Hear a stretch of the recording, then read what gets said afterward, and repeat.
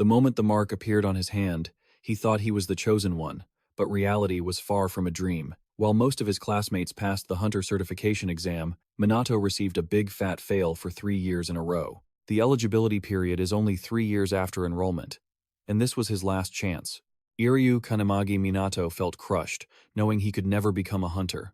What mark of the transcendent? This thing on his hand was nothing more than a useless birthmark. Left alone to clean the classroom while his classmates went out to celebrate, Minato wept in silence. I wish I could be like the ancestors.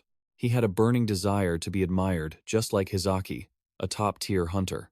Even though he was a newcomer, everywhere he went, he drew a crowd. Minato, on the other hand, was nothing more than a total loser. Running so slowly, how long do you expect Lord Hizaki to wait? Knowing the reporters were watching, Hizaki played it up, telling the others not to bully the weak. As Hizaki posed for the reporters, looking cool after claiming to have defeated a dragon with a single sword strike, Minato watched him, boiling with resentment. Hizaki had enrolled with Minato 3 years ago, but he was a genius who topped every subject. Back in class, he was also a jerk who always picked on Minato. He even used Iryu Kanamagi Minato's name to look good in front of the press. I'd like to introduce a classmate of mine, someone who struggled with his grades and asked for my help. I had to cut into my own training time to give him advice and guidance. Sometimes, I even had to support him financially. Every word he spoke felt like a lightning strike to Minato. Damn it! Stop the lies. What help? What favors? I've never had a year as miserable as those years. You beat me up and stole every cent I had without a shred of mercy. It seemed only Minato knew the truth, while the reporters were like puppy dogs lapping up every word. What a moving story. From his looks to his technique, even Lord Hizaki's heart was praised as wonderful. Minato stood there, filled with bitterness. The reporters didn't even bother to ask for his name for the interview, thinking no one would care. Minato stayed back, clenching his fists. No matter how pathetic he was, if he could just become a hunter, people would admire him and remember his name.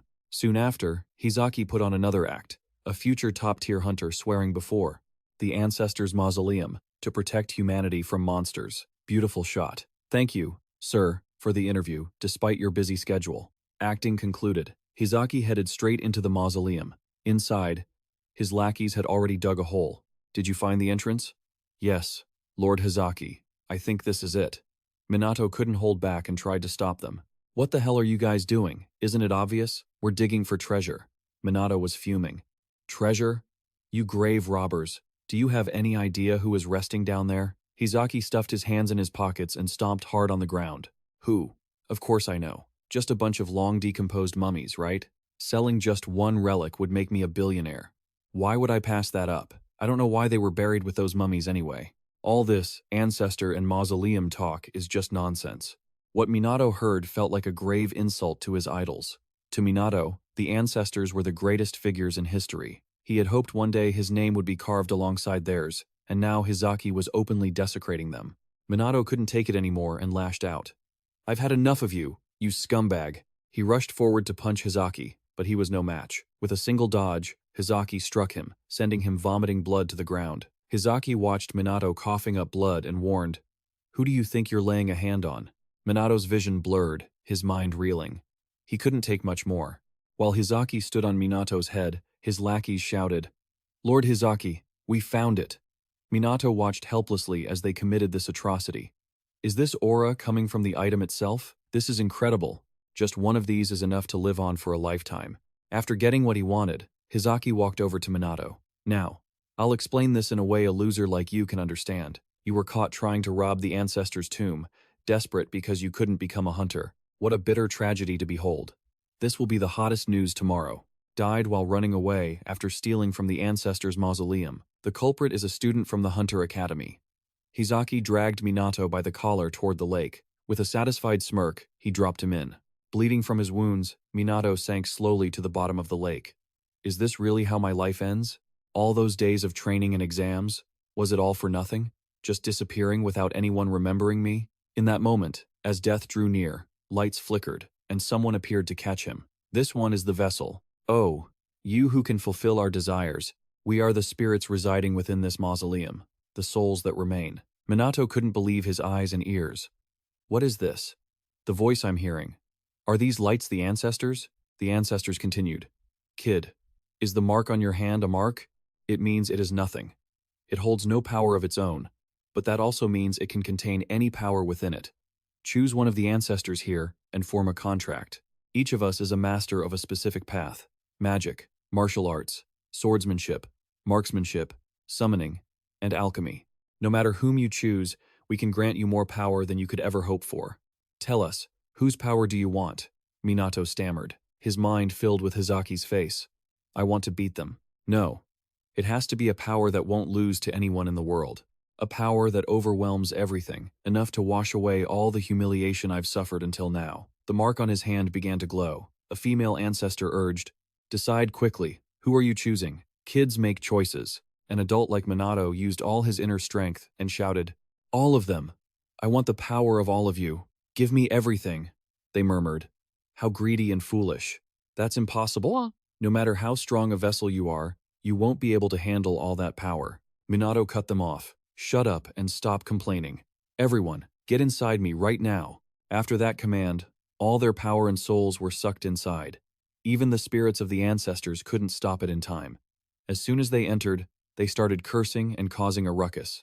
One of the ancient masters was actually quite pleased with the host body. Overall, it was understandable why they were so frustrated, having to cram inside like that. Just like that, all the power was absorbed by Minato. Hizaki hadn't even managed to leave yet when something suddenly surged up from the bottom of the lake and exploded. Confused, he turned back, not understanding what was happening, only to see Minato floating in midair. Through the torrential rain, Minato touched down with a completely different look in his eyes, staring straight at him. "What the hell? You actually crawled out of there? You really are a stubborn little pest." Minato stood there holding a tree branch, stroking it silently. The others saw this and laughed mockingly. "What's this? You plan to bully us with that little stick? I'm so scared." "Haha," Hizaki sighed. "Enough. This time, don't let him get back up. Just finish him off." One of the three rushed forward with a sword. "My aura was rated A during the swordsmanship exam. Do you have any idea? It was evaluated by an expert in the way of the sword. Be grateful to die under it." In the quiet moment that followed, Minato let him charge in. With a simple branch in his hand, he swung it in a few unexpected motions. The guy had barely swung his sword before he froze, his body sliced into pieces without him even realizing it. Amidst the screams of pain, Minato asked, "Hey, tell me, where exactly was that sword of yours officially recognized?" The remaining mushroom-headed guy frowned, channeling his power and chanting spells incessantly. The Green Cradle, Gaze of Destruction, Level 57, Phase 2. Minato watched him go through the motions, unbothered. He twitched his finger. Everything seemed incredibly slow to him. No need for chanting. Minato casually activated a Dogo lightning strike and wrecked him. A flash of light followed by an explosion, and the guy's body twitched and charred as it was zapped by electricity. Hizaki gritted his teeth, shocked, thinking to himself that someone could cut people down with just a branch and use magic without any chanting. No way. This Minato guy, he's like a completely different person. A long time ago, there was a swordsman who could defeat 10,000 soldiers with just a single branch. A mage who had reached the truth of magic could cast any spell without chanting. The ancestral tomb was built to worship those transcendental beings. Inside Iryu Kanamiyagi Minato right now, all of their souls were contained. The number had reached 106. He began to step toward Hizaki. "Names like yours will never be carved into history. The thing that will be passed down forever is the myth of me." While Minato was focusing, the ancient masters inside the seal began whispering, "It's been hundreds of years since we've been out, so we're a bit excited. Wow, oh my god, it's so spacious. From here to there will be my territory." Minato had read the biographies of those ancient masters so many times he had memorized them. Their souls were now present within him. They were even growling and fighting each other now. Let's see who gets to take over this kid's body. Just as he was zoning out, one of the spirits, the swordsman Hinoki Raichiru, appeared. The swordsman who could defeat 10,000 people with a branch revealed himself. Hinoki Raichiru looked cool, surprised that his name was still remembered to this day. He leaned on Minato's head and asked, "So, kid, what's the plan?" "About that Hizaki guy?" Hinoki Raichiru sighed. "Who cares about that trash? I'm asking about that. What are you going to do with him now?" Minato jolted and started walking toward Hizaki with the stick in hand. Hizaki panicked, sweating bullets. "What are you planning to do? I'm a Class A. Don't look at me like that." Minato just gave him a punch that twisted his face and sent him flying. He warned him to back off. From the mouth of the pit, an incredibly powerful aura of darkness erupted. A three-headed wolf monster was rampaging through the city, drowning everything in the stench of blood. People were panicking and had to rely on Kisaragi's power. Activating his explosive battle aura, he managed to destroy the Class A monster in a single blow. Just as he was looking cool as an S-Class hunter, he suddenly realized Hizaki was nowhere to be found. Everyone still thought Hizaki was off at an interview. I heard he looked really eager when he was called a young talent. Kisaragi crossed his arms, looking smug. Don't say that. If he becomes famous, the guild will get some of that fame too. In that case, wait for me to send the report, and then we'll go grab a drink. Before he could even finish his sentence, a powerful wave of magical energy swept across the area, causing them to collapse one by one. The pressure was so strong that even the Class B and Class A hunters couldn't stay on their feet. There's no mistake. This has to be above S-Class. From the tomb, Hizaki couldn't even lift his head. As soon as he opened his eyes, he saw a massive, gargantuan monster standing in front of Minato. A magic beast? What on earth is that? Minato replied nonchalantly, That's because you opened the tomb. This is one of the tower bosses that was sealed in the tomb, and the things that were keeping them sealed were those items you guys dragged out, which, by the way, smell amazing. Hinoki Raichiro explained, That's right. Among the tower's magic beasts, some have hibernation skills, which is how they survived. This is a void worm, a monster above S-Class. Its aura is poisonous and can kill ordinary people within a radius of several kilometers. This is, quite literally, a disaster. In our era, monsters like this were quite common, but for the younger generation today, it might be a bit too strong. Hizaki couldn't take it anymore. He tried to stand up and scrambled to run away. Minato stood still. It's better not to move. It prioritizes targets that do. And sure enough, that's exactly what happened. Its tentacles chased Hizaki, causing him to panic and swing his sword wildly, but he still got hit. The tentacles tightly gripped his chest and began to drain all the energy inside him. Hizaki was now nothing more than a dried-up husk. Minato sighed helplessly. I warned you. Hinoki Raichiro whispered into his ear again. Hey kid, why not give me full control of the body? Look at me. I'm the founder of the Hinoki Itu school. Hinoki Raichiro was actually plotting, thinking, first come, first served. While the others have no clue, I'll take control of this body first. Minato stammered, I guess I can lend it to you. The moment he spoke, Hinoki Raichiro hadn't even finished celebrating before the other ancient masters ganged up on him. You bastard. You trying to cut in line? Ah, I've been found out? Calm down, everyone. While all the souls were bickering, Minato declared, Everyone can borrow it, and then I will surpass you all. I promise. In reality, Minato was testing them. He wanted to see how strong he could truly get. Hinoki Raichiro got riled up. This kid, he's really getting me fired up now. The swordsman's soul unleashed his technique, raising his sword high and shouting, Charge, you lot! Every move he made was directly controlled through Minato's body. With this technique, a single branch was enough to shred the monster into 100 pieces. Following that, the power of each ancient master was unleashed one after another. They all borrowed Minato's body to perform skills that hadn't been used in hundreds of years. Once they combined all their efforts, even an S-Class monster was easy pickings.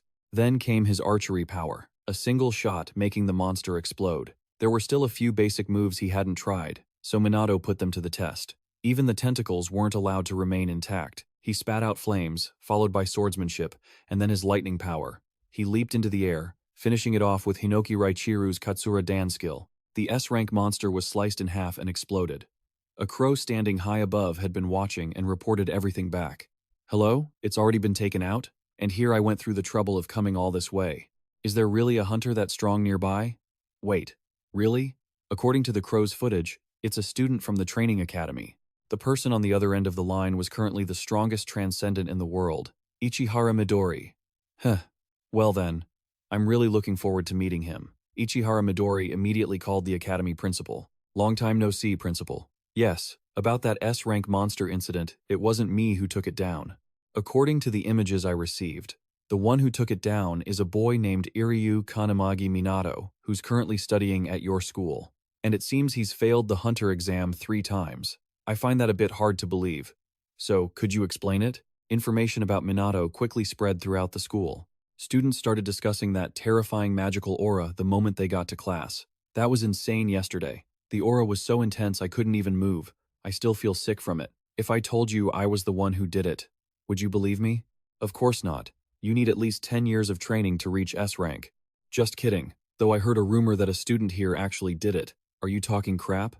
To take that thing down, you'd have to be a top-tier hunter. Plus, how could someone like that still be here? Right then, Minato walked by, leaning heavily on a cane, drenched in sweat. He hadn't expected yesterday's events to become such a hot topic. A guy with a sword walked past and shoved Minato, glancing back with a sneer, thinking, to kill an S-rank monster? There's no way it could be a weakling like him. Minato couldn't even stand up straight at that moment. Although he really had defeated the monster yesterday, the side effects of letting the progenitors borrow his body left him feeling like his limbs were falling off. Just then, Hinoki Raichiru appeared and asked, "Kid, you okay? Pull yourself together. Minato, you want to surpass the progenitors, don't you?" Remembering the words he said that night that he would definitely surpass them, Minato gritted his teeth and forced himself to stand up. Hinoki Raichiru laughed heartily. "Haha, show me what you're made of then." The other students turned, confused about what on earth Minato was doing. Raichiru thought to himself, even so, transcendents these days really have low levels. Just a bunch of regular people with a little power. If the tower appeared now, the world would probably be finished.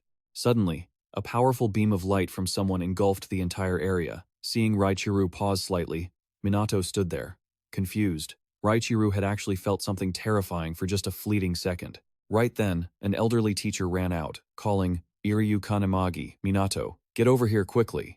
Minato was already bracing himself to transfer schools, but the teacher announced, "Get down to the field immediately. You've been granted a retake." The other students were stunned. You can retake the hunter exam? No one knew how this situation had come about. As for Minato, although he hadn't fully recovered, he wouldn't miss this opportunity. The next test was the 100-meter dash. The average time was 3.6 seconds, and the current record was 2.7 seconds. The guy wearing his cap backward looked down from above, constantly mocking and badmouthing Minato. "Do you guys know? That kid is a very famous student in this school. A loser who's failed 3 years in a row, getting pity for a retake." The starting gun fired, and Minato ran with all his might. He moved like the wind and crossed the finish line. Even more shocking was the time, which was beyond imagination, 1.2 seconds. He was so fast that the guy who had just been trash-talking him stood there in complete shock. What the hell is that? 1.2? Seriously? Next was the 3,000-meter run, with an average time of 4 minutes and 20 seconds. The current record was 3 minutes and 17 seconds. Another surprise. Minato shattered the record, finishing in just 1 minute and 17 seconds. Next was the 2-minute push-up test. The average record was 215, and the current high was 418. Minato blew them away again, setting an unprecedented record of 840 reps. Then came the bench press.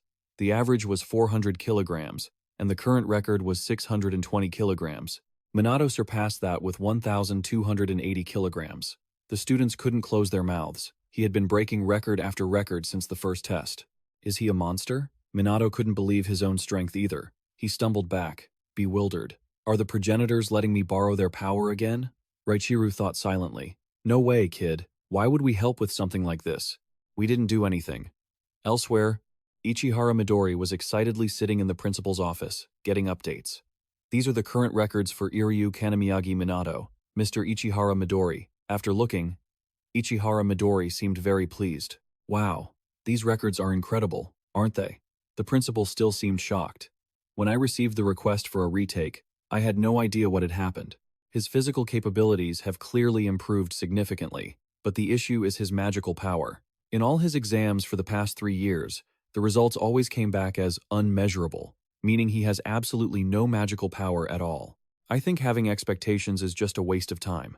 Even the assistant standing next to him wanted to stop the whole thing, but Ichihara Midori wouldn't have it. Hold on, let's keep watching. Why the rush? Finally, it was the magical power test.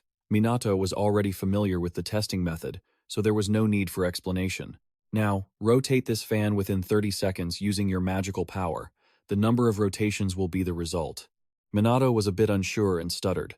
According to current school data, the average student rotated it 1,513 times, and the current record was 4,022. Minato stretched a bit, still feeling confused.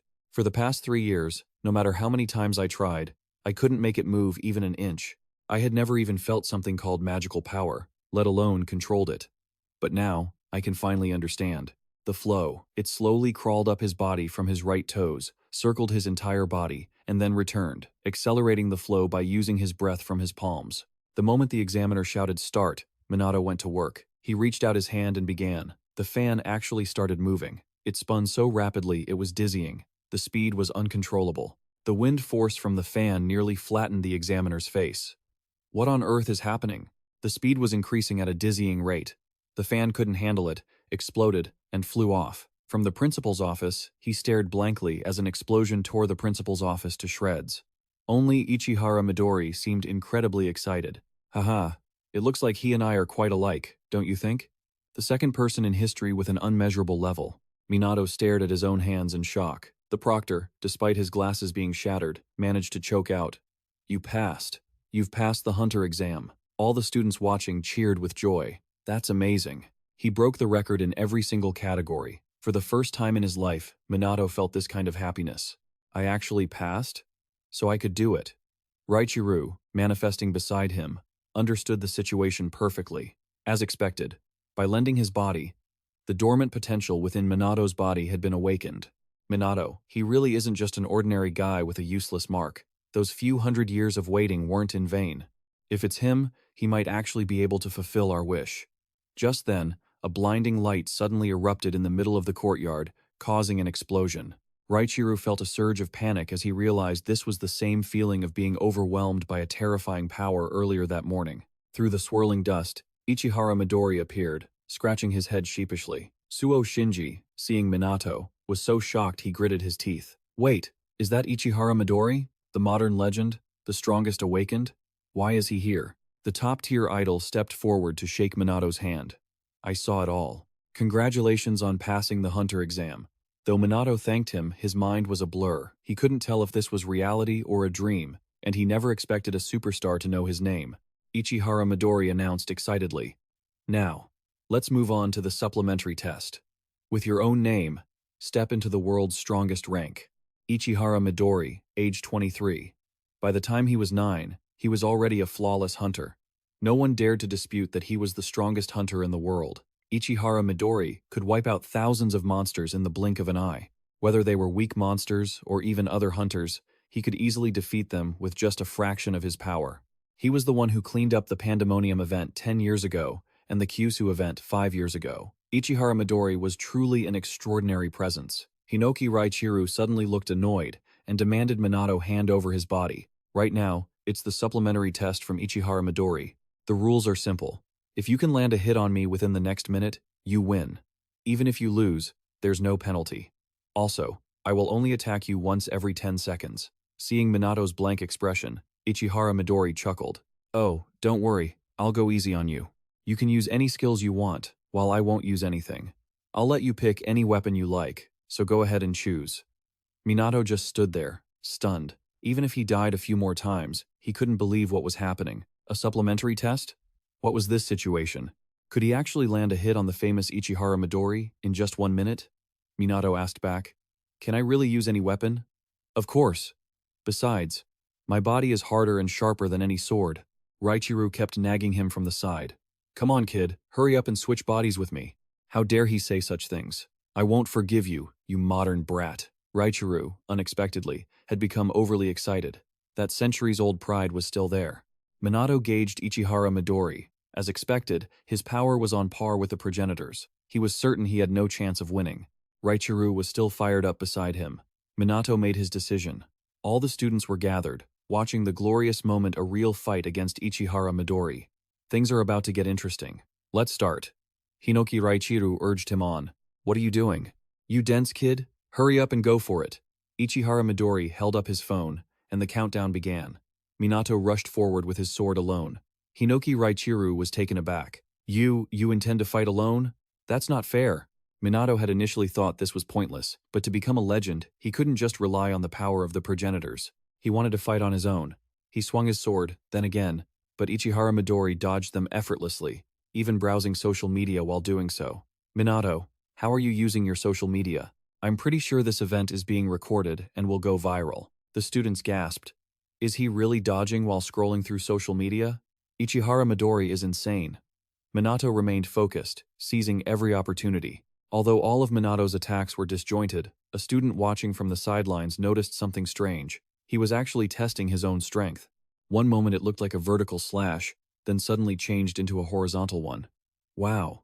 I can move my body however I want without feeling tired at all. Is this a side effect of letting the progenitors borrow my body? My body is gradually changing.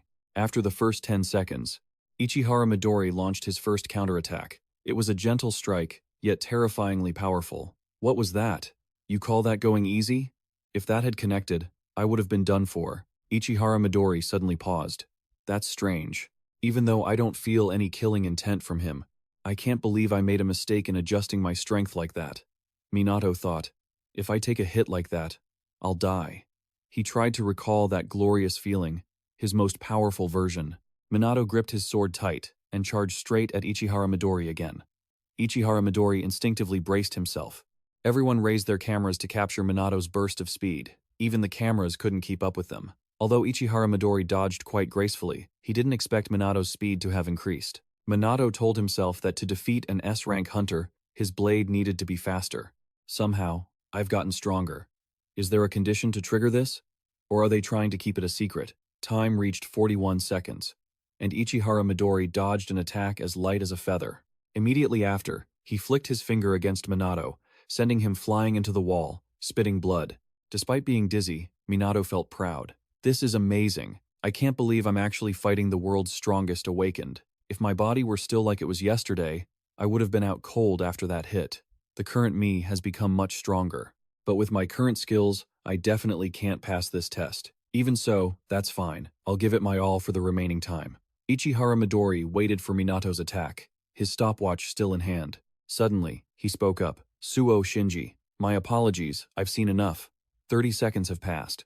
Although it's undeniable that Minato seems like a genius, Ichihara Midori still feels he isn't quite on the same level as his teammates. Minato Kanagi. Minato is exhausted and drifts off to sleep. The power he saw that day still hasn't been experienced by him yet. Ichihara Midori immediately calls his assistant. Hey Aloin, let's head back. Yeah, it's a bit embarrassing, but I'm a little disappointed. Before he can even finish his sentence, Raichuru takes over Minato's body and springs up. The weakling has gone to sleep. See? Finally, I can actually use this body. Raichuru, possessing Minato, picks up a sword and throws down a challenge. Hey, let's play a little long. Oh, Ichihara Midori is feeling a bit excited. There it is. That's the feeling I saw before that made me lose control of my power. Is this someone else? Or just a skill? Either way, he's become a monster. Seeing Ichihara Midori standing there, Hinoki Raichuru yells in frustration. Don't get cocky. Ichihara Midori is quite surprised to see Minato moving differently. Both his speed and power are on another level. More importantly, his swordsmanship is superb. Ichihara Midori is a bit stunned, as he has to desperately dodge the sword strikes. The raw power has become truly terrifying. The students standing nearby have to back away due to the danger.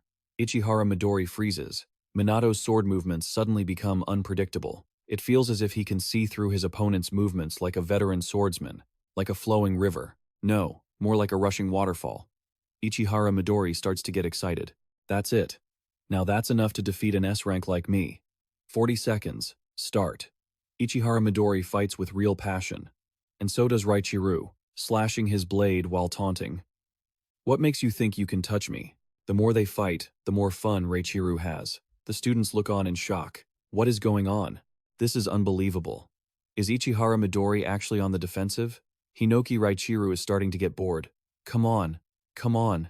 Don't hold back when you fight me. I'll make you disappear if you keep looking down on me. Like a madman, Raichuru lunges forward again. Ichihara Midori has no choice but to use his own weapon. Raichuru looks even more satisfied. Finally, you're cutting loose. Everyone watches the battle like it's a brilliant, high-octane action movie like watching two legends clash. The spirits of other ancestors watch on, feeling just as hyped. Look at that. Raichuru seems to be having a blast, doesn't he? That kid can actually go toe-to-toe with Raichuru? Not bad at all. This is going to be great. He looks so happy. It's actually a bit of a shame. Does that mean the kid's body still isn't a perfect vessel? Or should I jump in and join the fun? Give it a rest, old man. You're acting like a rowdy kid. Minato's real soul stands inside the vessel, watching every detail, taking the chance to learn. Vertical slash, diagonal slash, thrust, dodge right, no, wait, dodge left. Then, rising from below to shift his center of gravity. The sword Raichuru is using to fight suddenly shatters. Raichiro is slightly wounded and feels disappointed.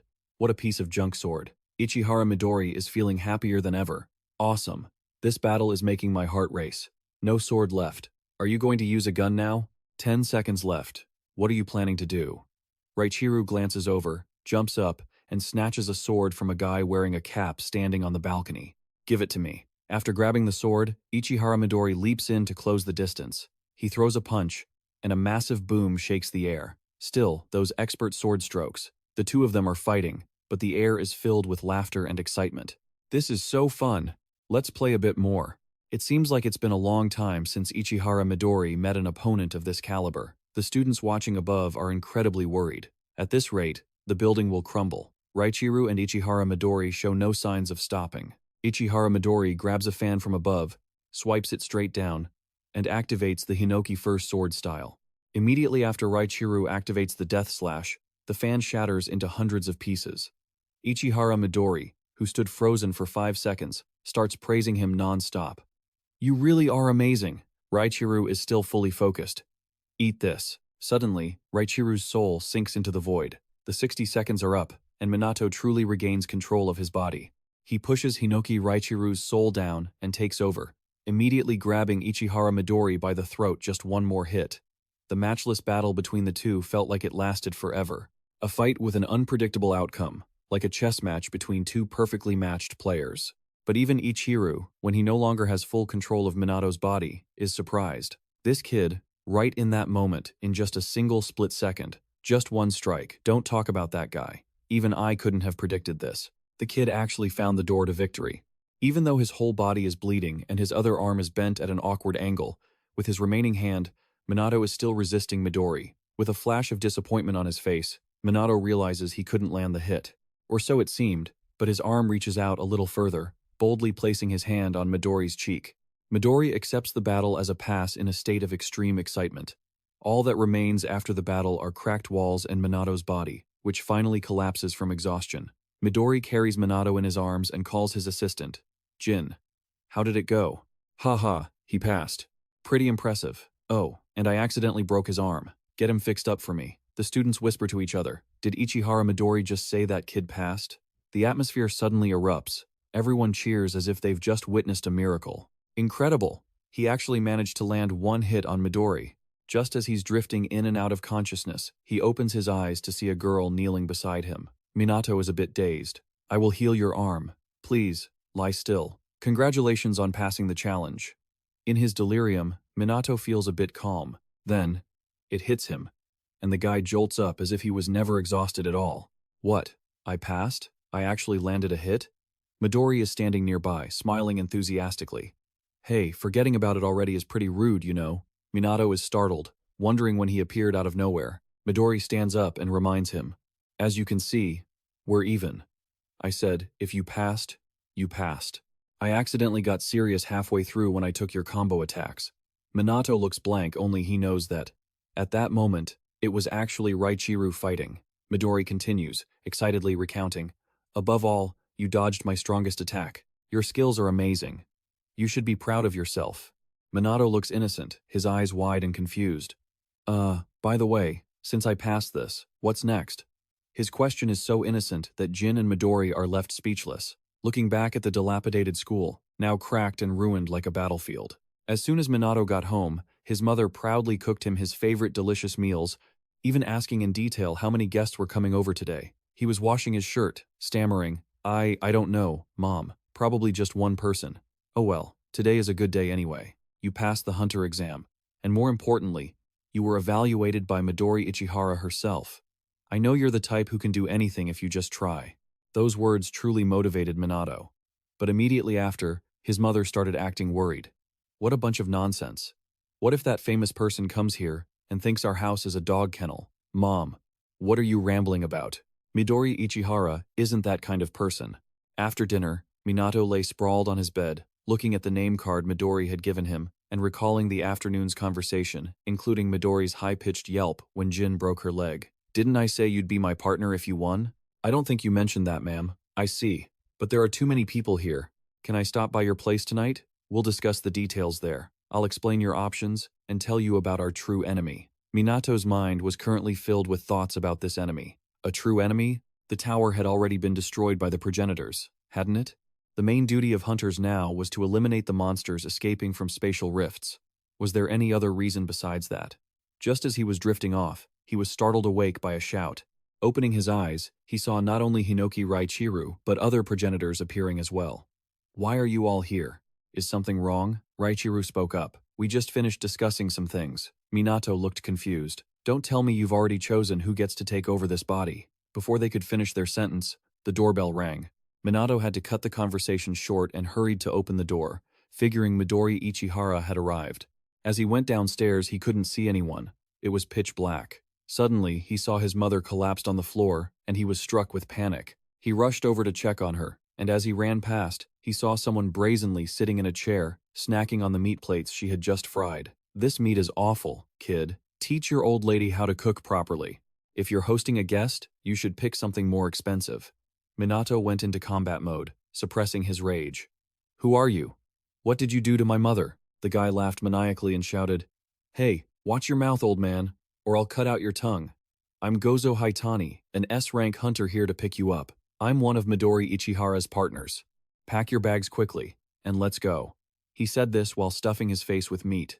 Minato couldn't stand his disgusting behavior, so he clenched his fist and lunged forward. Before he could land a hit, Gozo Haitani appeared right behind him, laughing cruelly to intimidate him. "KK, you trying to challenge me?" A plate on the table shattered. Minato froze, his mother's words echoing in his mind. "Minato, even though your father is gone, Mom will raise you well on her own." Then images flashed, his mother wearing worn-out shoes, still insisting on taking him to buy new ones, and her words of encouragement whenever he came home. Minato snapped. "I'm asking you, what did you do to my mother?" Raichiru, from within the inner space, identified the opponent as an S-rank hunter of this era. "I'm feeling quite annoyed with the face of this low-level soldier under Midori Ichihara. Well, this battle will tell us how we progenitors should treat him from now on." Gozo glared, his face menacing. "Whoa, that angry look of yours is so cute." He tried to slap Minato, but Minato firmly grabbed his wrist and slammed him down. The progenitors were a bit surprised, especially the white-bearded old man. He happened to recognize that the boy was using his own technique. A window opened, and Minato ruthlessly threw him outside. He went out after him, facing him head-on, without flinching. Perhaps touching his mother was the ultimate trigger for Minato. Gozo stood up, looking slightly stunned. "What was that? Was that an Aikido move just now? I watched the video of him fighting Midori Ichihara before. It seems he doesn't just have that fierce aura and perfect swordsmanship, but a lot more." Minato stepped forward.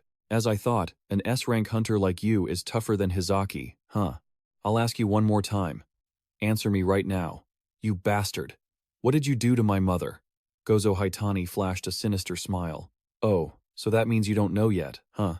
It's poison. Hee hee. That old hag was blocking my way, so I put her to sleep for a bit. If she's lucky, she'll only have a few side effects." Minato tried to keep his cool and asked directly, "I don't understand why you'd harm the family of someone who's about to be your teammate." Gozo Haitani hesitated. What did you say? Teammate?" Then he laughed like a madman, lunged forward to slap Minato, and cursed him as an idiot. "Don't dream of becoming our teammate. You're just a puppet for us to command as we please. Naive people like you, I bet you'll listen obediently if we take you hostage." Minato dodged the blow, but Gozo stomped on his foot, and Minato managed to pull away. "What's this? It feels like my cheek is on fire." As expected, he had been poisoned by the guy's toxic hands, and it was spreading across his cheek. Gozo sneered. "You're done for. My skill allows me to produce all kinds of toxins, black insect poison, lethal venom. Midori gave me such a boring task. If I wanted to, I could release toxic gas in a 5-kilometer radius, but I can't do that in the middle of the city. That poison will wipe you out in a minute. If you obediently say you'll join the organization, I might think about making you an antidote. Otherwise, you're going to croak soon." Minato stood frozen, thinking deeply. Gas in a 5-kilometer radius, and this guy is an S-rank hunter. To a normal person, this would be comparable to a natural disaster. Minato called out silently, "Master Valentin, you're still there, right?" All the other progenitors looked toward Valentin. Minato pleaded silently, "Master Shinji, I'm sorry, but could you teach me how to expel this poison later?" Valentin didn't refuse. "Ah, sure." Seeing Minato muttering to himself, Gozo got annoyed, scratched his hand and lunged again. What the hell are you rambling about? Are you so scared of dying that you've gone crazy? Minato declared that the last strike belonged to the god of war, Kodu Hyoma. The old man was stunned as expected. The boy had actually mimicked Hyoma's technique in that instant. To be exact, the 1,000-soldier slayer Hinoki Raichiru, the 6-spear god-killer Shinomiya Akan, and the Majit Tiangong he had always sought out stories to memorize their feats. The progenitors he admired were now within Minato. At that moment, while Gozo was completely clueless, Minato declared, "I have no reason to fear you anymore." Gozo furrowed his brow in anger. "In that case, let me teach you what real pain is. The next poison will make you drop to your knees and beg for your life." He lunged repeatedly, but Minato managed to dodge. He was worked up, ready to unleash all kinds of potent toxins from his claws. "If you kneel and beg for mercy, I'll give you the antidote so you can pass away without pain. But if you've already had a taste of that agony, you will never be the same again after losing your mind to the pain." Minato calmed himself for a few seconds, then opened his eyes, focusing all his energy to activate the saint's palm. After taking the hit and coughing up blood, Gozo was sent flying by a powerful kick, a godlike strike. Then came the Ellerson light kick. He didn't stop there, catching everyone off guard as he continued to unleash the skills of the ancestors one after another. From Corell's Heavenly Bird, Rowan's Dragon Vase, to LC's Great Wrestle. After using every iconic skill copied from the ancestors, Gozo was left completely battered. He was tossed high into the air, dazed. Who the heck is this kid? Doesn't matter who he is. Once he's hit with that poison, his brain should be foggy. Shouldn't the toxin have reached his nervous system and hampered his movements by now? Don't tell me this kid is Minato still showing no signs of stopping? Next came the spellless wild mage technique, Meltius Silentius. Every single one of these moves was unleashed on Gozo like a test. Raichiru watched from inside, deeply impressed, while even the ancestors were stunned. "You all saw that, right? Right after destroying that insect, he copied all of our skills, from magic to martial arts. I don't care if his power comes from the Void's Peak or not.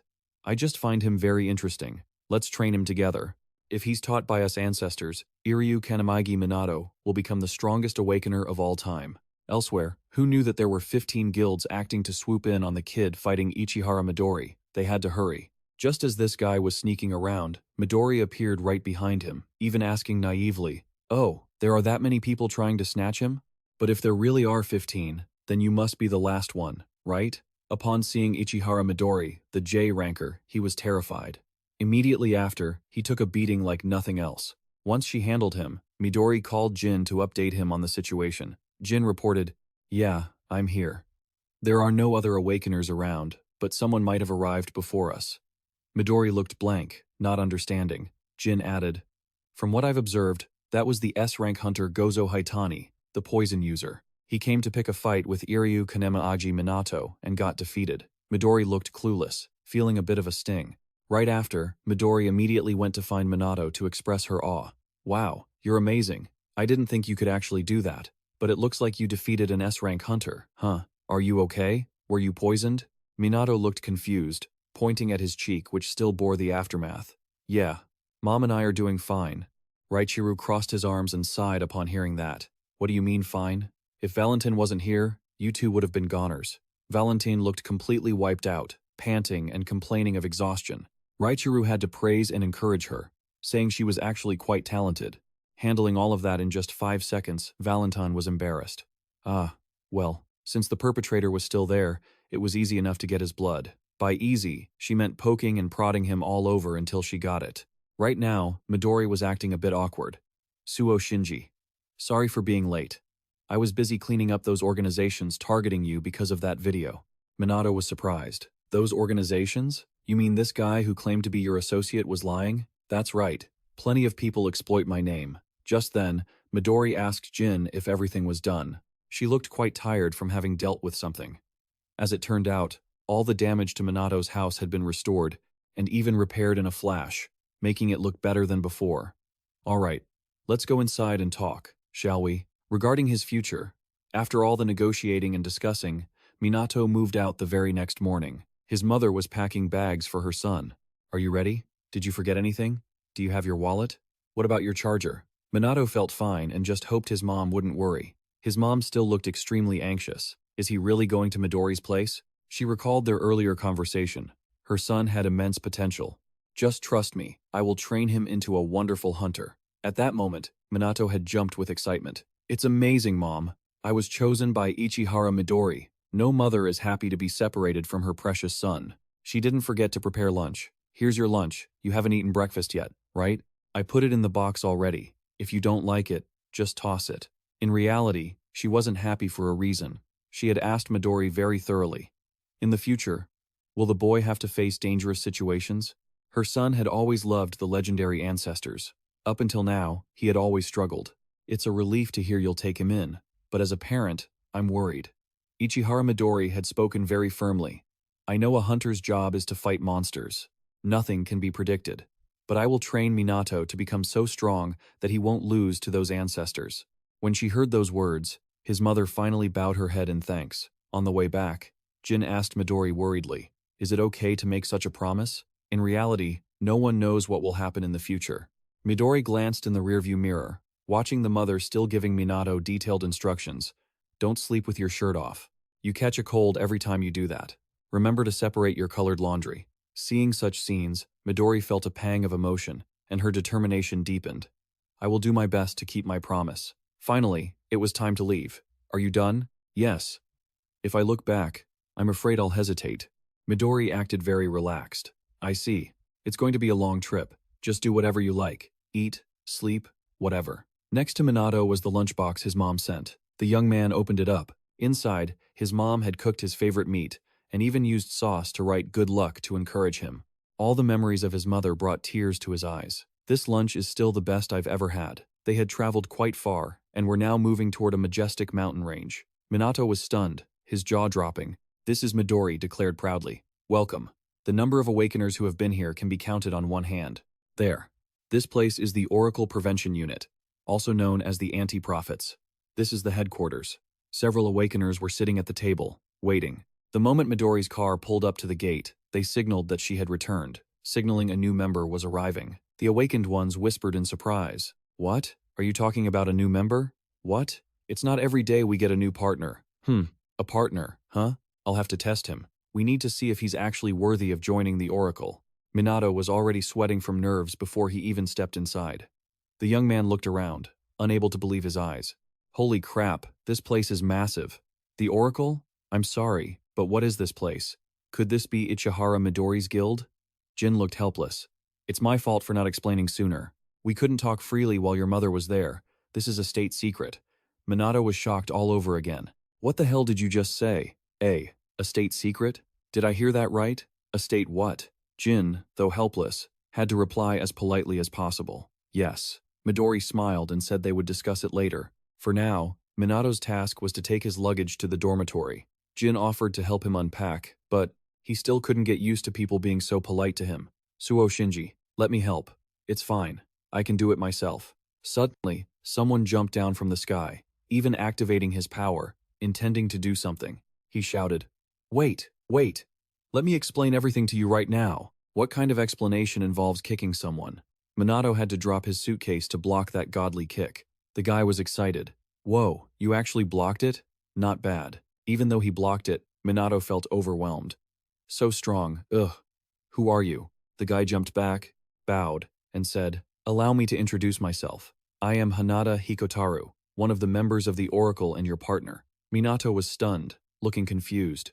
What is up with this lunatic? Meanwhile, Midori was peacefully pouring tea inside the car. As she walked out, she saw Minato fighting Hanada Hikotaru. We're teammates. Why are you attacking me? Obviously, to introduce you to the Oracle and to test your capabilities. Minato's face was tense as a guitar string. Test my capabilities? Hanada Hikotaru seemed to be going all out. Minato had to defend with all his might, even though he was exhausted from the trip. First, I'll tell you about the origin of the Oracle. Minato was twice as helpless. What the hell? Is he planning to fight while explaining? Hikotaru lunged again. First of all, introduce yourself. Iryu Kanamiyagi Minato. Midori stood there, enjoying her hot tea while watching the show. She felt a bit sorry for him. He was tested by the academy. Through her, then by an S-ranker, and now he's being tested again. He's constantly being tested. Aren't you thinking that too? Jin had a face of absolute composure. It's hard not to think that, sir, since he is someone you've been observing yourself. The other two were still very fired up. Hikotaru pressed him with questions. I'll test your knowledge. Tell me, what is a hunter's job? Minato answered clearly. To eliminate monsters coming from the rifts. Exactly. To put it more clearly, it's like exterminating pests. Next, do you know what's even more dangerous? At this point, Minato hesitated slightly. What's even more dangerous? Hikotaru smiled sinisterly. Correct. This world has threats even scarier than the rifts lurking around us. The Pandemonium event 10 years ago, the Great Outbreak 5 years ago. It seems all those events originated from humans. Minato seemed to grasp the issue. We are the big rifts. Right after his answer came an incredibly powerful kick from Hikotaru. Exactly. That's why they teach those things at the academy, as a matter of course. But the reality is different. Hanada Hikotaru suddenly burst with power, attacking so hard he snapped a tree at the root. In reality, there are invading forces from other dimensions, similar to the Malevolent Tower event 300 years ago. That was a critical situation, and furthermore, that invasion never truly ended. There are people from other worlds targeting our world with evil intentions. Hearing this, Minato turned pale. I don't know why the awakened of today are weaker compared to the era of the tower, and very few can reach the strength of the ancestors. Minato naively asked. Then what should we do? With the same bright smile, Hikotaru replied. That's why this organization was born. Those who can foresee the future and identify the existence of these threats will only speak to the elite, so they can eliminate them. And those elites are us, the Oracle. These explanations were exactly what Midori wanted. Minato was still dumbfounded, an organization fighting against prophets? From today on, you are one of us, and you're the first person to ever block my kicks. Welcome, Iryu Kanameyagi Minato. Welcome to the Oracle. The two of them shook hands in peace. Midori stood there, clapping in approval. Hikotaru looked up at the awakened ones watching from above. All right, my partners. I have officially recognized Minato's abilities. What about you guys? Without a word, they appeared and vanished in an instant. Midori felt confused. They appear and disappear like villains, don't they? Haha, I'm sure they just wanted to see for themselves. Ichihara Midori, leave him to me from now on. Are you sure? All right then, you handle everything. Hikotaru immediately showed his affection and led Minato straight to the dormitory. I'll lead you to your room. Let me carry some of your luggage. Yes, thank you. Call me Hiko. All right. In the blink of an eye, it was pitch black outside, and as the moon rose, Minato finished setting up his room. This was the Oracle's dormitory, Minato's room. He lay on his bed alone and sighed. An organization fighting against prophecies about the world, huh? I wonder if the ancestors had to face similar crises during the Tower era? Surely. Things like this must have been foreseen. Could it be that I have to face something like that too? I'm suddenly so worried.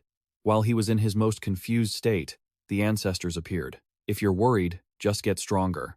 Raichiru spoke on behalf of everyone. We apologize for not telling you earlier. Now, we will let you hear about the decision of us ancestors. We will train you to become the strongest awakened one alongside that Ichihara Midori and all of us. You will become the strongest awakened one in history. History books will write your name, Iryu Kanameyagi Minato. You will become our successor. Great ancestors. Minato couldn't believe what he was hearing. Everything happening right now felt like a dream, an unreal dream. You want me to be your successor? That's right. That's why we appeared before you right now. I will be your successor? Minato asked, dazed. Why? Aren't you all just trying to take over my body? Raichiru then let out a sinister laugh. Heh, that sounds fun, but we'll sort that out amongst ourselves. Minato was startled, thinking it was finally over. He never expected them to still hold on to that immature idea of having a life-or-death battle between the progenitors. Minato put on a pitiful face. Suo Shinji, please don't fight over me. Seeing the kid so confused, Raichiru laughed out loud and said he was just teasing. It's true, we did intend to do that at first, but after observing you closely, we've changed our minds. We're going to use your body for our own benefit. Training you will be much more interesting that way. When you defeated that poison user, you were able to mimic all of our skills despite only seeing them once. Even if you haven't mastered them, you did a great job with the basics. Do you realize how big of an achievement that is? I don't know if it's because of the mark, but your greatest talent is your learning speed, and that talent is stronger than any of us progenitors. Minato went silent, tears welling up in his eyes. He clasped his hands together tightly, as if trying to hold something back. Hearing Raichiru's words, he truly couldn't contain himself. His memories were filled with nothing but mockery and sighs. They had considered him a good-for-nothing, someone useless with not a single redeeming quality. Until now, no one had any expectations of him. Everything felt like a dream. From being treated like trash, with them saying they'd never seen anyone as stupid as him for failing the hunter selection exam 3 times. They didn't even bother to ask his name after the interview. No one had believed in his future, until Midori appeared with the progenitors, giving him encouragement about his power to become the most elite VIP awakened. He had never broken down like this before. Minato continued to sob. He couldn't believe his life could be filled with so much happiness. The people he had admired for so long were finally believing in and expecting things from him. Seeing the young man half crying and half laughing, Raichiru tried to comfort him. "Come on now, don't cry. Our souls will be with you. Especially when you sleep, you can use the inner space at will, without worrying about time or spatial limits. We'll give you 100 precious hours of training every day. In the afternoon, you'll train with the unspoken ones. And at night, while you're asleep, you'll have to train even more. I declare that from this moment on, we won't let you get a good night's sleep. But you're mentally prepared for that, right?" Minato stood up, and although tears were still streaming down his face, he declared clearly, "Yes, I'll leave it all to you." Time flew by until morning. As Minato stepped out to brush his teeth and wash his face, he met Hikotaru. "Good morning, Hiko." "Morning, Iryu Kanamaji Minato. You still look pretty sleepy." Minato, being honest, spoke while brushing his teeth. "I'm still not quite used to it yet." Hikotaru smiled kindly. "I get it. On my first day here, I was just like you." After looking straight at Minato, Hikotaru instinctively noticed the energy surging all over the boy. What's this?" With high concentration, Hikotaru greeted Minato to the new day with a kick faster than the day before. Staying very calm, Minato spat out the water and dodged it instantly. "Come on, man, I'm still sleepy. I'm not in the mood to play with you. I'm heading to the cafeteria for breakfast." Hikotaru couldn't understand what was happening. "What the hell? My last move was faster than yesterday, wasn't it?" This was the Unspoken's cafeteria, and looking at the crowded room, they all folded their hands reverently before eating. Just as he picked up his food, Hikotaru loomed behind and pointed out a spot for Minato. "There's a good seat over there." He led Minato to where a young woman was enjoying nothing but fruit, and suggested, "Mind if we sit here, beautiful?" Seeing no reply from her, Hikotaru made the decision himself. "Come on, sit down." After watching for a while, Minato realized this woman was one of Hikotaru's partners who had appeared yesterday. "Finally met, huh? Newbie." Minato froze, feeling that this woman didn't welcome him at all. Since he was the junior, he had to force himself to act friendly. "Hello, my name is Iryu Kanemaji Minato." After introducing himself enthusiastically, she retorted bluntly, "Shut up. I don't care, and I don't want to remember your name. Until I accept you, I won't call you by your name. As a personal exercise and trial, you're coming with me to crush an oracle." Just as fate had linked to Minato, all he received during this time was test after test. In the year 1945, the first book of oracles was found in Antarctica, at a depth of 3,000 meters under the ice. They picked it up. The book was titled The Doomsday Book. The handwriting was very ugly, as if written by a child. 80 years later, the world would be attacked. Many other disasters were also predicted in the book. Just like that, the world decided to follow the book. While traveling in the car, the woman kept challenging Minato. "Why do you think they believe in that book?" Minato felt uncomfortable. "But I still don't know your name, so I don't know what to call you." The woman stayed in her grumpy, cold mode. "Why should I tell you? Answer my question quickly." Minato had to reluctantly reply. "Is it because the things in it actually happened?" Immediately after this short answer, he was shut down cold. "Are you stupid? If only one event from the Doomsday Book had occurred, the world would have been wiped out ages ago. Understand?" Minato panicked and turned to ask Hikotaru. "Hanada Hikotaru, how many oracles are out there?" Somewhere around 200. Minato naively stated, "Then this world is doomed, isn't it?" Midori excitedly turned back to announce, "But we've already prevented about 180 of them." Minato's only emotions now were shock and awe. He turned back to his previous question.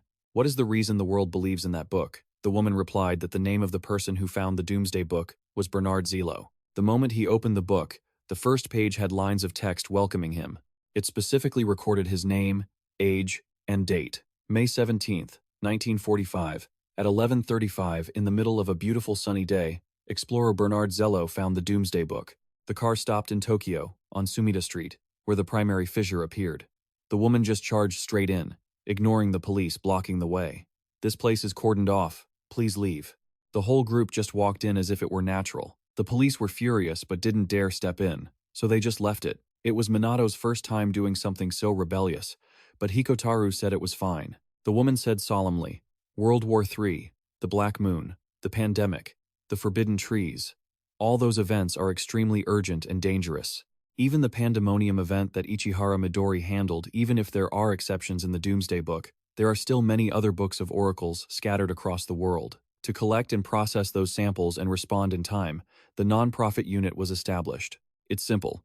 They are ranked from dangerous to super dangerous. According to the Apocalypse Manual's World Survival Scale, Level 1 affects the global ecosystem, Level 2 is a national level threat, and Level 3 threatens one or more territories. There are other exceptions too. Minato was a total rookie who knew nothing about the world. Oh, I see. But wait, are we the only ones handling this? The woman asked, clearly frustrated. You're in the non-profit unit now, so figure it out yourself. As they crossed the barriers to enter, two people were standing guard at the rift. Kisaragi. Someone's coming. Are they civilians? Thinking they were just regular people, they shouted, Hey, this place is dangerous. Go home. The woman took one look and spoke up. This is a Level 3 profit rift. At a glance, it's a B-rank initial rift. But it's still a Level 3 disaster, a Golden Wolf catastrophe, and it's going to expand soon. No sooner had she finished speaking than the rift tore wide open. Everyone standing there panicked. What the hell? It was just a small rift a second ago. Immediately, A-rank monsters swarmed out. The moment he saw them, the man named Kisaragi raised his arms to fight and charged straight at the monsters. He thought he'd look cool finishing them in one hit, but instead, he got his face ripped open by a bite, and the other guy with him was chewed to shreds. That's the classic ending for someone who's all talk and no bite. Kisaragi yelled urgently, Hey! Get the civilians back. The woman didn't say a word. She activated Death Magister. Instantly, several pools of water appeared. She reached into them and used Mercurius to unleash a barrage of weapons. They fired straight into the A-rank monsters, tearing through the people. One by one, every single shot hit its mark. Next, it was Hikotaru's turn to shine. His movements looked more like he was playing with the monsters than fighting them. He did a few flips and leaped into the air. Kisaragi just stood there, stunned. What? Who are these people? Their abilities are even beyond an S-rank hunter like me. The woman looked Kisaragi straight in the face and declared, From our perspective, you're the civilian here. Shouldn't you be retreating? Only then did he notice the mark on her hand. What's that mark? Are you people from the government? There was no time for long answers. They continued their cool-headed sweep of the monsters. Right in front of them, a boss stronger than an S-rank appeared. It was the beastman Gilia Unia, an S+ rank. Kisaragi stood there panicking as he saw Hikotaru rush in. Hey, wait, don't attack it so recklessly. Hikotaru didn't seem to care, leaping right onto the monster. The woman supported him from a distance in a flash. Hikotaru thought it would be easy, but he suddenly stopped short. What's this? Did my attack get reflected? Its armor has physical resistance. Hikotaru had no choice but to jump back and stop attacking. Next, it was time for the female awakener to shine. As she was attacking, Minato suddenly appeared out of nowhere, leaving the woman very surprised. He focused all his strength and grabbed its snout with his bare hands. He exerted force, cracking the very ground beneath them. A blast of intense energy burned the monster to ash in seconds. Hikotaru couldn't close his mouth, he was shocked. That's the 1-inch punch. So that's it. He took down an S+ rank monster in a single blow. My intuition this morning wasn't wrong after all. Iryu Kanamiyagi Minato had become terrifyingly strong overnight. The woman stood behind him, thinking to herself, who invited this guy, anyway? Minato just stood there with a straight face. When fighting an enemy with high physical resistance, using internal ki to destroy them from the inside is best. The Saintess Guntech taught me well last night. The basics of the basics for using the 1-inch punch. I didn't expect to practice it and have it be so useful right away. Minato turned his head, knowing full well he'd passed the test. He excitedly asked, Now, my dear lady, won't you introduce yourself? I saved your life. After all, the least you could do is give me your name. There was no reason to hide it anymore. The female awakener completely dropped her previous contempt and spoke clearly. Fine. I'm Shinomiya Akan. Satisfied? Now only A-rank monsters are left. The only S+ rank monster was wiped out in an instant. Time for the three of us to mop up the rest. Hikotaru leaped up, activating physical enhancement. Right after, he used his technique, penetration. Every single one of them suffered internal damage, their wounds erupting outward, and just like that, they were dead. Akan used this method too. She activated Mercurius. The two of them were thrilled with their new discovery. Just as Minato said, destroying them from the inside was much easier. Even though he'd taught them such a magnificent attack method, they still called Minato by a derogatory name. Newbie, let's head inside. Kisaragi, who had been standing there not doing anything, was already confused, and now he was horrified to see them preparing to head inside. What? Inside? Inside, the rift is a completely different world. Are you guys insane? Finishing his sentence with extreme enthusiasm, Minato ran fast, shouting excitedly as he went, "My love, I'm coming for you." Kisaragi's expression was a total what the. Ignoring him, they leaped into the rift. Kisaragi waited until they were gone to show his admiration. These people, they're truly incredible. As they ran inside, Minato and Hikotaru were grinning like they were at a festival. So they are members of that rumored secret organization? As expected. Stepping inside, it was a completely different world. The number of monsters couldn't be counted on fingers anymore. The moment they sensed movement, they rushed forward as if they had been craving humans for ages. There were even more behind them. Shinomiya Akan focused intensely. These are just like the ones outside. There's nothing new about them, just keep fighting. She skewered one after another, finishing them off. She continued doing the same to the others. On another front, Minato and Hikotaru were still pushing hard. Even so, Minato was still gossiping. Lady Akan is really strong, Hikotaru excitedly replied. When it comes to area of effect attacks, she's number one. Just as Akan was facing a giant monster, Hikotaru rushed over. He wanted to compete to take the monster on one-on-one. Before he knew it, it swung its arms, but it didn't catch him. Hikotaru played hide-and-seek, even taunting it to provoke it.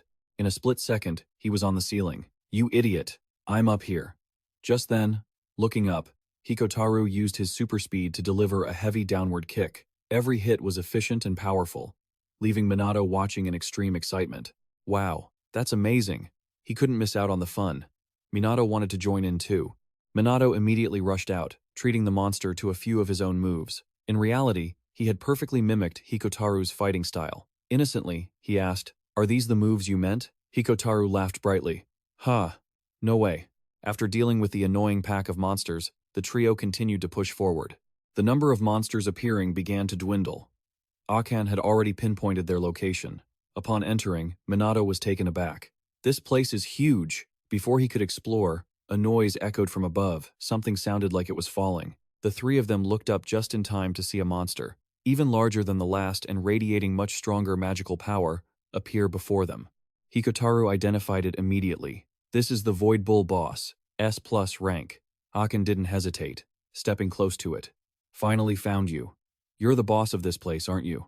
Right after that greeting, Akan instantly activated Christmagistus, engulfing the Void Bull in an attack. Inside that circle of power, a barrage of weapons was unleashed. With a tense expression, she warned Minato and Hikotaru. Rule number 1. When you encounter a powerful opponent, always lead with your ultimate move.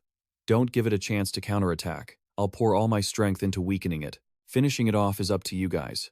Hikotaru laughed out loud, clearly enjoying the thrill. "Haha, your technique is quite a sight. Shinomiya Akan, I've got it. I'm moving in." Minato remained behind, watching intently, not missing a single detail. For Minato, this was the first time he'd seen such everyday ability. Their attacks were truly incredible, but he knew that even this wasn't enough. Seeing Minato's reaction, Hikotaru was stunned. "Hey, you rookie, are you trying to criticize my ultimate move?" Just as their focus faltered, the monster shattered all barriers and lunged forward. The floor began to crack, the fissures widening rapidly, while debris rained down from the ceiling above. "It looks like something bad is about to happen," Akan thought. "Did I underestimate this thing? Didn't it even get a scratch?" Instinctively, within Minato's inner dimension, Kiliku spoke up, clearly impressed. Such talent. Her spell-casting speed, precision, and raw power, it's all perfect. It would be a true waste for such talent to perish at this age. Those were the prophetic words of the alchemist Kiliku as he watched Akan. Continuing to share his thoughts, he noted, "She said to always use the finishing move first. I give her full marks for her strategy against an unknown enemy. If this boss were at her level, it would have been defeated easily. But this one? She miscalculated the opponent's physical resistance." Sure enough, the Void Bull had 100% physical resistance. Minato instinctively asked, "So, what are we supposed to do now?" It seemed the monster's physical resistance was absolute. The situation was becoming dire. The monster was in a frenzy, attacking wildly. Hikotaru was in complete panic. Akan regretted not bringing someone who specialized in magic. With no other choice, she could only keep activating Christmagistuses to stall for time. Meanwhile, Kiliku offered to take control of Minato's body. "Let me borrow your body for a moment, kid." I'll show her an example. Immediately, using Minato's body, Kiliku activated Mercurius, striking the monster directly. Sure enough, after the attack, the creature staggered in confusion.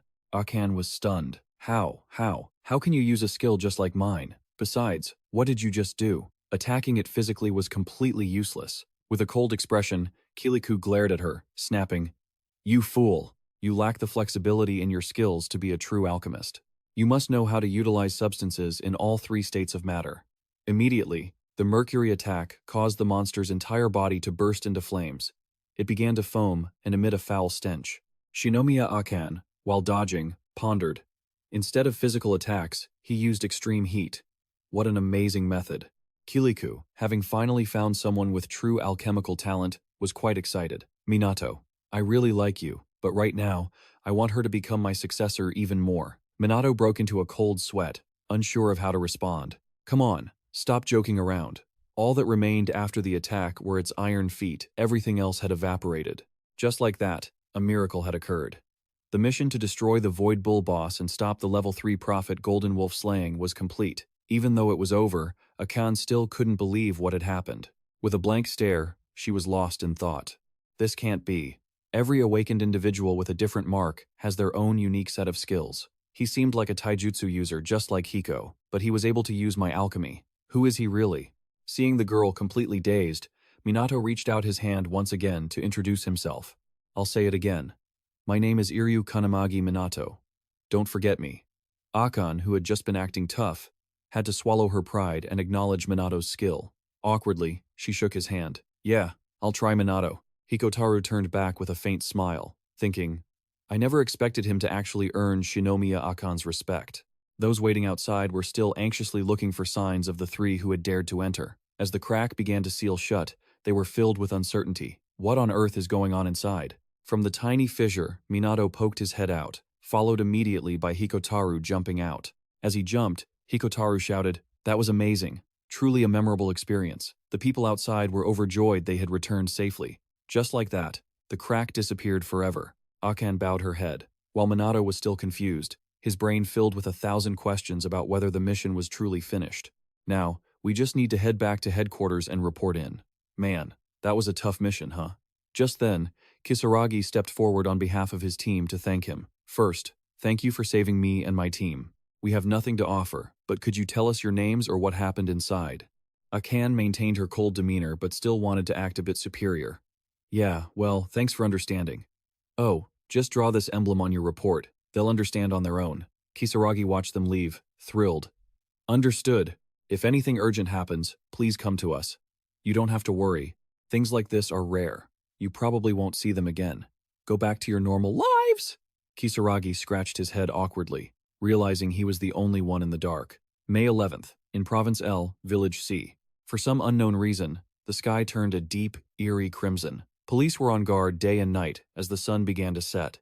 At the headquarters of the non-profits, Shinomiya Akan sighed. Fighting was over, but now came the worst part, writing the report. As soon as he opened his phone, Hikotaru received a new notification. "Oh, someone's calling me? Shinomiya Akan, you're surprised you're getting a mission right after finishing the last one? Who could it be?"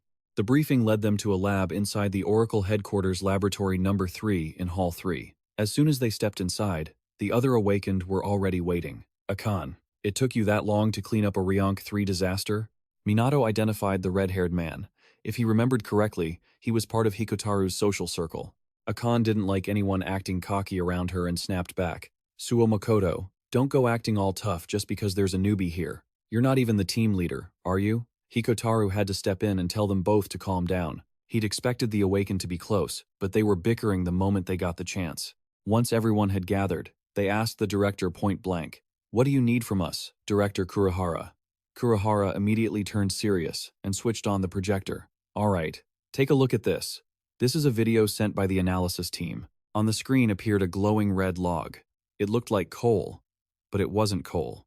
Shinomiya Akan looked puzzled. The director explained, "This is a grimoire. It was found in this condition.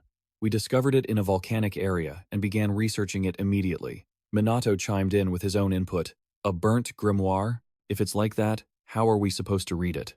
Kurihara clarified, "With current advanced technology like AI and XJ, We can partially restore it. While the contents weren't clear, there was one specific prophecy regarding Japan. At the mention of this, the awakened were stunned. Everyone looked confused and a bit anxious about the terrible things that might happen. Akan was also shocked. She hadn't expected an entirely new prophecy to exist. Minato turned to Hikotaru and asked, "Is this a rare type, Hikotaru?" Even he had never heard of it before, and couldn't explain it. The Oracle Research Unit was top tier. They kept records of every single prophecy across the entire world. Usually, the appearance of a new type was impossible, but this was a special case. Suo Makoto impatiently cut to the chase. "In short, we need to investigate this thing, right?" Kurihara praised him. "You're as sharp as ever." Normally, missions like this would go to the familiar faces, but they were all busy. Minato finally realized it. No wonder he hadn't seen Midori since he got back. The director continued, "We are assigning the investigation of this item to the four of you. Detailed info will be emailed later. For now, head out immediately." No one was surprised, except for Minato, who panicked. It seemed he had never received such an urgent, last-minute mission before. Right now, Hikotaru and Akan acted nonchalant. Suffer first, enjoy later. "You see this kind of situation all the time. You'll get used to it, Minato." Even though he was exhausted, Minato had to go along with it. Well, the fate of the world couldn't wait. Before anyone else could speak, Suo Shinji slammed his hand on the table and declared, "Understood." Suo Shinji and his three subordinates accepted the order. Shinomiya Akan was furious. "You maniac! Who's your subordinate? Keep hallucinating like that and karma's gonna bite you hard." The awakened warned each other carefully. Because of the rush, the mission's difficulty level was unknown. They had to be extremely cautious. Even if the prophecy started to manifest, they had to wait for the main force. On the transport vehicle, Minato stared at the sunset, daydreaming. A mission with an unknown difficulty level, but it's just an investigation, right? Nothing to worry about. Suo Makoto couldn't sit still and started acting arrogant again. "You guys just finished a mission, right? Get some rest, or I won't be able to carry these 3 dead weights." Shinomiya Akan snapped back. "Don't give me orders. I'm perfectly fine even without sleep." The tension in the air was thick, but Minato, wanting to grab every bit of rest he could, naively suggested, "In that case, I'm sleeping." He. Seeing this, Hinata Hikotaru dozed off too. "Me too. Good night." And so, Shinomiya Akan was the only one left, trying her best to stay awake and keep her word. Because she was so tired, she accidentally drifted off for a few seconds before slapping herself awake to stay composed. "Can't sleep, I won't sleep."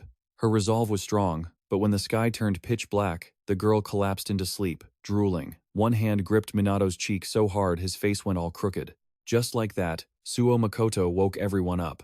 Akan jumped up, pretending she was perfectly alert. "Where are we waking up?" "I wasn't sleeping." The moment she opened her eyes, she saw the 3 guys standing outside looking into the distance. Shinomiya Akan angrily scolded Minato for not waking her up sooner. Minato was staring intently at something. "Look over there." In front of them was a crimson landscape. The situation was quite bad. The prophecy seemed to be nearing completion. Akan looked closer. "That magic circle is huge. The report said there were 23 of those red pillars, right?" Suo Makoto spoke up. "Just like back then, it's similar to the disappearance of the Wakayama estate. 30 years ago, during that event, a tier in another dimension seemed to have opened. The Oracle forces, with their frozen skeletons, were perfecting it at breakneck speed. Looks like the situation is getting critical. We have to hurry. What do we do now?" Suo Makoto already had his sword in hand, ready to fight. "Obviously, we punch them." In this critical moment, Shinomiya Akan started poking fun at him. The boss said, "Please wait for the main force. Do you want to disobey orders?" Just then, Minato's body erupted with power. This energy pressured Akan and Hikotaru, forcing them to look back. Minato asked a question with total innocence. "We're allowed to play, right?" "Minato, he was even stronger than this morning." Suo Makoto looked impressed and immediately invited Minato along. "Looks like you aren't dead weight after all. Follow me." They all rushed in. Even though she was hesitant, Shinomiya Akan followed. The reason Minato was so fired up was that this scent had stimulated his ancestors. This scent, it's so nostalgic. "We smelled this to death while we were alive, didn't we?" From the demonic grave, a hand rose. The ancestors identified it as the scent of forbidden magic, belonging to an awakened named Bando Shijima, the leader of the Dark Magus. He was the perpetrator of a genocide during peacetime and was executed shortly after by the Onmyoji. During that time, a village had been brought to the brink of extinction. All that remained were blood and corpses. Initially, Shijima poured a bucket of blood out with a satisfied, maniacal expression. My time may be up, but in 1,000 years, I will annihilate all life on this earth and rule this world as a demon king. Afterward, Shijima had left behind a secret technique, a forbidden book on how he could be resurrected through the sacrifice of other living creatures. The mission now was to investigate and stop the heavenly fire prophecy. Shijima had resurfaced once again. How humiliating. I can only be resurrected with this much power. Is this sacrifice not enough? After thousands of years, this place hasn't changed much, has it? That's fine too, there are still idiots lining up to die. Immediately after, the whole group led by Minato was hit by a massive explosion he triggered. As they were blasted back, Minato grew deeply concerned for Akane and Hikotaru. Right below them, another trap was waiting. Akane and Hikotaru couldn't react in time and were swallowed by it. They were completely paralyzed because he was a master sorcerer. At first, Bando Shijima was an incredibly formidable opponent. He had just made light work of Minato. Minato kept launching attacks, but he dodged them with ease. As he dodged, he clicked his tongue, mocking. Well, your martial arts aren't bad, but you're still just a brat.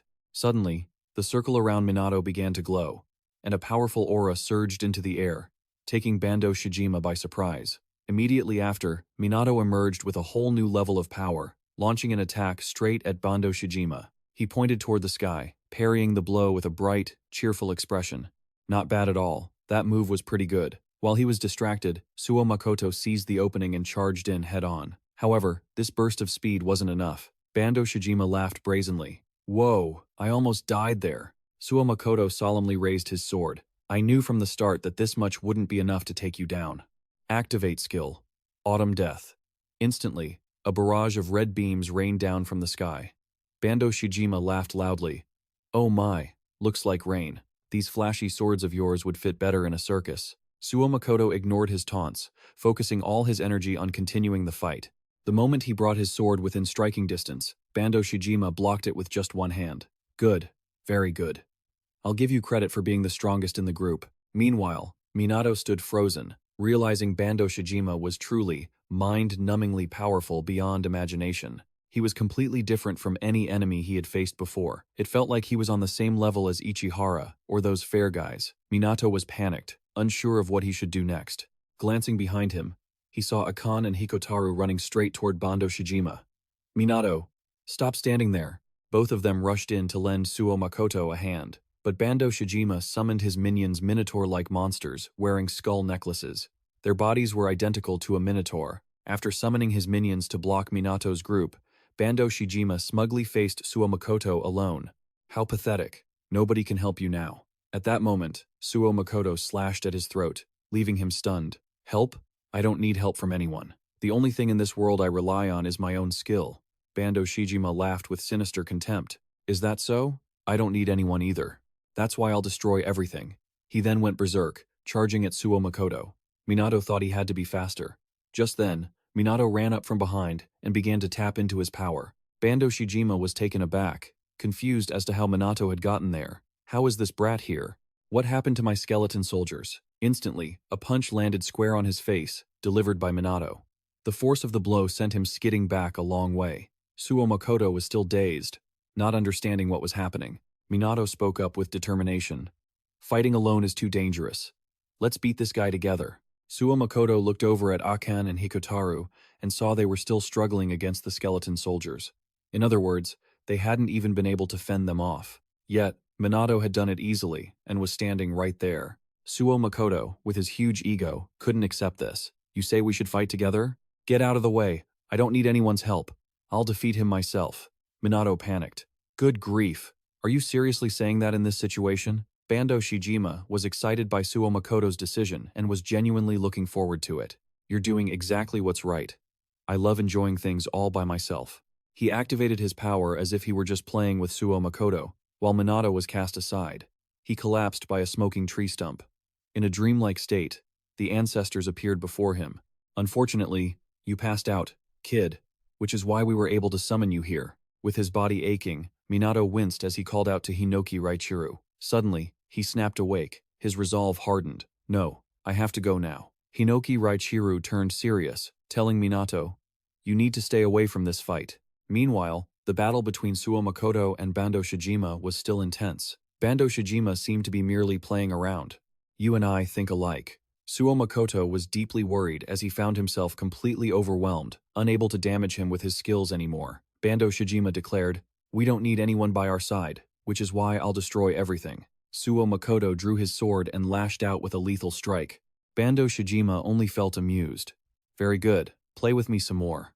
Raichiro pointed out the disparity to Minato directly. "Look, that Suo Makoto is much stronger than Hiko and Akan, yet he still can't beat Bando Shijima. This situation is too much for them. His magic has pinpoint accuracy.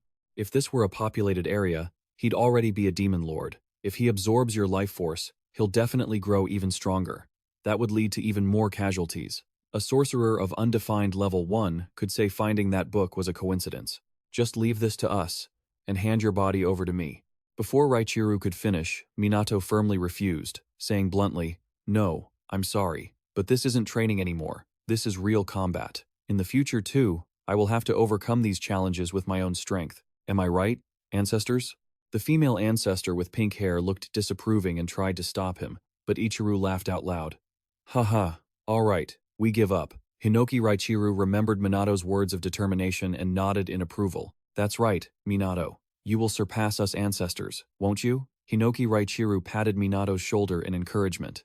"If so, then use everything you've learned and do it your way." Minato marched forward with confidence and pride. He didn't forget to look back, his fists clenched in resolve. "Watch over me, masters." He plunged straight into the fierce battle between Suo Makoto and Bando Shijima. Bando Shijima was just about to finish off Suo Makoto. "Got any other tricks? Let me see them. If not, let's end this, shall we?" Suo Makoto's sword was knocked away. His face was covered in blood, and he was completely exhausted. In a moment of desperation, Minato appeared and borrowed Suo Makoto's sword. "Let me borrow your sword for a moment." In his delirium, Suo Makoto caught a glimpse of Minato before collapsing. Bando Shijima activated his ultimate power. Magasubre! Minato leaped down from above, activating the Hinoki first sword style. With a single, precise slash, he severs the arm. Bando Shijima is stunned, reeling back in disbelief. "What kind of technique is that? What the hell are you?" Ignoring his taunts, Minato speaks up clearly and confidently. "I am Iryu Kanamaji Minato, and I will surpass the ancestors." The two ancestors watch on, arms crossed, observing the situation. "What do you think? Can Minato really take down Bando Shijima?" We'll have to see. Minato isn't a fool. He probably picked up a thing or two while he was sleeping in the carriage. Or maybe even more than that. Every one of Minato's strikes is precise and carries serious impact. Suo Shinji watches intently, visibly surprised. That rookie, who the hell is this kid? Thinking back on what he said to Minato before the fight, Suo Shinji feels even more bitter. He had insisted he didn't need Minato's help, yet here he is, exhausted, needing a rookie to step in. Right now, Minato is surrounded by currents of energy, red ones at that, and they don't seem to stop until they land a hit. Minato leaps up, channeling the technique of another ancestor, activating the Dragon Force. Stomping the ground so hard it cracks and shakes, he uses a massive boulder to block Bando Shijima's power, then immediately shatters the very same rock to launch an attack. Bando Shijima is caught off guard, unable to comprehend what's happening. The tides have turned completely. Next, Minato uses a flash step technique he learned from a female ancestor, followed by a reflection skill. Bando Shijima isn't laughing anymore. He's gradually being overwhelmed. What? Is he an awakened one? Bando Shijima draws a yin-yang circle, trapping Minato inside, and makes everything explode. Despite being heavily wounded, Minato regains his drive. Listening to the advice of the ancestors within him, stick to the basics. Use the techniques we taught you. With absolute focus, he applies everything. Minato plunges downward as Bando Shijima panics. He recognizes it instantly. Swordsmanship, taijutsu, magic, footwork. Each technique is executed with expert precision, though they aren't quite a threat to him yet. But just how many types of skills does this kid have? Raichiro and the pink-haired female ancestor are stunned. They can only stare in disbelief. Fighting monsters is one thing, but the way this kid is growing at such a terrifying rate is something else. As for Bando Shijima, he feels like things are getting interesting, immediately activating the forbidden summoning technique, Tulak Bone. Playing with you is fun, kid, but enough is enough. Let's finish this. The two ancestors worry, sensing the situation taking a turn for the worse, and urge Minato to run. Minato just stands there blankly, seemingly exhausted and despairing over his own limitations. Is it not enough? They were right. I'm still not strong enough to defeat him. I need more. I truly need much more. Minato closes his eyes, recalling the lessons he's been taught. My lesson is about magic. We'll take it one step at a time. First, here is the absolute basic of magic. Fireball is part of the Hinoki sword style, which is split into two schools, the soft style and the hard style. Wave Slash is a powerful move that cuts an opponent in two. It's a sword technique of the hard style. The moment you strike, cast aside all fear and hesitation. Just look at the opponent's thread of life. Minato grips his sword once more, applying everything flawlessly. He decides not to stop, choosing to fight on despite the ancestors' frantic shouts. There is a skill Minato created himself, called Blazing Spirit. By looking only at an opponent's life force, everyone perceives vitality differently. To Ichiru, life looks like a simple thread. Cutting that thread with his blade, Minato is now visualizing what life looks like to him. Applying it to the enemy before him, Bando Shijima's life force looks like a candle, its flame burning with a repulsive brightness. Minato refuses to let it remain a tiny flame. He needs more than that. He will swallow it whole with the strongest fire possible. Activating Blazing Spirit. The moment the roaring flames erupt, they instantly burn Tulak. Bando Shijima is shocked to the point of rigidity, and the two ancestors can't believe their eyes. My god, the kid combined my magic with your sword skills. At that moment, Kiliku pops in to spectate. Ha ha ha, how interesting. He's a transcendental awakened one, capable of using all sorts of skills flexibly. I thought it was just a coincidence at first, but he actually fused the two techniques together, and there might be even more. He disappears as soon as he says it. Raichiru thinks he's such a weirdo. However, the pink-haired ancestor finds it logical. If what he said is true, we might have underestimated Minato's potential. Is it really okay for us to keep raising him like this? Raichiru smiles and confidently asserts. Of course it is. Don't you want to see it with your own eyes? To witness his growth? Minato currently looks near collapse. Bando Shijima keeps dissolving and reforming his body. He decides to fight Minato in a different way. That's dangerous, but you should have aimed for my head. A narrow miss. But it's over. Not letting him run rampant any longer, Suo lunges and slashes across his neck. A head goes flying, still trying to get a few last words out. Oh, I forgot you were here too. The moment Minato collapses, Suo Makoto reaches out to catch him. Unpleasant memories flood back into Suo Makoto's mind. A day of bitter snow in a cold, desolate space. Just wait until dawn. Once the sun rises, I'll go get us some food. In that frozen void, little brother Haru passed away. Now, Suo Shinji is left all alone. Suo Makoto once felt that he was truly solitary, but the moment Minato rested in his arms, he felt something different. I am not alone, even if I am by myself. Just then, Akane and Hiko rush out in a panic. Minato, are you okay? Are you still alive? Suo Makoto stands there, simply informing them that Minato's life is not in danger. Akane just lets out a sigh of relief before Hiko looks up at the sky in a panic. Glad everyone is safe. But let's talk later. The barrier is collapsing from the inside. What happens if the energy from the village makes the barrier explode? Suo Makoto replies seriously. We'll get crushed inside. That's what. The moment it falls, I have to use my ultimate move to blast it away. But in our current situation, even if I do that, none of us are in the best shape, but there's no other choice. Just then, Minato's body begins to glow. One of his hands raises his sword. Suo Makoto turns around, startled. Rookie, you're awake? In reality, Minato is still exhausted and drifting in a daze. The one using his body right now is Raichiru. Inside, Raichiru kept encouraging him. You did well, Minato. I'm so proud of you. Now rest up and leave the rest to me. As soon as the barrier shattered, Raichiru activated his primary sword style. A group of people running from afar looked shocked to see the barrier collapsing. No way. We're too late. From within the barrier, a beam of blue light shot from Minato straight into the sky. What a truly magnificent swordsman. Suo Shinji Makoto, the leader of the anti-Oracle squad, was full of praise, never doubting for a second who had done it.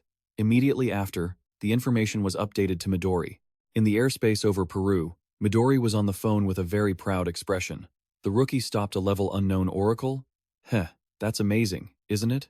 Right now, Makoto is in Japan. The highest disaster level I've ever faced is level 2. Right now, I'm fighting a level 1. Midori sat on top of the plane, chatting on the phone, looking quite relaxed. Impressive. Even though I've neglected them a bit, it seems they're all growing up quite a bit. Makoto reported back once more. A key member stopped the oracle. This time, it was someone who only joined our organization 2 days ago. Iryu Kanamiyagi Minato. I know you're the one who found him. But who exactly is he? Midori smiled and confidently replied, he is the one who will end all oracles. He is the very existence we have been waiting for all this time. You seem to be expecting a lot from him. Huh. If you're that curious, why not try meeting the kid in person? Makoto sighed. Quit babbling. Do whatever you need to do, finish it quickly, and get back here. Without you here, no one can spar with me. It's boring as hell. Midori replied excitedly. All right. The target is right in front of me. The plane announced a special grade oracle. The dawn of Genesis is right below. It's the source boss of the Istam suicide. The plane dove straight down. Midori hung up. Wait for me, Makoto. I'll take care of this cleanly. Instantly, Midori activated storm mode, ready to engage. As for Minato, the moment he opened his eyes and saw he was lying in the hospital, he felt a bit panicked. A nurse carefully asked after him when she saw he was awake. The young man just wanted to know where he was. According to the nurse, this was the anti-oracle infirmary. Minato had been unconscious ever since the mission ended. He was stunned, not knowing how long he'd been out. He couldn't even enter the space of the progenitors. The nurse pulled the curtain aside and smiled. You look fine, so I'm relieved. Just call me if you need anything. Sitting in the room was Suo Makoto, bandaged all over. Minato felt confused. Had he been watching over me this whole time? The young man looked around for Hiko and Akan. Suo Shinji reported that ever since they returned, they had been training like crazy. They were furious with themselves for not being able to help. Suo Shinji stammered, expressing his awe. As for other things, your power is just too overwhelming. Who exactly are you? Only 2 days after you arrived here, you took down a level 3 and someone around level 1. Your skills. Those combinations, I've never seen anything like them before. What the hell are you? How can I become as strong as you? While they were face to face, Minato was still dazed, eyes wide, not understanding what was happening when Makoto walked in from somewhere. Suo Shinji apologized for interrupting. You're Minato, right? Minato was bewildered again, not knowing who this was either. This person was Suo Makoto's older brother. Makoto walked past Suo Shinji without even sparing a glance. Glancing at his younger brother behind him, Makoto even swung his sword, pushing Suo Shinji into the wall while simultaneously projecting an overwhelming pressure onto Minato. Instantly, Minato jumped off the bed and dodged the blow. He asked seriously, "Are you testing me?" Makoto thought to himself, feeling very surprised. An ordinary trainee wouldn't have been able to dodge that. Makoto gave a nod. You passed. Minato was stunned. What? Passed what? Is this one of those games again? Makoto began to introduce himself. I am the captain of the Suo squad. Makoto. Minato looked around blankly. Suo Makoto. Did he say he's the older brother? Makoto continued. Iryu Kanamiyagi Minato. After reviewing your performance while fighting the near level 1 disaster, you will temporarily join my squad. Hearing these words, Suo Shinji was shocked. The squad captain was his own brother. Had he personally stepped in to invite Minato to the squad? Even he wasn't allowed to join that elite unit. Suo Shinji hung his head in a corner, while Makoto led Minato away. I'll give you a brief introduction. Follow me. Minato was still confused as he followed, looking very puzzled. Suo Makoto stood still, clenching his blood-stained hand with resentment. Iryu Kanamagi Minato. At the training room, Akan and Hiko were still going at it like mad. They hadn't stopped for a single second since they got back. Akan was gritting his teeth, feeling disappointed in himself. Damn it, no matter how many times we do this, we'll never catch up to Minato. Just as they were exhausted to the bone, Midori appeared at the door in an incredibly cheerful mood. Hey, training hard, huh? I'm back. I even brought gifts from Peru.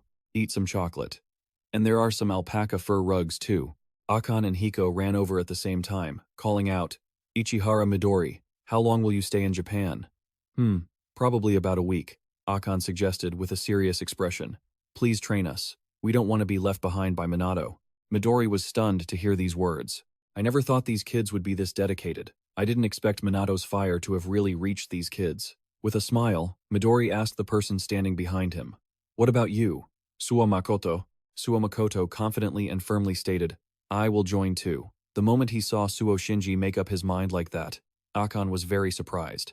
Suo informed them with a firm expression. Iryu Kanamiyagi Minato is being monitored by my brother, Captain Suo Makoto. He joined the squad as a temporary member. Akan gasped, not thinking Minato had progressed that far. Only Midori knew he was the one who had coaxed Makoto into meeting Minato. Suo Shinji continued with a slightly sad expression. Regardless, it's all because I'm too weak compared to Minato. On the other side, Minato was still running as fast as he could after Makoto. Sir, what kind of introduction is this? Of course, it's about the next mission. We'll set off early tomorrow. I have one thing to ask you, Minato. Are you close with my younger brother? Remembering Suo Shinji, Minato's memories weren't much since he had only been with him for nearly 2 days. But when they fought together at the beginning, it seemed their relationship had grown closer. He lent me his sword and watched over me while I was unconscious. After a moment of thought, Minato decided to answer very clearly. Yes, I'm sure we're close. It seemed there was a disconnect between the two brothers. Neither knew the other was actually concerned about them. Suo Shinji is feeling let down because his brother doesn't seem to care about him, leading him to think they just aren't compatible. Makoto tells Minato, I worry so much about my younger brother. Even now, seeing him in pain hurts me. Meanwhile, Suo Shinji thinks the only way to get his brother's attention is to risk his life to become stronger. Makoto, however, just feels his brother doesn't need that kind of power, he just wants him to be safe. Hearing Makoto talk, Minato mistakenly assumes the two brothers are extremely close, and Makoto wants to brag about their deep sibling bond. Suo Shinji has made a counterintuitive resolution.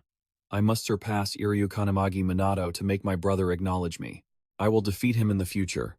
Because of Makoto's words, Minato is content, believing their brotherly bond is picture perfect. Back at the training room, Akane and Hiko are gossiping. Suo Shinji never talks about his personal life, but seeing how hard he works for his brother, he's a real bro, isn't he? He defends his brother no matter what. Every time someone asks if he hates his brother, he yells, insisting that he respects him deeply. In the end, he just wants his brother's attention. Akane and Hiko keep chatting about Suo Shinji while he trains like a madman. There are 3 rules for Suo Makoto's squad. First, always be agile. Second, always take initiative. Third, always push yourself beyond your limits. Among the frontline non-profit combat teams, Suo's squad is considered the strongest in terms of combat ability. They keep their numbers to a minimum of 7, prioritizing quality over quantity. Their main missions usually involve level 1 profits or higher. That's all the rumors say. This helicopter is carrying Suo Makoto's squad. A squad member named Kuriyama Zakeru shares his take. Honestly, the captain provides about 90% of our team's combat power. We're just here to back him up. You're just a temporary member, so don't worry too much. The captain will wrap things up quickly. He's speaking with such enthusiasm, while Minato keeps his eyes glued to his phone, looking uninterested. Kuriyama Zakeru gets annoyed and reminds him, at least put your phone away when I'm talking to you. Minato looks up, confused, and replies, I'm sorry, I just need to message my friends. They've been insisting I reply for a while now. The ancestors residing within his body are eavesdropping too. Kuriyama Zakeru hasn't a clue what Minato is talking about. Minato's messages are sent to both Akane and Hiko. Whatever the content, it leaves them both in shock. After reading the message, Akane reacts strongly. What? Who does he think he is? As for Suo Makoto, after reading the message, he's fuming. What the hell is he thinking? When Midori asks what's going on, the whole group holds up their phones. It's a message from Iryu Kanamiyagi Minato. Minato has sent each of them specific advice to help them improve. After reading it, Midori is intrigued. This is actually good. The advice is incredibly detailed and tailored to each person, like he's coaching them one-on-one. Realizing Minato has good intentions, Midori adds, You've all just received a huge gift. Are you going to follow it or reject it? Hiko immediately confirms he's going to do it. Akane looks unhappy but reluctantly agrees. Suo Shinji, however, is more worked up than ever. I'll make him regret this. Is he trying to provoke his own enemy? Midori just smiles and advises the group. He's not an enemy. Minato is trying to help you all. He should be a close friend. Meanwhile, in the helicopter, Minato keeps sneezing. Maybe it's just the cold weather. Kuriyama Zakeru turns to him and says, Minato, I can see it from here. The young man looks out the window at a world covered in ice and snow, freezing everywhere. This is the level 1 prophet site known as the Ice Age. It's a disaster that freezes everything on the Earth's surface. Its range is constantly expanding, and experts predict the affected areas will increase rapidly.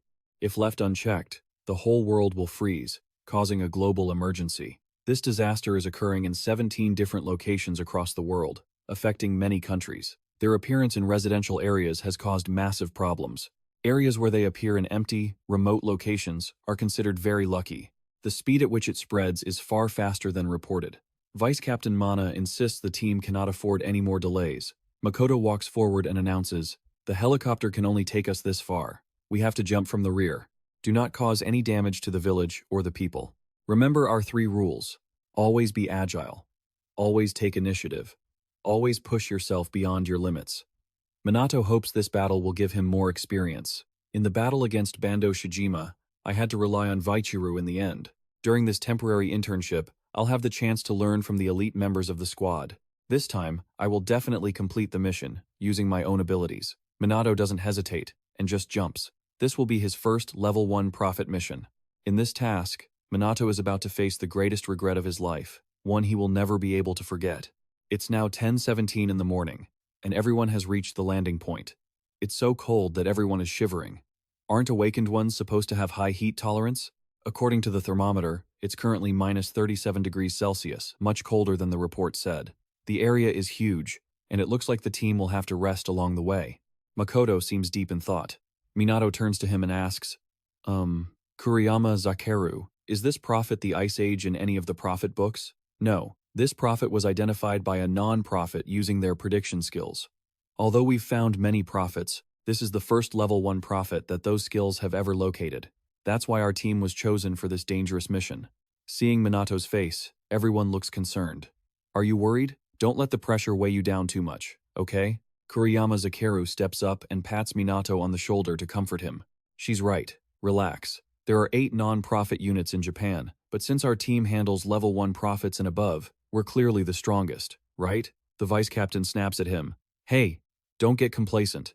Immediately after, Kuriyama Zakeru raises his hand and uses his radar skill to scan for the enemy. Surprisingly, he gets a result right away. The enemy is at 2 o'clock, about 200 meters away. After receiving the info, the group begins their trek. Minato is still distracted, as if he hasn't adapted yet. Vice Captain Mana runs back to report to Makoto. Captain, I'm back. Where Kuriyama Zakeru is, there are about 30 monsters. Their levels are around S+, C+, and C+. They're called ice demons. Makoto doesn't hesitate for a second, ordering everyone to wipe them out immediately. Upon receiving the order, the squad rushes into battle, but Minato just stands there blankly. He's the complete opposite of everyone else, lacking their high-level skills and finesse. Their situational awareness and coordination are on a completely different level compared to trainees like Minato. Even if he tried to find a flaw, the fact that these people are elite is undeniable. Losing confidence, Minato stammers, Captain, I before being cut off. Makoto responds instantly. This level is nothing for you, kid. Just go straight in. Minato feels his confidence and strength surge. He decisively follows the order and charges forward. With a single kick, Minato takes one down. Vice Captain Mana watches, reminding everyone to be careful as there are stronger ones around. A massive burst of flame incinerates the monsters in an instant, leaving everyone confused and startled. Minato realizes it's a fire sword technique. Makoto slashes a few times, clearing a bunch of monsters, then stands there, dazed, realizing, so, that's where that blue light pillar came from. Sitting in an ice cave, Kuriyama Zakeru tries to focus his search, but detects nothing. At the very least, the boss isn't within a 10-kilometer radius. It looks like the squad will have to spend the night here. The vice captain wonders why Minato and the captain are nowhere to be seen. Meanwhile, Minato is sitting outside, lighting a fire, closing his eyes, and reflecting on everything. In the battle against Bando Shijima, I managed to fuse those 2 skills. That means I can do the same with other skills. I know if I focus, I can definitely pull it off. He immediately tests it out. Seeing Minato so engrossed, Makoto looms behind him, startling him out of his wits. You seem really passionate about training, huh? Seeing Minato's panicked expression, Makoto stammers. Oh, am I bothering you? Minato is speechless, still breaking out in a cold sweat. Man, you scared the life out of me. You don't even have to do anything to make a guy jump out of his skin. Immediately after, the two share a heart-to-heart. Is this your first mission? Makoto asks. Are you having any trouble? No, sir. Everything is fine so far. That's good. Honestly, I'm counting down every second until I can go home. When Minato looks confused, Makoto continues, I want to cuddle my cat. Minato doesn't get it, and looks shocked. What? You like to sniff your cat? Oh, wait. You have a cat, right? What breed is it? Makoto covers his face and pulls out his phone. Look, here. The close proximity makes Minato a bit shy, but the cat is undeniably cute. Its name is Oribe Manju. Minato stares for a while, feeling like something is slightly off. In every photo, the cat looks grumpy. Are you sure you actually miss it? Makoto flips his tone. Well, not exactly. No matter where I sit, my stuff is covered in cat hair. The walls, the chairs, even I'm covered in scratches. It also throws up everywhere and hates being hugged, so every day is a struggle. The cat is like someone who refuses to open up, just as cute and prickly as Suo Makoto. Minato finds cat lovers really hard to understand. They definitely have eccentric personalities. With a thoughtful expression, Makoto continues, "Someday, I hope I can talk to my little brother like this." Minato is a bit surprised and replies, "I'm an only child, so I can't really understand how you feel, but why don't you try treating Shinji Suo the same way you treat Oribe Manju?" Makoto seems to realize something, a small smile appearing on his lips. "You're right." Minato excitedly opens his phone to keep watching. There are more videos here, they're just so cute. Seeing the scene of Makoto feeding the cat, you'd think he was a new dad. Suddenly, Makoto looks at Minato with a mischievous glint in his eyes. "How about I practice with you first?"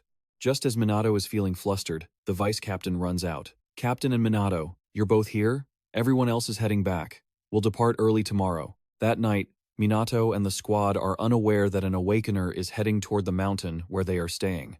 Completing the prophecy here is a mission of the utmost importance.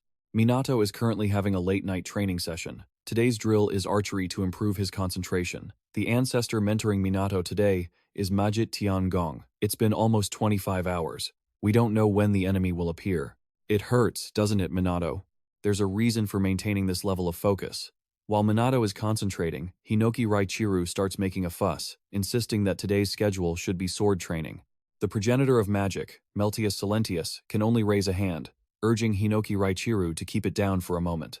Even with people chattering all around him, Minato isn't distracted by the noise. This genuinely surprises Majit Tiangong. Compared to your first attempt, your concentration has improved significantly. Ultimately, all of Minato's efforts are dedicated to a worthy, final goal. "I'm on a mission with such amazing comrades. I really want to help them as much as I can." Minato draws his bow and fires straight at the target. Each arrow hits the center perfectly. Majit praises him, saying Minato is doing a great job at this point. There's really nothing left to teach him. Remember those feelings well. That's the end of training. Minato collapses, exhausted but happy. Hinoki Raichiru is shocked, not thinking he'd be done so soon. While Minato is worn out, Hinoki Raichiru is unusually energetic, drawing his sword and shouting, "All right, Minato, let's train a bit more with me until you wake up." Time passes quickly, and it's time to go. Minato stands behind the group, completely sluggish. At this moment, they start to move out. Today is the day the group will put an end to this prophecy. Back in this same place, the Ice Age, it's the second day of their mission. Kuriyama Zakaru updates the situation. There are about 20 monsters within 150 meters. The group shouts to spread out and start taking them down. Ahead lies a pack of ice demons. The progenitor of light, Baon, sits there painting her nails while assessing the situation. Looks like this mission is pretty easy. The great wrestler progenitor, Lalak, crosses his arms, watching and laughing. His teammates are quite strong. It seems it won't be as bad as the last mission. While everyone thinks it's going to be a breeze, the old progenitor, Kodu Hyoma, just stands there watching, saying nothing. This makes the female progenitor, Meltius Silentius, uneasy. So she asks him. He strokes his beard, deep in thought. "I'm not sure, but I have a bad feeling."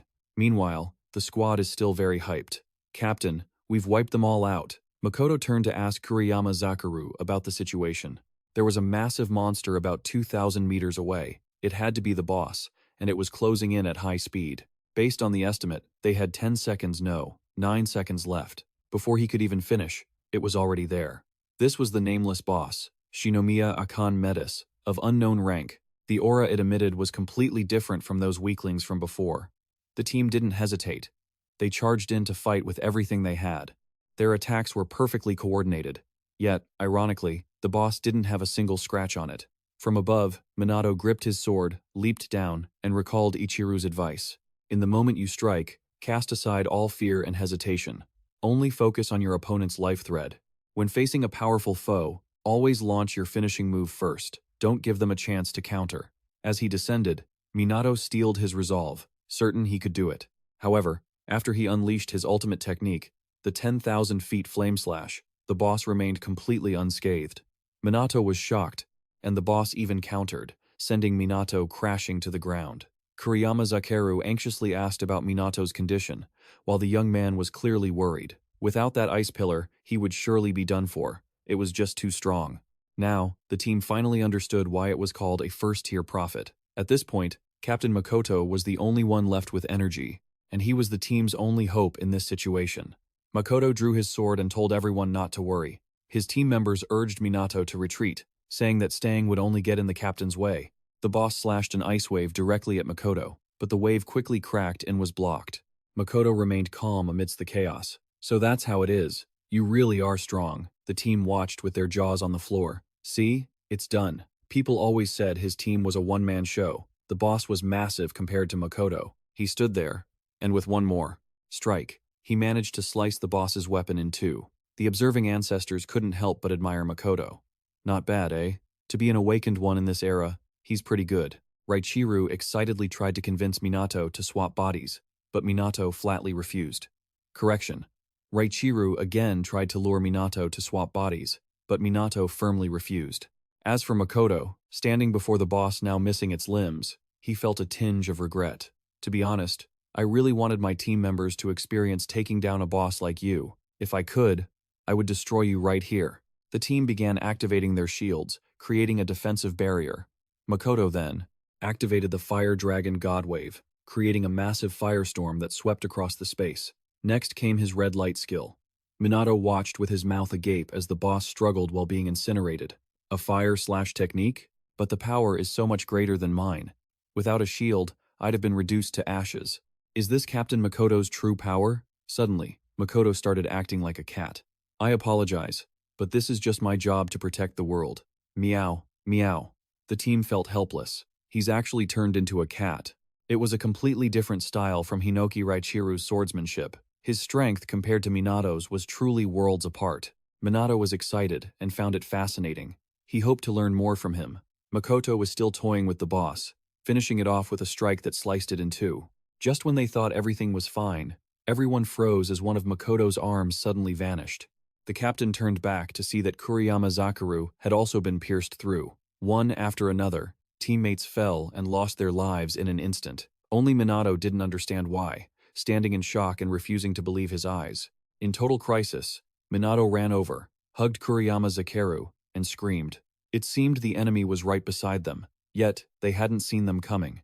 Before taking his final breath, Kuriyama Zakaru blamed himself. Damn it, my radar couldn't detect the attack. Captain, I'm sorry at least now. You must have figured out where the enemy is.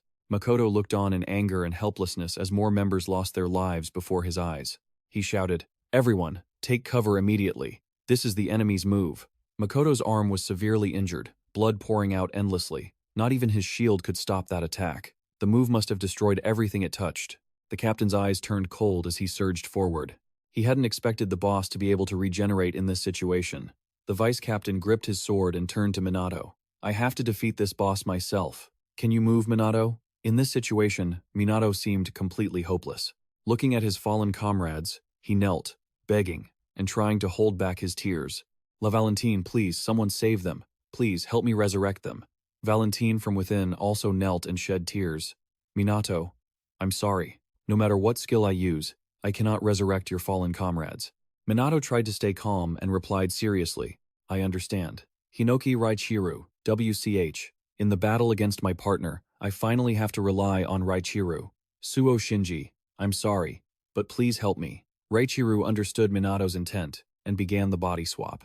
Makoto was still trying to analyze the situation. Kuriyama Zakaru's radar hadn't detected the attack at all. His radar range was about 3 kilometers, meaning the enemy had to be more than 3 kilometers away. A single strike that could take off his arm and pierce Kuriyama Zakaru's shield. In short, the enemy was just as strong as he was. The truth was, Makoto usually restrained his true strength so his team could develop.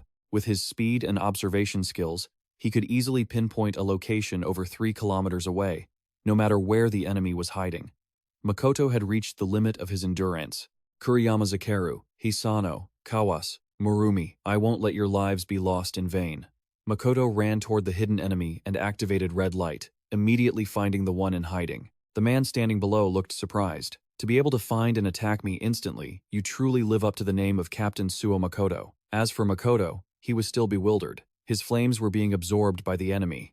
This dark entity, wearing shorts and sandals, looked up nonchalantly. "If you still had your left arm, I might have been done for. But if is just if. Now, go meet your teammates. The enemy activated his power and attacked Makoto. With only one arm, fighting was difficult. The enemy's movement speed was truly fast, but Makoto was just as quick. He moved behind the enemy, intending to strike, but unexpectedly took a hit of fire. Holes appeared on both of his sides. The dark entity stood there smugly.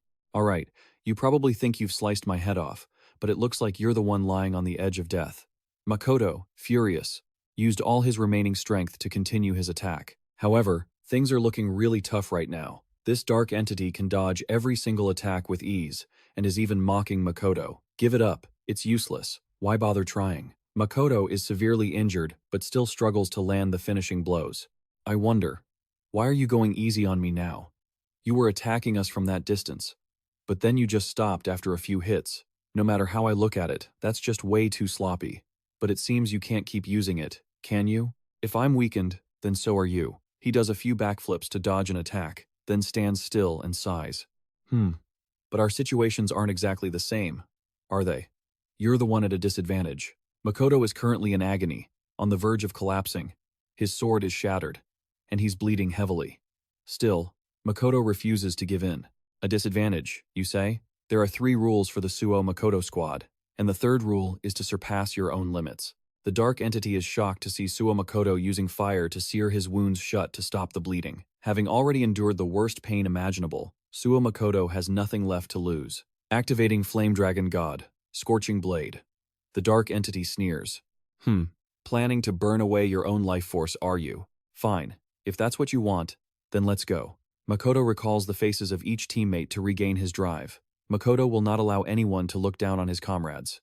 Makoto activates the Flame Dragon God, Scorching Blade, and the dark entity activates his dark orb. As for Minato, after kneeling and begging, he has received Ichiru's approval. The vice captain and a few survivors are still trying to fight the grotesque boss, but it hasn't even been scratched. The vice captain calls out to Minato, but upon seeing him kneeling like that, he realizes things are not okay at all. After witnessing Kuriyama Zakeru and the others lose their lives, the boy has lost the will to fight. It's hard to blame him. Before joining the Oracles and becoming a hunter, he was just an ordinary student. In that moment of absolute despair, Minato suddenly stands up with a completely different aura. The primordials have borrowed his body and are working together to unleash their power. Minato, leave this to us. Back to Makoto. He still refuses to give up and fights to the end, activating the brilliant Flame Slash. Even the dark entity, so confident at first, now finds it more difficult, becoming harder and harder to handle. The area destroyed by the dark orb instantly regenerates.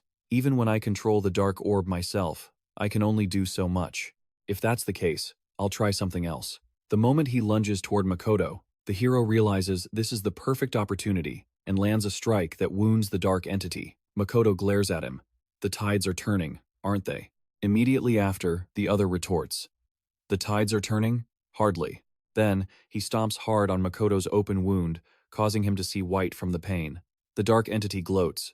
Do you think you've won just because you cut off one of my arms? Don't forget you still have a hole in your stomach. After launching the dark orb, I already predicted you would track my location and try to confront me head-on. You really are strong, your decisions are extremely precise, and you don't waste a single move, but you're just too simple and predictable.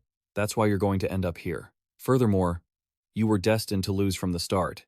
Based on this book, the moment he sees it, Suo Makoto freezes.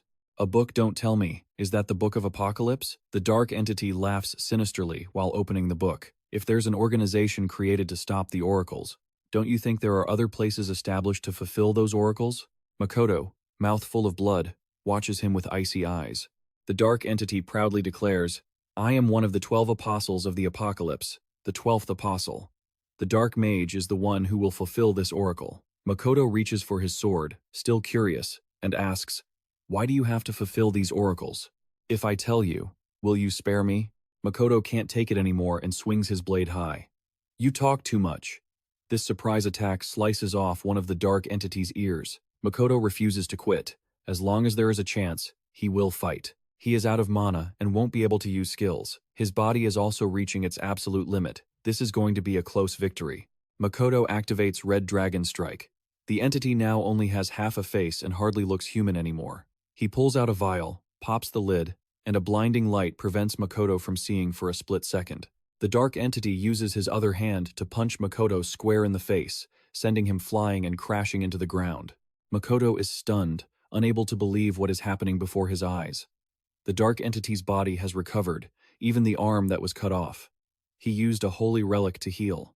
This thing is so precious I didn't want to use it, but when facing you, I had no other choice. Makoto. Makoto doesn't like to talk much, and continues using the brilliant flame slash. He knows everything is lopsided now. A broken body with 70% injuries cannot fight a body that has fully recovered. Makoto ponders, a holy relic. Aren't those powerful items supposed to be kept by the nations? They are relics from the era of the towers. After all, how could your organization use it so casually? The dark entity uses his foot to kick Makoto hard, causing him to collapse completely, leaving only the sound of his faint, ragged breathing. You finally went down. Makoto tries to reach for his sword, as images of his family flood his mind.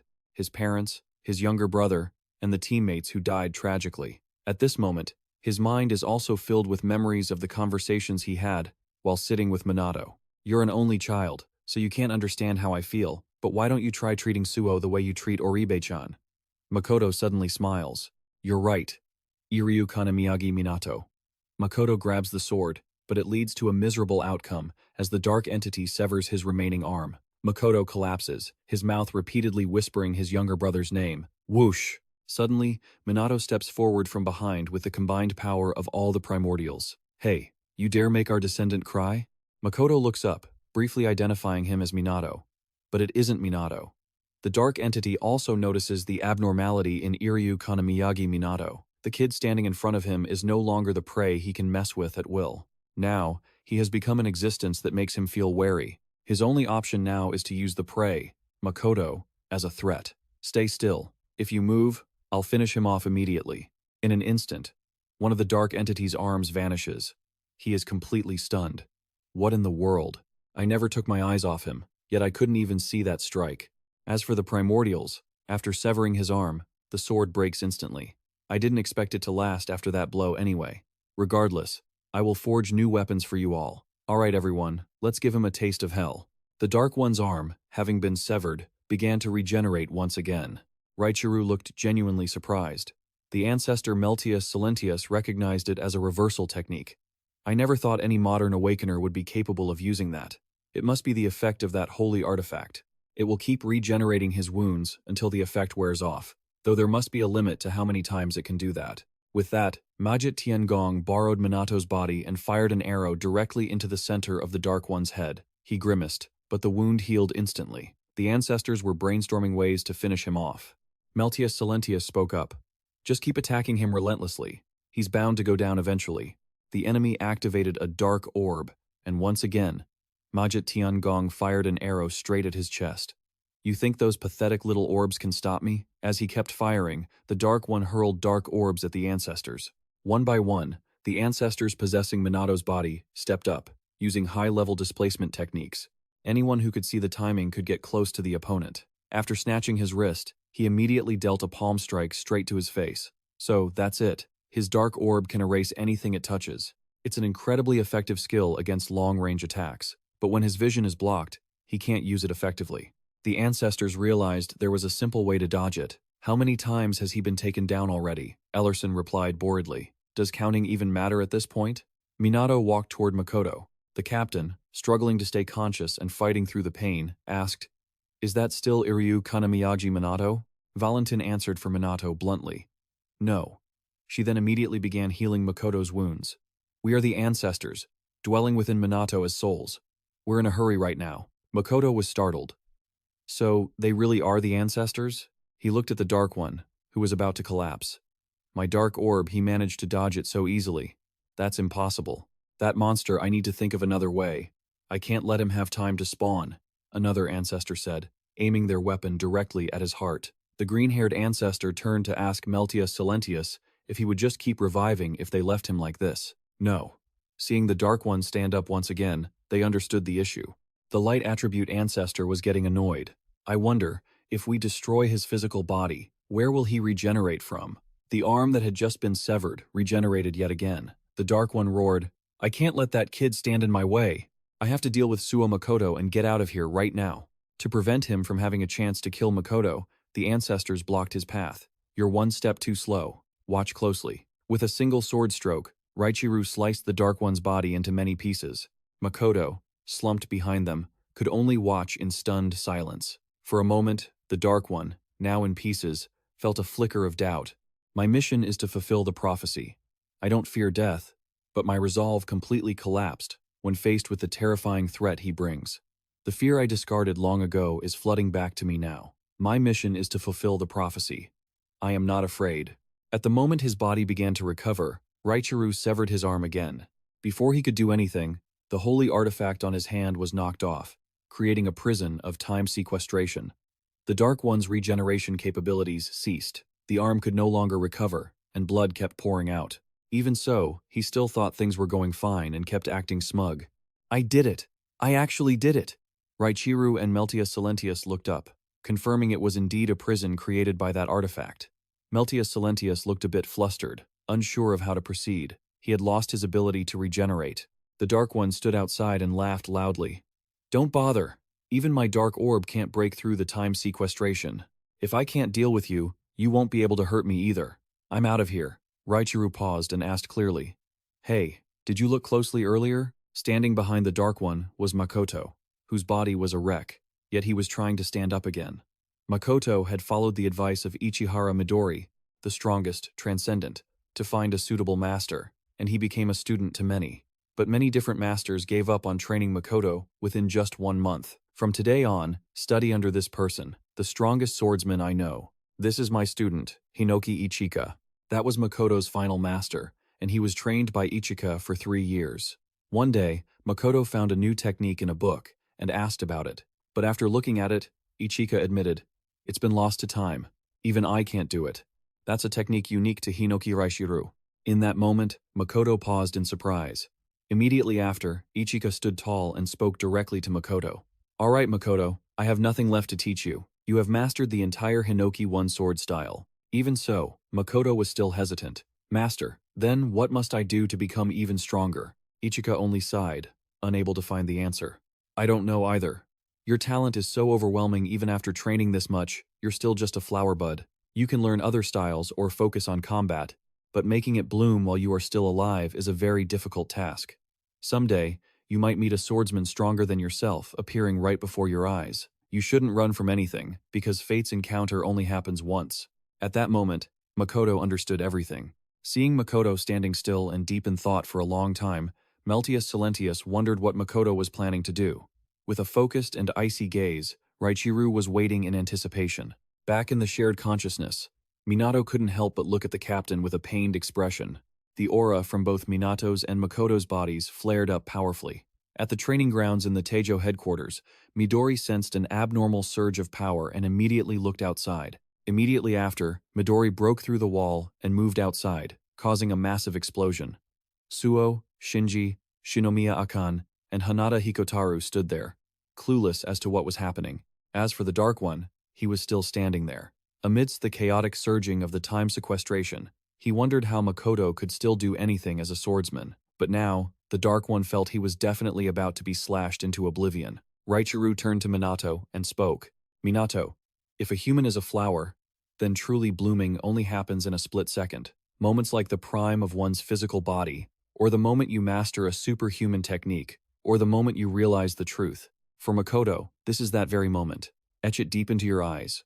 With a seemingly broken body and having lost both arms, Makoto recalled everything he had been through, like a flower slowly blooming. He managed to activate the lost technique of the Hinoki sword style, instantly unleashing a slash that cut the dark enemy in two, leaving the foe completely stunned. That shouldn't be possible. Shouldn't Kurami's defense have blocked it?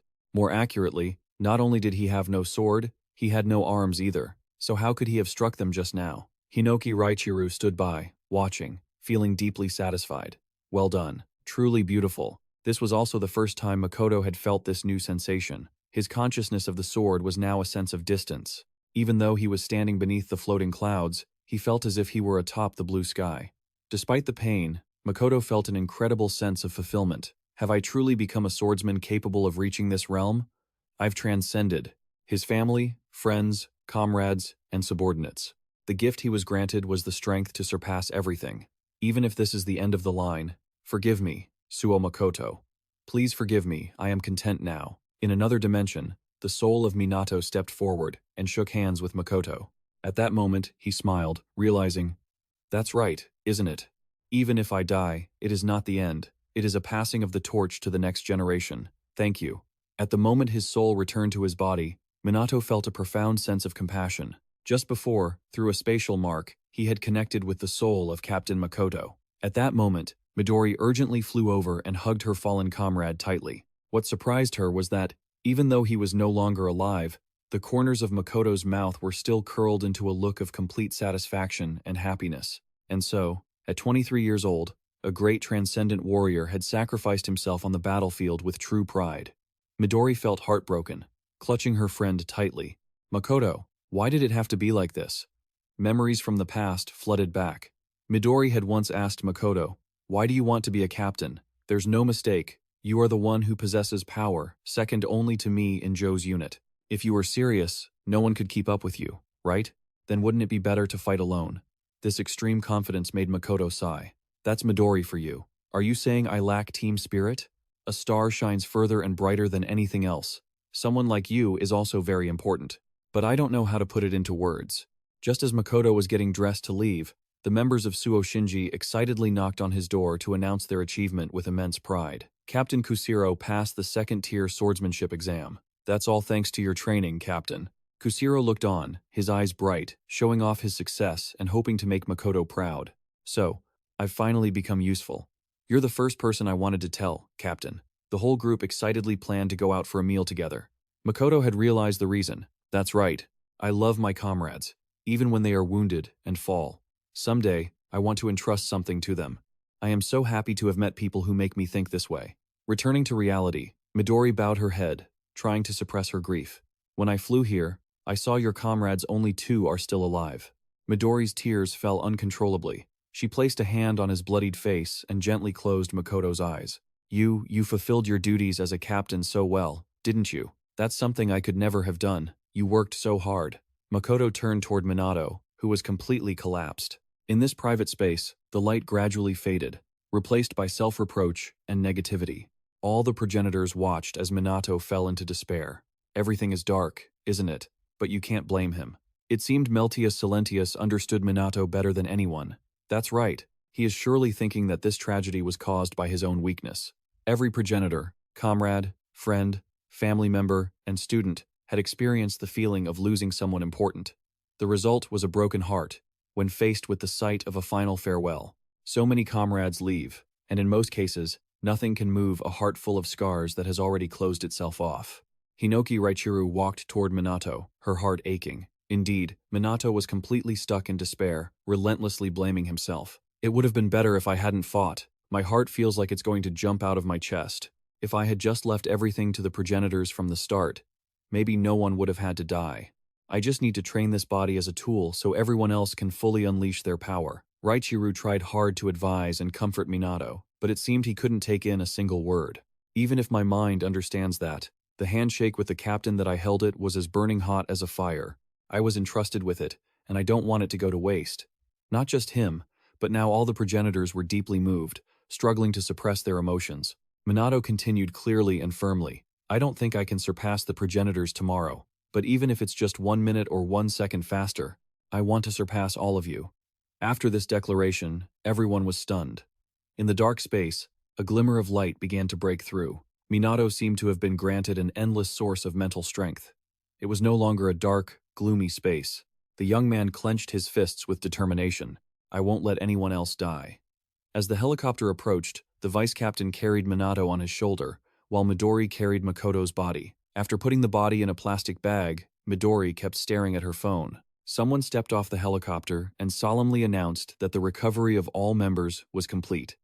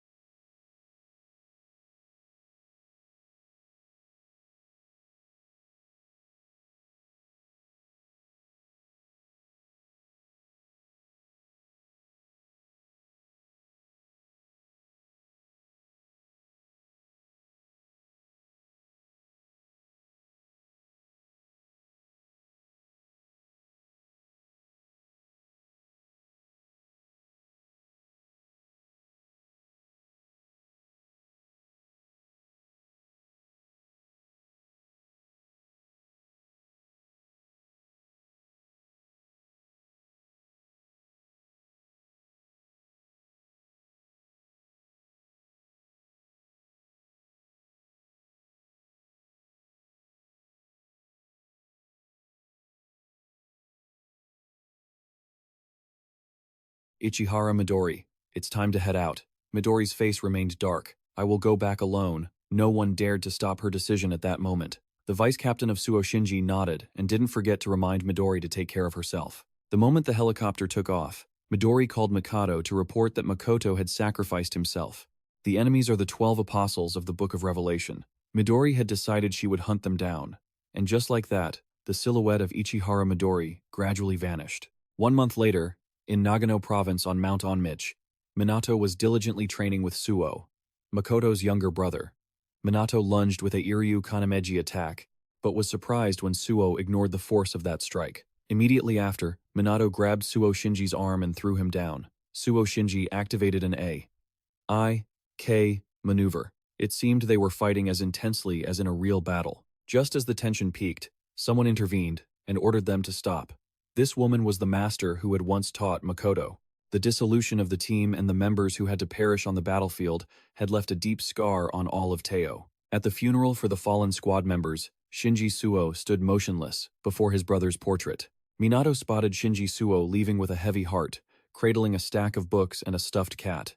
As soon as he heard the cat's meow, Minato recognized it as Oribe Manju. Seeing that Minato knew about his brother keeping a cat, Shinji Suo was taken aback and felt even sadder because he had known nothing about it. While cleaning his brother's room earlier, he realized how much his brother loved cats, what books he read, what kind of clothes he bought, or even what he liked to eat or what he thought about. Shinji Suo only discovered all of this while tidying up his belongings, but now, everything was hopeless, and there was nothing he could do. What Shinji Suo was holding in his arms were the volumes of Makoto's diaries. Shinji Suo hesitated. These are his diaries, and they told me I could have them so I could sacrifice my life in the line of duty whenever the time comes. His brother had left a will saying these diaries should be given to me. I thought they would be about daily training and missions, but no. On January 12th, he wrote that the weather turned cold in the morning and at night. He cared for me, wondering if I was keeping myself warm. On the 7th of the month, he proudly wrote that I had passed the hunter exam with the top score, and he was as happy as if it were his own achievement. On May 12th, he wrote that he was very worried when he heard I had been recruited by Tao. On the 19th of the month, he received a delicious watermelon and only wanted to bring it to his little brother. On October 1st, he heard the news that I would be conducting a reconnaissance mission on a prophecy of unknown level. He wrote that he believed I would surely complete the mission and return safely. Everything he had was about me. Recounting this, Shinji Suo burst into uncontrollable, painful sobs. At that moment, Minato also shared with Shinji Suo what Makoto had told him. Shinji Suo, your brother, the captain, said that he truly loved his little brother very much. Makoto always told me that he wished he could talk to his brother like this one day. Those stories about you and Oribe. Shinji Suo tried to hold back his tears, his gaze sharpening. I want to become stronger so that my brother up there in heaven no longer has to worry about me. That is why Minato and Shinji went directly to find the teacher who had trained Makoto, Hinoki Ichika, and asked her to train them both. After observing them, Hinoki Ichika offered praise. You two aren't bad at all. A month ago when you first arrived, Minato was a bit more overwhelming, but Shinji Suo, your potential is immense, she said loudly and clearly. Shinji Suo thanked her with great respect. Minato also curiously asked Hinoki Ichika about his own progress. Ichika froze, only sighing. Well, I have nothing to say about your hand-to-hand combat skills. In fact, I even want you to teach me back. Now, let's continue. I am the sword. You two come at me. Both of them lunged forward simultaneously to attack Hinoki Ichika. Minato still held on to the wish that he would become stronger. If he were stronger than anyone else in the world, he would surely be able to avenge the captain. In London, England, a cunning-looking individual was strolling down the street. He was one of the 12 apostles of the Book of Revelation, known as Watcher. And now, following Midori's request for a meeting, he had arrived in person. Is it finally my turn, Ichihara? Midori. Midori was no longer just a face filled with smiles. Standing there, he carried an immense hatred. I don't like small talk. Quickly tell me the location and hideout of your accomplices. Say anything irrelevant and don't blame me. This Watcher still liked to provoke him. Don't be so hasty. Let's have a little fun first. Everything happened in an instant. The moment Midori flashed with a few beams of light and stepped out, Watcher had been ruthlessly executed. With his face stained with fresh blood, Midori was filled with coldness. I already said it. I won't forgive you. As he stepped out, He handed the book to a man wearing black glasses. According to the intel, there are 7 more. Midori was determined to wipe them all out, leaving no one behind, as he prepared for the next one. Inside the headquarters, in the highest secret conference room of Eden, this woman was the director of the anti-prophecy unit, the person with the highest authority, Io. Are these books sent from Midori? Yes, this is the Book of Prophecy, which the 12 apostles of the Book of Revelation are holding. The man making the announcement was the director's assistant, Tengan Shinonomi. Beside him was the assistant director, Kitamori Iki. It seems it was originally one book, but then torn into many different volumes. Io flipped through the pages intently and sighed.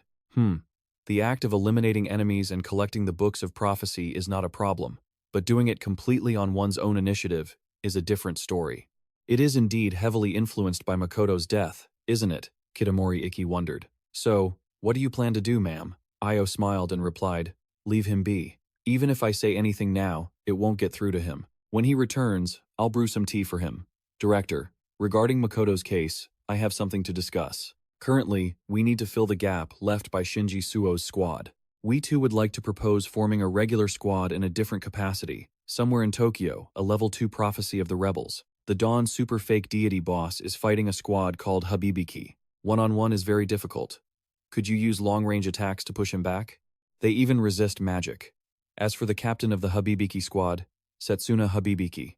Setsuna Habibiki smiled and expressed confidently, they really are tough. How is it? Can you handle it? The person appearing right behind was none other than Akan Shinomiya. She stated clearly, yes, seniors, please fall back. Immediately after, Akan Shinomiya activated gasification, then liquefaction, making them suffocate. Instantly, she set everything ablaze. You guys are all done for. After that, the girl activated solidification, and in a flash, she finished the job. The female captain, Setsuna Habibiki, was very surprised and offered praise. Truly amazing. Suffocation, high heat, physical attack. All 4 styles at once? You're quite talented. If you're only a temporary member, it's such a waste. After finishing your internship, do you want to join my squad? The girl was flustered, not knowing how to respond, only managing a bright, clever smile. Thank you very much. I will think about it later. The other squad members were also quite surprised to see the captain being so serious about her recruitment invitation. She was strong, cute, and had such a gentle personality. I really want her to join our squad. Setsuna Habibiki was actually just looking forward to a rosy world. If she joins, I won't have to do anything anymore. The other squad members felt helpless. Captain, you're so lazy, so that was the real motive all along? As for Akan, she was very excited and called Minato immediately. Minato, it's Akan. The 7 lessons of fully mastering the 3 states are complete. Send me the next lesson quickly. Minato was still struggling with the cat, having a hard time just getting it to eat. Facing Akan's question, Minato had to ask the progenitor Kiliku for advice. Kiliku seemed quite satisfied, asking, You've already finished 7 trials? Minato wondered. Can you help me gather about 3 more items for the next one? Kiliku excitedly told him to leave it to them. After getting that answer, Minato replied to Shinomiya Akan, Wait a sec, I'll send it to you right away. Yeah, okay, I'm counting on you. Meanwhile, Hiko was in Toko City, Saitama Prefecture, and it looked like he'd already reached the 8th trial. Currently, the young man was facing a level 2 prophet, a earth-eating divine beast, a boss that could swallow him whole. With just 1 strike, he managed to decapitate it. Hiko was exhausted but thrilled. The 8th trial's lightning-fast attack and destructive punch were complete. The captain of the Todoroki Kuichiru squad expressed his satisfaction. Well done, Hiko. Join my squad. All the squad members tossed Hiko in the air like a new hero, but the young man tactfully replied, Oh my god, everyone, let me think about it. As he was being tossed around, Hiko was conflicted about which team to join. Akan was still excitedly calling Minato, insisting, I'm definitely not going to lose to any of you guys. Yeah, Suo Shinji is getting stronger every day, and I'm not slacking off either. I'm training as hard as I can. I really believe in you. Hearing that, Akan scowled at the cat, which wouldn't play with anyone but Minato, clearly showing she didn't want to be near Suo. What's the matter, Oribe? Do you only ever play with Minato? Minato irritably reminded her. If you keep yelling at her like that, of course she's going to be scared. Shinomiya Akan said into the phone, What was that? Are you jealous? By the way, have you heard the rumors that they're forming a new squad? Minato was dazed and asked for clarification. Akan continued, explaining to fill the void left by Makoto's squad. They're establishing a new team. The captain will be chosen from members with notable achievements. For some reason, Minato suddenly started laughing like a fool. Oh my. I wonder who it could be. Responding to the young man's naivety, Shinomiya Akan cut straight to the point. What do you mean you don't know who it is? I heard a few things from Hiko. It's called the Iryu Kanamiyagi Squad. What do you think? Minato was still in a daze. Oh, the Iryu Kanamiyagi Squad? That sounds alright. What the heck? Shinomiya Akan. What did you say? The moment the young man snapped out of it, Minato shouted, Wait, what did you just say? It was absolutely unbelievable. Minato was stunned to hear he'd been nominated as captain of the new squad. He barely started to say a word before AK caught on to his intentions and calmly explained that Teo's deepest desire was to wipe out all the calamities caused by the prophets. It wasn't just her own wish, but a collective aspiration, concealing the lingering pain she buried in her heart. That very wish set the foundation for her leadership goals. And to Shinomiya Akan, a captain needed an iron will to lead their comrades through every hardship. With those sincere words, she told him he was the only one worthy of this leadership role. Shinomiya Akan's words caught Minato off guard. He was both bewildered and flustered by such a huge responsibility. Just then, someone called Shinomiya Akan away, and the girl hung up without hesitation. Bye-bye. Think about it. Talk to you later. After they left, Minato sat on a rock, lost in deep thought about his new role. The female master arrived, and, seeing Minato sitting there blankly, looked confused. What the hell is that guy doing? Suo Makoto stammered, trying to explain for him. Just after hearing a few words of explanation, Ichika confirmed that Minato was perfectly suited for this responsibility. Inside, the progenitors were buzzing. Couldn't any of them offer some advice? All the progenitors replied with a unanimous no. Meltius Silentius even felt frustrated for him. They were all such unreliable masters. Hinoki Raichiru flared up. What did you say? We're the ones in there, including you. Hinoki Raichiru turned sharply toward the master strategist progenitor, Rion. Hey, can't you do anything? Rion sighed. It's not time yet. Besides, there's already someone suitable to handle it. While Minato was distracted, a staff flew from out of nowhere and smashed into the rock he was sitting on, cracking it wide open. Hey Minato, why aren't we training instead of just sitting there brooding? Today, we're practicing footwork. Without a second thought, Minato jumped down, activating his skill to walk on water and hold his stance. Ichika looked at Minato with a very impressed expression. Very good. You didn't sink at all. I guess you can walk on it now. Huh? Seriously, what kind of monster are you? Even an exceptionally talented person would take half a year to reach that level. Minato just laughed it off. But in reality, no one knew he was forced to train even while he slept. Suddenly, Ichika lunged without saying a word. Minato was startled but managed to react in time. Seeing Ichika suddenly land a heavy blow, Suo Makoto couldn't help but be surprised. Ichika continued to urge Minato. It's fine if you like to think about random stuff, but I'm going to make you focus. Hinoki Raichiru watched and wondered, could it be that he's the right person? Meltia Silentius narrowed her eyes. It seems she's quite a powerful transcendent compared to others of her era. Hinoki Raichiru hesitated. You're right, she's the one who trained Makoto to be like that. Is Ichika the current successor? Currently, Ichika was activating the Hinoki sword style, followed by the Serpent Ice Slash, cutting through the air. Minato was stunned to realize his master was actually serious. She continued to activate the Purgatory Sword to fight Minato to the end. In a moment of carelessness, Minato was a bit naive and couldn't react in time. Raichiru watched with great interest. Another technique I've never seen. Did she research a technique based on the principle of eroding surroundings? How interesting. The area where Ichika and Minato were fighting was in shambles. Ichika rested her sword on her shoulder with a smirk. That was a good dodge. You didn't know anything about that technique, did you? Your Hinoki sword style looks a bit like the Founder's technique. I know what you're brooding about. It seems like you're wondering if you can become someone like Makoto, meaning, if you can become a captain like that. Every word hit home. Minato was startled, as it was completely different from what he had been thinking. Suo Makoto was also a bit hesitant, surprised that Minato was still dwelling on that. In that moment, Minato seemed to realize something. That's right, because I've seen it with my own eyes. How amazing Makoto is as a captain. I can do it. While he was lost in thought, Ichika shouted loudly, demanding he focus. Kid, look! Ichika was activating the Hinoki sword style, Celestial Sphere Dance. Every technique I've used just now belongs to the ancestors. These subsequent generations are created by building upon the techniques of the masters. Even though they can never truly be the same as the masters, the power difference is still like heaven and earth.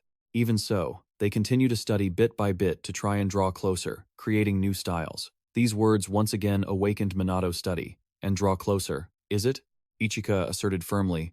I don't know what kind of captain Makoto was, but he was certainly a great one. No one can be like him from the start. But if you keep refining your will, you will definitely be able to do it. Isn't that how it is? Iryu Kanamiyagi, Minato, shouldn't you be thinking about whether you can become Makoto right now? What is it that you have been entrusted with? Minato remembered the firm handshake between him and Makoto. He had found his answer. It was the future. Minato replied with a cool expression that amused Ichika.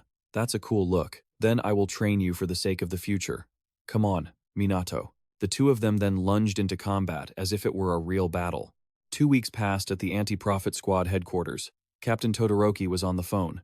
This is the list of candidates for the new unit's captain, right? Shinonome replied. Yes. He scoffed.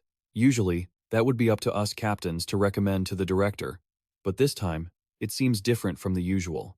In Shinonome's hand was information on Iryu Kanamiyagi Minato, and the one who recommended him was none other than Special Forces member Hinoki Ichika. They were still listening to the call, oblivious to the fact that someone was eavesdropping below. It was one of the 12 apostles of the apocalypse. Eva, I've snuck in without any problems. I heard the selection exam for the new captain will start in another day. Suo Shinji, just wait a little longer. Boss, the captain of Teo's new regular unit will be me. A reckless skill of the apostle Eva allowed him to replace the person he had killed. His main goal was to take the position of Teo's new captain himself. In order to destroy the organization from within, he had a scheme.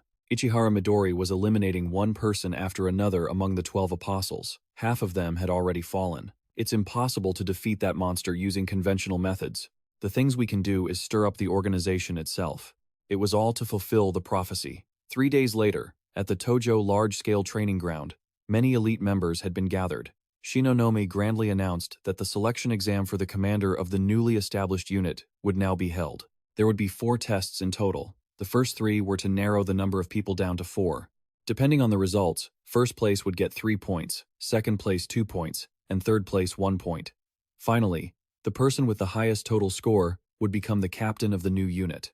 For this exam, the director will also be observing from his office, so everyone, please try to compete with all your heart.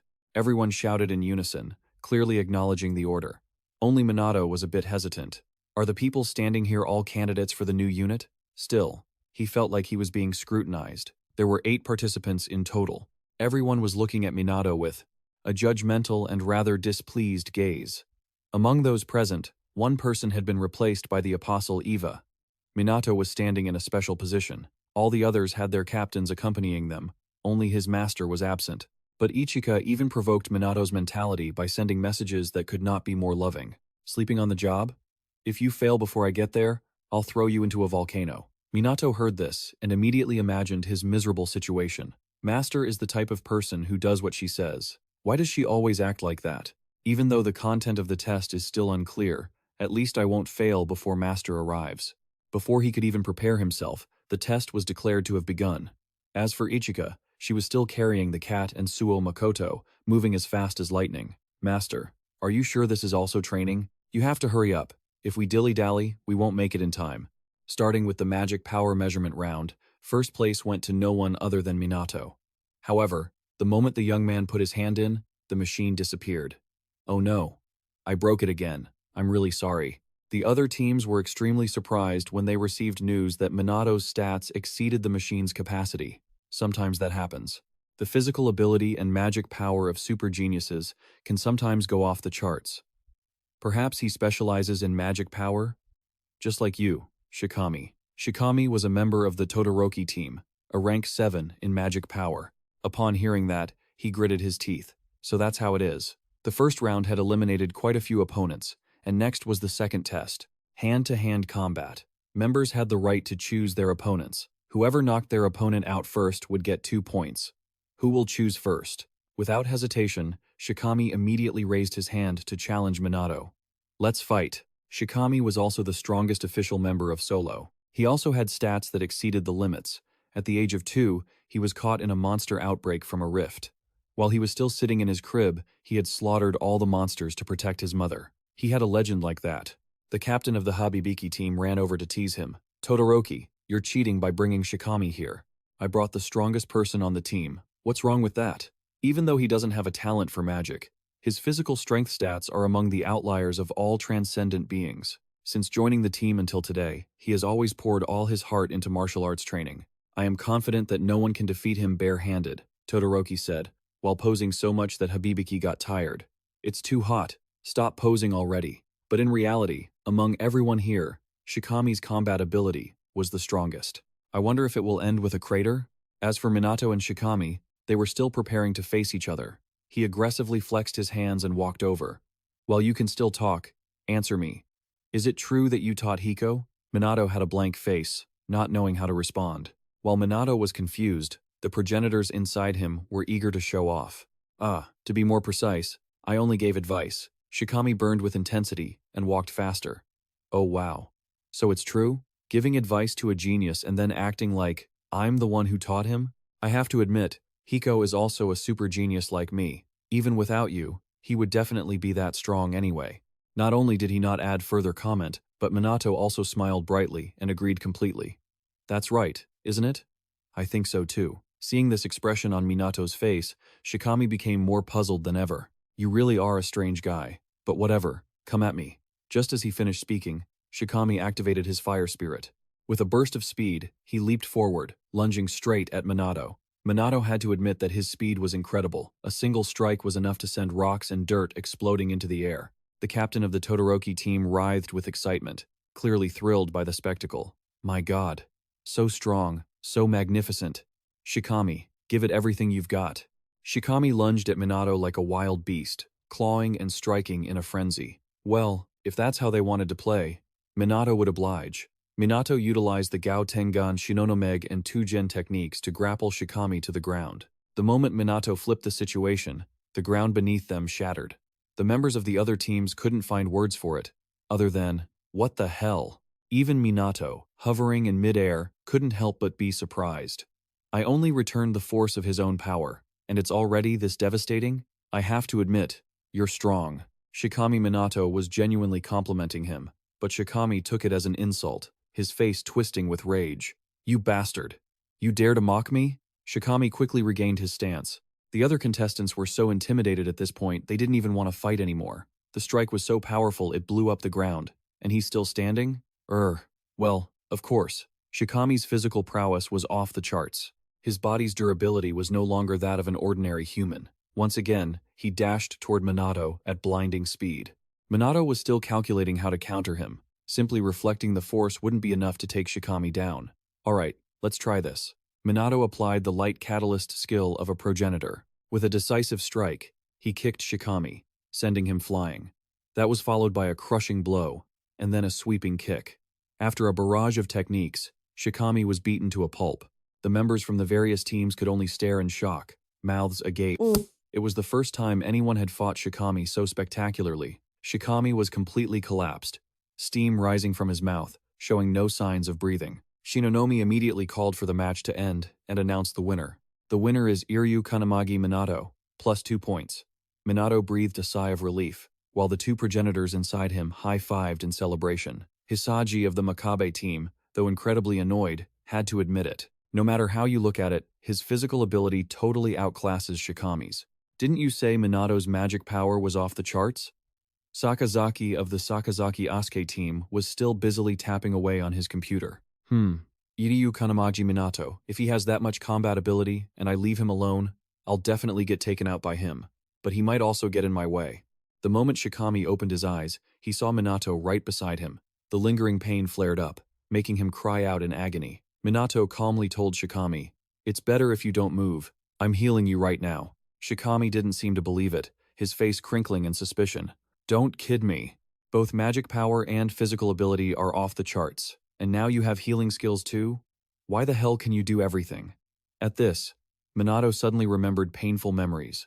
The moment when, even after pleading with Valentine, she couldn't revive a broken body.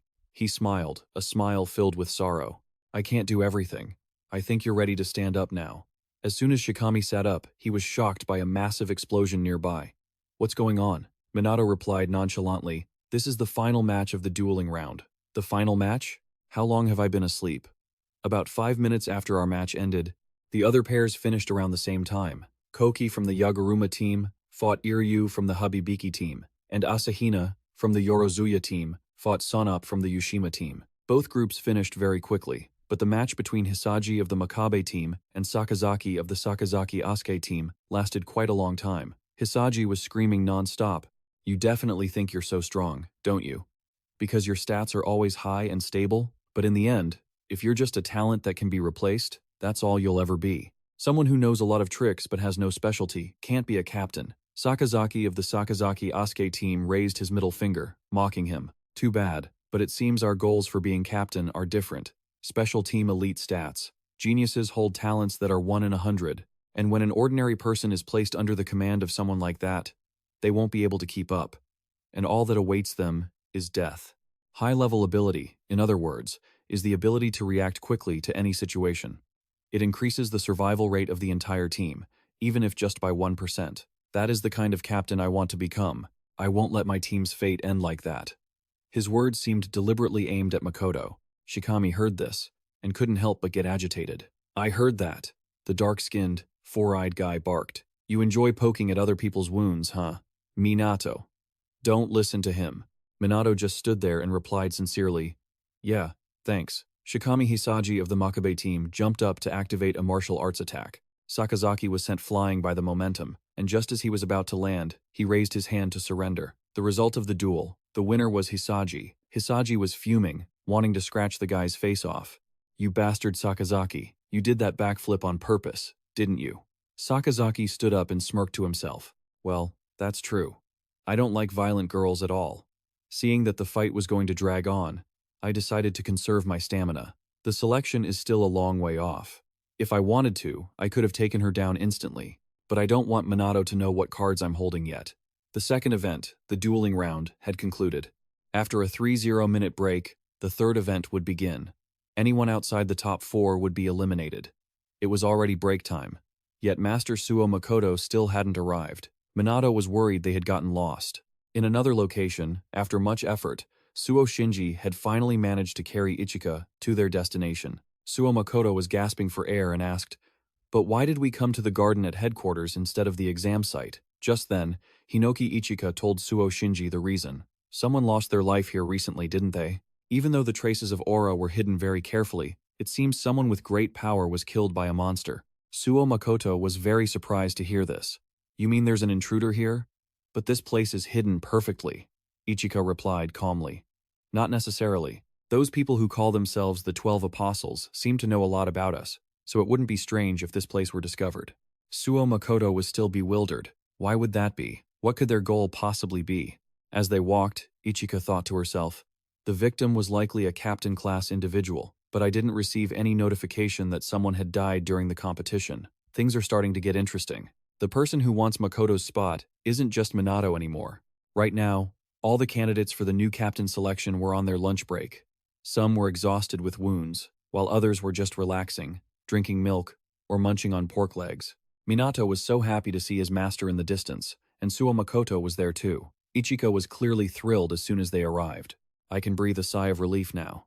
Looks like I don't need to throw my student into a volcano after all."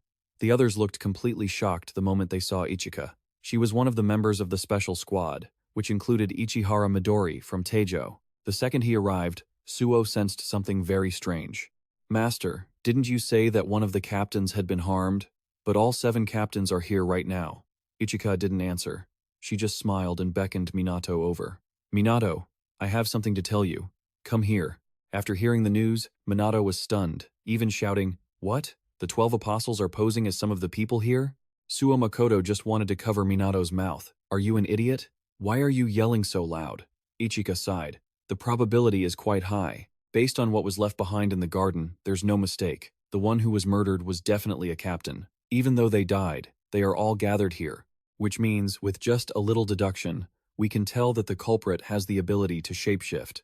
Minato's eyes went wide, and he started sweating. "Doesn't that mean the situation is extremely critical?" Suo Makoto frowned. "Of course it's critical. Right in the heart of an organization that stops the prophecy of humanity's extinction, there's someone who murdered a captain and replaced them. If this isn't handled well, there might be more victims. Above all, There's a possibility that the prophecy of human extinction will come true exactly as they desire. Ichika looked like a demon, smiling wickedly. In my opinion, wouldn't it be faster to just take out everyone here? Both Suo Shinji and Minato voiced their objections. Minato sat down seriously to think of a plan. That means during this new captain selection exam, I have to find the infiltrating apostle and take them down, right? Ichika emphasized, as if wanting to motivate the troublemaker Minato. That's right. The 12 apostles means the comrade of the one who harmed Makoto. Feeling fired up now, aren't you? Minato's eyes turned sharp. Suo Shinji suddenly clenched his fists. Returning to the main issue, Minato asked the ancestors, "What do you think about this case?" The one being asked was the ancestor detective, Azer. If possible, I'd like to go to the crime scene first, but since we're in the middle of an exam, that's not possible, is it? Minato hesitated and replied, "It's still lunchtime, so if I go for a bit, I might make it back in time." Azer puffed on his cigarette, thinking that wasn't a good idea, as it would make the culprit suspicious. Assuming the culprit is as strong as the apostle we met on the Cloudy Mountain, if they wanted to, they could completely harm everyone here. We should maintain our roles to prevent an emergency. Minato sat back down and nodded. So that's how it is. Anyway, the final round is coming up soon. I can go later, but a battle took place that was enough to kill a captain right at headquarters, and the ancestors didn't notice any traces at all? Raichiru didn't find it strange. We were on the mountain with you for a whole month anyway. Plus, that place is a sacred mountain that disrupts the flow of energy. That's where the Hinoki One Sword School was founded. Minato was shocked to his core. His jaw dropped. Meltius Silentius hesitated, deep in thought. Also, the ability to hide so well that you have to be close to sense a trace is enough proof that the enemy belongs to the 12 apostles. Azer finally had a chance to show off his talents, only to be interrupted like this. Stop it, would you? Are you guys planning on explaining everything? Don't steal the detective's job. Raichiru snapped back. Shut up, and hurry up and deduce the culprit's name. Azer sighed and said to Minato, Minato, please ask Mr. Hinoki this for me. Minato suddenly looked up with a serious expression. Master, it's not one of the captains, but is there any possibility that the enemy has infiltrated among the candidates? Ichika was quite surprised, as if she had just thought of that possibility herself. That's right, if they are successors for the next generation of captains, that's possible too. But the captains themselves can't be ruled out as suspects either. Minato was excited because he just thought of an idea. That's true, isn't it? If the next round is still a combat ability test, I'll try to stir things up a bit. The break time ended, and the third round began, which was the theory round. The rule was no private talking, and all phones were confiscated while in the room. Minato held his head in despair while taking the test. This is hopeless. This isn't something I can stir up. And it's all questions related to Teo's regulations. I truly don't know any of this. Answer all questions about the super-grade oracle regarding the outbreak of the disappearance of the Flower Villa. If a grade 3 oracle occurs in a city of over 1 million people, list all public authorities that need to be notified. Another question is, what documents are required to use the headquarters training room? Minato had a headache. After all, this is a captain selection round. He tried to calm himself down, thinking carefully until the end. Finally, the time to announce the results arrived, and the top 4 appeared. Although Minato was at the top of the leaderboard, it was due to the previous rounds. In the theory section, he scored 0 and was at the bottom. Shikami, who used to hate Minato, now approached him like a close friend. Minato, you've had a tough time. I look at that guy with glasses and purple hair who got a perfect score, and he looks so annoying. Minato felt awkward knowing he was the only one who got 0. Still, Shikami didn't forget to congratulate Minato. You passed in first place. Impressive. I actually thought I could pass with 2 combat points and 1 magic point, but that didn't work out. I'll be cheering for you in the second half of the competition. Regardless of who becomes captain, you need to decide whether or not to serve under them. A recognized captain needs at least 7 people, which means at the very least, you have to gather 6 more. Once you become captain, remember to consider recruiting someone from the candidates. By the way, if you want to recruit someone for the squad's strong martial arts position, I really want to propose myself as the first choice. So do your best, Minato. After saying that, Shikami left. Minato's next task was to go to the garden. The young man curiously asked Detective Azer, "What is it? Didn't you already know who the culprit was?" The other ancestors laughed, thinking Azer was just bluffing. Azer spoke seriously. "Honestly, Minato, I'm a detective. To pass judgment, I need evidence. Now it's time to hunt you down." The damn apostle among those present at the competition, he was informed that someone had been killed by the 12 apostles and replaced to infiltrate the group. One of the ancestors within Minato, a veteran investigator, immediately took an interest in this matter. Even Meltius Silentius was curious and asked what the legendary detective's deduction was. Ryuro, hearing this, wondered, "What have you been talking about this whole time?" She explained, "I was setting the scene to build the atmosphere." And then, Minato immediately headed to a building. This was the very site of the murder in the dead of night. Occasionally, only the sound of rustling leaves could be heard. He began his investigation, searching for traces, and quickly spotted some large shoe prints. Minato observed them for a moment and asked, "How is it?" He pondered for a while before stating, "It aligns quite well with my own deductions. I've become certain about the victim and the culprit." Minato fully trusted this detective's abilities, so he didn't ask any further questions. Suddenly, Hinoki Raichiro conjectured, "Does that mean the opponent is one of the 12 apostles, just like the one that guy on the cloudy mountain was holding? I can feel the aura of that prophetic book very clearly." Meltius Silentius frowned slightly. "So, what now?" Minato replied with some hesitation regarding the matter. But before he could finish his sentence, there was a sudden disturbance in the air, and the nearby foliage emitted a strange sound. Minato stopped instantly, his eyes sharpening. In the blink of an eye, he realized that the presence he had been clearly sensing, Presence A, had completely vanished. Right at that moment, footsteps sounded behind him, so light they almost blended into the wind. Minato turned around and caught sight of a golden light moving toward him. From within that light, the figure of an elderly woman gradually emerged. Yo was draped in an elegant traditional kimono, her silver hair bunned neatly at the back of her head. She looked at Minato and asked gently, "Young man, what exactly are you investigating?" Her sudden appearance caught Minato off guard. She, Io, did not reveal her identity, but simply smiled slowly and replied, "I am just an old woman as I appear. Would you mind answering my question?" Minato didn't hide anything. "It seems someone has been killed here." Hearing this, she let out a soft "oh." Surprise flickered in Yo's heart. "You figured it out based on these traces? It seems you are one of the participants in the captaincy exam, a boy with real talent, aren't you?" After a few seconds of reflection, she smiled and continued, "So, the task now is to find the culprit, right?" Minato answered straightforwardly, "Actually, I already know who the culprit is, though I didn't exactly guess it." He paused for a moment, then calmly presented his plan, noting that because of this, they shouldn't rush to arrest the culprit just yet. The old woman looked at Minato with eyes full of curiosity and interest. "I don't understand what you mean. The sooner you take them down, the better, isn't it?" He analyzed it carefully. The enemy is extremely strong, and they likely have two people working in tandem to commit the crime, which is why they were able to act so stealthily. Yo knitted her brows. "Two culprits?" Minato nodded. "Yes, so it is better to catch them both at the same time. I will resolve everything quickly tomorrow." He suddenly requested, "Could you watch without interfering?" Yo looked at him with a serious expression for a moment, then chuckled. "Whether I interfere or not is not really a choice for an old woman like me to make." As she spoke, she turned to leave. "I hope your calculations succeed." The young boy, Minato, watched her retreating figure and suddenly called out loudly, "Ma'am, Kanagi Minato, that is my name." Yo smiled and replied, "I will remember it, Minato." The space before his eyes suddenly trembled violently. The light became so blinding he had to squint, while bracing himself against an invisible pressure spreading in all directions. A moment later, everything returned to its original quiet state.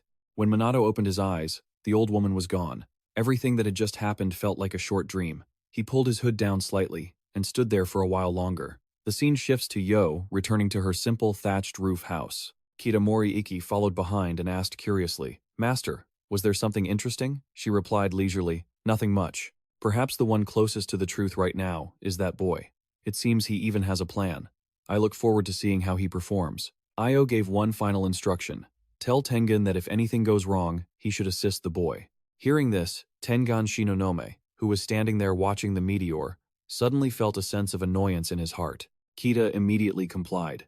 The old woman paused for a moment and added, "I felt a strange trace, so I went to check it out, and what a bountiful harvest it was." Seeing Kitam still standing still, looking as if she were deep in thought, Yo turned to look at her. "What's wrong?" She quickly replied, "Nothing. It's just that she found it rare to see someone place such high expectations on the younger generation." Io remained silent for a few seconds, remembering Minato's sharp gaze, confirming that it was the look in the boy's eyes that had given her hope. The next morning, Minato was walking along a small dirt path into the forest. Eva, currently in Shikami's body, immediately followed him. He acted friendly, running up to drape an arm over Minato's shoulder and calling out to him loudly. Minato put on a surprised expression and exclaimed, "Shikami." He laughed naturally, chatting away as they walked. "Want to walk together? Today's match seems more about testing our abilities as potential captains rather than as individuals. Sakazaki will probably say something about needing to form a team combat strategy, but I'll support you 100%. Minato smiled and replied, "Thanks." Then, changing the subject, he asked, "By the way, why did you intentionally fail the exam?" Eva froze for a split second, not knowing the exact reason, but his expression quickly returned to normal as he scrambled for an excuse. "Well, midway through, the plan changed. Instead of becoming a captain, I realized that if I work as a subordinate to the new captain, I can do whatever I want." Minato spoke coldly, to be able to kill all the promising members at once. As the two were moving, Hinoki Raichiru hid behind a large tree, observing them meticulously. Eva heard him say that and nodded in agreement. "Exactly. If necessary, I'll just kill someone and take their place," he excitedly revealed. "Oh, and that written test yesterday? It was indescribably difficult. My skills only copy information from the host's brain. Even if the real one had taken the test, he probably wouldn't have scored well." Minato probed further. "Does that mean the plan has failed?" Eva sighed. "I'm such an idiot. If I had known, I would have just killed Sakazaki and taken his place." He walked while shaking his head in frustration, as if regretting a wrong move. As soon as the two reached the grass, Setsuna's group suddenly stepped out and surrounded them. Eva smirked. "So that's how it is." Behind him, Koichiro had already been subdued and tied up with heavy chains. Setsuna Habibiki crossed his arms over his chest and said calmly, "Greetings, 12th Apostle. Would you mind introducing yourself?" Eva laughed comfortably, as if he no longer had any doubts. He introduced himself. "My name is Eva, number 9. As you can see, my skill allows me to shapeshift into anyone I've killed and inherit every last bit of information left in their brain. Aside from Kanagi Minato, this body was the strongest, so I killed him and took it over." Hibiki Setsuna raised an eyebrow and asked bluntly, "Is your goal to sabotage us from within?" He answered arrogantly, "Well, obviously. Since you've already failed, would you all mind just dying for me? But before that, I have a question. Who was the one who figured out I was the enemy?" She didn't hesitate, gesturing with her chin. "It was the person standing right next to you this whole time. It's Kanagi Minato, the same person who set up these circumstances." The smile on Eva's face suddenly froze. He realized he had been trapped for a long time. Eva turned to face Minato, a murderous aura surging so intensely it felt like the very air was becoming heavy. His eyes turned bloodshot and sharp, as if trying to pierce right through his opponent. Then he gritted his teeth, spitting out every word. "Who the hell are you? Why have you been hiding like that?" A few minutes before Eva stole Shikami's body, after receiving the announcement from the captain, he shouted in delight, "I'm going to be the new captain of the regular squad? Really?" Captain Todoroki Koichiro laughed, confirming it with certainty. "It's true. The other members won't be notified until tomorrow morning, so keep this under wraps." Shikami understood, his eyes shining even brighter. "Is that why you called me to the field at this hour, since it's classified? But if we yell like this, we'll get caught." Koichiro blurted out. "Ah, right. I forgot. I was just so happy I didn't notice." The two looked at each other and burst into hearty laughter. A moment later, the captain stopped laughing, his expression turning serious. "In my assessment, aside from us, you're the strongest person in one-on-one combat. You'll definitely be a great captain." Koichiro held out his fist, his voice full of hope. "I'm counting on you." Shikami was deeply moved, his voice choking up. "Captain," he replied, bumping his fist against his mentor's. "No, master. Please keep watching over me. I'll do my best." But that final sentence was cut short by viciously sharp slashes across Shikami's body. Someone had silently and ruthlessly struck from behind. Blood splattered onto Koichiro. The smile on his face froze, his eyes filled with absolute horror. "Shikami, what is this?" Suddenly, a strange voice echoed in the air, sounding incredibly faint. The killer quickly revealed himself, standing face to face with the captain. He looked down at Shikami's body and mocked. "Is this all the power a Taiyo squad captain has to offer?" Then, looking smug, he added, "Maybe it's just that we're too strong." He slowly raised his hand, channeling his energy. Blue magical power began to emerge. After all, thanks to the artifact he had received from the leader, he was unstoppable. The killer turned to Koichiro and introduced himself. "My name is Eva, one of the 12 apostles you've been chasing." I look forward to your continued support. He activated his ruthless skill, openly seizing Shikami's body. Right then, a massive, earth-shattering punch struck Eva's position. The captain used his diamond body skill, his physique becoming unusually tall and muscular. The punch he delivered made the tiles beneath their feet shatter instantly. Todoroki Koichiro roared in anger. How dare you? But Eva had already succeeded in stealing Shikami's body. He stood behind him, clapping his hands and laughing gleefully. Impressive. You crushed one of the 12 apostles in just one hit. You really are a master. Todoroki Koichiro heard the familiar voice and turned to look at him, taken aback. You're still alive? In that split second, before Koichiro could even realize something was wrong, he quickly delivered a lethal blow. The captain's massive body was dealt with swiftly. He laughed arrogantly. Wrong, master. I am Eva. I've stolen this kid's body. Eva pulled out an artifact and performed a soul manipulation dance. A layer of fine powder fell, covering Koichiro's head. Eva muttered a resurrection incantation. A moment later, the captain suddenly opened his eyes wide, and the wounds on his body had been sewn shut. Seeing Todoroki Koichiro stand up looking perfectly healthy, Eva's mouth curled into a satisfied smirk. He then punched the captain's solid chest and declared, "From now on, you are my slave. Do you understand? Answer me." Koichiro responded unconsciously. Just leave it to me." Eva slapped him hard across the face. "Master, really? My name is Shikami, not Eva. Do you remember now?" Koichiro nodded. "Right, of course, almost forgot." Seeing his opponent obeying his orders, Eva laughed uncontrollably, feeling triumphant. The video stopped there. The projection space showed no further images. He exclaimed. It seems that's all. The case didn't involve many people, so the replay ended there.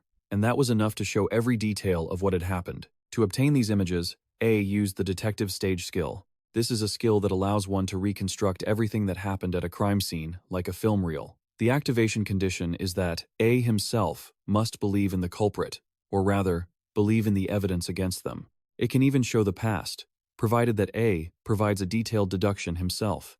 It is a powerful skill, because it can even predict crimes that will happen in the future. It has one downside. If the deduction is wrong even once, the ability itself will disappear forever, which means that, until now, A has never made a wrong deduction. Meltius Silentius muttered under her breath. A skill to kill and steal bodies, combined with an artifact to manipulate the dead. Raichiru Hinoki finally understood, so that's what it meant to have two culprits?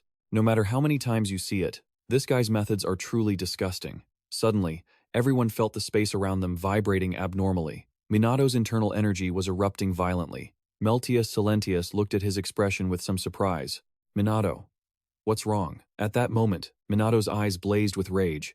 His face filled with indignation, unable to forgive such a wicked act. He clenched his fist, and a circular rune suddenly flashed. Minato spun around and unleashed a punch directly at Eva, using optical reflection, his feet slamming into the ground with terrifying force, boosted by the power of Karma Strike. Finally, the Thunder Strike hit Eva dead on. He couldn't dodge it and was sent flying backward like a ball. Eva tried his best to stop, but his heels plowed through the ground for a long distance. The punch was too powerful and kept amplifying. It pushed him back with a deafening crash, kicking up a thick cloud of dust. Although he had taken a heavy blow, Eva still laughed arrogantly. Ha ha ha. Minato was slightly surprised this guy was incredibly tough, wasn't he? Eva complained loudly. Hey, you're cruel, Minato. Didn't we become friends after fighting? Suddenly, a multitude of mummies wrapped in bandages appeared above him. Eva looked up at the sky and said slowly, Life is a sea of suffering. To cross it is to transcend. Let's have some real fun. Meltius Silentius frowned slightly, her eyes glued to the strange objects in the air with caution. That direct hit had made him incredibly uncomfortable, as he kept asking, Why are you treating me like this? Seeing his opponent still chattering away after taking a hit, Minato bowed his head, sighing inwardly, just as he thought. Perhaps he wasn't strong enough yet. As if guessing his thoughts, Eva scoffed. You'll have to do much better if you want to defeat me. At this level, it's just a temporary scratch, unless you're just toying with your friends from your CPU. He stopped abruptly, his body flashing with a strange light as he gave an arrogant smile. To me, this kind of game is just a waste of time. Minato admitted. You're right. No matter how much this makes me want to go crazy, I won't be the one to defeat you. At that moment, a gentle voice resonated within Minato's consciousness. Well done, Minato. You've given us enough time to change positions. I assure you that I feel the same anger and bitterness that you do. That was the Mage of Truth, Meltius Silentius. Seeing Minato standing frozen in a faint blue flow of magic, Eva felt a sudden flash of surprise. He thought to himself, is this what everyone was talking about? That strange state where he seems to become someone else? Even so, Eva looked up and shouted, fine. You brought this on yourself. Iryu Kanamiyagi Minato. A terrifying aura radiated outward, instantly covering the entire area. A massive rift opened in the clouds above. A pillar of immense magic erupted from Eva's body, piercing the blue sky. Setsuna Habibiki couldn't help but jump in shock at the sight. She observed for a long moment before asking, what is that? Aor faintly replied, it seems Eva is just an empty shell. Thanks to the artifact, he's controlling all the bodies he has possessed. It was exactly as she thought. Eva looked at Minato with a challenging gaze. Those corpses have physical strength equal to this body. Then let the game begin. Setsuna Habibiki estimated there were about 100 bodies with power on par with Shikami. Hearing this, Iryu Kaneme's face turned pale. He clutched his head in panic and cried out, what? What are we supposed to do? The leader, Minato, was frustrated. Having already killed them, he was now trampling on their dignity. Was this guy truly that repulsive? Meltius Silentius smiled and replied, Minato, you've changed. He paused for a moment, his face full of surprise. I've changed? Meltius Silentius's gaze grew distant, touched with a hint of nostalgia. Perhaps our progenitor was the same. Minato stood facing Eva with calm composure, a slight smirk playing on his lips. But you're underestimating me. He watched the mummies falling from the sky. Unafraid. Suddenly, massive streaks of lightning erupted with thunderous roars. Heavenly lightning slashed across the sky, descending upon the battlefield with destructive force. The mummies were reduced to charred remains, and a finishing blow struck Eva's position. A blinding light flashed, followed by an earth-shattering explosion. He had managed to dodge to the side, looking at his opponent with even greater caution. Meltius Silentius said coldly, you summoned them just to have them free fall in front of me? Then I just need to slash them to pieces before they even touch the ground. The burning mummies fell like scattered torches through the air. Eva's pupils contracted violently as he cursed inwardly. That bastard. What did he just do? Eva looked up at the raging flames, feeling truly powerless. It's true that some train endlessly to achieve godlike marksmanship, but what Minato had just displayed far exceeded the limits of ordinary technique. In the blink of an eye, he had unleashed lightning strikes with absolute precision. Not a single shot had missed its target. At that moment, Meltius Silentius called out, Minato, stand beside me and watch closely how I fight. Without a moment's hesitation, he obeyed and stepped forward. Observing each of her movements, Minato couldn't help but be amazed. Incredible. She's using my body so she isn't at full strength, yet she can execute all these spells so effectively. Seeming to understand his thoughts, Meltius Silentius said slowly, at first, you only wanted to seek power for yourself. Back then, you shouted, give me all your power. And meanwhile, everyone was excited to take every opportunity to use their power through this body. Even Hinoki Raichiru shouted, let's go, everyone. Minato was taken aback. He hadn't expected her to bring this up. Meltius Silentius paused for a moment, then continued. After that, you slowly became addicted to that power, feeling as though you were closer to your goal. You took your own desire to become stronger as a given, and we were captivated by your unparalleled talent. Then you experienced the greatest tragedy of your life, having the future entrusted to you by someone you deeply respected. Right now, I see you've given everything for those who died and were exploited by him to the point of madness. Behind them, Hinoki, Raichiru, and the others were watching him silently. On everyone's face was a look of relief and trust. Minato continued to listen attentively with the utmost respect for his predecessor. Saying this, Meltius Silentius looked at him with a satisfied gaze.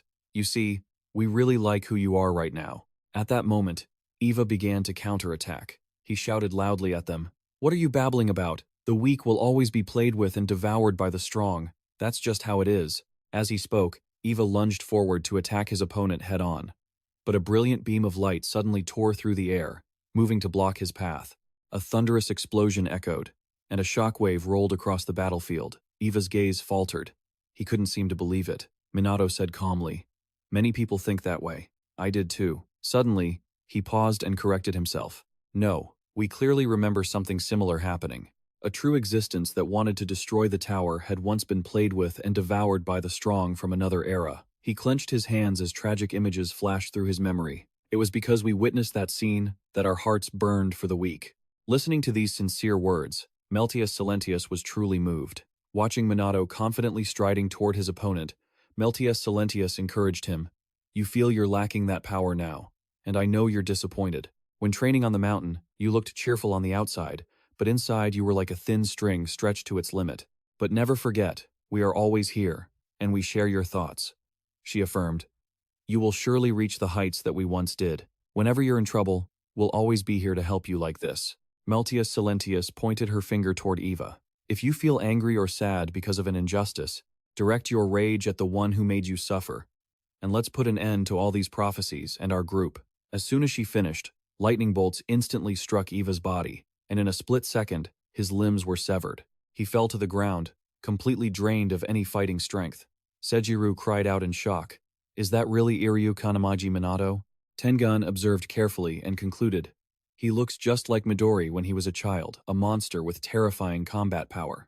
Eva lay slumped on the ground, seemingly unable to believe what happened. His eyes were wide open, terror still etched across his face. That guy had just destroyed over 100 puppets mid-air. Minato slowly walked toward Eva's head.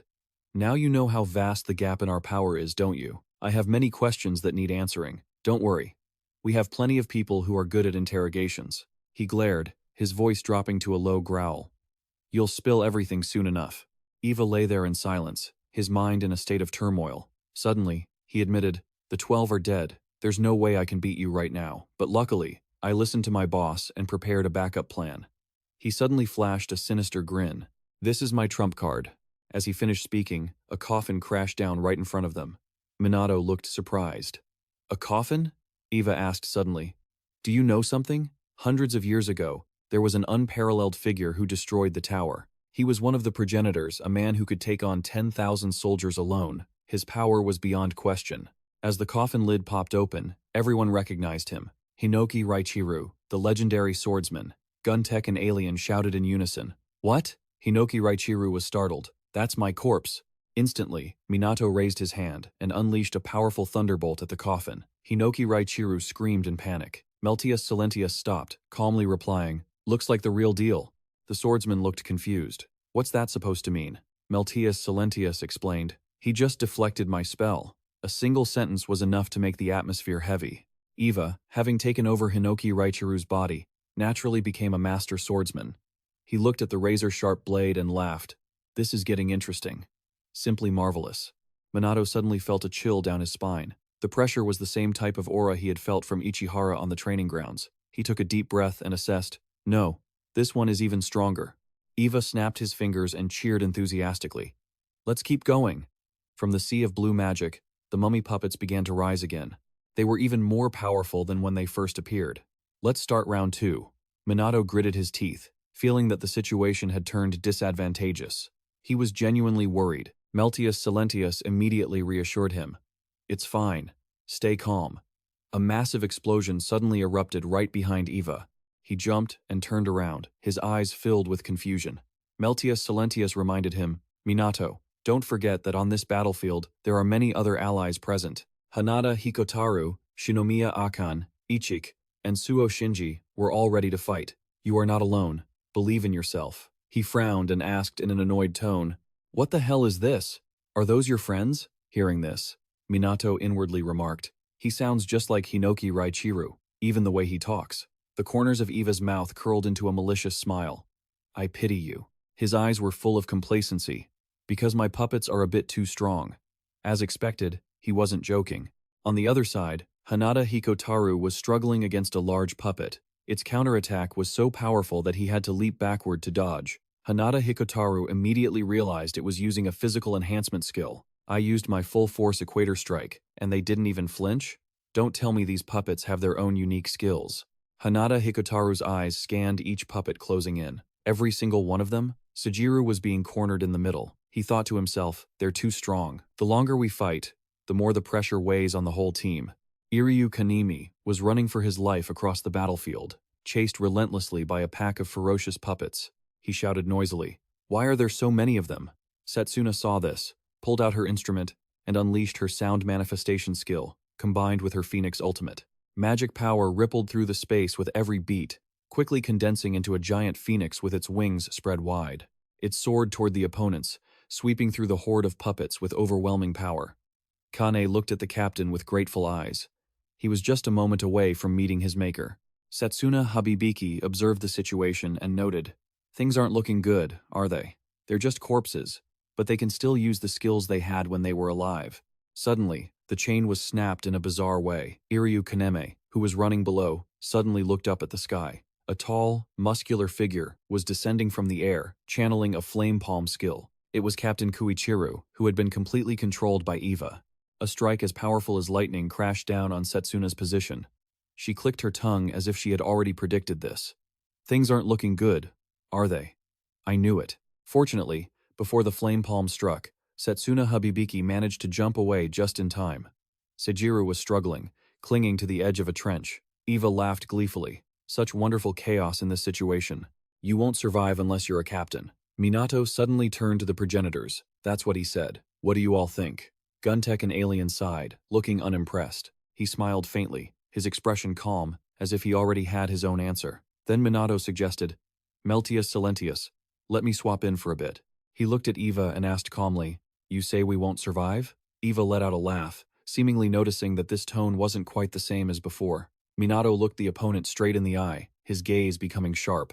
"Don't underestimate my friends." 12 Apostles. Hanada Hikotaru was surrounded by a crowd of large puppets. He exclaimed, "One against a horde, just like lesson number 7. The system prompted, "A tip to become stronger for Hanada Hikotaru." He slowly closed his eyes, formed a seal with his hands, and the magic power in his body began to surge like a raging sea. A massive amount of magic power exploded, and golden rays of light intertwined, gradually condensing into the shape of a giant yellow dragon. Hanada Hikotaru used martial arts combined with magic to attack his opponent. He stomped hard on the body of the dragon soaring in midair, used the momentum to launch himself high, and then unleashed a flurry of kicks, striking the puppets with extreme speed. Guntek, the progenitor of Holy Fist, watched this and remarked that Hanada Hikotaru had a quite interesting physique. His body is muscular, incredibly tough, and very flexible. "The tactic he always uses," the alien progenitor continued, "is to quickly focus an attack on a single point. It's not bad, just a pity that it's not the optimal way. If you really want him to unleash his full potential, it has to be an unstoppable blow, a true and genuine threat." Right now, Hikotaru Hanada is executing a flurry of strikes, legs locked tightly around his opponent's head, slashing and overpowering everything in his path with blinding speed. With the support of the spirit dragon, Hanada Hikotaru's mid-air movement has become significantly easier. He beams with excitement and shouts, "That's it, keep it coming." The puppets begin to get disoriented, unable to pinpoint his exact location. On this side, Akan is also facing some incredibly powerful puppets. She tells herself she can't lose to Hanada Hikotaru. There is some advice on becoming stronger for Akan's Shinomiya. The ancestor of the Alchemist Guild says slowly, "Alchemy is the technique of transforming an imperfect substance into perfection." She got caught up in the battle, so she ended up creating cheap, low-quality weapons, like turning gold into mercury, for example. But those are just trivial things in alchemy. Just then, Akan Shinomiya turns slightly, magic power exploding around her arms, and she unleashes a 3 Saint Buddha palm strike to attack the puppets. Kiliku continues, saying that alchemists are beings who grasp and transcend taboos, such as the manifestation of the Truth Stone, even mains. Akan calmly assesses that this is the result of Lesson 8. This is enough. Even Manus quickly rushes forward to attack the puppets. "Let me shatter your hard physical bodies." Suddenly, Minato turns around, his gaze locking onto a familiar figure. Hinoki Raichiru startles and lets out a sound. He reassures him, "Don't worry about Shinji Suo. I'm not as outstanding as he is, but I have my own special talents, especially the Hinoki sword style with its sharp techniques." Shinji Suo swings his sword, delivering a devastating blow. A massive arc of swordlight crashes down from the sky, carrying a force as if it wants to split the entire battlefield in two. He continues, combining it with another skill, the world-renowned golden flower binding. The sword light and the sharp petals merge, slicing the puppets into pieces in an instant. Seeing this, Hinoki Ichika is extremely excited. That's a nice combination. Combining techniques and skills, swordplay has its limits, but the miracles Minato creates can also be applied by Shinji. Although Minato's combination yields far superior results, she suddenly shifts her gaze to the other side. Why does that light look so familiar? A massive source of energy. emits a blinding light like a fire scorching the sky. Ichika suddenly whips her sword backward, bisecting a puppet that tried to ambush her. She thinks to herself, it's beginning the battle between Minato and the 12 apostles. But she stands up straight and takes a good look again at the person standing opposite Minato amidst that torrent of magic power. It is the founder of our sword style, Raichiru Hinoki. Ichika screams, what on earth is going on? Minato calmly faces Eva. Even if he possesses Raichiru Hinoki's body, he has to fight to the end. He swings his sword, unleashing a lethal strike of the Hinoki style, the blade cutting through the air and tearing through every layer of the atmosphere to attack his opponent. Minato quickly dodges to the side. Feeling the explosive sword aura, he looks up, slightly stunned. This is Hinoki Raichiru's sword style. Meltius Silentius unleashes a bolt of lightning in response, which Eva easily deflects. Even so, after a few exchanges, she has identified the opponent's weakness. Just as she thought, the magic power output isn't enough. On the other side, Eva is frantically unleashing a fragmented slashing attack. Large blocks of earth are cut loose and fly into the air simultaneously, creating a bizarre formation. They spin chaotically like a floating labyrinth. Minato jumps onto a block of earth and observes carefully. He thinks to himself that he knows this skill because he has used it before. Minato's pupils contract slightly. This is a real battle. His gaze sweeps over his comrades struggling on the battlefield. Seijiro is kneeling at the edge of a massive fissure. He grits his teeth, putting all his strength into grabbing Soa's arm, trying to pull her up from the abyss. A sudden sword strike cuts across his arm. A heart-wrenching pain surges through him, and Seijiro screams in agony. Blood sprays everywhere. There is nothing left to hold on to. Zoa's body slips off the edge of the cliff and falls straight into the deep, dark fissure. Minato spots it immediately and quickly employs magic, creating large orbs to envelop his friends, holding them steady in midair and preventing anyone else from falling. Following that, Minato moves across the large blocks of earth, keeping a safe distance from his opponent. Meltius Silentius suddenly asks in a low voice, unable to hide her anxiety, Hinoki, what do we do now? He doesn't answer his comrade, but resolutely turns his back, walks a few steps away, and nonchalantly lies down right in front of Valentin. Mumbling, it's all up to you, do whatever you want. Minato nods slightly, his expression still calm. Understood. Down below, Eva continues to unleash a lethal strike of the Hinoki style. The blade tears through the wind, creating a flowing cloud sword path that launches into the air. The sword aura surges like a violent wave, sweeping away every obstacle in its path. Iryu Kaname sits slumped on the ground, holding her head in fear. Setsuna Habibiki also exclaims, that's terrifying. Eva is extremely exhilarated, laughing heartily. Wonderful, absolutely wonderful. Everyone else feels dizzy at his power. Eva says loudly, is this the body of an ancestor? A wonderful vessel for combat. He continues to channel energy into his sword. Stronger, I need a stronger skill. Minato is not afraid at all, standing still, waiting for the opponent's sword. This time, Eva uses the Hinoki-style lethal sword technique, the undaunted secret art. At the exact moment the blade is about to touch Minato, he moves slightly. With incredible precision, he grabs the hilt of the sword with one hand. Eva's pupils contract, unable to hide his astonishment. On the other side, Hinoki Raichiru is still lying around, complaining about how bored he is. Meltius Silentius replies softly, you're right. Even though he's using your body, he's as weak as a snail. A cat in a tiger's skin is still just a cat. Eva shouts angrily, what the hell are you talking about? How could this body be weak? This belongs to a legendary ancestor. He grits his teeth and keeps screaming, I need a stronger skill. I have to take it from the brain. Eva strains his brain, constantly trying to dig up something more powerful. Suddenly, droplets of water fall onto his feet. Eva himself doesn't understand why he is crying.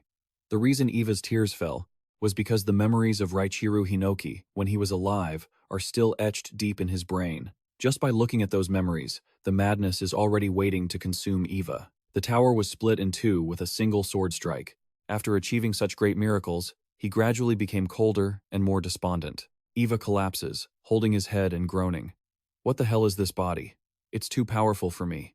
Can human intelligence even reach this level? Inside Hinoki's memories, there are countless dark moments. Slashing through humans, slashing through monsters, from those brutal battles, cutting through the vast ocean to reveal the seabed with ultimate power, and even slicing through a planet that is the most absurd feat of all. And deep within that subconscious, there are moments of heartbreak. The silhouette of Hinoki Raichiru stands quietly alone, constantly asking himself where he must go to become stronger. Eva starts to lose his mind, screaming, "No, I can't use this. My soul will shatter into pieces." Riro smirks, "Then let it shatter. Nobody cares." Hearing him say that, Alien N turns back to warn, "Hey, if his soul shatters and spirals out of control, everyone here will die." Right at that moment, Minato freezes, his eyes filled with shock. Eva slowly stands up, his entire body radiating an eerie, dark aura. The alien screams in fear. "Hey, his soul really did break. Everyone is going to die." Eva suddenly lets out a long, agonizing roar, a scream that seems to pierce through the very sky, carrying chaotic magic power that spreads in every direction. Takasaki City, in Gunma Prefecture, suddenly experiences a massive earthquake. A security officer asks in a panic, "Mr. Kisaragi, what's happening?" He orders them to evacuate the residence. He looks at the warning system on his phone and wonders, what is this enormous energy signature? It's coming from Nagano Prefecture? That's over 100 kilometers away from the epicenter. What on earth is going on? Kisaragi ponders for a moment and guesses, is there some new kind of monster in this era? Eva has completely lost control. Black smoke covers his body, billowing like a black flame that never dies. Massive surges of internal energy explode one after another, forcing the surrounding space to tremble violently. Shinomiya Akan sits on the ground, trying to process what is happening. Hanada Hikotaru is confused, wondering what kind of monster this is. Suo Shinji plants his sword into the ground, but the pressure is so intense that he is forced to his knees. Weaker individuals collapse on the ground, seemingly unable to breathe. Minato turns back and calls out loudly to Hinoki Raichiru. He is still lying there leisurely and replies briefly, "What? I already told you. The rest is up to you, Mel." Meltius Silentius gently reaches up to adjust her cloak, which is fluttering in the chaotic wind of magic power, the corner of her mouth curving slightly upward. Understood. She observes her opponent and assesses Minato's current physical state. She rolls up her sleeves, revealing glowing runic bracelets, and slowly says, "A single strike is enough."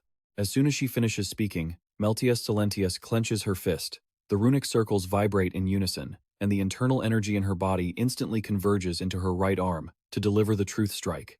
A brilliant light tears through the dark aura, creating violent shockwaves. Akan sees this, and suddenly freezes, her eyes revealing clear astonishment. Isn't that Kiliku, who has been silent until now, suddenly speaks up. "Minato, I know she can't hear you, but you and Shinomiya Akan must watch this carefully. Whether it is magic or alchemy, because we are seekers of the world's truth, this will be the moment you attain one of those truths." He looks up slightly. Then, can a supreme body like Hinoki Raichiru's remains withstand a fragment of that truth? Eva's eyes are filled with pure madness, a thought constantly driving him. Die, die, die. In reality, Eva's soul has already been torn to shreds. The only thing currently making Hinoki Raichiru's body move is the lingering remnant of Eva. But even so, the murderous intent within him has not faded. That body still moves according to the instinct of a wild beast seeking destruction. Hinoki, in his youth, long ago abandoned this body, and like a reminder to himself, he used a phrase of ignorant truth. Seeing Eva blindly chasing after evil power, Meltius Silentius just stands there silently, following his every movement. He has completely lost his sanity, leaving only madness and a thirst for destruction. Witnessing that scene, Meltius Silentius's eyes blaze, as if she has just peered into the very essence of it all. Black energy rolls continuously around Eva's body, the pressure radiating from it enough to make space tremble, and the ground crack repeatedly. If this continues, the consequences will be unimaginable. Minato will also be tragically destroyed. His friends will surely not escape a miserable fate. Even the puppets will be torn apart by that surge of power. A volcanic eruption will turn this place into a wasteland, and the aftermath will spread into the city. What will happen to the innocent civilians? And everything might not stop at just one small location. When Eva's magic power reaches its peak, it could cause even more terrifying aftershocks. Meltius Silentius silently understands the entire process, while also finding a way to end this violent outburst.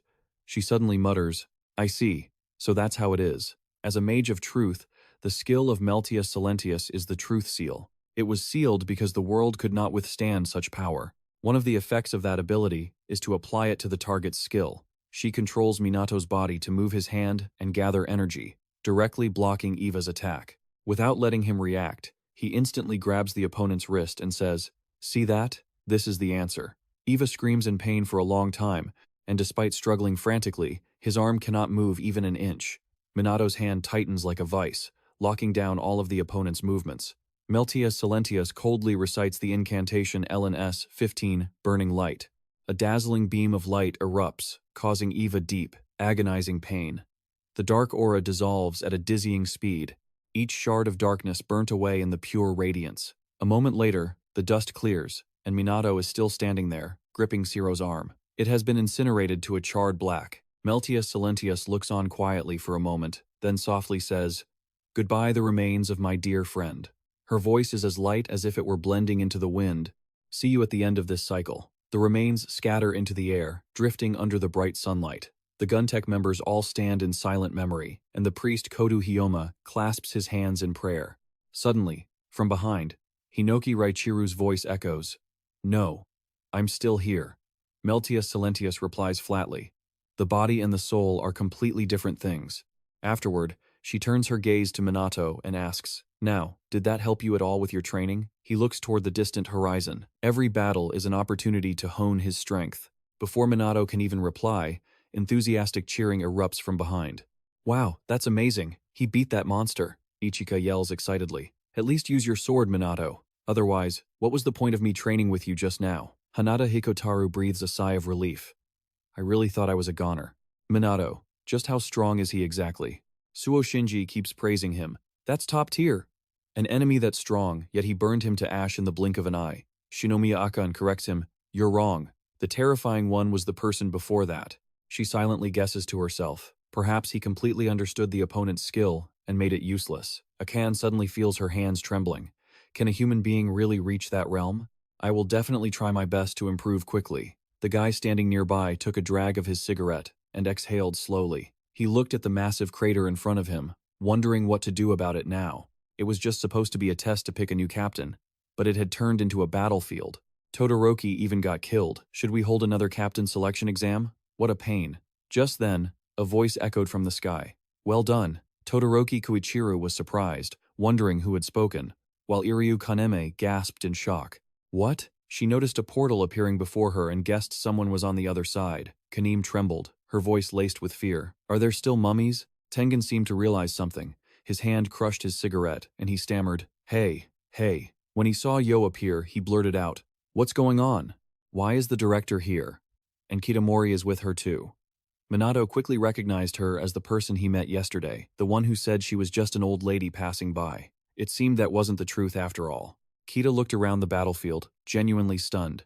She asked curiously, "Director, why did you come here?"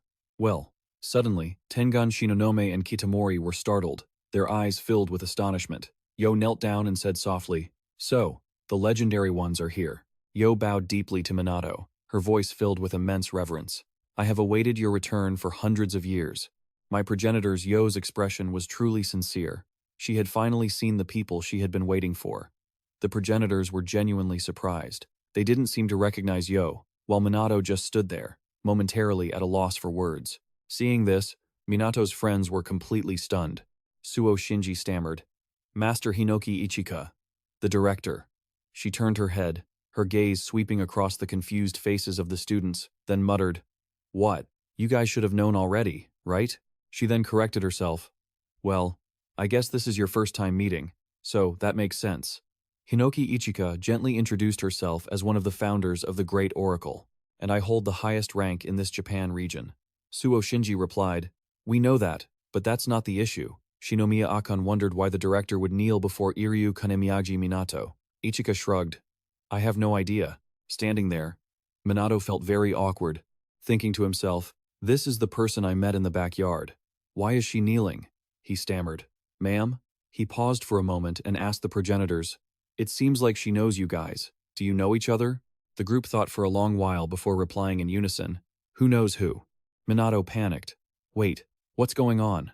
I don't know her either." Suddenly, Hinoki Raichiru realized something, the aura of this person. He fell silent for a few seconds and guessed, "I think I know her." Yo slowly stood up and asked gently, "Don't you remember me?" "Haha. I suppose it makes sense.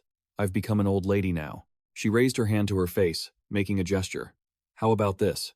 Then, she clasped her hands together and stared intently. Minato thought she was about to cast a spell and tensed up in defense. but Yo just raised her hands high, wiggled her hips, and laughed happily. Look at me, Hinoki Raichiru.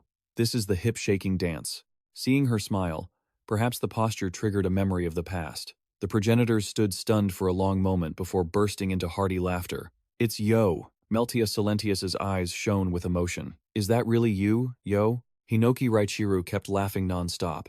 He turned to Minato, sounding excited. Minato, swap with me, the boy replied blankly. Huh? Wait, but before he could finish, Hinoki Raichiru took over. He patted Yo on the shoulder and said in his signature tone, "Oh, long time no see." The friends were speechless, unable to understand how he could act like that toward an old lady. Meanwhile, Tengen Shinonome and Kitamori Ikki were furious. Hey, Iryu Kanamagi Minato, how dare you speak so disrespectfully to the director? The other two didn't even care about their surroundings and were laughing together while dancing the hip shake. Tengan Shinonome gritted his teeth. You're dead, Iryu Kanamiyagi Minato. I'll make sure you regret this, top-ranked or not. Let's redo the captain selection exam. Kitamori Ikki clenched his fists. I've got to launch him straight into outer space. Seeing their burning rage, Yo intervened. Come now, it's fine. Hinoki Raichiru laughed heartily. Ha ha ha. It really has been a long time, hasn't it? He even rubbed the head of the silver-haired director of the Great Oracle. Yo was deeply moved. In her eyes, which held the marks of time, old memories surfaced one by one. His way of speaking was exactly the same as back then, when she was still a teenager running after the progenitors, playing around. Finally, the battle ended. Everyone sighed in relief and started cleaning up the aftermath. Sei was amazed to see the seniors lifting large blocks of earth to fill the hole. People were able to laugh and joke happily again. A while later, at the top-secret location of the Great Oracle, the Eternal Mission Pavilion, Tengen and Kitamori Ikki stood guard outside carefully. Minato was invited inside. He looked around and exclaimed, I never knew there was a garden like this in headquarters. It's real, Yo replied with a gentle smile. It's a pity I can't show my face often, so I mostly stay around here. And this place is protected by a barrier. Minato set his bowl down and asked curiously, It seems you know about the progenitors? She began to tell her story slowly. I was an orphan who lost everyone during the Tower era. Then the progenitors saved my life and raised me. Hearing this, Minato couldn't help but be stunned. I see. The Tower. He suddenly paused, deep in thought, then jumped in surprise. You were born in the Tower era? Yo rested her chin on her hand, remembering. I think it was about 300 years ago. Minato marveled to himself. So she's over 300 years old? Seeing his shocked expression, Yo chuckled and revealed, I used an artifact to stop the flow of time. As long as I stay within this headquarters, age can't touch me. Minato suddenly remembered the artifacts he had seen before. That's amazing. Those who own them often have strange powers. Deep within his consciousness, the progenitors were also listening intently. Hinoki Raichiru heard this and said to Valentine, It's almost like your maintenance skill. She agreed. True. If I were at my peak, I could do something like that too. Valentine wondered. But for Yo to have such a powerful artifact, where did she get it? Yo explained that within the Great Oracle, there was a department tasked with collecting artifacts. No one knew of these individuals' existence, and no nation could bind them. But recently, the artifact vault had been attacked, and a large number of them had been stolen. Minato was astonished. Who on earth is bold enough to touch the Great Prophet? Starting with Midori Ichihara, a special task force was formed to recover those artifacts. Rion exclaimed, I see. The 12 apostles must be the culprits behind this attack. Io agreed, saying that everything was becoming clear. Among those 12, there could very well be the strongest transcendent beings of the modern era. Hearing the two reason like that, Minato couldn't help but be impressed. Just after a few words, You two have already figured all that out? Io replied, You witnessed the crime scene through my skill, didn't you? Eva said it was because they had become too powerful. Everything was thanks to the artifacts and the leader who provided them.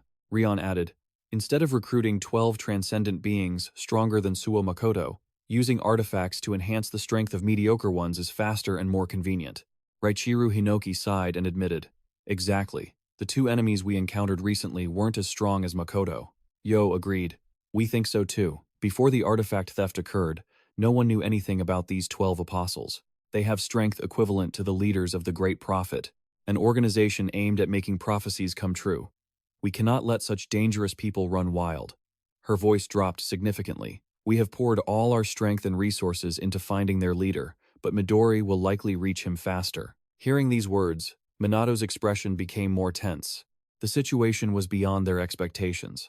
At the same time, in the United States, Detroit, Michigan, it was late at night, and a silent darkness covered the high-rise buildings. At the end of the street, a large glow suddenly appeared.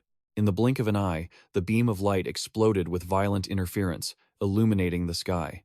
Shock waves swept across the ground, causing the space to tremble thunderously. The earth cracked, and countless fragments were flung into the air, scattering in all directions. Dust and debris obscured the view. Midori walked slowly through the ruins, muttering to himself. So that's how it is, the 12 apostles. He tilted his head slightly, his expression looking as if he had uncovered a secret. But in reality, there were 13 of them. His gaze pierced straight toward the person leisurely enjoying coffee. Upon seeing Midori, Hastings said loudly, "You reached here faster than I thought." He curled his lips into an arrogant smile and asked, "What would you like, coffee or black tea?" The response to that hospitality was only a cold, chilling, killing intent. Ignoring Hastings' question, he barked, "Die, Apostle Zero." Amidst the desolate ruins, only two figures stood silently facing each other under the cold moonlight. Suddenly, a massive block of magic power shaped like a whirlwind appeared in the air. The violent energy source kept spinning, expanding, and becoming more intense with each passing second. In just a moment, a pillar of magic power shot straight up into the sky. On the rooftop of a building not far away, two figures were silently observing the entire scene. "It's starting," observed Nishina Q, a member of the task force. Mikado Saichi reassured him, "This city is abandoned, so it should be fine." No sooner had he finished speaking than the ground shook violently. He exclaimed, "Is that idiot trying to dig a tunnel all the way to the other side of the earth?" At this moment, the magic whirlwind continued to expand, as if to pierce through the clouds.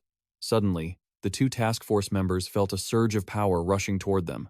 The very next moment, a massive sword aura tore through the night, slashing straight down at their position. Nishina Q and Saichi leaped in opposite directions almost simultaneously, narrowly dodging just in time. But the attack didn't stop there. A barrage of swordlight rained down like a storm. Debris scattered everywhere, and billowing dust engulfed the area. A while after the attack ceased, Nishina Q and Mikado Saichi slowly jumped down. "Leave that side to Midori," he commanded. "We'll handle this side." Their opponent had manifested. Silver hair fluttered slightly in the wind, and the long sword in his hand radiated intense killing intent. He was one of the 12 Apocalypse Apostles, Hajime Kamuraji. Back on the battlefield where Midori was confronting Hastings, he thought to himself, that was the strongest blow of the wind path, yet it seemed to have little effect on him. Hastings was still casually enjoying his coffee. He sat at a small table, slowly sipping it, as if everything happening around him had nothing to do with him. Midori closely observed the thick layer of magic power enveloping his opponent, his eyes becoming sharp. Is this the effect of some kind of skill?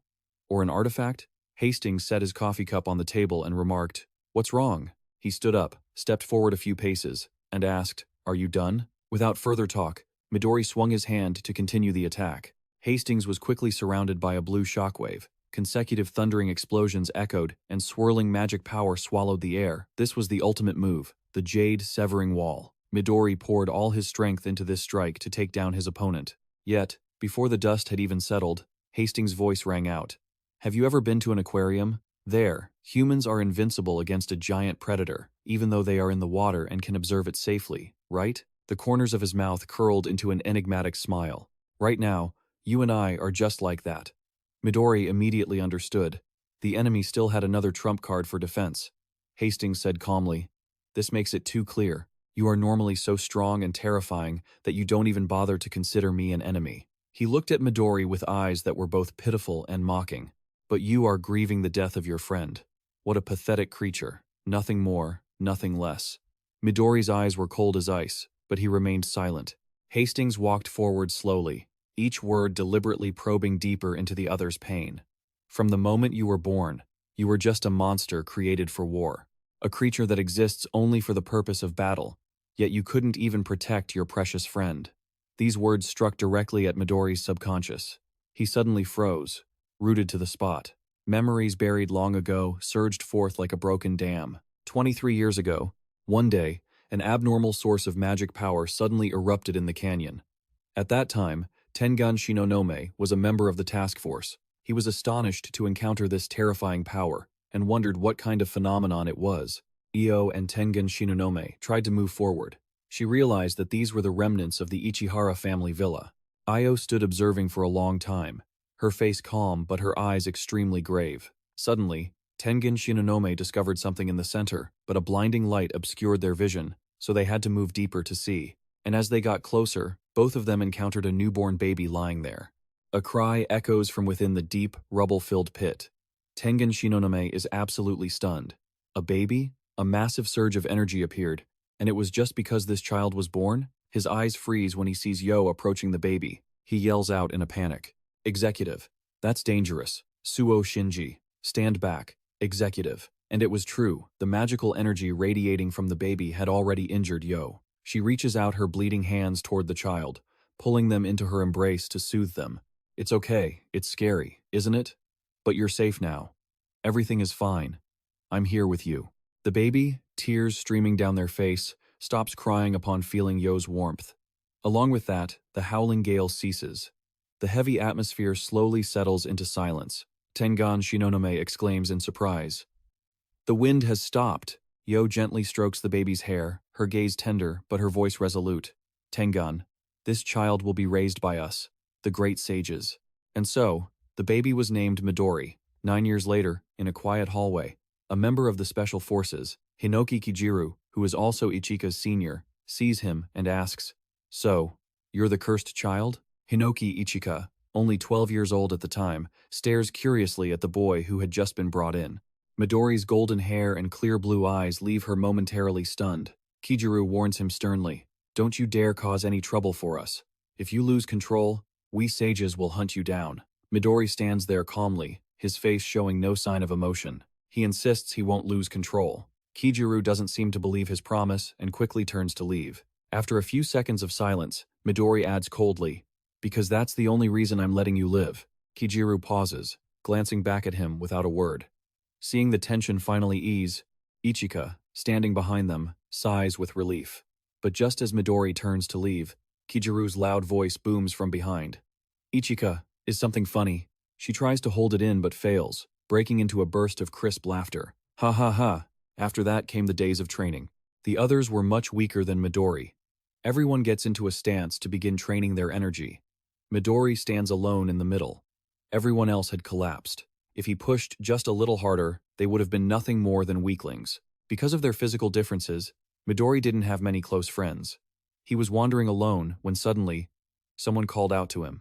A wooden sword was thrown toward Midori. Reflexively, magic energy instantly erupted around his body, forming an invisible defensive barrier. The wooden sword shattered the moment it touched his energy.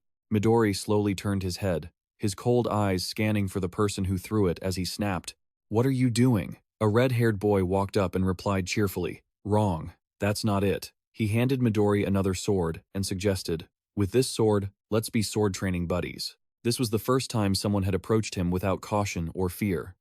Midori asked back, A sword? Suo Makoto, also 9 years old at the time, smiled as bright as the sun and asked with sincere eyes, Will you? One early morning in the dormitory, Midori's loud voice rang out. Duo. He was doing pull-ups and turned around to ask, What's up? Ichihara. Midori, holding a sword in each hand, had eyes burning with determination. His spirit so fierce it felt like he wanted to jump into a duel right then and there. He declared with certainty, I'll say it again, I won't lose to you. Makoto looked at Midori's fiery fighting spirit and laughed. Haven't you learned your lesson yet? And so, the two continued their sword training. Very quickly, the wooden sword in Midori's hand shattered again. He gritted his teeth, sweat pouring down his face. Damn it. He sat down hard on the ground, constantly asking himself, Why? Why can't I beat you? A little girl slowly sat down next to Midori. She hesitated for a moment before whispering, You're just too strong. Makoto, who was lifting weights, yelled out, Don't tell him that. Nishina Q, also 9 years old, was a classmate of theirs. Midori couldn't believe what he was hearing. Too strong? No way. I lose all the time. Just then, someone walked in and said, Actually, that's a compliment. Mikado Saichi, currently 14, looked at Midori and assessed, Your energy is very strong, but your wooden sword is too weak. Even if you have the power to defeat Makoto, if the wooden sword breaks, the result is still the same, right? Nishina Q picked up a carton of eggs and calmly added, Like these eggs, when your power is at its peak, just picking them up will cause them to break. Throughout the entire fight, Midori felt truly confused. He stared blankly at the egg in his hand, his expression dazed as he tried to piece together everything he had just heard. Saichi picked up an egg from the carton. He channeled his energy, and a gentle flow of magic flowed along his arm, wrapping around the egg. Then, Mikado Saichi suddenly threw the egg hard against the wall. Midori opened his eyes wide, unable to hide his astonishment. The shell didn't break? Even after being smashed against the wall that hard, there wasn't a single crack. As if understanding the boy's thoughts, Mikado Saichi bent down to pick up the egg and asked, "Looks strange, doesn't it?" He explained. "The energy of the attack and the protection of the shell, you just need to balance them. And by the way, this isn't some special skill. Just controlling your own energy just enough is all it takes." Then, Nishina Q took both cartons of eggs and tossed them high into the air, using her magic to cover dozens of eggs accurately without missing a single one. This is the fundamental secret of a transcendent. Midori watched Q repeatedly throw eggs at the wall without breaking a single shell. This is just too amazing. Mikado Saichi placed an egg in Midori's palm and instructed, "If you want to beat Makoto in swordplay, you must fine-tune your energy with absolute precision. Once you can do that smoothly, no matter how overwhelming your energy becomes, you won't hurt anyone around you." Having said that, he waved his hand and walked away. Makoto looked after him with eyes full of admiration. "Brother Mikado." Suddenly, a voice called out from behind, "Suo Makoto." Makoto turned his head reflexively, only to have an egg fly straight into his forehead. The shell shattered, and the egg white and yolk ran all over his face, leaving Makoto stunned. "What are you doing?" Midori explained. "That wasn't on purpose. Let's train on energy control together, and then I'll beat you in swordplay." Before he could finish his sentence, Makoto threw an egg right into his face. He grinned broadly and demanded, "Suo Shinji, my turn first." Makoto glanced down at the egg carton at his feet, the corners of his mouth curling up as he thought of an interesting idea. He kicked the egg carton high up, all the eggs flew into the air, and magic quickly enveloped each one. Makoto laughed heartily and said, "Let the training session begin." Midori stood with a serious expression, channeling his energy as carefully as possible. But in the blink of an eye, all the eggs exploded at once. He didn't give up. He just kept sitting on the ground, trying them one by one. After many failures, Midori finally succeeded in imbuing the egg with mana and threw it hard against the wall. His physical strength was truly terrifying. In an instant, the wall in front of him cracked severely. After breaking so many eggs, he finally learned to adjust the force. Makoto approached, saw the egg remained intact, and gave him a thumbs up in encouragement. The corners of Midori's lips curled into a faint smile. Once he learned how to regulate his aura, he continued training his swordsmanship diligently with Makoto. Their classmates watched them with admiration. Wow, those two have been sparring for half the day, and they still don't show any signs of exhaustion.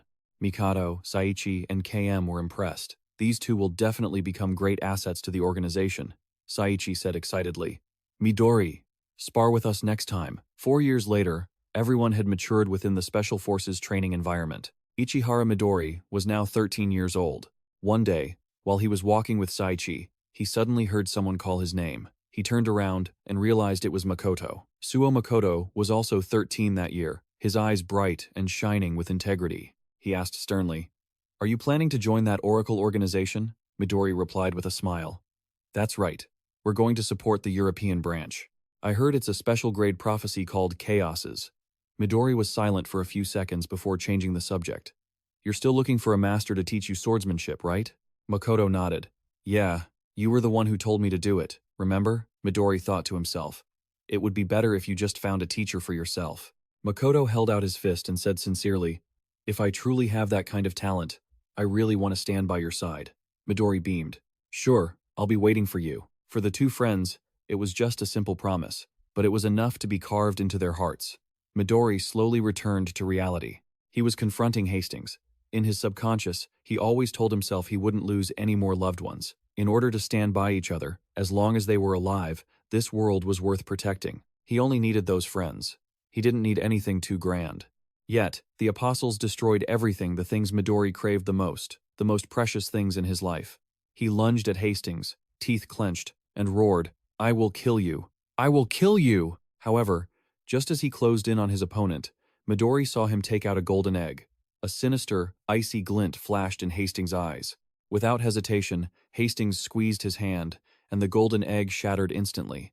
It was the artifact known as the Frenzied Life Blood Embryo. A terrifying surge of power erupted like a volcanic explosion, the violent mana sweeping away the surrounding dust.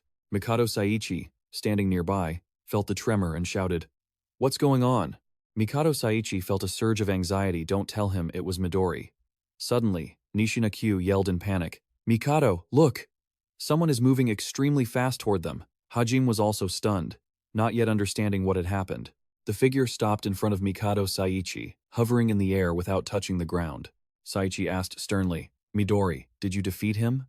But looking at this aura, Mikado Saichi immediately realized something was wrong. The figure was as cold as a ghost, radiating a deep purple aura that didn't resemble Ichihara Midori's mana at all. Saichi immediately asked, "Who are you?" He just hung his head in silence, not answering. Suddenly, Ku's eyes filled with horror. "Mikado, look out!" Midori unexpectedly reached out and grabbed his head, and quick as a flash, he unleashed a massive, disruptive shockwave that engulfed the entire area in an instant. One day in November, in Detroit, Michigan, a surprise attack occurred. Key member Mikado Saichi was attacked suddenly. 3 members of the Oracle's Japanese force went missing. 2 other members of the Oracle were assigned to investigate. Warren Hastings, a member of the Oracle's U.S. Branch Special Task Force, asked slowly, "What's the situation?" Aston Taylor was sitting on the ground looking for clues. He observed closely and determined, "As you can see, there's a massive residual energy. It looks like this is the epicenter of the explosion." Warren tossed an apple core away and sighed. "That Ichihara Midori guy is really top tier, huh? So, this is what the strongest person in the world looks like." He wondered, but then what? Why would the strongest person in the world suddenly disappear along with his team? Taylor pondered for a moment, trying hard to piece all the clues together, but in the end, he had to reply helplessly, "I don't know." News of Ichihara Midori's disappearance reached the Japanese branch, causing the situation to descend into chaos. At the Eternal Mission Pavilion in the Oracle's Japanese branch, Tengan Shinonome exclaimed in shock, "Impossible! I heard what they said, but I still can't believe the report." Io asked calmly, "Do we really not know where Ichihara is?" She called out, "Jin, you are Ichihara Midori's Special Forces assistant." Jin bowed her head and replied, "The artifact connecting me to Ichihara has been destroyed, so I cannot track his location." Yo sighed sadly.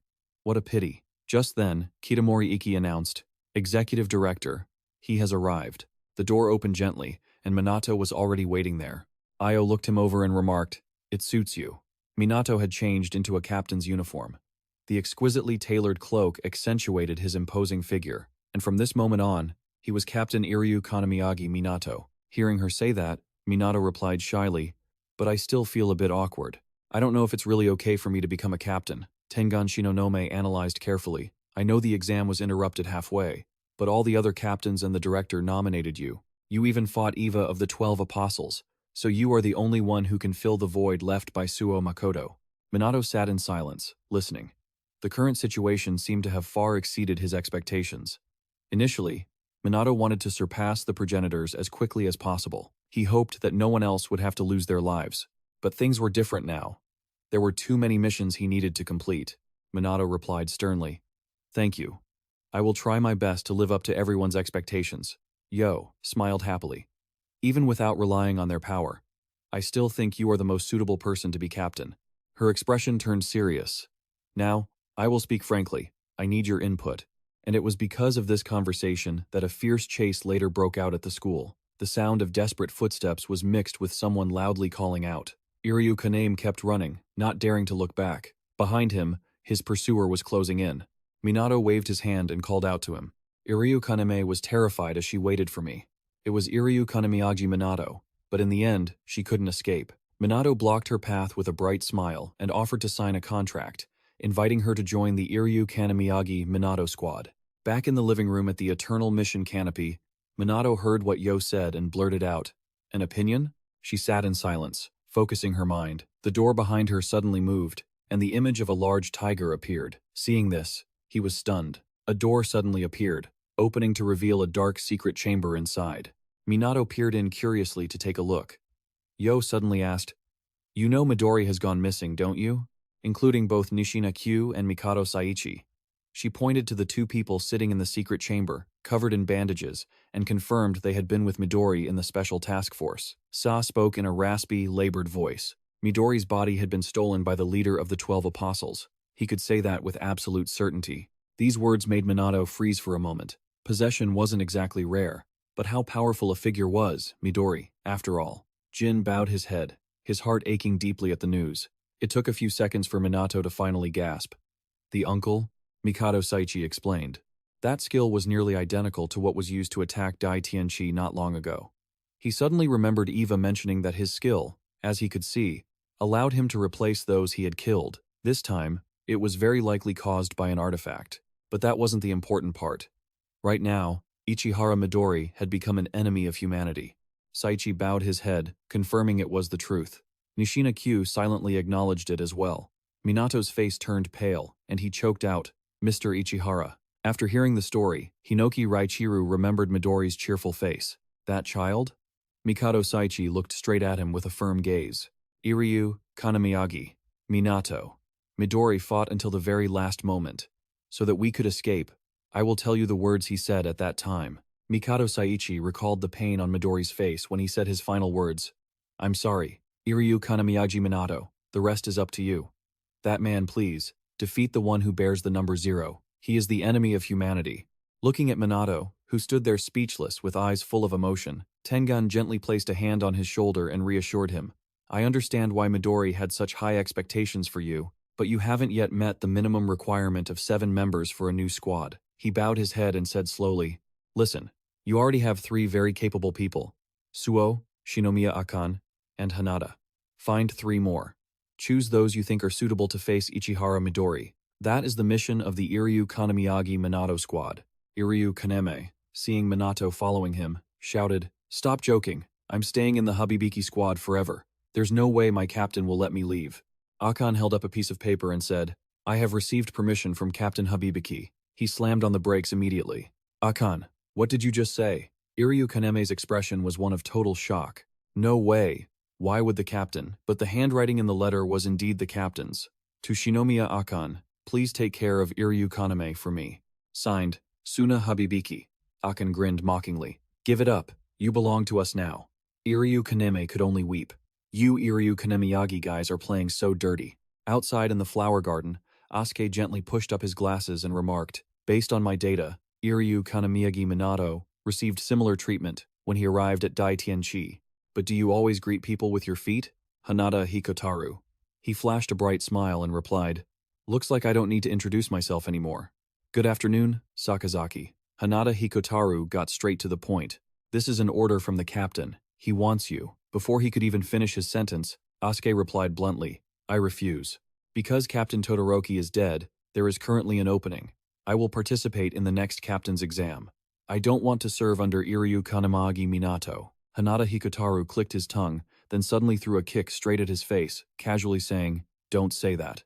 But Asuke was no amateur. He stepped back and dodged it quickly. A moment later, Asuke was back at his seat, continuing to type. Hanada Hikotaru left leisurely, thinking to himself, I couldn't hit him at all. So that's his skill. Suddenly, Asuke changed his mind. Fine then, if you want me that badly, I suppose this will do for now. The time limit is 60 seconds. The location is this courtyard. If you can touch me even once during that time, I will accept your offer. Hanada Hikotaru smiled. So I can use whatever I need, right? He quickly summoned the yellow dragon, and with a confident look, said, It's a pity, but we really need you. So I'm going to make you give up on that new captain exam. Asuke didn't waste words and immediately set a countdown on his computer. Not long before that, Asuke entered a cave and called out, Tsuruzaki, are you here? Captain Tsuruzaki? He was standing there fishing inside the limestone cave of Dai Tianqi at the 17th spatial fissure. Tsuruzaki kept his eyes fixed on the water and replied slowly, Sometimes I catch big fish here too. He suddenly asked, Sakazaki Asuke, I believe you just signed up for the Todoroki squad, right? He replied, honestly, I have always wanted to become a captain who lets no one die. Tsuruzaki stated that having ambition wasn't wrong, but didn't he think that goal could be achieved without needing to be a captain? Hearing this, Asuke paused for a moment. Suddenly, the fishing line moved, and Tsuruzaki immediately reeled it in. He hesitated for a second, then asked, Is it because I'm not suitable? He denied it. That's not what I meant. But Tsuruzaki used all his strength to pull a large fish out of the water, then calmly explained, You are still lacking in many ways. That is my opinion. Asuke had always trusted Tsuruzaki's judgment. He never looked down on others. Back to the duel in the school garden, Hanada Hikotaru was trying every way to get close to his target. However, his speed was incredibly agile. He thought to himself, the hope of the Tsuruzaki squad, Sakazaki Asuke, I have to catch him. Hanada Hikotaru launched a barrage of kicks, pushing his opponent backward. Suddenly, he accelerated, his shoe appearing to almost touch the hem of Asuke's clothes, and he excitedly shouted, "Got you!" But his foot hit empty air. Hanada Hikotaru stood stunned for a moment. Asuke had moved to the other side at some point. He glanced over and silently assessed. Just as I thought. That's his skill. Asuke gently pushed up his glasses and said, I really didn't want anyone outside of my squad to see this at all. The thing he wanted to refer to was his omnipotent ego skill. This skill allowed him to teleport to a designated location. He could teleport instantly within a 100-meter radius. However, he needed to have been to that place at least once before he could use the skill. Once the skill had been set, he can teleport with incredible speed and precision. That's why, no matter how fast Hanada Hikotaru struck, he kept dodging. He sighed while looking at his opponent. I've pushed him this far and still haven't even touched a hair on his head. Hanada Hikotaru smirked, unbothered. Not bad. If I want to face Ichihara, I have to get past this guy. Seeing him pause for a moment, Asuke let his guard down, moved behind him, and asked, I have a question. Hanada Hikotaru threw a kick and replied, What is it? He answered nonchalantly, I know you're already under Iryu Kanamagi Minato's command, but what exactly do you like about him? This question actually caught Hanada Hikotaru off guard for a second. He kicked toward him while responding, I don't know. Asuke exclaimed in surprise. What? Hanada Hikotaru suddenly revealed, I know what an ideal leader looks like to you. He once said he would do everything he could to be a leader who increases everyone's survival rate, even if it's just by 1%. He remarked that that alone was already amazing. After all, nothing is more important than surviving. But I won't entrust my life to a captain who only prioritizes the ability to survive. Asuke frowned, wondering why he would dismiss such a seemingly noble ideal. Hanada Hikotaru explained, If you're always just thinking about yourself, when will you ever achieve your goals? When he was just a boy, Hanada Hikotaru had witnessed many painful scenes. He had seen his loved ones destroyed, and at that moment, Hanada Hikotaru swore that even if it tore me apart, I would destroy every single prophecy. That's the reason. But then, I finally realized that if it's Minato, he would definitely be able to do it. That's why I decided to become Iryu Kanamiyagi Minato's right-hand man. Hearing these words, it finally clicked for Asuke. So, the thing he was missing right now was having someone to rely on. He said nonchalantly, I see, but it seems I'm gaining the upper hand. I'll use this conversation as a reference. Hanada Hikotaru glanced at his phone. There were 5 seconds left. He looked to the other side and smiled. Right on time. Asuke felt surprised. Who was that message for? A swordsman lunged from above, sword in hand, preparing to strike. Suo Shinji unleashed the flower gold slash, crashing down like a lightning bolt from a clear sky, then combined it with a heaven step skill, causing the ground to shake violently. Sword energy erupted into shockwaves, sweeping across the school grounds. Asuke jumped high in a panic to dodge, blurting out in astonishment. What? In his heart, he was caught off guard. Suo Shinji is here too? Looking down, he couldn't believe it. The entire school grounds were destroyed. He realized there was nowhere left to run. At this moment, Hanada Hikotaru suddenly launched an ambush from the other side, magical energy surging through his body, channeling all his aura into a single blink strike aimed straight at his opponent. Asuke was flustered, not knowing how to react. Hanada Hikotaru's shoe tip tore a piece of his shirt. He said cheerfully, Just touching your clothes is enough, right? Suo Shinji sheathed his sword and suddenly asked, Hiko, is it really okay to destroy the entire school grounds in under a minute? He replied, Of course, you've got to be at that level. Asuke looked furious. You guys are despicable. I won't accept this.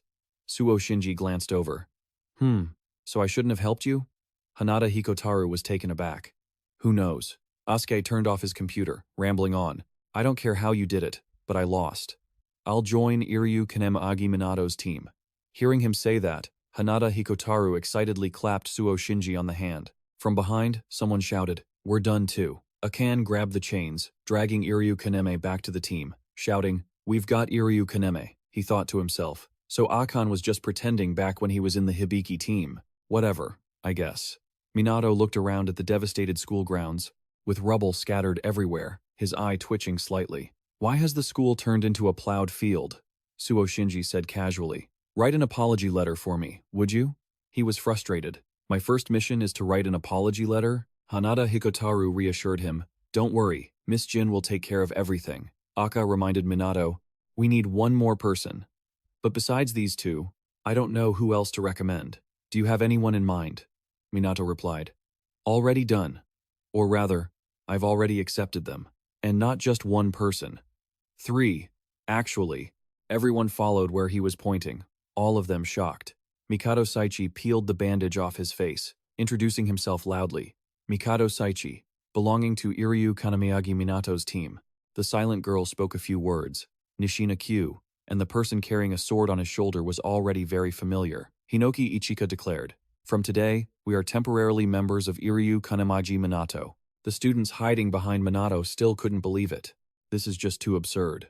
At the Apostles' headquarters, atop an ancient clock tower, Hastings was currently inside Midori's body. He looked around and asked, is this all that's left? The remaining number of Apostles is 5. We have really suffered too many casualties. The group's current strength is much lower than before. Everyone was quite sad, but Seth kept his usual cheerful face. Asura wept, mourning the teammates who had sacrificed themselves. Hastings remained optimistic. I have obtained Ichihara Midori's body, which means we are one step closer to erasing the Great Prophecy. Hastings stood up and said, let's go. His earring trembled, radiating a strange magical energy. He gave an arrogant smile and rallied everyone's spirits. It was all for the sake of the prophecy's manifestation in this world. Inside the Great Prophecy research room, Tengon asked in a low voice, have you found them yet? He replied quickly, as you know, the prophecy books the 12 apostles possess are based on the fragments Ichihara brought back. This event is determined to be part of the prophecy and is a special grade prophecy. Bhagavad Gita, to destroy the world, you need Midori's power. That much is certain. In another development, a conversation suddenly broke out. Hajime, have you ever read the Bhagavad Gita? He replied while moving at breakneck speed. No. Then Hastings spoke up. It is one of the Hindu scriptures, which teaches that humans should fulfill their duties and responsibilities with a selfless heart, using it to name the prophecy that will destroy the world. Whoever wrote this prophecy must hold deep resentment toward humanity. Soon, they arrived in America. On the horizon of New York's Times Square, cheers suddenly erupted. Look, that's amazing. Hearing that, he wondered, what's so amazing? Flying transcendents aren't exactly common, you know.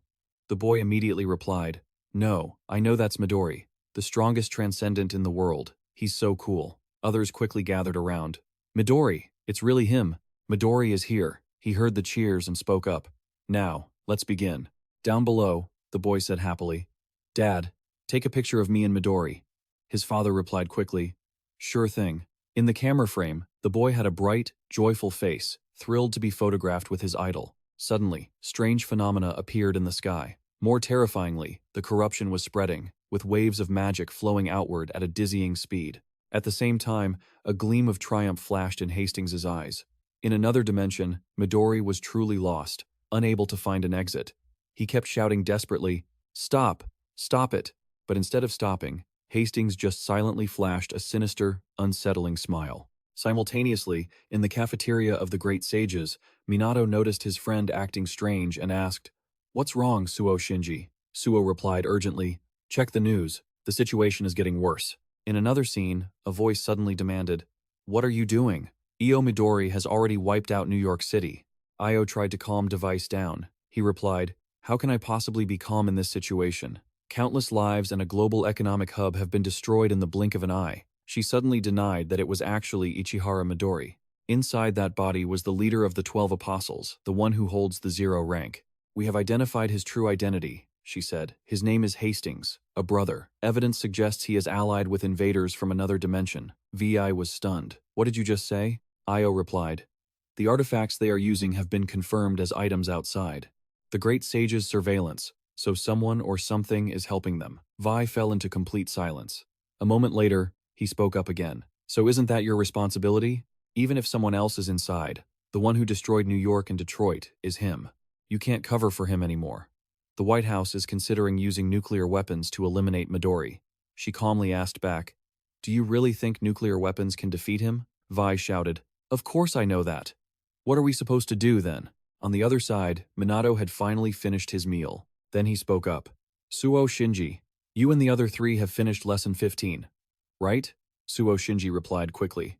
Of course. Hearing this, Minato closed his eyes, looking as if he were making an incredibly important decision. Soon after, he said, Suo Shinji, I am appointing you as the deputy leader of the Iryu Kanamiyagi Minato squad.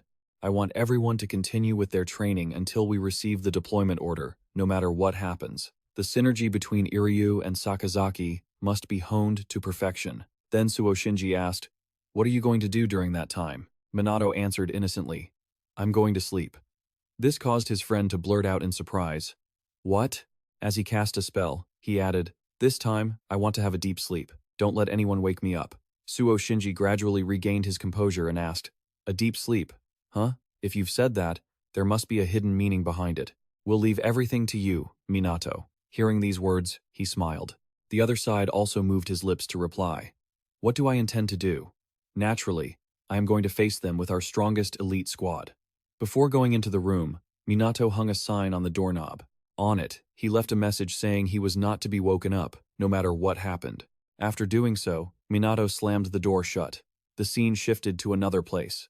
Minato was covered in injuries, facing continuous attacks from Hinoki Raichiru. Hinoki Raichiru unleashed sword slashes straight toward Minato. Then, Hinoki Raichiru asked coldly, You just lost your focus, didn't you?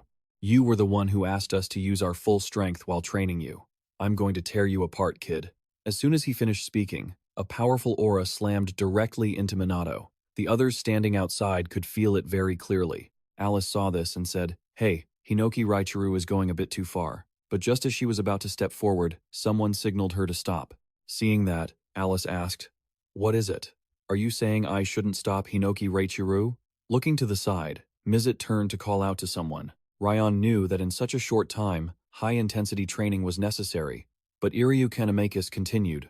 He knows too much. If the cycle of life and death continues like this, Minato's soul will vanish. Then, R spoke up. We have no choice. Midori is the most powerful transcendent of the modern era. The current Minato has no chance of fighting him at all. Even though success isn't guaranteed, this is the only way to increase his chances of winning. However, I argued that even so, they should have some limits. A agreed. Don't worry, Ryuro may not be the most clever person, Kiliku continued. But at that level, as he finished, he looked forward to where Minato was being battered. Then, Meltia Silentius calmly reassured them, It will be fine.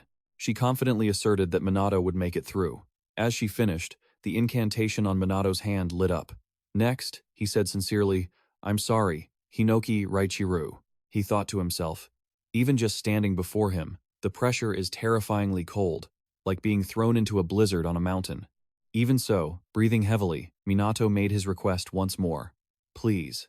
As soon as he spoke, Hinoki Raichiru lunged forward at the speed of light. A second later, Minato's body was split in two by his sword. Intense pain flooded his brain. After the attack, Hinoki Raichiru remained nonchalant, even turning back to check on Minato's condition. On the other side, Minato was slowly recovering, but he thought to himself, It's still not enough. I haven't even been able to touch a single hair on his head. Even though I've been killed countless times, I have to become stronger and return to everyone. At that same moment, in Mumbai, India, at the Mumbai gate, Banwoji spoke happily. Long time no see, Midori. We once completed a special class prophecy together. Do you remember? Without your help, Mumbai would have burned to ashes. Even though we once protected this city together, do you intend to destroy it today?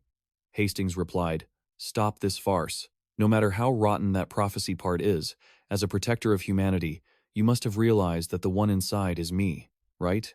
Even if you try to call out to his subconscious, do you think he will regain control of this body? Ban stared at him with disdain. Then Hastings spoke again. Let me relay the words inside his head to you. I'm sorry, please run away. He replied, Of course I can't run away, Ichihara Midori, because this is the city where I was born and raised. The scene shifted. Io's voice sounded slowly.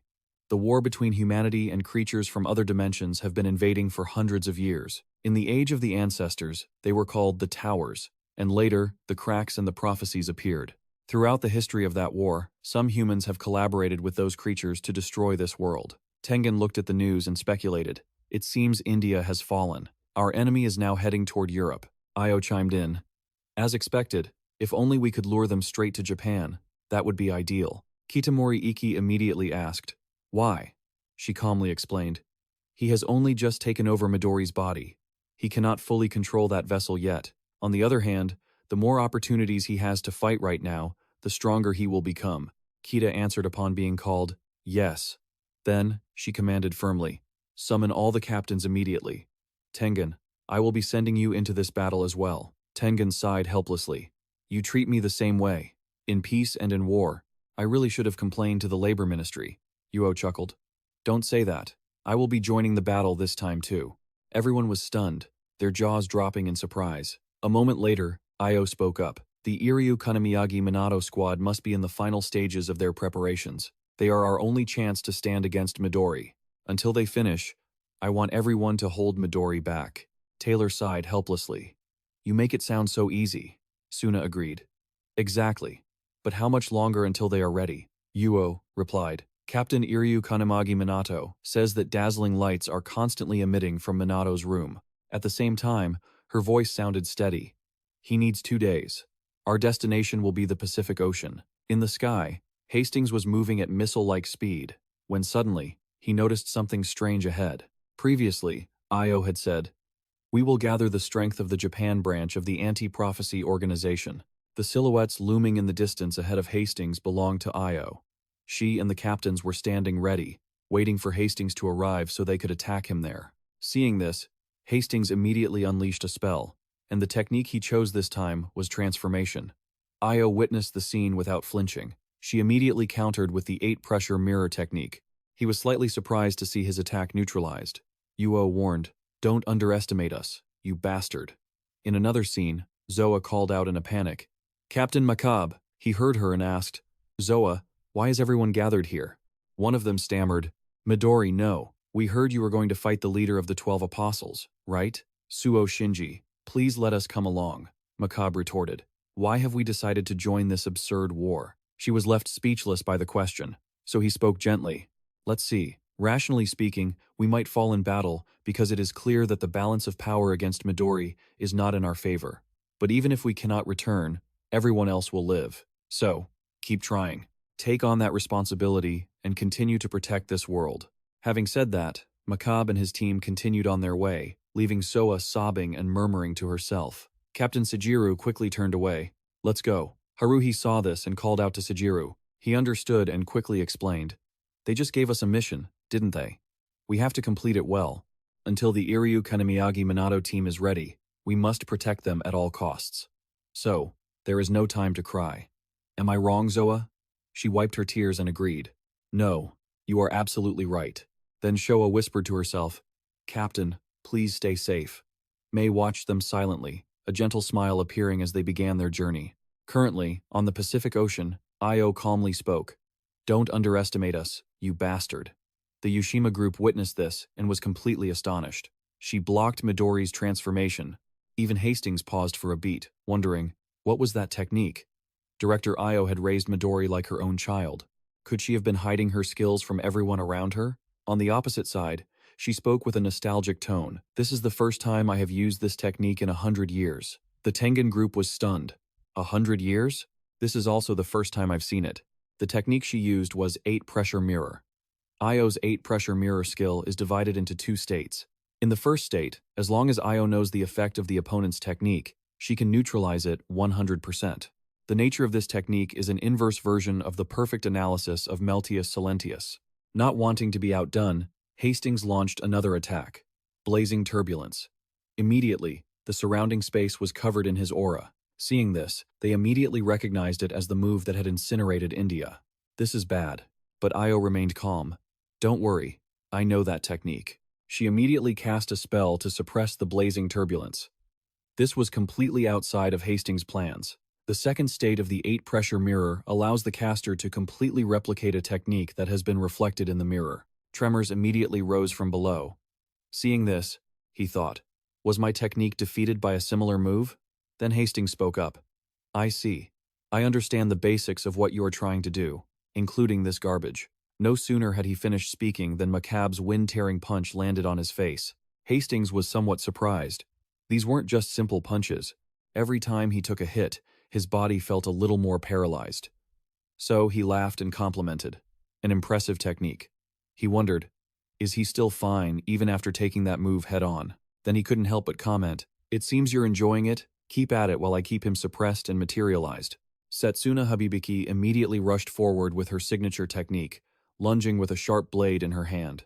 Her hands kept unleashing powerful attacks. Next was Yorozuya with his bat, swinging with great momentum. Yushima also unleashed his trump cards. They directed their attacks at the same target, Hastings. Then, Macabre confidently cursed, "Go to hell." But he replied nonchalantly, "You are the ones who should go to hell." As soon as he finished speaking, Hastings countered even while he was suppressed. A barrage of attacks rained down on him. Zoa's tear-stained face flashed in Macabre's mind, making him unable to hold back his anger. "You bastard." However, it was too late. It seemed Hastings' attack had taken effect. A massive explosion occurred immediately afterward. From within the smoke, he calmly spoke. "Once my technique touches. Do you really think you can defeat me just by throwing numbers at me? This is a battle between monsters. Yet you brought this weaklings along? Just how many of these guys did you gather?" No sooner had Hastings spoken than he froze at the sight before him, a massive orb, gathering momentum, ready to roll toward him. Before unleashing his attack, Tengen didn't forget to say, "Thanks for buying me time." Hastings couldn't help but inwardly marvel at the sight. It's huge. Does the power of that move increase the longer he holds it? Just as he reached out to counter, a rope ensnared him. It was Kitamori. "Don't you dare go anywhere, you brute." Hastings wondered. "A transcendent teleporter, I can't use my powers. Is it because of these chains?" As Tengen Shinonome's fireball grew, Hastings was lost in thought. "Absurd. Is this your plan, old woman? You hag, even if I can't dodge it. As long as I defend with maximum wind power." While Hastings was busy calculating, he noticed something alarming. A second, identical orb had begun to manifest. The second phase of the 8-pressure mirror allows the caster to perfectly replicate any move previously reflected within the mirror. Only then did he realize the gravity of the situation. The old woman coldly declared, "Now, die for the future." The two massive orbs collided directly, creating an explosion of immense scale. Feeling the counterattack, Hastings shouted in fury, "You bastards!" Far away, every detail was being monitored, including the moment he was struck by the counterattack. As Hastings took the full brunt of the barrage, his body began to detonate. He watched every bit of this unfold with a serious gaze. After confirming the hit, he reported, "Target neutralized. Impressive. Look at that. The temperature of that fireball must be at least thousands of degrees Celsius. No one could survive a hit like that, not even our own allies." After voicing his thoughts, he asked, "Right?" As he finished, his attention shifted to Vi. She spoke with a heavy voice, denying it. "Not yet." No sooner had she spoken than a powerful aura erupted from Hastings in the distance. His power was amplifying with every passing second. Taylor witnessed the scene in absolute shock. High in the air, Hastings spoke with casual sarcasm. "Are you kidding me? You lot risked your lives for that little trick? I'm genuinely surprised. I have to say, you all did a good job. However, there is something that surprises me even more." He tightened his grip on his weapon, appearing to suppress a surge of raw emotion. A moment later, Hastings spoke with excitement. "What on earth is this body? It's truly magnificent. Even after being hit by a fireball of thousands of degrees, I didn't sustain a single scratch." As he stretched out his arms and legs, Vi was already locking and loading her weapon. Immediately after, a volley of heavy weaponry was unleashed. However, before those attacks could even touch him, they were deflected. The heavy weapons and the ship were violently repelled by Hastings' counterattack. He let out a laugh full of excitement and smugness. Although the ship quickly regained its balance, Hastings was relentless in his pursuit. Seeing this, they immediately cast a defensive spell and shouted for Warren. The entire massive ship was enveloped in a pale yellow barrier, but before long, the ship showed signs of fracturing. Warren helplessly remarked, "What kind of absurd power is this? At this distance, I can't deflect it." So, that was the messenger of the apocalypse. Vi, on the other side, clenched her fists and muttered under her breath, "Not yet, still not enough." Meanwhile, Hastings remained unscathed after those two attacks. Yet, he whispered to himself, "It seems I've been using too much power." Yo saw this and asked, "Finally running out of mana, are you?" Zero returned to her house. A short while ago, Suna had spoken up. "I want to ask, we don't have a chance of winning, do we?" Macabre furrowed his brows and replied, "Don't be so blunt." Setsuna Habibiki retorted sharply, "So I'm supposed to sugarcoat it?" He replied irritably, "I dare you to." Yo, sensing the tension, cut in, "We can't defeat him." Setsuna Habibiki immediately questioned, Then how are we supposed to contain Midori's body? She replied, even if we can't defeat him, victory is just a means to achieve our goal. And to do that, we will use an artifact.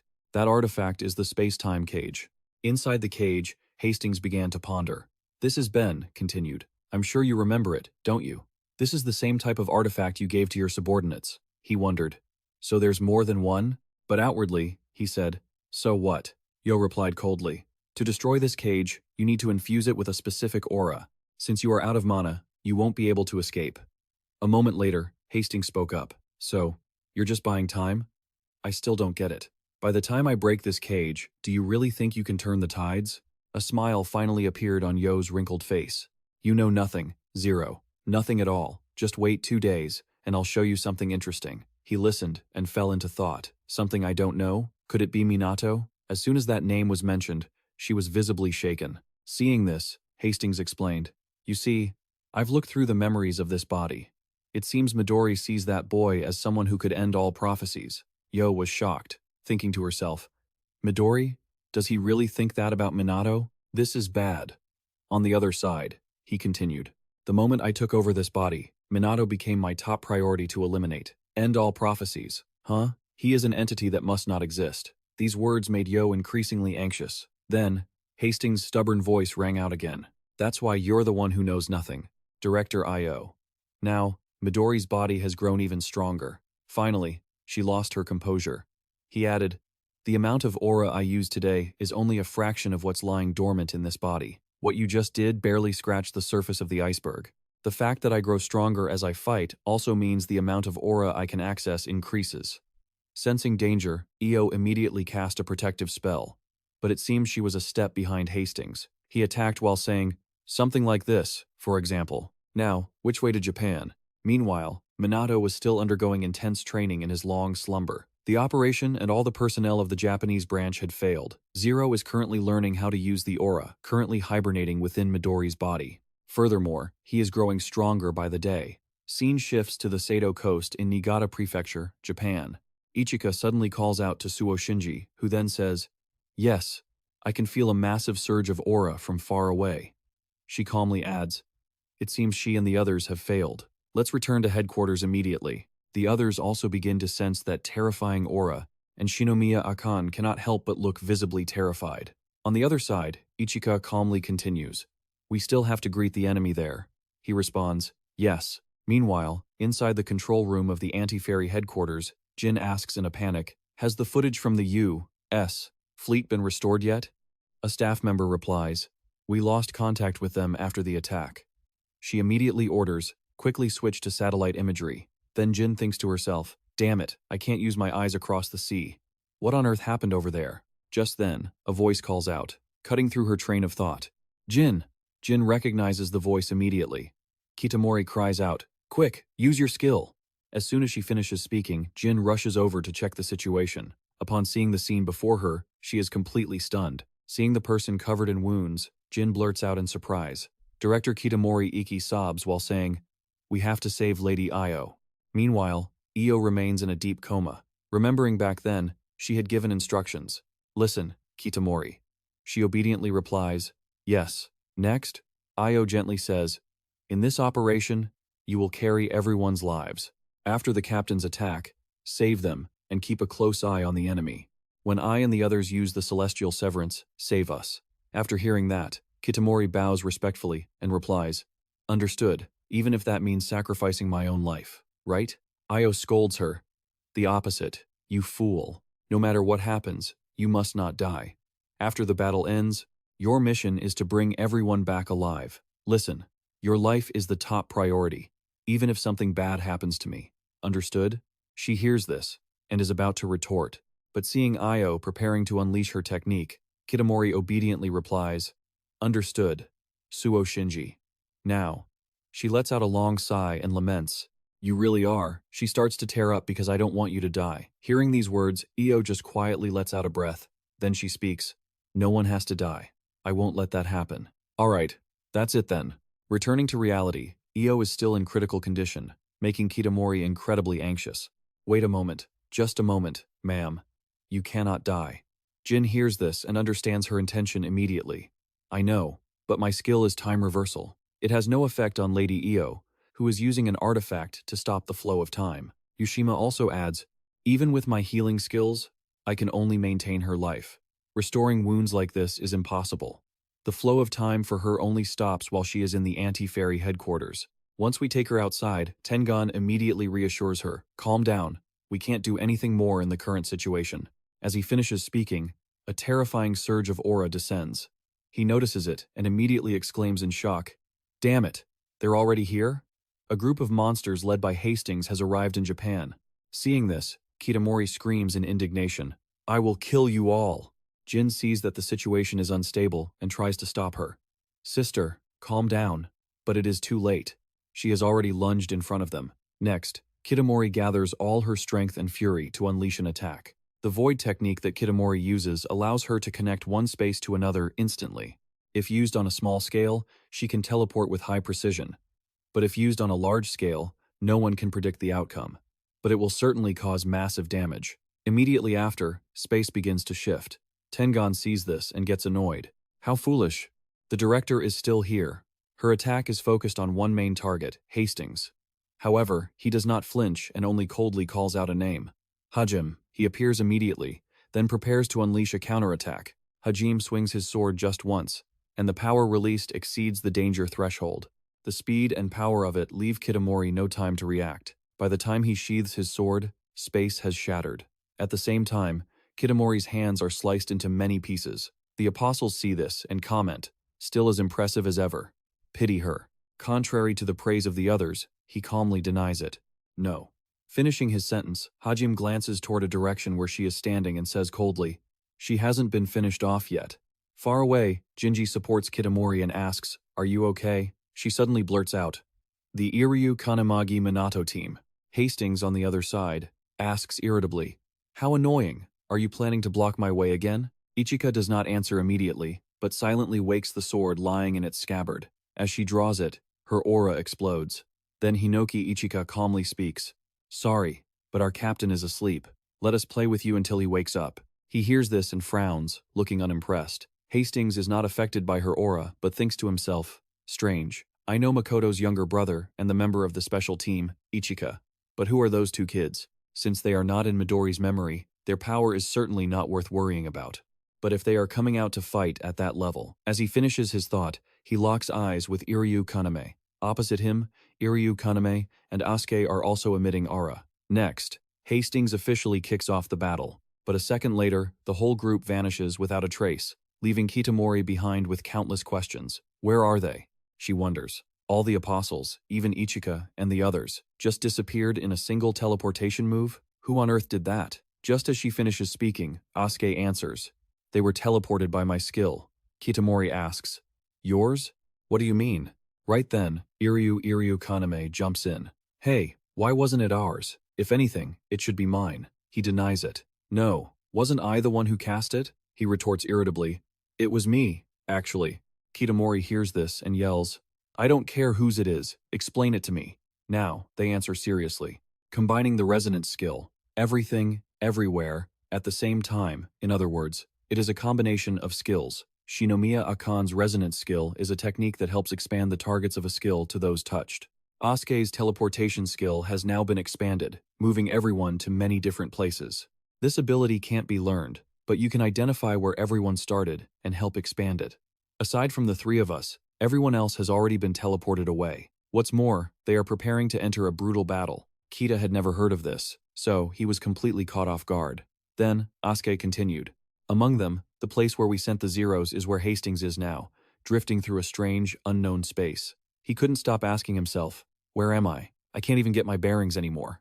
Just then, Hastings noticed something bizarre right in front of him. Countless giant monsters were surrounding him, and they just kept swarming in, more and more of them. Far off in the distance, Tsuruzaki was standing there, waiting. At the same time, his voice rang out again, a place with limestone formations, the 17th spatial fracture in the lower jaw. It expands by 10 centimeters every year. It's a path to a chaotic, otherworldly dimension, a prophecy that even Midori cannot destroy. If you think you can do something about it, go ahead and try. Meanwhile, at Mount Ontake in Nagano Prefecture, Hajim watched in confusion, wondering to himself, Is this some kind of teleportation ability? At that same moment, a smug laugh from Hinoki Ichika echoed out, and she spoke up cheerfully. Looks like we successfully split you guys up, didn't we? He immediately demanded. Then what about our leader? Ichika reassured him. Don't worry, we've already sent him somewhere he can never return from. Hajime prepared for battle and replied, if a place like that exists, then why didn't you send all of us there at once? She immediately shook her head. No, there must be someone who owns an artifact for escaping, right? At worst, your leader has it and will come back. Our boss is pretty weak right now. One hit and he's done for. So if your leader has it, it can't be helped. But if that happens, at least I'll have managed to take one of you down. Hearing that, Hajime's eyes blazed with killing intent. Take me down? Hinoki Ichika remarked nonchalantly. It'd be as easy as pie. Aside from the leader, aren't you guys just a bunch of nobodies who got lucky with some artifacts? Hearing that, the killing intent in his eyes exploded. Hajime quickly unleashed a series of dangerous attacks, but Ichika didn't even dodge. She just stood there calmly. A second later, she activated her extraordinary ability. Ichika's innate ability, Solitary Dawn, only has one very simple effect, yet it is considered meaningless by those around her. That effect is to eliminate all internal and external distractions, keeping the mind and body in the best possible state. In other words, with absolute precision, she always unleashes an optimal attack with 100% efficiency. All Hajime saw was a flash of light rushing toward him at breakneck speed. Before he could even draw his sword from its scabbard, he took the hit head-on.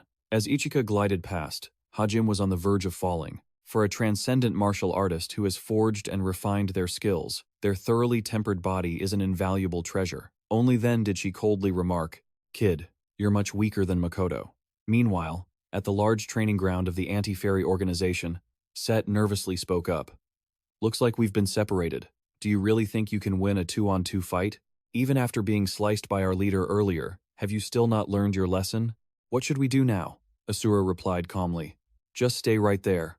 I'll handle them personally. But no sooner had he finished speaking than he was punched away. Set said coldly, Is that so? Don't look down on us.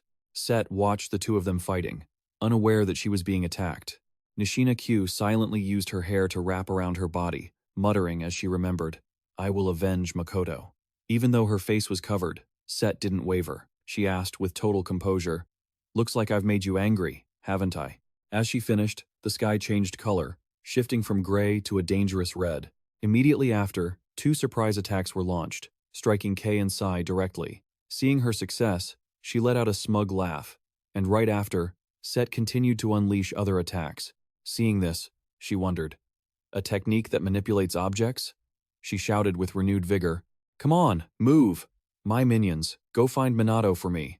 Nishina Q realized it then was their target him. I won't let you. But before she could finish her sentence, she was hit by a surprise attack. This completely awakened the killing intent in Kei.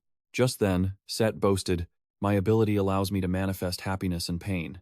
As Set spoke, Asura's face on the other side shifted. He muttered with rage, I'll kill you. I'll wipe you vermin out. With those words, countless high-power attacks were unleashed by Asura. At the same time, in Saitama Prefecture, Tokorozawa City, Akan was fighting an incredibly intense battle. On the other side, Dre and Hanada Hikotaru were locked in a stalemate. Techniques were constantly being unleashed by the two. Suo Shinji saw this and struck, using the Hinoki sword style. Although he was submerged in the massive power of that attack, Rei still wasn't defeated. He even deflected the technique with ease. The three of them joined forces, but they still couldn't take Rei down. Now Shinomiya Akan thought to himself, Damn it, even though I knew it beforehand, he really is too strong. Then he spoke up. Who are you guys? Since you haven't been killed by me immediately, it seems. You are some of the strongest members of the anti-fairy organization, right? You're just blocking my path. I want to conserve my strength, so hurry up and die. Hanada Hikotaru snickered. Well, looks like we're being underestimated. Suo Shinji replied with high spirits. I don't care. Let's beat him together. She spoke up clearly. Suo Makoto, damn it, he fell into a trap. I can't blame him though. He was trying to respond for Captain Makoto. Hearing that, Dre guessed it immediately. So you're Suo Shinji, Makoto's younger brother. That piece of trash? He died like a dog at the hands of someone as weak as number 12. What a waste of a life. A pair of trashy brothers. Hearing that, Suo Shinji rushed toward him in a fit of rage, despite Shinomiya Akan trying to hold him back. Seeing that the time was right, Dre prepared his attack. A second later, the move he launched possessed such terrifying power that the three of them were in a tough spot. Switching scenes to the headquarters of the anti-fairy organization, Yushima said anxiously, "It has begun." Jin grabbed her hand, trembling. What should he do? Her heart beat. Then she couldn't help but sob. "Miss Yushima." On the other side, Yushima suddenly raised her voice. "Yushima team, report the situation immediately." She responded clearly. "The captain's injuries have almost completely recovered." Makabe immediately declared with excitement, "Good, let's join Iryu Kanemiyagi Minato's team." But Yorozuya said, "That won't work." It left him wondering. This didn't look easy at all. Hibiki Setsuna exclaimed, "Oh man," and Taylor added, "It seems they're after Minato." Tengen realized things were getting dire, and shouted, "Everyone, take your combat positions. We have to protect Minato until he wakes up." Just as they scrambled into place, a strange phenomenon erupted. He quickly realized it was an aura frequency. Iryu Kaneme wondered, "What's going on? Is this an earthquake?" But Asuke thought otherwise. "Don't tell me this is impossible." Before long, the master of that massive aura arrived. Even Suruzaki had to admit, "You really are a monster." Only then did he panic. "No way, that's Zero, isn't it? He shouldn't have been able to escape yet." Asuke quickly came up with a plan. "Let's go, Iryu Kaneme. We have to lure him out of here." He jumped up, startled. "What? Are you kidding me?" He tried to persuade him. "Please, I need your power. We have to act to save Captain Sakazaki Asuke." As soon as Asuke finished speaking, he caught sight of what was in front of him, shocked by the bizarre phenomenon. So that was the aura radiating from Minato's location. He had woken up and was currently healing Yo alongside them. The healing process became significantly easier instantly. Jin was panicking and desperate when he ran into Minato. Minato asked softly, "How long have I been asleep?" She replied quickly, "Only half a day. I heard it was supposed to take 2 days. Can you defeat Zero?" Minato firmly replied, "I will definitely win. But before that, sorry for making you wait so long." "Yo." Valentine's words echoed in Minato's ears. Now, he listened and activated the Saint Healer skill. At that moment, Valentine was present within Minato's body. She used the divine medicine, and healing aura erupted rapidly. Valentine's skill was an invisible medical tome existing within her mind, allowing her to instantly unleash the maximum power of her healing arts. Healing skills were continuously cast to help Yo. After a grueling effort, the wounds finally healed. Seeing this, they cheered.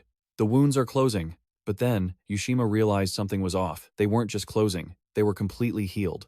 Fully recovered? That's a skill I can't even begin to understand. What on earth is that ability?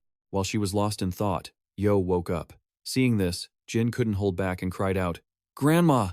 She lifted her heavy eyelids and glanced at the blurry but familiar figure right before her, causing Yo to ask joyfully, "Did you come here for me, Valentine?" Seeing her reach out, Valentine quickly took her hand. She then spoke up. "Yo, you got hurt again because of your recklessness." Yo replied apologetically, "No, I tried my best. I'm sorry for being so useless." But she denied it. "No, you're amazing, Yo. All your wounds are healed now. Go to sleep. When you wake up, let's have a meal with everyone again." Yo was deeply moved, tears spilling from her eyes. "All right." Once she confirmed everything was officially safe, Valentine said with relief, "Let's go.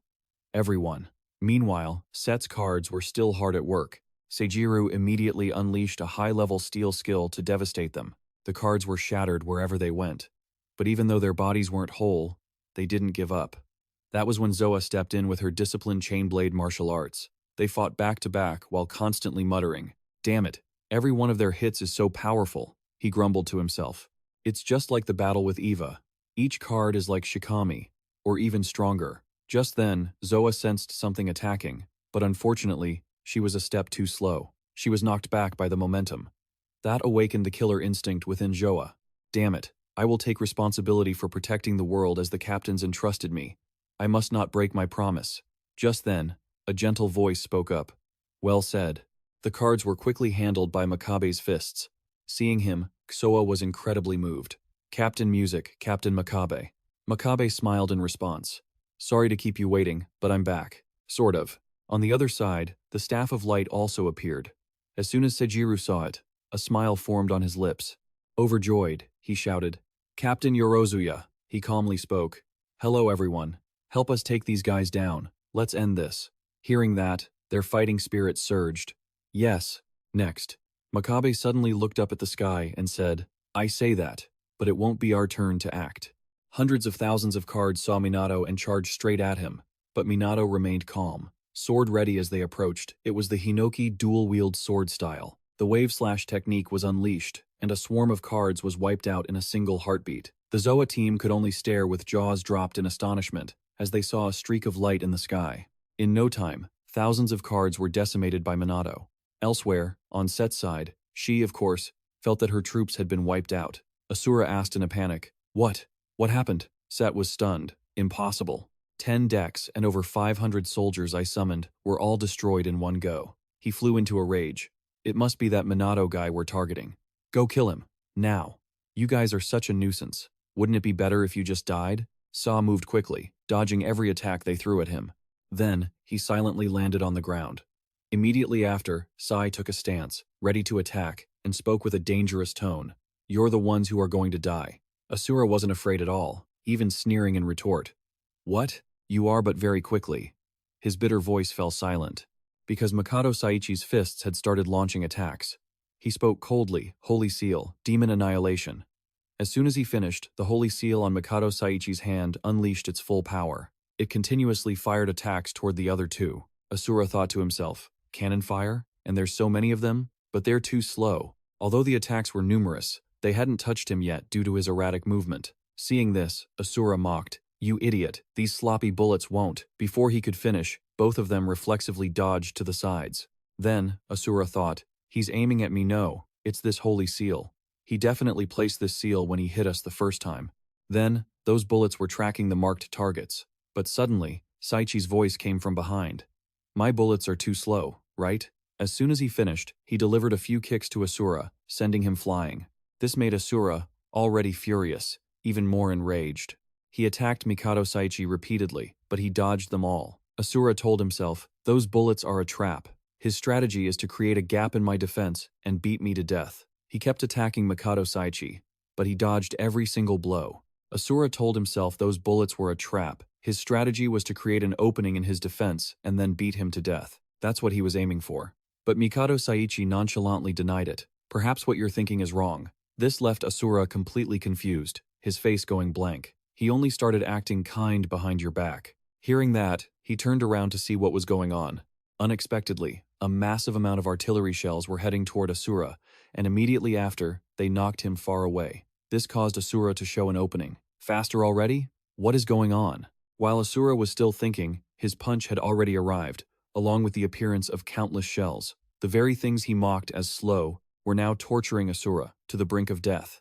Saichi took a stance and said coldly, You should have realized it by now. That mark was engraved on you by my attacks. Each holy mark engraved doubles the speed of those projectiles. Asura grumbled in frustration, It's getting faster and faster. I can't dodge them. And so, countless shells struck his body, making Asura unable to help but mutter to himself. Every time one of these projectiles hits, it's as powerful as his melee attacks. Before long, the number of shells reaching Asura had multiplied. A moment later, Mikado Saichi calmly spoke up. Oh, the thunder has finally stopped. Has your rage finally come to an end? Hearing the danger in his tone, Asura trembled uncontrollably. He told himself not to let him touch him, not to let him touch him. He stammered, Stay away, Satsa. By now, Asura had a terrified look on his face, with an aura of panic and fear radiating from him. Saichi listened in silence, saying nothing. Only after observing for a while did he speak. Corrosive bones. Huh. Nearby, the book's screaming could also be heard. Hey you, let me go. I don't want to die like a stinking dog in the middle of nowhere. Nishina-Q didn't care about her words at all, just coldly told her to shut up. Immediately after, she used her hair to seal Set's body completely. She could only think to herself, What is this? My magical power is being drained. I can't even use my skills. Nishina-Q kept increasing the number of coils around Set's body. While looking at Asura's face, she calmly assessed the situation, watching him experience fear. Mikado Saichi continued, As you can see, my projectiles were actually very slow at first, at a speed of 5.56 meters per second, on par with your average bowling ball speed. But these homing projectiles have the firepower of my full-force melee attack. Furthermore, they increase the number of holy marks. You've taken a total of 20 attacks and long-range melee hits, right? That makes 5,800 meters per second. Try to dodge that. As soon as he finished speaking, sounds of painful screams and impacts from the artillery shells rang out. After it ended, Seichi let out a sigh of relief, yet he still didn't let his guard down. In Seichi's mind, a voice filled with envy suddenly echoed, "Seichi, that skill is so cheating. If I get hit once, I'm done for," he retorted. "The stronger the opponent, the harder it is to predict their moves. Plus, it takes over 10 seconds for the heavenly mark to appear. Too slow." Midori heard this and asked, "Does such an enemy really exist?" Seichi replied irritably, "They're right in front of me, you jerk." Then he wondered, "And what does the word kani mean?" Nishina-Q answered quickly. "A holy mark," Makoto guessed. Suo Shinji immediately denied it had anything to do with his younger brother. "And don't you think this skill is weak? The projectile's firepower is based on mine," Midori happily advised. "Then just work on making your muscles bigger. You can do it, Seichi." He helplessly shook his head. "Geniuses always make it sound so easy. Just wait until I join the special forces with this skill. I don't want to lose to you," Midori continued nonchalantly. "Yeah, do your best." That attitude annoyed Mikado Seichi immensely. "This jerk is so annoying." As soon as he finished, Midori added, "By the way, when everyone gets stronger, let's fight together. Even as we grow up, it will always be like that." Then Mikado Seichi said emotionally, "Just you wait, Midori. This time I will definitely land a hit on you." After saying that, he stepped toward Kei. Seeing that, she said, "Thanks for helping me block those thunder pillars. I'm done here too." On the grass below, Set's body had stiffened, but Mikado Seichi didn't notice, only saying, "Let's go help Suo Shinji and the others. Dealing with an enemy of this caliber with only 3 people is tough," and she agreed immediately. "Yeah." But the kid named Shinomiya Akan said something very strange.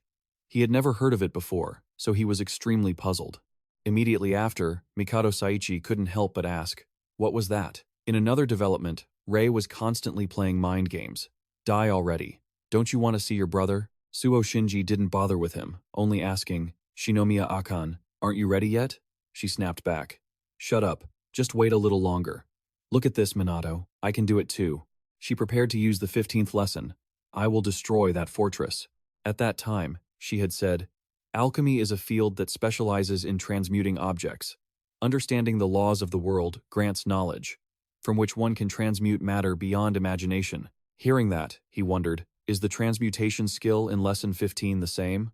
After listening, he quickly confirmed, "Yes, but for now, we need to prioritize training your combat skills, so don't worry about that for the time being. If it's Shinomiya Akan, she will surely master it." Returning to reality, Rei kept cursing them. "Die." The moves he launched were extremely cunning and didn't follow any rules. Suo Shinji and his team saw this and couldn't help but exclaim, "What kind of chaotic move is that? We can't even guess where they will attack anymore." No sooner had he finished speaking than he was struck by an attack, making Hanada Hikotaru very worried. Suo Shinji immediately reassured him, "It's fine, I blocked that attack." Saying that, he glanced behind him, "But we can't hold him off any longer." "On the other side," Dre mocked, "how many more times can you take it? Once or twice? Let me show you what true despair feels like. The leader told me to keep this as a finishing move, but using it now should be fine, right?" As soon as he finished, he took a stance, preparing to unleash the next move. Dre used the Purgatory Crystal artifact and spoke with a sinister tone. "Let's end this here." Suo Shinji was shocked. "What the hell is that?" He launched the attack and replied, "Let me tell you, this artifact will release projectiles from its own satellites. They will use the same moves as the artifact's master. In other words, if you still don't understand, by now the entire sky is filled with Dre's artifacts." He paused for a beat and continued, "So this attack will also come from all the satellites." As Dre unleashed the move, countless artifacts in the sky also acted accordingly. This made him feel extremely triumphant. "This entire space will be scorched by my fire cannon. Now, die!" The attacks were so dense that even Suo Shinji couldn't help but exclaim that he couldn't dodge them all. Hanada Hikotaru kept letting out pained groans. Moments later, he suddenly remembered something and shouted, "Akan, I'm counting on you." Akan replied with a serious tone, "I see it." Rei, on the other side, retorted, "I see you too." No sooner had he finished speaking than the artifact expanded exponentially. A second later, they charged forward with terrifying force, triggering a thunderous explosion that shook the entire space. Seeing this, Rei was extremely satisfied and said, "They're dead. They're finally dead. Our leader has granted me the ultimate power." He suddenly recalled the scene from back then, when Rei was in the depths of despair and Hasting appeared. Rei's voice rang out once again, Those who mocked me when I failed, I will use this power to take revenge on this rotten world. We will destroy this world." Just as he was basking in his satisfaction, a powerful beam of light appeared, causing Ray to fall silent and start observing it quietly. Seeing it grow larger by the second, he found it strange. But very quickly, Dre realized the true identity of that light. He immediately prepared to unleash his attack. Seriously, just die already. The barrage of attacks was about to reach them when Shinomiya Akan neutralized it completely. This caught Dre off guard. My fire cannon had no effect? It was then that she spoke up. "Let me tell you something. Mialis is a skill that allows me to change the essence of any move I've analyzed. This time, I turned your attack into a healing move." After being healed, Hinata Hikotaru's face beamed once again. Suo Shinji also had to admit, "It looks like we've completely recovered." Then Shinomiya Akan added, "I used the excess energy to buff us, so for the next minute, our physical capabilities will be significantly enhanced." Dre couldn't believe his ears. "What? What the hell are you talking about?" She responded coldly, "Don't bother thinking about it, and even if you did, you wouldn't understand. Either way, you're done for." Hearing Shinomiya Akan's declaration, Dre felt no fear at all. However, instead of continuing the fight, Dre chose to flee quickly. As he was moving, Dre suddenly stopped in his tracks. Ahead, Shinomiya Akan blocked his path and scolded him in frustration. "You idiot, do you really think you can escape?" As soon as she finished, Hinata Hikotaru launched his Phoenix Claw 8 strike. Not stopping there, he followed up with a dozen hits from his 8-handed snake style, leaving Dre unable to react and taking the full brunt of the assault. After finishing the attack, Hinata Hikotaru happily commented, "It's for real. My body feels so light." Now, Suo Shinji quickly used Lesson 16, Hinoki style, Severing Sword, Fragmentation Slash. Combined with Kei Ryu Shu, as he brought his sword down, Suo Shinji shouted, "Severing Strike." Countless slashes instantly appeared before Dre. He wanted to scream in agony, but the sound vanished before it could leave his mouth. A second later, Dre's body dissolved into thin air. This was partly due to Suo Shinji's relentless, fierce slashes. Recalling the insults the villain had spewed, he coldly remarked, "Go die again by my brother's hand in the afterlife, that is, if you even make it to heaven." Rei, one of the 12 apostles, had been defeated by Shinji, Hinata, Hikotaru, and Akan from the Iryu Kanamiyagi Minato team. As soon as it was over, Akan's body began to tremble uncontrollably. Unlike the fiery spirit she had moments ago, she was now completely exhausted. Akan thought to herself, "Combining skills? It's still too early for me to learn that." But he managed to do it just like me. Who would have thought Suo Shinji would tell Shinomiya Akan, "It was all thanks to you." But right after saying that, she collapsed, leaving him in a panic. Shinomiya Akan. Meanwhile, she drifted into a dreamlike state, thinking, "ITR, do you know? I've always wanted to apologize to Midori." The scene shifted to 7 years ago, where Akan had looked at him in despair and asked, "Why? Why didn't you arrive sooner?" That question left Midori with nothing to say but to hang his head in sorrow. Only much later did he blame himself and say, "I am sorry." Special Class Prophecy, Seeds of Nightmare. Her father, a diplomat with ties to an anti-prophecy organization, had accidentally touched a cursed painting. When it was activated, the entire world around his mansion turned into a different dimension. It was a nightmarish sight. Midori, who had rushed to the scene, entered the painting and stopped the prophecy from manifesting. But her parents, the guests, and the servants all were already dead, leaving only Shinomiya Akan as the sole survivor. Back then, she had asked in a low voice, Aren't you the world's strongest, transcendent? You're the one responsible for stopping prophecies from coming true, right? Then why? Why were you so late?" Jin tried to explain. "We were, but he was stopped by him." Not receiving a satisfactory answer, Shinomiya Akan burst into tears. Who knows how much time passed, but the three of them remained in that same spot. Later, Shinomiya Akan learned that, on that day, Midori was busy handling another prophecy on the other side of the globe. He had saved hundreds of thousands of people. Yet, why had Akan said such things to him back then? Midori was only 16 years old at the time. The scene shifted again. Back then, she had asked, "Doesn't that make you hate it?" Midori, not understanding, blurted out, "Huh?" Shinomiya Akan explained, "Instead of enjoying your own time, you always have to be under such pressure to stop these prophecies." Finishing her sentence, she added to herself, "Moreover, you even had to save selfish people like me." But Midori only said to his teammates, "No, my friends, all of them are right here. Our special unit always acts alone on missions. Even if we aren't always fighting together, our hearts are always connected. Thanks to them, I am never lonely. They are my support. Hearing that, Shinomiya Akan still didn't quite get it. Seeing this, he said, I believe that one day, you will understand, Shinomiya Akan. Thinking back on it now, Shinomiya Akan finally understood to some extent. As soon as she woke up, the two of them noticed immediately. Suo Shinji asked with concern, Are you okay, Shinomiya Akan? Shinomiya Akan asked slowly, How long have I been asleep? Hanada Hikotaru did the math and replied, Not even a minute. Upon hearing that, she sat there in a daze. Suddenly, Akan called out each of their names. Suo Shinji, Hanada, Hikotaru. I really want to apologize to Midori. So I want to. Suo Shinji suddenly interrupted. I also want to express my gratitude to him. Because my brother, Makoto, was an irreplaceable friend to him. Shinomiya Akan was surprised that he would say that. Suo Shinji, you? Hanada Hikotaru added, I also want to surpass Midori one day, so we can't let him die, right? Very quickly, Akan understood what he meant. She recovered her spirit and said, Let's go. We're going to save Midori together. Meanwhile, inside the limestone cave at the headquarters of the Anti-Prophecy Organization, at the 17th spatial crack in the lower jaw, Tsuruzaki was locked in a tense battle when he sensed someone approaching. At a glance, he vaguely recognized it was Minato. Has your training already finished? Minato didn't answer, only saying, Captain Tsuruzaki, please get out of here. It seems like it's being sealed, isn't it? He intends to use the strongest firepower of the mutation to wipe out the Anti-Prophecy Organization. You heard me, right? Don't even think about running away. Zero-value target. Tsuruzaki was incredibly shocked upon hearing this. Wait, Minato, don't tell me that even after hearing that, you didn't stop and just kept going straight down. Hastings' voice suddenly echoed from within the space. How surprising. Welcome, Minato. Did you come here to defeat me? Minato gripped his sword tightly, simultaneously unleashed a spell, and then replied, No, I came to save Midori. Hastings couldn't help but scoff. To save Midori, you say? Remembering what Yo said, he thought Minato would need 2 days to prepare to defeat him.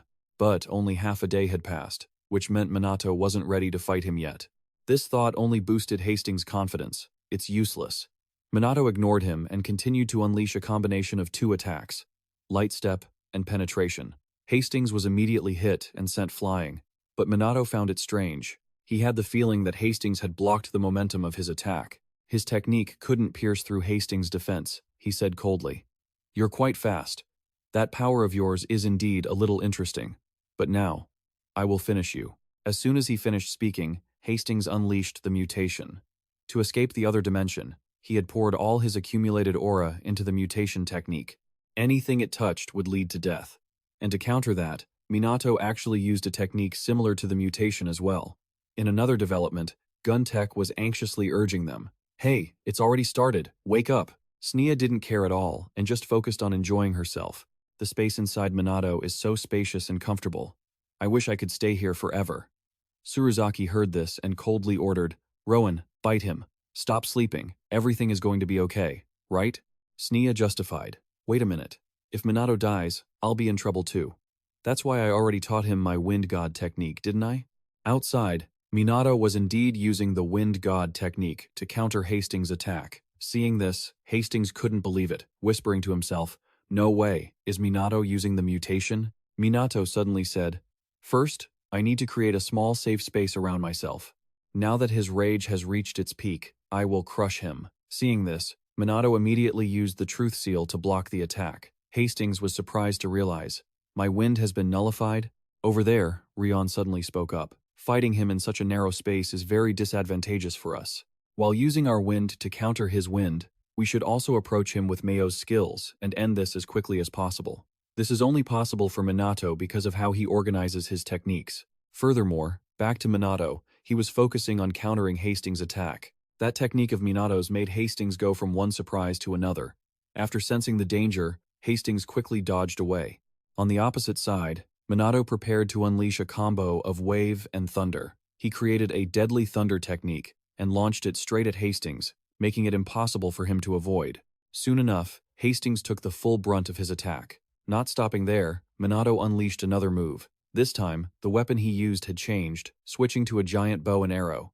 Minato prepared to unleash a combo of Death Injury and Killer Bow. They created the Moon Ring Annihilation technique with immense power. Pressing the advantage, he continued to unleash thunder, creating a thunder spear cannon that caught Hastings off guard. He whispered suspiciously, "What the hell is he? How can he fight with skills of different attributes without using any artifacts? So this is the one who will end all prophecies."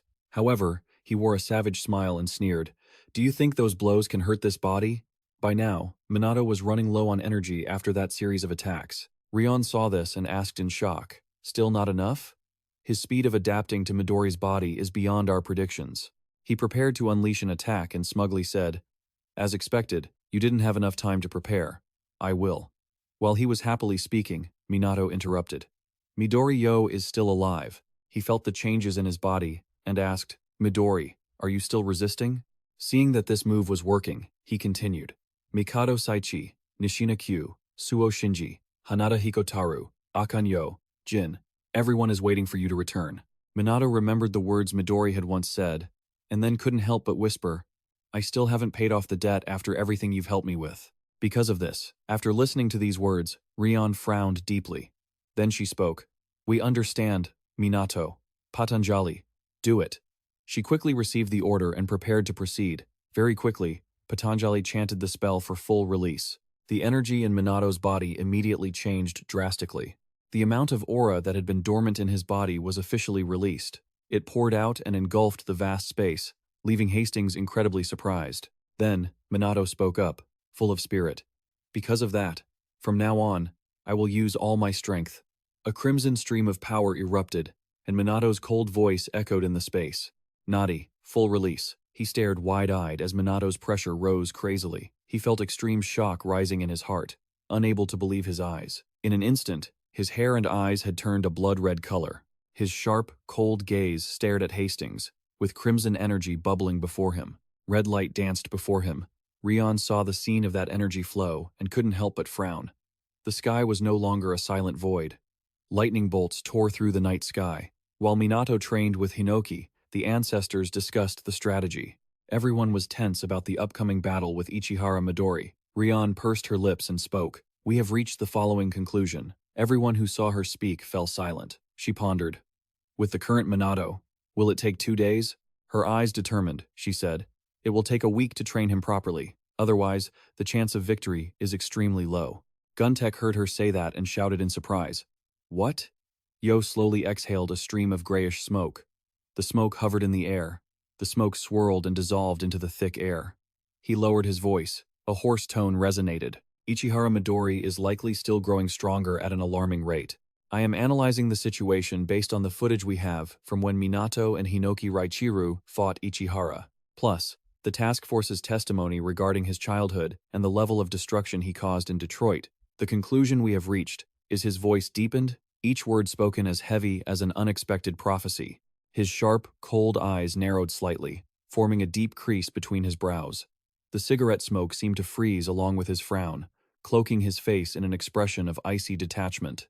"Ichihara Midori will eventually reach the same level as us, the progenitors." The other progenitors were stunned.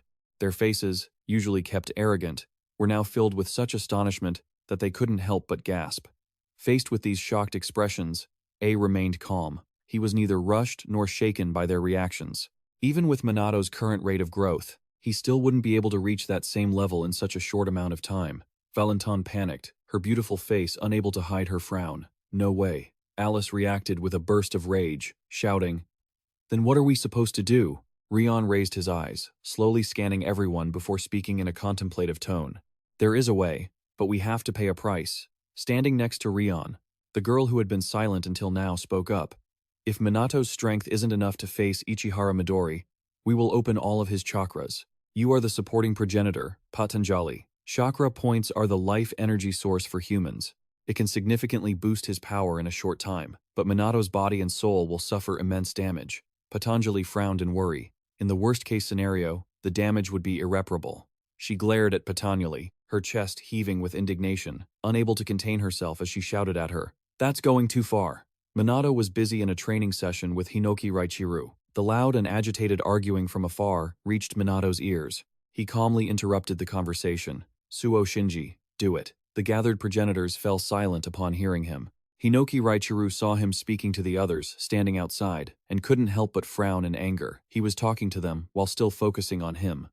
"Ugh, this kid. Bolts of lightning flashed in the dark night, his cold, sharp gaze fixed on him.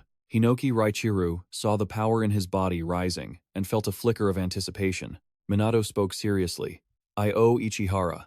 Fragments of memories flickered in his mind, times they had talked happily together, and now, those memories surged vividly in his heart. A long scar cut across one side, and his eyes suddenly glowed bright, emitting a blue light. His determined gaze fixed on Hinoki Raichiru as he spoke firmly. "So, I will definitely save him at any cost." Both stood in silence, chests heaving in rhythm with the rumbling thunder outside. Anxiety was evident in their eyes.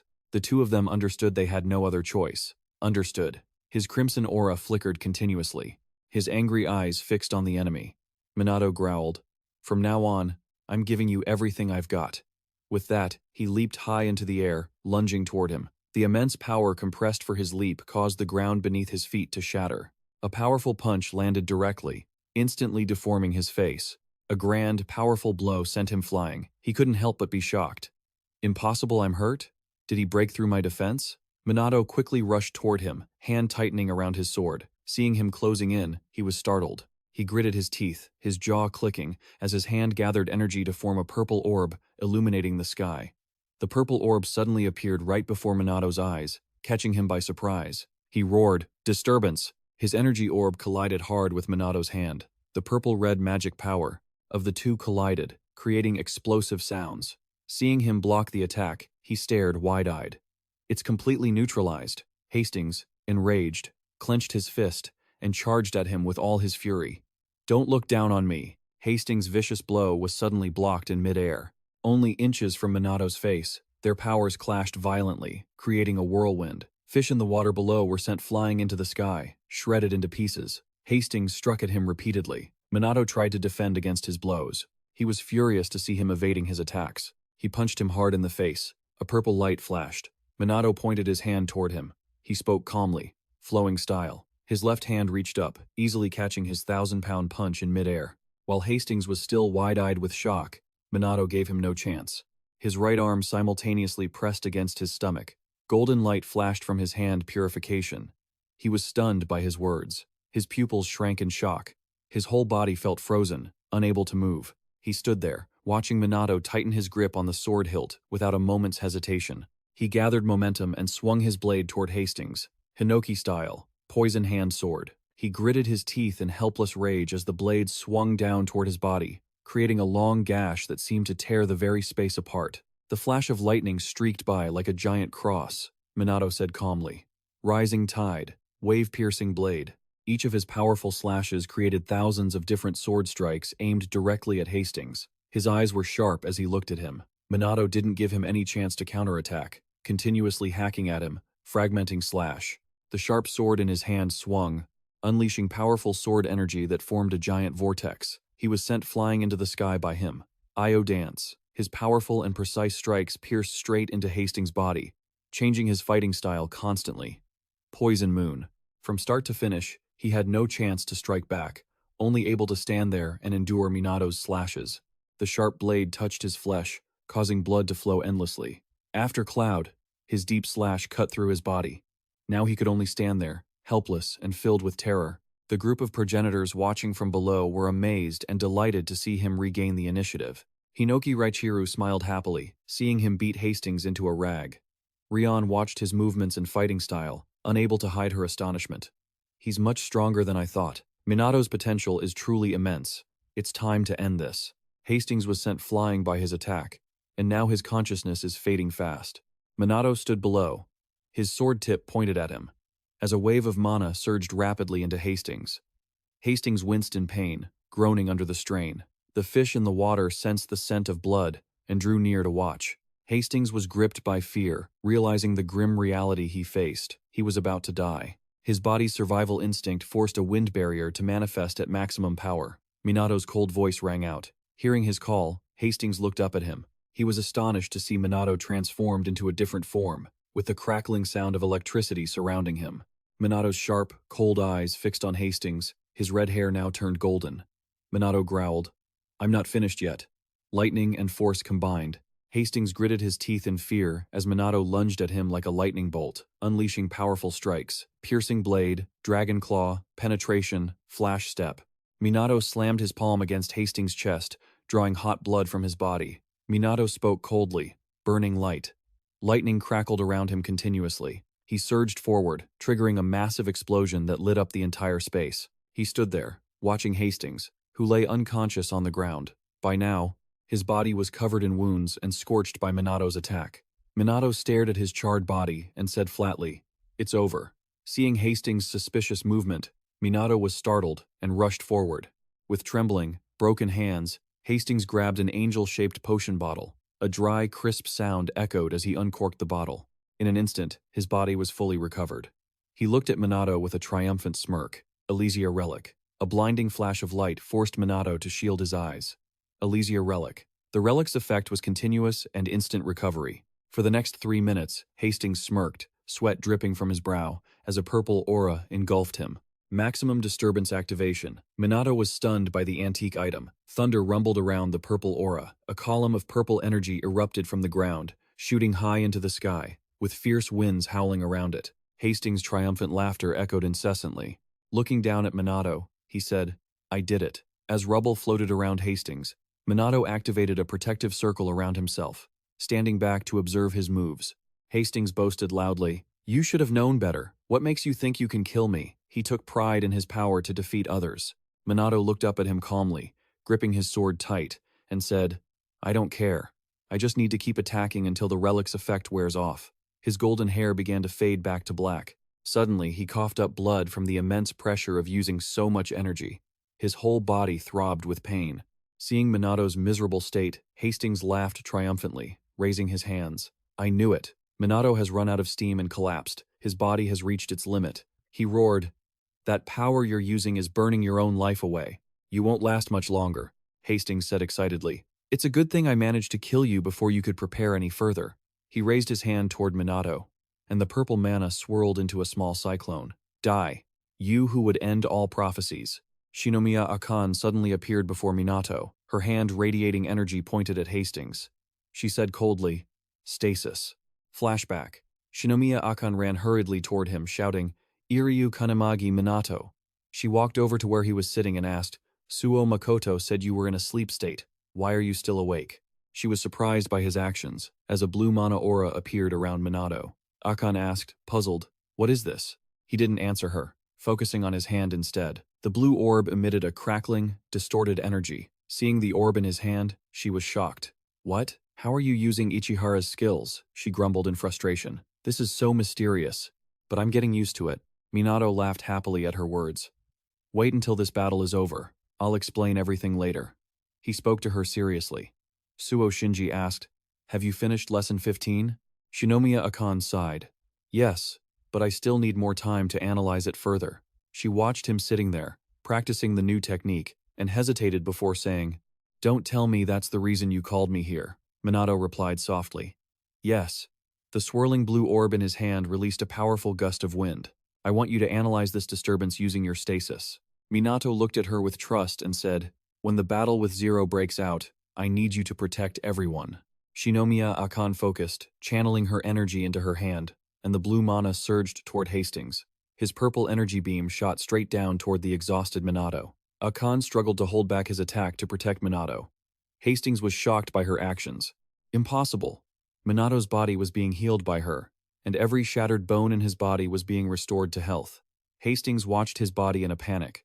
How could that Iryu Kanamagi Minato recover? He refused to accept it, screaming inside. That was the peak power of the world's strongest skill. Hastings shouted at him in rage. "It's impossible!" Her energy force slammed into the source of his disturbance. Hastings' face darkened, and he gritted his teeth, refusing to accept the reality. Minato's teammates appeared before him. Hastings couldn't believe his eyes, and stammered, "This cannot be." On the ground, the others advanced rapidly toward Hastings. Shinomiya Akan looked at Minato happily. "I've protected you. Iryu Kanamiyagi Minato, give the order. You're the commander." Minato was slightly surprised. Feeling the change in his body, he fell into deep thought. The full force of that disturbance had been absorbed by him. He tightened his grip on the sword hilt. He could still fight. Minato didn't look back. He chose to trust them, and said cheerfully, "Let's go. Let's rescue Ichihara Midori from that Zero guy." Hastings' hand was severed, floating in midair. The purple orb in his hand hadn't even had the chance to counterattack. Minato's group kept lunging at Hastings, slashing repeatedly, but his body kept regenerating. Jin watched him thoughtfully. "We can do this," even though he would recover immediately after being injured. Hastings gritted his teeth in anger, his fierce eyes locked onto them. The deep sword wounds on his flesh began to constrict. The injuries regenerated rapidly, closing up and healing at an astonishing speed. Hanada Hikotaru saw how well they coordinated their attacks, and thought, but with the buff from Shinomiya Akan's disturbance, it's still possible. He lunged toward Hastings, locking his legs around his neck like a snake hunting its prey. Bird coil. His knee smashed down onto Hastings' head. A fierce, crushing kick descended onto his head, forcing he could feel the pain as his head wound healed rapidly. The force of his strike left him unable to react in time, but that was the opening Minato and Shinji Suo needed. As they lunged forward with swords gripped tight, the nether sword struck out at him, blow after blow. His wounds healed instantly, but he gritted his teeth in fury, cursing under his breath. Damn it, damn it, damn it all. Why? A wall of jade shattered, and purple orbs began to encircle them all. The purple orbs surrounded them, controlled by a single hand. A gentle voice rang out, "Grandma, don't worry, I've done it. I will definitely protect the one who saved you." Siki's gaze was resolute as she shielded Minato. "Void Karm," she exclaimed, as the orbs detonated repeatedly around him.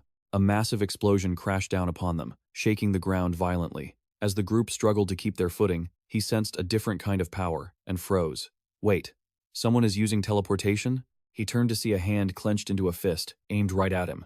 "You!" Saichi delivered a powerful punch squarely to Hastings' jaw, distorting his face. The force of the blow sent him reeling. Saichi roared angrily at Hastings. "Hey, how long do you plan on sleeping in there, you idiot Midori?" His rapid-fire strikes rained down on Hastings, leaving him no chance to guard. Suddenly, a cloud of purple smoke detonated in front of him, obscuring his vision. A silhouette surged forward, hair whipping through the air. Hastings couldn't help but be shocked, feeling something strange happening to him. His body was bound tight by threads of hair, making it impossible to move. Q's ultimate technique held him fast, offering no chance of escape. Every strand of her hair wove magical rings aimed straight at him. Hastings panicked as he realized he was being directly assaulted. What is this?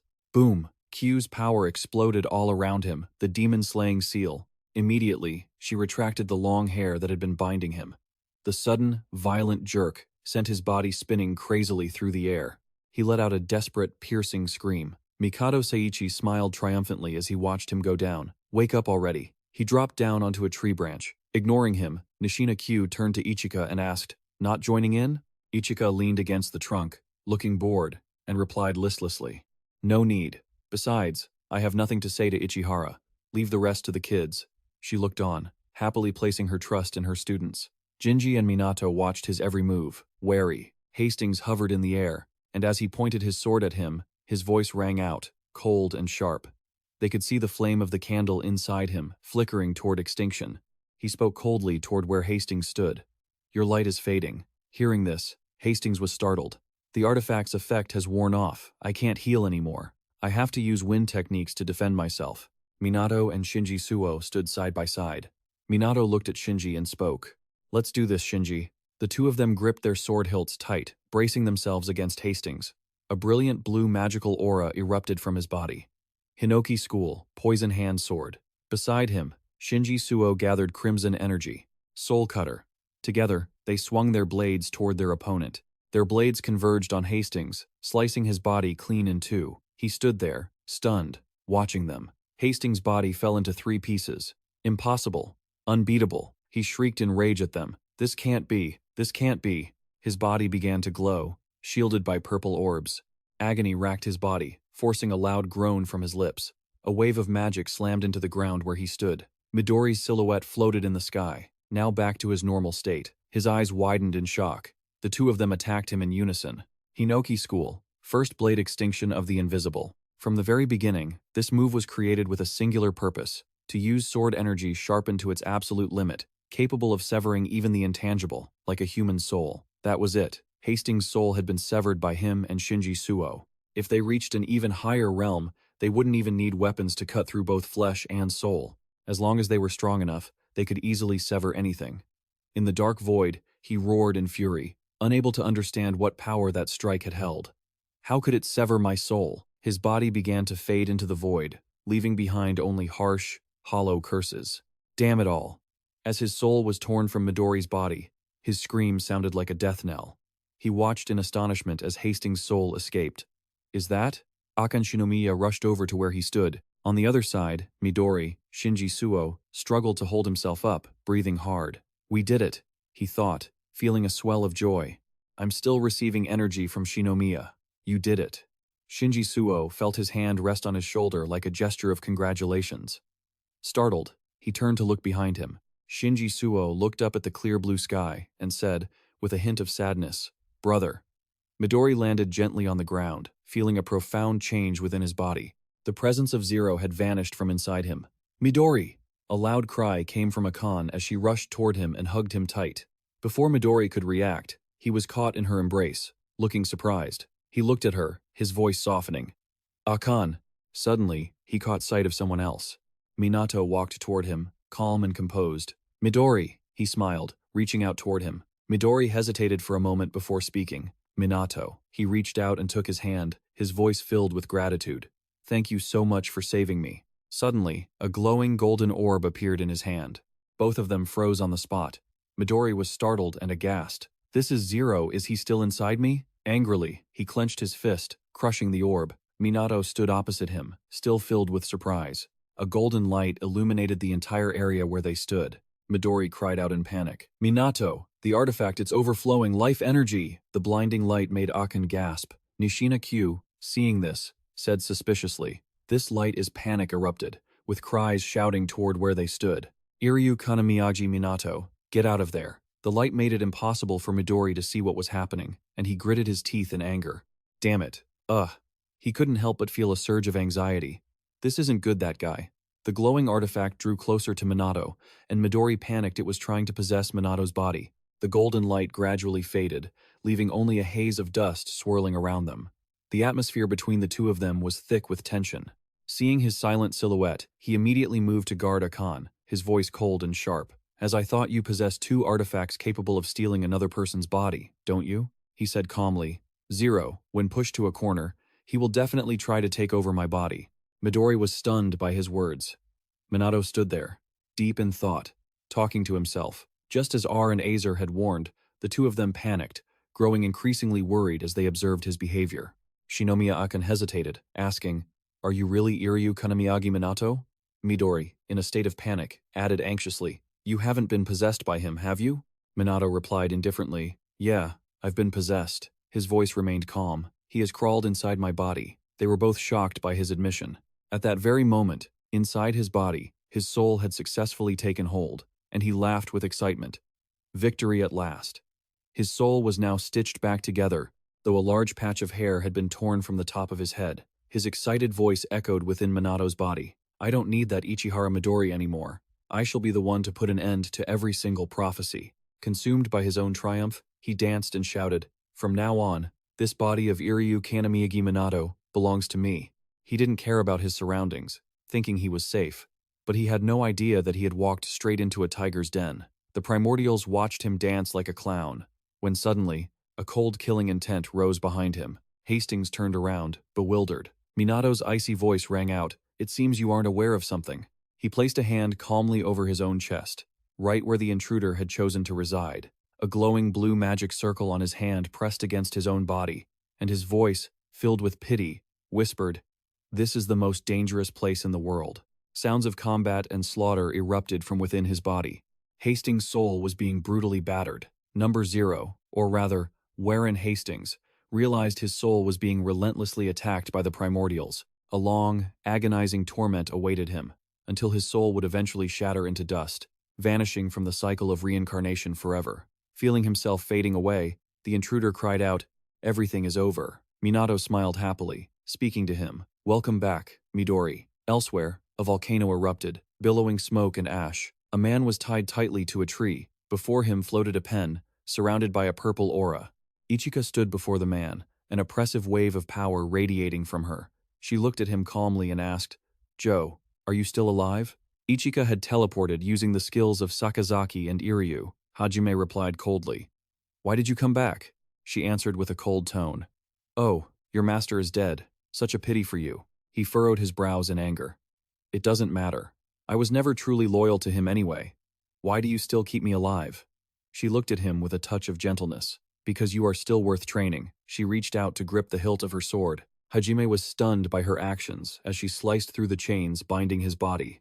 What did you say? Her voice turned chilling. Go heal your wounds. Soon, I will show you what a rigorous training really means, to the point where you'll wish you were dead.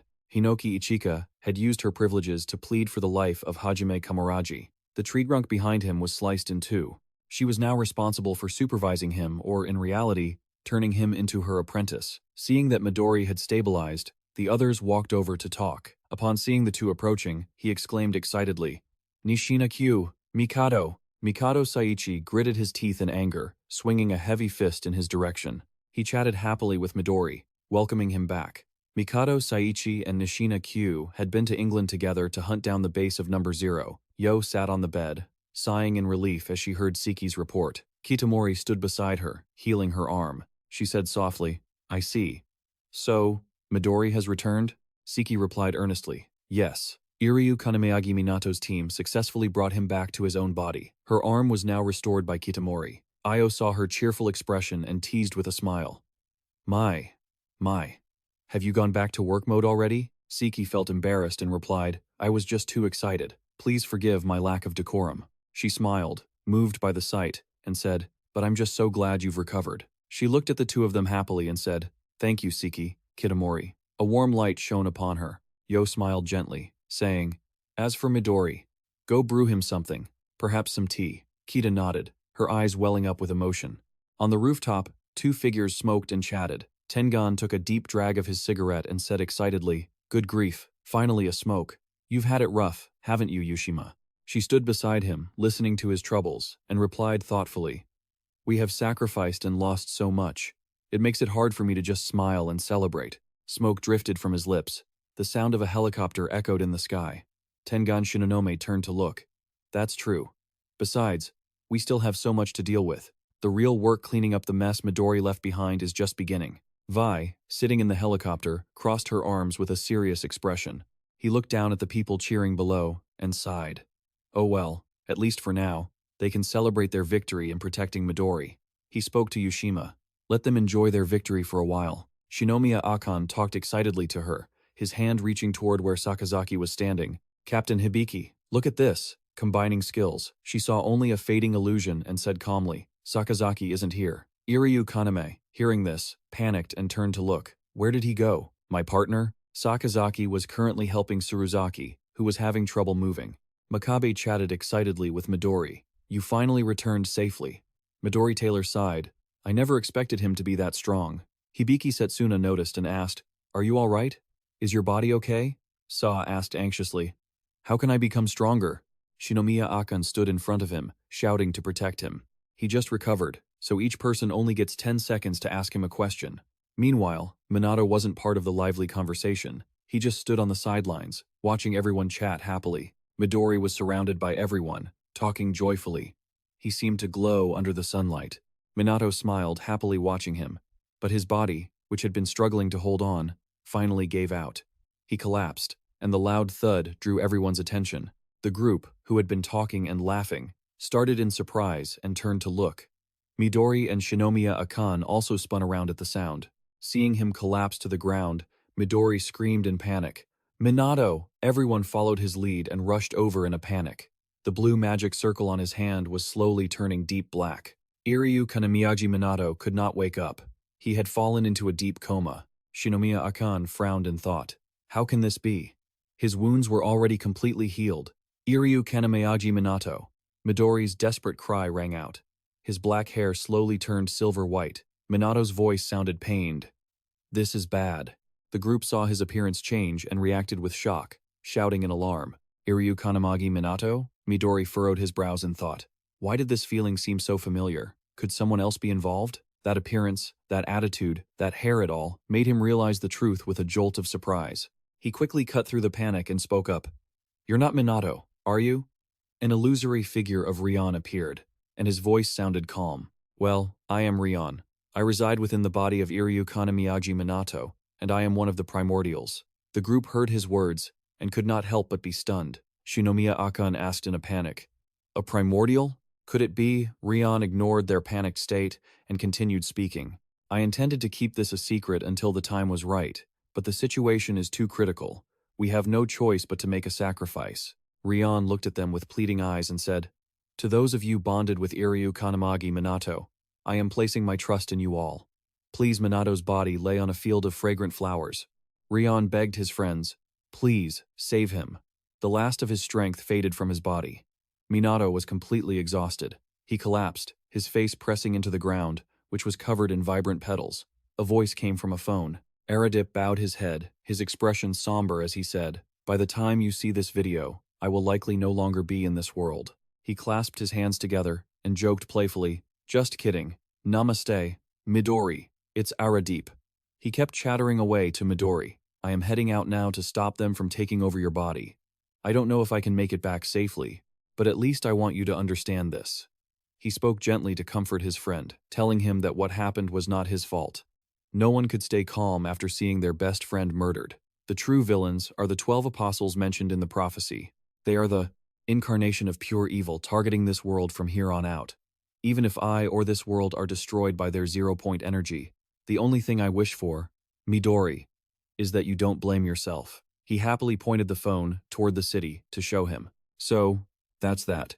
I've arrived. I still hope that one day we can sit down and enjoy some masala chai together again. In the city of Mumbai, the 2-minute and 26-second video ended. After watching, he let out a sigh, his voice filled with a groan.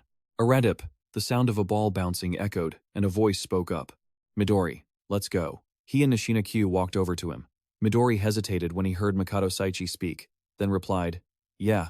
At the Eternal Hermitage, in the Taiyo headquarters, a static-filled voice came from the television with breaking news. The transcendent criminal of heaven-defying crimes, the most shocking in history, Ichihara Midori, has been confirmed dead.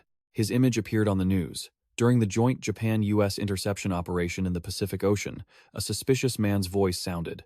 Ichihara Midori was defeated by us and confirmed dead? On the screen, shots of warships observing the ocean flickered. Vi frowned unhappily and said, We obviously didn't really do anything. Hearing his gloomy words, Lady Yo replied, It can't be helped. She spoke calmly to him. We cannot reveal the existence of the prophecy to the public, nor can we explain every little detail of what happened. This is all we could do, and it is the best way to bring the curtain down. Vi heard their conversation and nodded. I understand. He stood up and left, leaving a final remark. There are still many major prophecies left to deal with. We cannot afford to lose Ichihara Midori. His large shadow moved toward the door. Vi said dismissively, Now that he has regained consciousness, we must make good use of him. It's all for the sake of the world's survival. Yo watched him walk away and replied, You are right. In a lively setting, a conversation could be heard. Dead, huh? From the strongest in the world to the most evil in history, that's quite something. Midori caught the ball and hit it back. Mikado Saichi caught it and returned it. He chatted happily. It was clear from the beginning. You were already on their side, and now you're famous like that? Isn't that ridiculous? He threw the ball back to Midori, and they both continued to compete. Nishina Q, who was sitting nearby, spoke up. Midori, you're standing out too much. He stood there, heard her, and replied, It's not like I wanted to. The enemy was just too strong.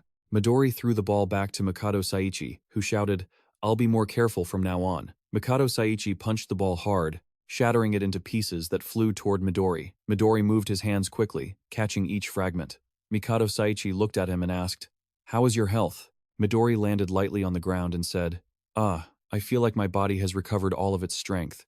The fragments of the ball came back together to form a whole. Mikado Saichi saw the ball and remarked, Good, you fixed the ball? Midori threw it to Nishina Q. All right, I'm heading out. Saichi heard he was leaving and spoke up. Both of them turned somber. His eyes were fixed on Midori as he said, You must come back safely this time. Don't let Iryu Kanamiyagi Minato die. His voice was firm, and he walked away. Yeah, I know. In the ICU at the Toshinomiya headquarters, Akan saw him visiting and spoke up in surprise.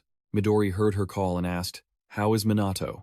Hanada Hikotaru replied thoughtfully, Same as always. Nothing has changed since then. Midori frowned. They could only stand outside and watch him, comatose and wrapped in bandages. Seeing him in a coma, the atmosphere became stifling and anxious. Hanada Hikotaru said, "He still hasn't regained consciousness." Suo Shinji looked at him, his voice hesitant. Not only has there been no progress, but his condition is worsening. His body was covered in IV lines.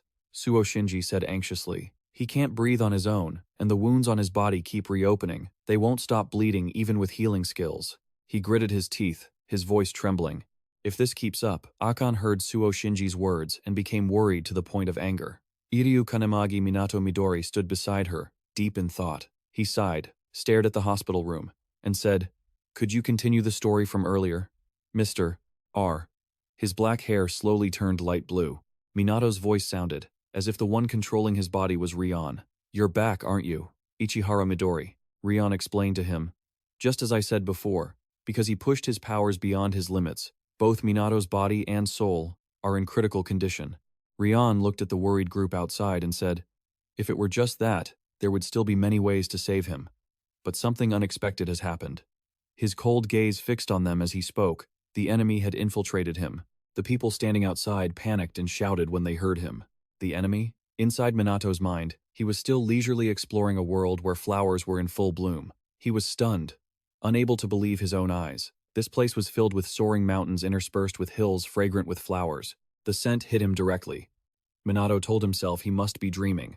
He shouted toward the clear blue sky, "Hinoki Rai Chiru malicious," but there was no response. Minato said in surprise, "No one is here. Why am I here?" Suddenly, a voice rang out beside his ear. "Both your body and soul have exceeded their limits. Death is now just a matter of time." He was startled by those words, looking around in a panic. Beside him, a figure stood with an air of extreme ease and composure, gently tilting a vessel shaped like a unique black octopus, slowly pouring clear, soothing water over the vibrant flowers. Minato stood dumbfounded, watching the man. Diaz smiled faintly and said, "It's rare to have such a chance to chat." He turned to look at him and said, "The 0 mark has been sealed by me." Minato was caught off guard and became alert, then shouted, "Who are you?" Diaz watched his eyes in silence. Suddenly, his body began to turn pitch black, a dark color standing lonely amidst the colorful field of flowers. The clear blue sky suddenly turned black. Thunder and lightning rumbled around him, and the octopus in his hand began to transform. The thunderous roar brought with it spatial tears, as if trying to rip apart the peaceful field of flowers. Minato stood there, cautiously observing his actions. Diaz's hoarse voice echoed in the space. "We are the Star Legion, the very masters who created the events you call prophecies." Every eye on his face smiled happily. "We are the enemy of this world. We are the Star Legion." Midori, standing outside the hospital room, couldn't help but gasp in surprise. The Star Legion watched the crowd gathering in the distance, while Rion listened intently to every word. He turned back to look directly at the crowd and replied gently, "That's right." He recounted the events of the past. 3 years ago, they were entities belonging to another dimension, the very ones who brought the tower to this world. His blurry silhouette frowned slightly and said firmly, "Our eternal enemy." Suo Shinji repeated Rion's words hesitantly. "Eternal enemy." Rion scanned Minato's body from head to toe. His gaze suddenly dimmed as he said, "And the only one strong enough to face the Star Legion is the owner of the 0 mark." Now, the mark on his hand has turned pitch black. Hanada Hikotaru spoke in a low voice. "So it's Minato?" Rion frowned, deep in thought. "I'm afraid that right now, inside his body, the Star Legion is constantly eroding Minato's mind." He looked earnestly at Minato's comrades standing outside and said, "I need your help. We must expel the enemy from Minato's body immediately." Hearing his plea, they were astonished and asked in unison, "Us? How are we supposed to do that?" They followed his instructions and entered the hospital room. 4 people stood at the 4 corners, listening to his every word. Rion said with satisfaction, "Just touch his body. The rest depends on his spirit." They immediately did as he said, and placed their hands on him. "Because you are connected to Minato, the 0 mark." The hand bearing the mark began to glow. Suo, Shinji, and Akan were stunned to see this. Rion spoke up immediately. "I will guide you into Minato's mind." The light from the mark on his hand grew brighter, shining toward them. Rion took off his hat and said, "However, even though I was the one who asked for this, you must realize the extreme danger involved." Cracks slowly spread across the red wall. He warned them of the danger they were about to face. "If you are targeted by the enemy, not only will you fail to save him, but your own minds will be destroyed. You might even lose your lives." Even so, I humbly beg for your help. Rion bowed his head, grateful for their courage in facing such danger to bring Minato back. He pleaded loudly, whether for the past, the present, or the future of all humanity, please, save Iryu Kanamiyagi Minato. Seeing his desperate appearance, Suo Shinji couldn't help but say, please, get up. Rion looked up upon hearing his voice. He said firmly, Minato is our captain and a very important friend. We will never abandon him. Each of them looked determined, certain they would save him from the gates of death. Rion was touched by Suo Shinji's clear promises and bowed in gratitude. Thank you all. A blue light flooded the hospital room with a blinding glow. Meanwhile, inside Minato's mind, the sky was filled with lightning, as if trying to shatter it into pieces. Dias's voice echoed. A character who lived through the world's destruction.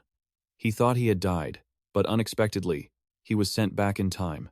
Back to the past. He was determined to change the horrific future he had witnessed.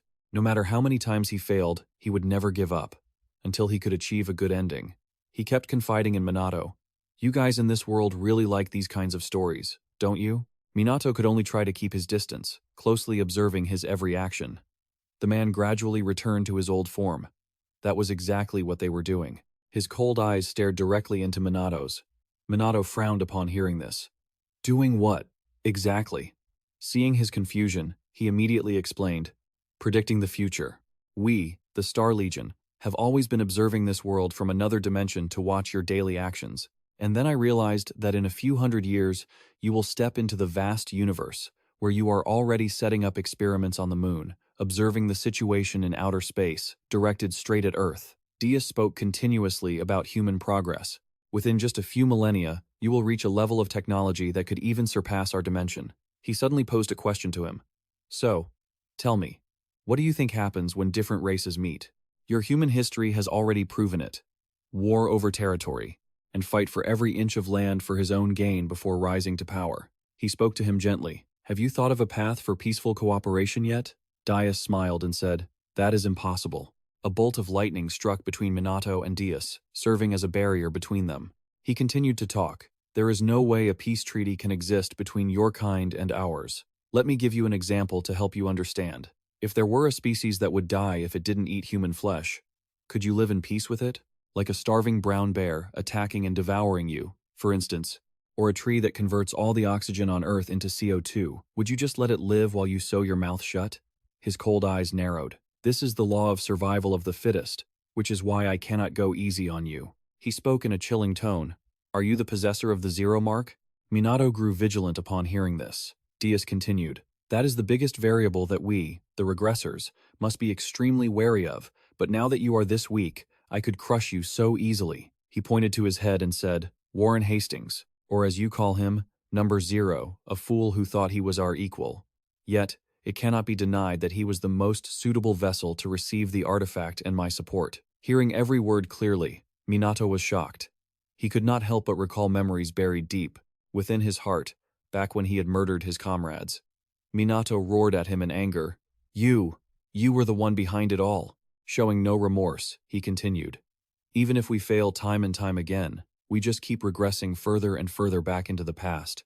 But each and every time, our plans are thwarted by a transcendent being carrying the zero mark in those eras. He said softly. Anyway, this long journey is coming to an end. Vines appeared at his feet, slithering toward Minato.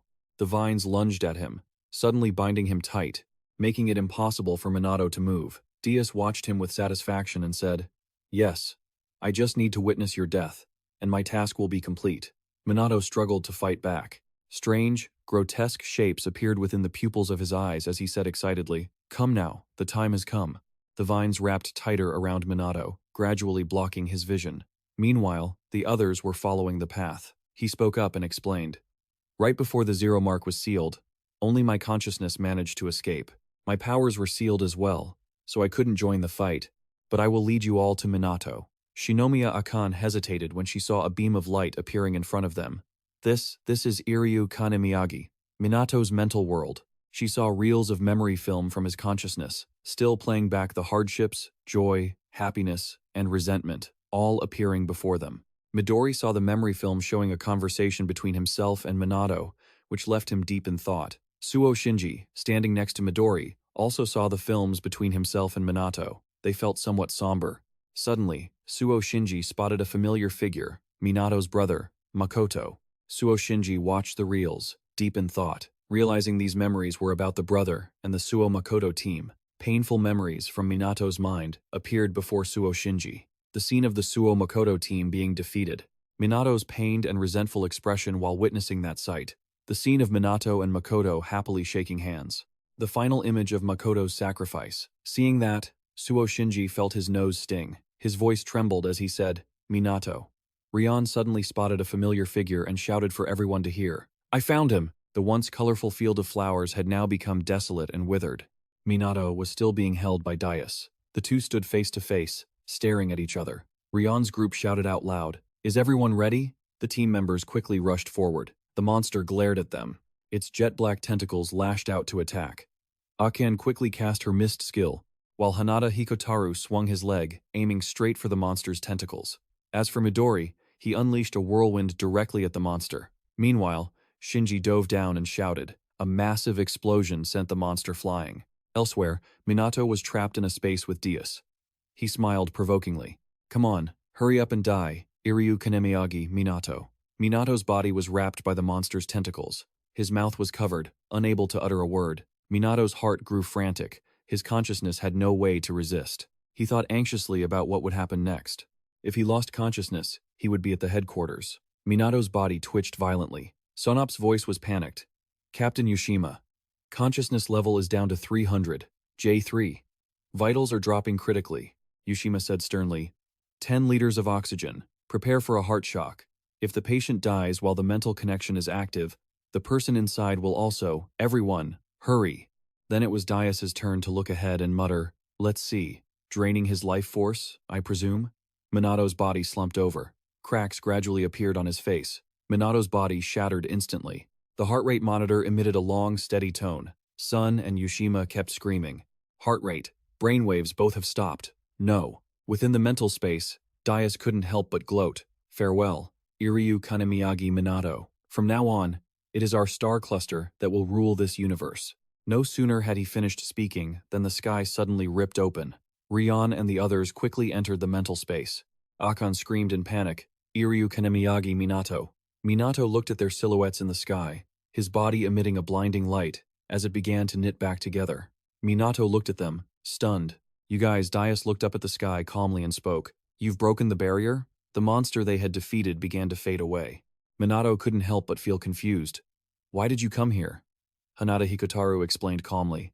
"Sir Rion brought us here." Suo Shinji placed a hand on his shoulder and said in a low voice, "Minato, I'm sorry for letting you shoulder everything alone all this time." Memories within Suo Shinji's mind grew clear, as if those moments were coming back to life. He spoke solemnly. "From now on, we will walk by your side on the path ahead." Minato stared at him, stunned, and muttered, "Suo Shinji, that as for the matter regarding that star cluster, I only just found out about it a moment ago." The group shouted in alarm, "What?"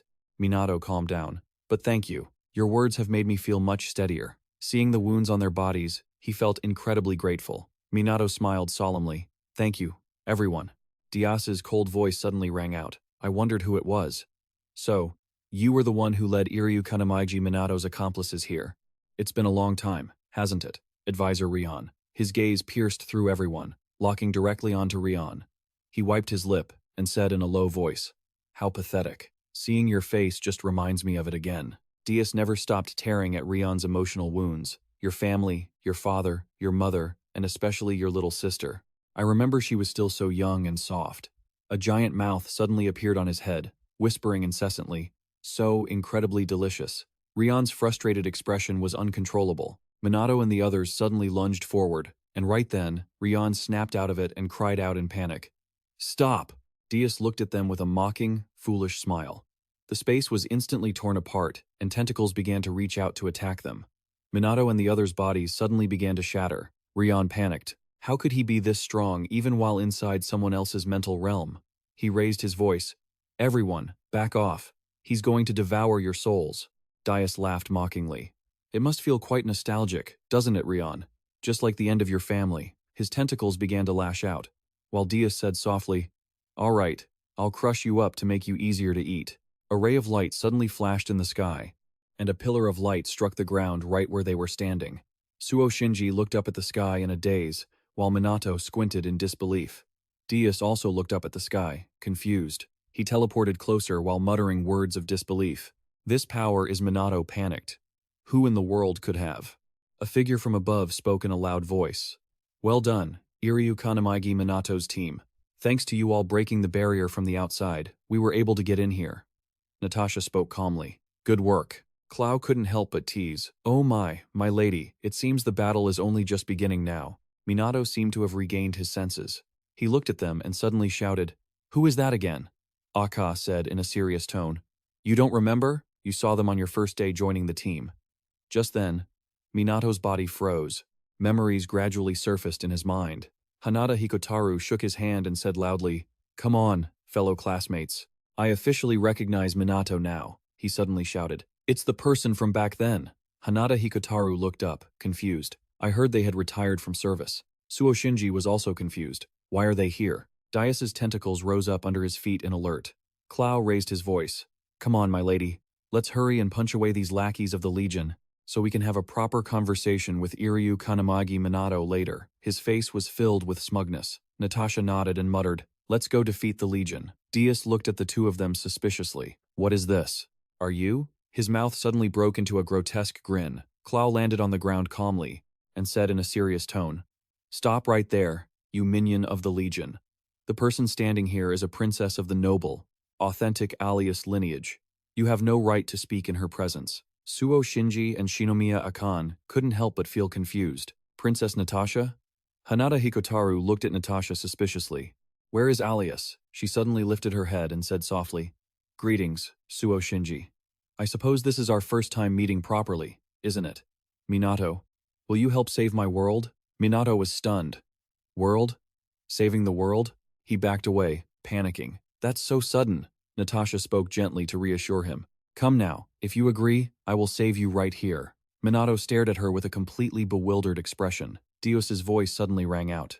Alias, I see. So that's it. The space within the barrier began to collapse. At this moment, he said in a serious tone, Iryu Kanamagi Minato. Minato must die. This cannot be changed. Dios roared in frustration. A lowly race like the Alias dares to act so haughty? Don't stand in the way of our Legion. The tentacles began to surround them. Shinomiya Akan screamed in panic. Disgusting, disgusting, so disgusting. Midori felt confused. Again? Every time these tentacles touch us, we can't use our skills. His body began to crack, and Midori gritted his teeth. Damn it, Claw quickly signaled. My lady, let's get out of here first. Natasha rubbed her eyes and sighed. No choice, I'll have to make the first move then. The tentacles rushed toward her. Natasha's blue eyes slowly opened. She quickly cast the skill. Sparkly. The beam of light quickly pushed back the tentacles. Everyone looked on, stunned to see the tentacles frozen in place. They stopped. Dios roared in rage. What is this power? You vermin are only worthy of being fertilizer for us. Claw stepped down, unable to help but applaud. Not bad for my lady. He walked step by step toward Dios. The distance between the two gradually narrowed. Claw stood calmly in front of Dios. He touched his forehead lightly. A beam of light shot out from it. Dios's body just dissipated like that. He gritted his teeth and roared, Damn it! You dare to ruin this once-in-a-millennium chance to finish off Iryu Kanemiyaji Minato? I will make you regret this day. Clow smiled lightly. Then I shall pray that never happens. Dios turned into white dust, dissolving into the air. Minato was stunned. We actually defeated him? How could they have? Suo Shinji looked at his healed body, stunned. His body was completely intact again. The ground beneath their feet suddenly cracked open. Natasha raised her voice. It seems we successfully pushed them back for now. It's so comfortable here. Minato panicked. Don't go to sleep in someone else's consciousness. Clow reminded her. My lady, staying here too long isn't good. Natasha nodded. You're right. Let's return to the real world and talk later. A strong suction force suddenly pulled them upward. Natasha said softly, Don't forget, Minato, because we have decided to place our bets on you. Minato stared at the sky in a daze. Natasha's voice rang out in the air and then gradually faded away. Goodbye. When Minato woke up, he was already in a hospital bed. He stared at the surroundings in a daze, looking at the familiar room, feeling confused. Where is this place? He turned his hand over, thinking to himself that his wounds were gradually healing. He widened his eyes as he looked to the side. Everyone had fallen asleep beside his bed. Suo Shinji was sitting there, eyes closed, meditating. Akan was slumped right by the bed, fast asleep. Hanada Hikotaru had fallen asleep so soundly he was out of it.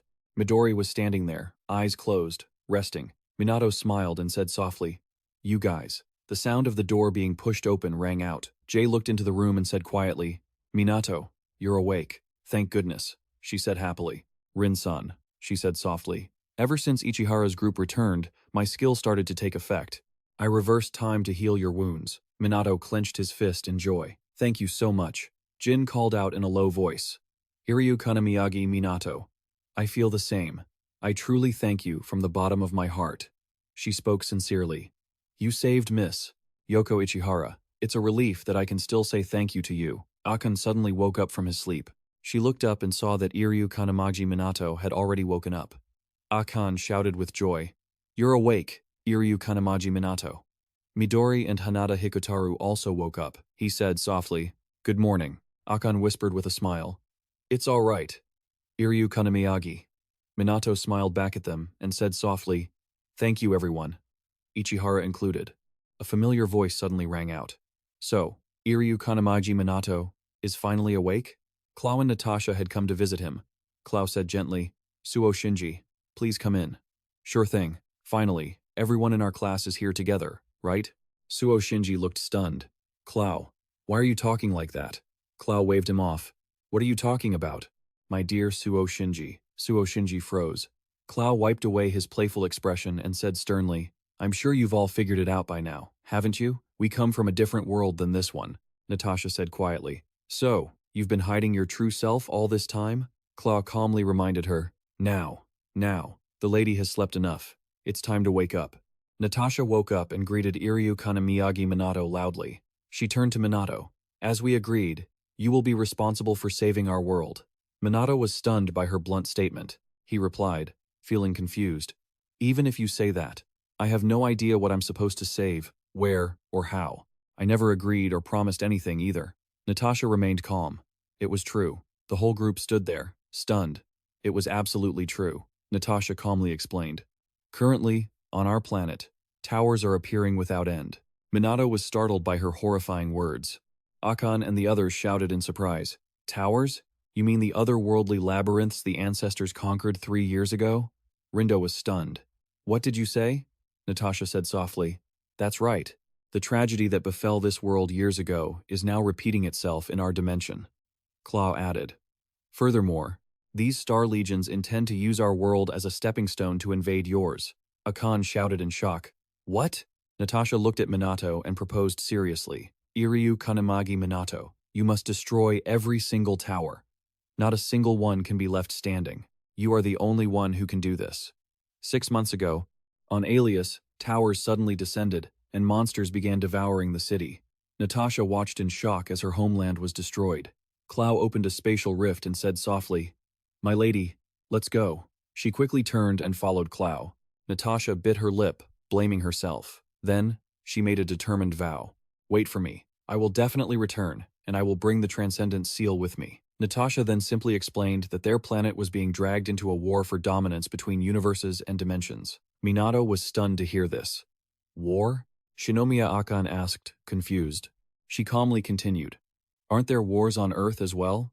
She explained that vast territories, resources, and labor forces were the causes of war. Surely, in the past, great nations fought fiercely to seize them. The current situation is similar, just on a universal scale. Hearing this, Minato said softly, "I'm sorry. This is hard to take in." Natasha signaled to Clow. "True. It is a bit hard to understand. Let's go for a walk to clear our heads." Clow snapped his fingers and said softly, "As you wish." A portal suddenly appeared behind them. Natasha said calmly, "5 honored guests, please follow me." Stepping through the portal, all 5 of them were overwhelmed by the scene inside. Minato was stunned. It was bustling and lively. Natasha held her chin up proudly. "That's right. This is my home, a small nation on the planet IAS Alias." The magnificence of the city reflected in their eyes. A little girl suddenly handed a flower to Shinomiya Akan and whispered, "This is for you." She bowed gently. "Thank you." Her hand couldn't touch the flower. Akan was confused. Natasha explained, "You can't touch them. This place is what you would call an artifact. It only recreates scenes from my memories." Minato looked around. Hanada Hikotaru couldn't help but be amazed. It's so lively. Akan looked at the city walls, confused. Is that Natasha? What does it say up there? Claw frowned as he read it. The coronation ceremony will take place in 5 days. The text on the wall was in Natasha's native language. Suo Shinji looked at Natasha and exclaimed in shock. So, she really is a princess? She pointed forward. That over there is my home. The team stopped in their tracks. The three looked up into the sky, unable to hide their shock. The castle was absolutely incredible. Midori was also flustered, as it was completely different from the family background he had heard about her. Then, Minato looked back, and a scene of happiness caught his eye. Minato suddenly remembered his own family and asked himself, Mom, are you doing well? Minato spoke up unexpectedly. Natasha, you grew up in such a wonderful environment. She replied calmly. Thank you for the compliment. At that moment, Natasha spoke up. Minato, watch everything very closely. Until the end. He was so confused he had to ask, what do you mean, until the end? The sky suddenly ripped open, and towers began to descend. The whole team looked up in panic. The people around them were also confused. What's happening? The sky? What is that hovering up there? Hanada Hikotaru cried out in panic as he witnessed the scene. Midori couldn't help but stand frozen. It's a tower. Then, he shouted. Could it be? Rindo, watching through Minato's eyes, was filled with panic. Then, Natasha said sternly, it has begun. The towers slammed down like giant nails. They relentlessly crushed the city's architecture. The hounds from the towers kept tearing through the citizens. Those struck by the falling towers were frozen in place. A mother and child were swallowed by evil flames. The chaotic scene turned them pale. Suddenly, a shrill scream echoed out. Shinomiya Akan covered her ears and cried out in a panic. Is someone screaming? Natasha explained calmly. That scream is mine. It's just replaying a scene from my memory. The towers continued to descend. Suo Shinji was stunned. Why? They couldn't stop asking why it had to end up like this. Shinomiya Akan gritted her teeth in fear. Natasha stared calmly at the scene before her. Claw grabbed her hand and said sternly, My lady, run. She kept asking herself, Claw, what is the meaning of all this? Listen to me, quickly. Head to the hill with the tree of light. She looked at the bodies beneath her feet in horror. This is terrible. Why?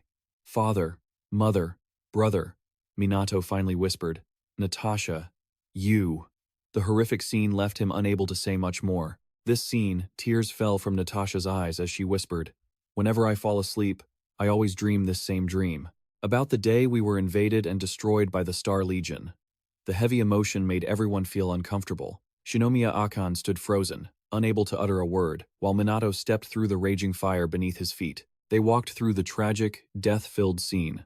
Minato hung his head, his mind in a complete whirl. He muttered incessantly, Our ancestors have also remembered. The reason we wanted to destroy the tower is that humanity is just so weak and small. They can do nothing but endure the terrifying power from other dimensions, letting them invade and trample everything. I couldn't hold back my rage, so I fought against them. He whispered under his breath. Finally, I understand what Melicus said back then. Minato grabbed her shoulders and raised his voice. Natasha, show me how I can save your planet. Natasha's tears began to fall freely upon hearing this plea. The mark on Minato's hand suddenly glowed. Cracks along the mark began to appear as well. The will of the ancestors was surging within his body. Natasha kept sobbing, tears streaming down her face. Everyone was on this side. Hinoki Raichiro looked at the screen in front of him, furrowing his brow and sighing to himself. At this moment, Minato raised his voice. I will slaughter that whole Star Legion.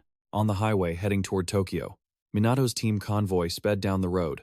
Iryu Kanamagi. Minato's team, in the first vehicle, all 4 members had gathered fully. In the second vehicle, Shinomiya Akan screamed frantically. No, I don't want to. Asuke pushed up his glasses and spoke in a stern voice. Iri, you're being way too relaxed. The veins on his forehead were pulsing uncontrollably.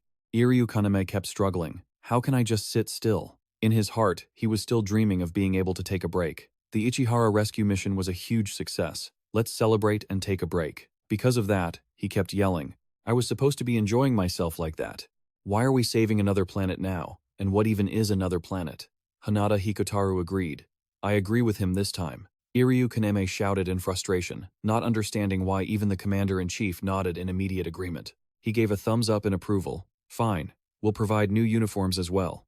They're being a bit too biased toward Iryu Kanamiyagi Minato, he screamed shrilly. I won't accept this. I'm not following this team anymore. I want hugs and comfort from Captain Setsuna Habibiki. It was only then that Shinomiya Akan suddenly spoke up. Eri turned his head, overjoyed. Is Shinomiya Akan going to give me a hug? She raised her voice angrily. Be quiet, you. Shinomiya Akan's killing intent made him flustered.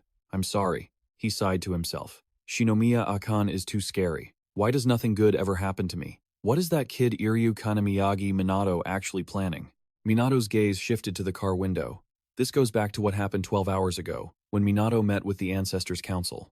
Saisiro said softly, Minato, it's been a long time, hasn't it? Minato nodded. It really has. Melis muttered quietly. Alice N also scratched her head awkwardly. Suo Shinji, we didn't foresee being sealed away by the Star Legion. It's so embarrassing. Then he made a face. I apologize. It's my skills. Valentine, standing nearby, consoled him. Stop crying now. And Ryonceit gripped his hand firmly. It's not your fault, Patanjali. Thanks to your skills, we were able to take down Ichihara Midori. Faced with these words, Minato turned his head sincerely. You all worked hard, thank you. He spoke sternly. No need to be so formal. Your future is more important. Minato nodded in response. He raised his voice. I want to save Natasha's planet. What method did you all use to repel the Star Legion in the past? The Ancestors' Council looked at each other, considering, and spoke calmly. If we hit them, we kill them. I used kicks, I threw things, I stabbed, I shot. Minato flusteredly interrupted them. That's not what I meant. These words made Rion suspicious, but the truth was just that. You're confused. What do you mean? He explained calmly. Because the Star Legion failed to kill you, they were forced to devise a new strategy to confront you. Now is the perfect time. Attack is the best form of defense. We must immediately set off for the planet Eras. The best strategy is to raid Alias. Minato cried out in alarm. Fly straight out into space right now? Ciro asked skeptically. Clearly. Why is there any need for hesitation? He was still extremely worried. That's true. But, Rion spoke up with a sharp, serious gaze. First, let's go to the place where we first met Minato, he emphasized in a stern voice. The Ancestors' Mausoleum. In that place, a light suddenly glimmered in Minato's eyes. Before him was a pillar of light shining straight to the sky, hiding a giant teleportation gate. Behind the Ancestors' Mausoleum was a giant mark. Natasha squinted and cried out in surprise. That light, she rubbed her eyes and continued, her voice full of confusion. What is it? Minato explained awkwardly. It seems it can take us straight to Alias. Clau and Natasha were stunned. Straight there? He covered his mouth in shock, unable to believe it. Suo Shinji furrowed his brow in confusion. It's so bright. What's so surprising about that? He muttered in astonishment. The teleportation gate's where we are. If you want to go from Uras to Earth, you have to stop and rest at other planets, like a transfer station. From planets with extremely toxic atmospheres, to places where beasts rule everything, even planets with gravity 10,000 times normal. It takes about 2 weeks to reach the destination, but even that is considered fast for that distance. Natasha was also confused. A teleportation gate that can take this many people at once, I've never seen, nor have I ever heard of such a thing. Just then, Midori suddenly spoke up. Minato, there's something ahead. From within the light, insects kept flying out. Natasha looked at them in a panic. That is Hinoki Raichuru, suddenly warned. Hey Minato, do you remember the monster we fought at the mausoleum? He was flustered as he replied to the other. Of course, it was a demon beast hibernating in the tower. He calmly reiterated, void insects. This explanation made Minato even more stunned. No way, a remark was made. It's also a soldier of the Star Legion. Hinoki Raichuru laughed coldly. It seems it was programmed to rise up if the teleportation gate was activated. They are gathering nearby. Minato panicked. Hinoki Raichuru shouted excitedly. Minato, hurry and lend me your body. The mark on the back of his hand suddenly glowed. Sharp slashes appeared in the air. He looked at the shaking car and screamed in panic. Hinoki Raichuru, in Minato's body, climbed onto the roof of the car and laughed coldly. The insects are swarming around that light. The technique I'm using is 10,000 army slash. How dare you stand in my way? Hinoki, Raichuru, and Midori suddenly climbed onto the roof of the car with him while speaking softly. I'm joining the fight too. Hinoki Raichuru looked at him excitedly. It would be you, wouldn't it? Soon, you and I will have to settle the score. Midori said softly. Whenever you wish, though now is not the appropriate time. Then he proceeded to explain. I'm feeling annoyed because I've been so weak. so I'd like to let off some steam. Hinoki Raichiru snorted at his energy. He laughed loudly and triumphantly. Fine, let's charge in together. Hey, little brother Suo Makoto, speed it up. The loud stomp on the car roof clearly stunned Suo Shinji. After that, he decisively stepped on the gas, and the speed kept increasing. The insects gathered into a grotesque monster. Hinoki Raichiru was incredibly excited. It's been a while, hasn't it? Get ready to get wrecked. Hinoki Raichiru shouted happily. It's been so long since I've had a real fight. The giant insect opened its mouth and lunged at the two of them. He raised his sword high, Hinoki one-blade style, and a blue light instantly pierced through the insect's body. Cloud flow. The insect's body was sliced in two by his strike. Claw watched them in utter surprise. No way, Midori muttered, stunned. He didn't expect him to be able to master this starter technique to such a peak level. Inside, he was reminiscing. I remember before, he hadn't reached such a level of expertise. Hinoki Raichiru couldn't help but marvel. Minato's body had also grown much stronger, incomparable to how it was back then. He turned his head triumphantly. What about you? Midori stared with wide eyes at Reiro Kane, watching the pile of defeated insects, and shouted excitedly. Take that! We, the Iryu Kanamiyagi Minato team, aren't afraid of toys like these. The insects suddenly came back to life and chased after them. He panicked. This is disgusting. I don't want to fight these things. Kei looked at the swarming insects in a panic. Why are there so many of them? This vehicle won't hold out much longer. There are more up ahead too. Sakazaki, hurry up and use teleportation. Asuke snapped. You're worrying too much. Suo Shinji looked ahead in horror. This is bad. He looked at the insects before them and said sternly, I'm counting on you two. Midori quickly lunged forward with a glowing orb in his hand. A figure suddenly appeared beside him. Hinoki Raichiru stepped forward and raised his sword. A blue light gradually enveloped his body. Hinoki one-blade style. Memories of his training flooded Hinoki Raichiru's mind. Back then, all he saw was a quiet river. It slowly developed into cascading waterfalls. Even through storms and heavy rain, he never stopped training. Hinoki Raichiru's eyes were shut tight, feeling every movement of the dewdrops on the leaves. The water falling from the waterfall. The torrential movement of the water made him open his eyes wide. The insects before him gradually became clear. Hinoki Raichiru quickly drew his sword from its sheath. A single slash pierced through layer after layer of insects. Hinoki Raichiru sheathed his sword. Time seemed to stand still. The insects were shattered and scattered just like that. Midori stared at the scene in a daze. At that moment, Ichihara Midori had just regained consciousness in the void. Yo stirred tea in her bowl and spoke in a low voice. The prophecy of the Supreme Bhagavad Gita, she calmly recounted. Zero, or rather, Warren, had hidden it so that no one could foresee it. Yo pushed the teacup forward and said softly, Don't try to bear everything yourself. Midori stood before her, head bowed. He said heavily, Grandmother, I don't know what I should do from now on.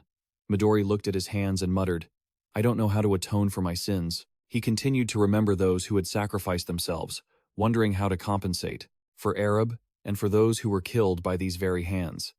Yo looked at her grandson, who seemed a bit depressed, and said, To be honest, I don't understand. Her two assistants were surprised, not understanding. Seeing this, Yo said softly, The truth is, you were too reckless in the face of his hostility. Although I don't want you to constantly suffer, blaming yourself for that, it's hard to avoid being obsessed with it. She looked at her grandson, who was still bowing his head, and spoke calmly. Because of that, Yo said sternly, you must fight and struggle with strength to keep living.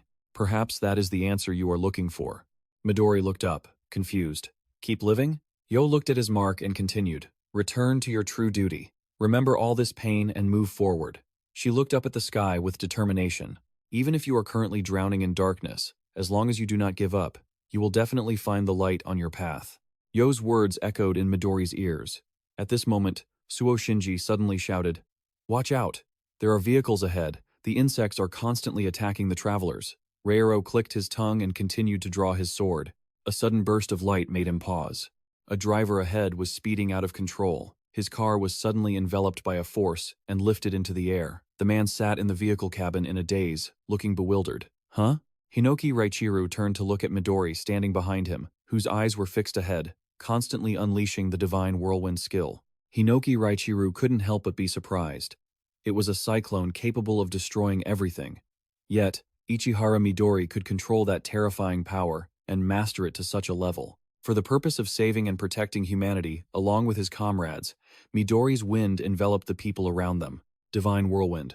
Form of the new wind. Asuke looked at the cars beside them in surprise. Is that a windshield? Midori raised his hand high and gradually unleashed wild wind. The insects in front were instantly pulled up. As he lowered his hand, they were immediately crushed to the ground by the pressure of the wind. Fall. Midori twisted his hand, and a tornado immediately sucked them in. Wind swallows walk. Shinomiya Akan couldn't help but marvel. Amazing. I never thought he could summon and control so many gusts of wind at the same time. Sneya stared at the screen showing Ichihara Midori. He sat there, wondering what he was calculating. Iryu Kaneme screamed in a panic. It turned into a snake again. It's about to catch up to us. Help! Iryu Kanemiyaji Minato. Hinoki Raichiru suddenly laughed loudly. You're pretty cool too, Ichihara Midori. He praised without reservation. Is that wind barrier your true technique? Not bad. You two work well together. One in front, one behind. Hinoki Raichiru looked at the insects and unleashed Hinoki One-Blade style. Midori also quickly deployed his move. Divine Whirlwind, Storm of Heaven's Command, Emerald Blue. A gust of wind along with sharp sword energy flew in both directions. The citizens stepped out in awe. It's the wind, they kept exclaiming. The wind is protecting us.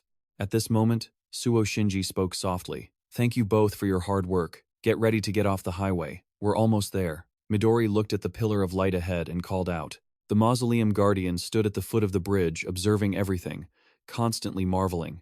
They're fast, aren't they? I hope no one got hurt. He flipped through a book and said softly, Let's see.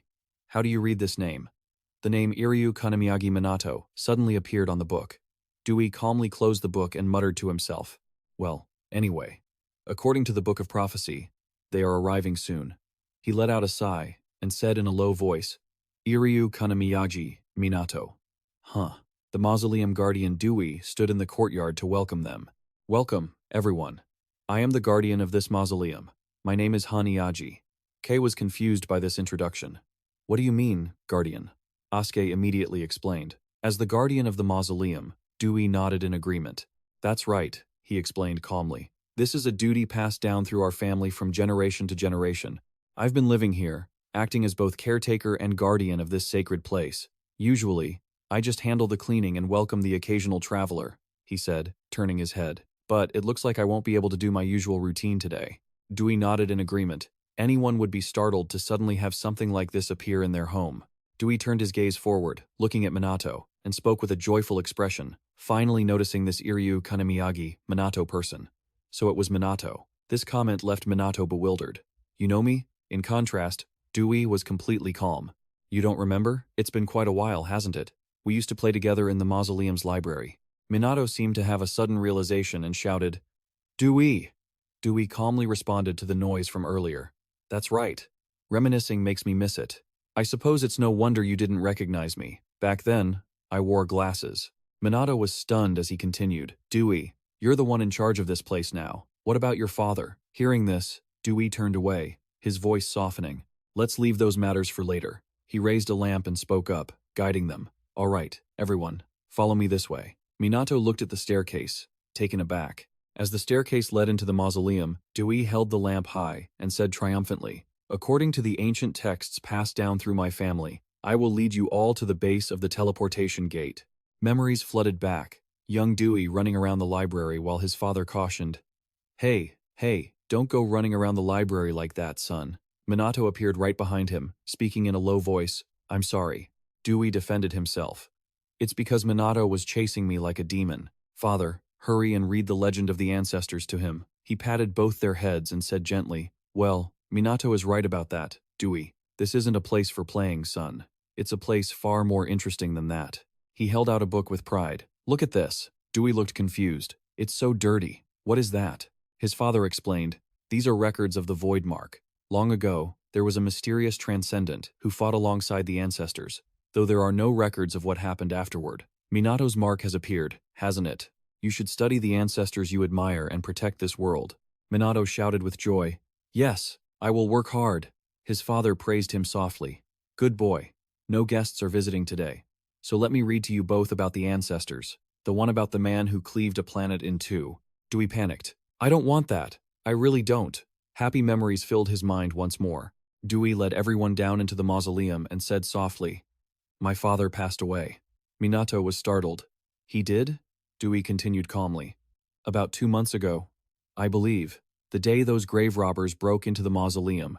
My father was attacked by that insect earlier." Minato's eyes widened in disbelief.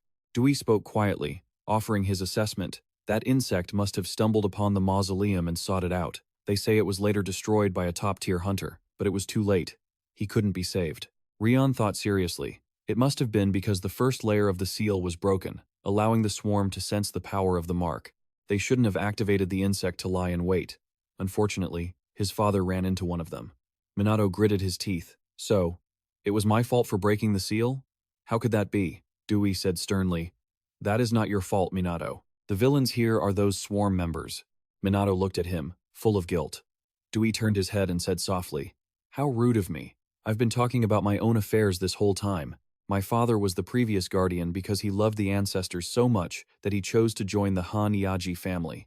My father was a very calm man, always wearing a gentle smile, without any grand ambitions. Because of that, I was raised by him to be just as calm and composed, with few emotional ups and downs.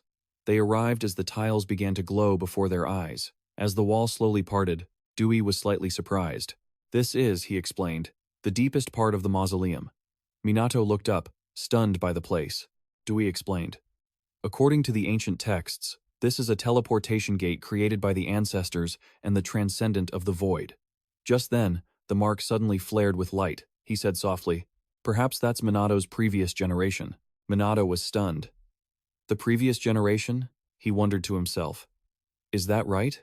Hearing this, Hinoki Raichiru spoke firmly. "Leave that for later. The priority now is to reach their planet first." Clow and Natasha were also overwhelmed by the scene. Minato bowed his head and whispered, "I understand," he said quietly. "Thank you, Dewey. We're leaving now." Seeing this, Dewey signaled them, "Head to the center of the light circle. The key is the void mark. Only a transcendent can teleport." "I've only brought you this far," Minato said softly. "Thanks. I'm off." Dewey waved goodbye, wishing them a safe journey. The smile on Dewey's face vanished. He called out to Minato with a serious tone and gritted his teeth as he recounted, "That insect from the swarm killed my father. Minato and everyone else are going to kill him, right?" Minato turned and looked straight into Dewey's eyes. Dewey whispered, "So, I can count on you, right?" My father Dewey's voice trembled. "Please, avenge him." He gritted his teeth, emphasizing every word. "Those bastards, I will never forgive them." He hesitated. "But I cannot fight. Minato, I believe in you. Can I entrust this to you?" Dewey reached out his hand in desperation. Minato grabbed it to reassure him. "I will definitely help you settle this grudge. I will destroy every single one of them." Dewey's tears flowed uncontrollably. He turned, touched the mark, and spoke up. "Sorry to keep you all waiting. Let's head out to Alias." A light enveloped them all. Dewey watched their figures fade away and whispered, "Take care. Transcendent of the Void, Iryu Kanamiyagi Minato." The team was pulled forward by a powerful force. The mark on Minato's hand glowed incessantly. He was resolute. They had destroyed Natasha's home and killed Dewey's father. He spoke up, declaring that he would certainly not let those swarm members get away with it. Iryu Kanamijaki team, a small nation on the planet Iraz. They had arrived at Alias. Minato looked down, stunned. This is Alias. The scenes that had flashed through his memory were the very places Natasha's group had seen in their dreams, the homeland of the two of them. Before their eyes, towers pierced deep into the earth. The scenery was desolate beyond belief. A massive insect was wrapped tightly around a tower, digging into the palace, constantly extending its tentacles. This sight made Clow cover her mouth tight. Natasha was also stunned. Akan gritted his teeth and growled in horror. Minato clenched his fist against his chest, moved. "I can feel the bodies lying scattered across the ground beneath us." He thought to himself, "The suppressed anger of the ancestors within me." Asuke looked through the glass and shouted, "There are survivors near the city wall." Amidst the ruins were makeshift tents. The villagers looked pale and exhausted, struggling to survive among the ruins. This distressed Suo Shinji. They had been scattered everywhere and were forced to live in hiding. Natasha watched the scene before her, her heart aching as if it were being crushed. Suddenly, Kane shouted toward the tents. In the distance, something was tearing through the earth, rushing toward them at high speed. She panicked. Something disgusting is rushing this way. A massive insect kept charging forward. Natasha frowned as she watched the creature galloping toward them. Her body lunged downward. Clow called out in a panic, "Wait, milady!" Minato quickly signaled his team, "Iryu Kanemijaki squad, move out." Amidst the ruins, the village elder suddenly spoke up. "Everyone, line up in order." She ladled out a scoop of thin porridge and said in a low voice, "This is all we have for today. I'm sorry." The little boy leaned against his mother, crying incessantly. "I'm so hungry. I want more." She hugged her child, trying to comfort him. "I'm sorry. Everyone is only getting this much." Another boy kept weeping. "Mom, it's so cold. I want to go home." His mother tried to soothe him. "Don't worry. We'll be able to go home soon." The village elder sighed as she watched them. The situation was truly dire. If only the princess, her voice trembled. If only the princess returned. No sooner had she finished speaking than Natasha's voice suddenly echoed out. "Everyone!" She looked up, startled. It was Natasha, and Claw had quickly landed beside them. They looked at her in confusion. "Princess?" Natasha looked at her people and said softly, "I am sorry I have kept you all waiting until now." She bowed her head, constantly blaming herself for her own helplessness. "I am sorry, everyone." Contrary to her self-reproach, a little boy suddenly cheered. "The princess is here. This is amazing." Tears welled up in Natasha's eyes. Everyone was overjoyed to see her. "The princess! It's Princess Natasha. She's back." They cheered continuously. "We knew the princess would never abandon us." "Princess, welcome back." Natasha was overwhelmed by the joyous welcome. Clow, standing beside her, suddenly spoke up. "Milady." Natasha suddenly remembered. "That's right, isn't it? Even if I say it's for my people, I simply left them behind and went on my own journey." Claw looked at them, feeling nothing but happiness. "This is wonderful, milady." Natasha held her head high, filled with determination. She shouted loudly, "Everyone! Everything is going to be all right." Then, Natasha solemnly declared, "I have brought back extremely powerful allies." Before she could finish, the insect which had arrived behind them unnoticed opened its massive maw. The villagers below screamed in panic. "Princess!" A pen suddenly fell in front of the insect, and from high above, a beam of light, along with two familiar figures, distracted it. Sakazaki Asuke and Iryu Kaneme are teaming up. Skill combo. "My ego is everywhere. My home is your home." The insect's movement halted in midair. Hanada Hikotaru transformed right behind Natasha, swung his leg, and kicked the massive insect away with a single blow. Minato quickly touched the creature's body, and the entire team gathered around it. Powerful skill attacks were unleashed upon the insect's body. Incinerating aura, supreme alchemy, god-tier containment. The insect's body instantly shattered into shimmering fragments of light. The little boy clapped his hands in praise. "So beautiful." Natasha turned and said softly, "They came to help us drive out Clasta." She announced loudly, "These are the new friends of this country." The villagers watched them and cheered incessantly, full of gratitude. Natasha looked at the miserable people below, now bursting with joy, and told herself, "We must," she said firmly, "protect them." Midori and Hanada Hikotaru agreed. It had to be done. Suddenly, a shadow appeared on the city wall. Minato watched the newcomer vigilantly, a majestic figure riding a warhorse, holding a spear. Claw panicked. How is this possible?" Natasha looked at the figure, her face turning pale. "Brother." Mikan suddenly spoke. "Welcome back, Natasha. Father and mother are waiting for you." His eyes were leaking black fluid, and his voice was distorted. "Let's go back to the palace together." This person was Prince Alias Mik Iavarik Minov, Natasha's brother. The tower pinned itself to the palace as Anastasia's voice suddenly rang out. "Hey husband, where did Mikan go?" Nikolai replied calmly. "He's out picking up our runaway daughter," she said softly. "Oh, has Natasha returned? How wonderful." She put a piece of rotten meat into her mouth. Nikolai finished his glass of wine as he agreed. Indeed. Anastasia. It has been such a long time since our family was all together."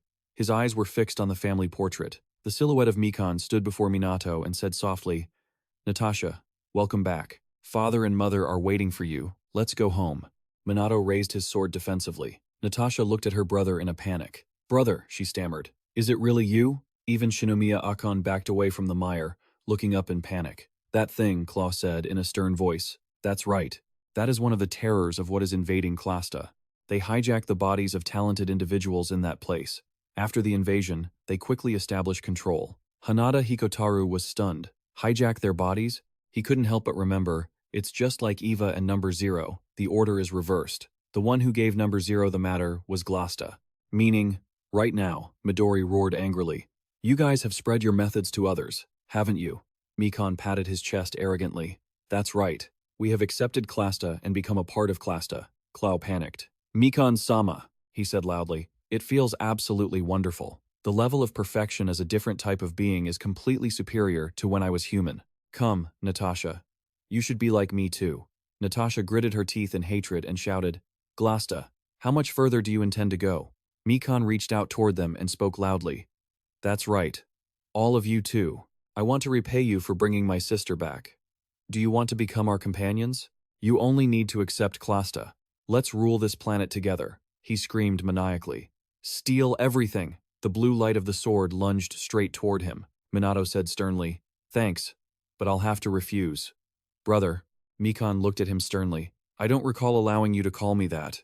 Hinoki Raichiru, observing through Minato's eyes, spoke up. Minato, I'll leave this guy to you. I'll observe the enemy's condition for now. Minato quickly gathered his energy. Iryu Kanameki spear strike. He slammed directly into the horse Mikan was riding. Mikan laughed coldly. A horse? Minato's attacks kept coming. First sword. Hinoki. He continued to unleash his skills. Murakumo. Cloud piercer. Minato gradually realized the nature of that spear. Taking a blow from Murakumo without a single scratch?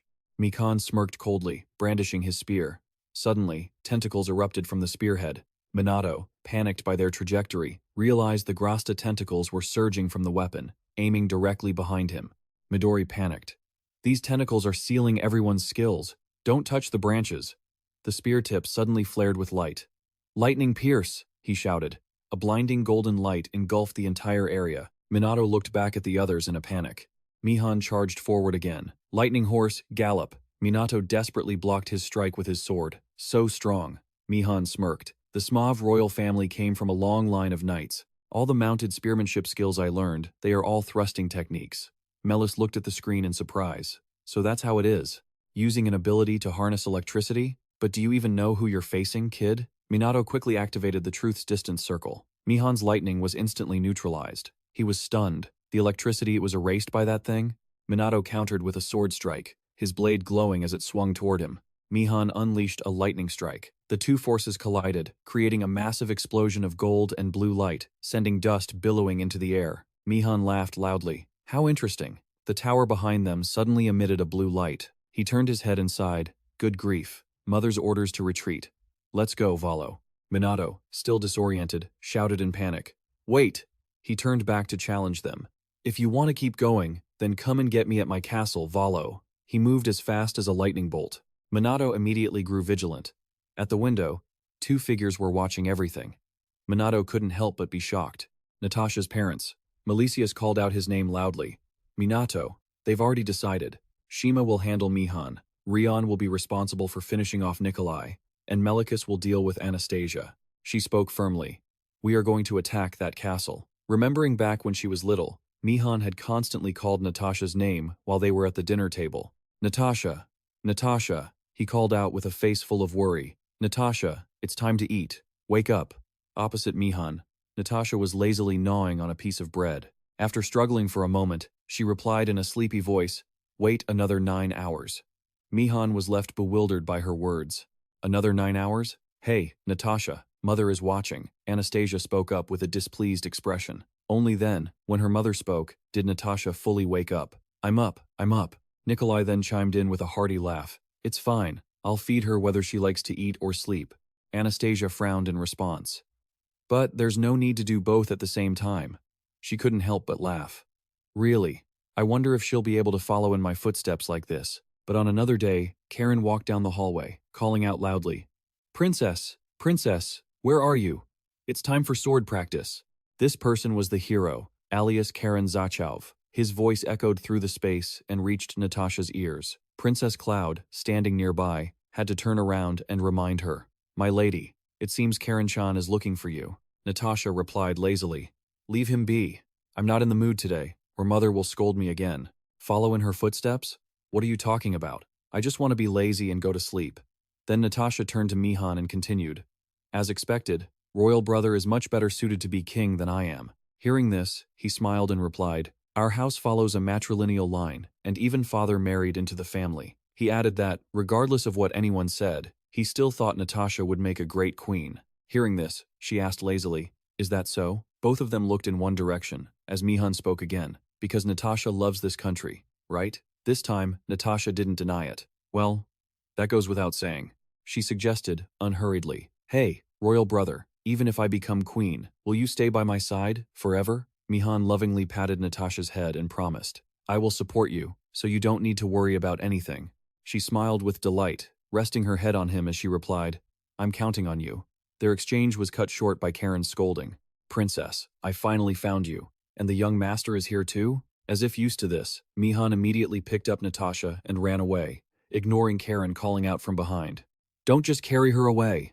The two siblings laughed happily.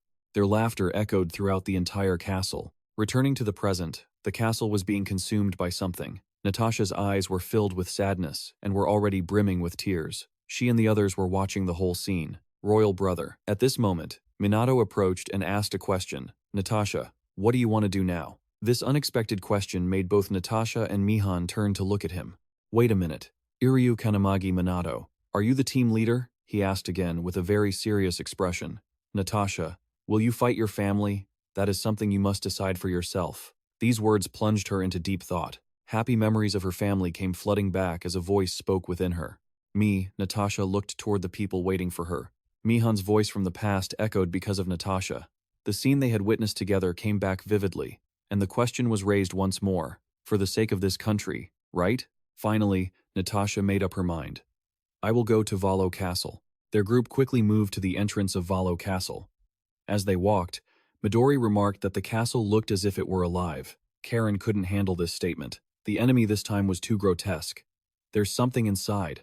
After walking a short distance, it was Suo Shinji's turn to speak. Stop, Ichihara Midori. Protect everyone. His eyes were filled with extreme caution. Someone was at the gate. Facing them stood a tall figure in black armor.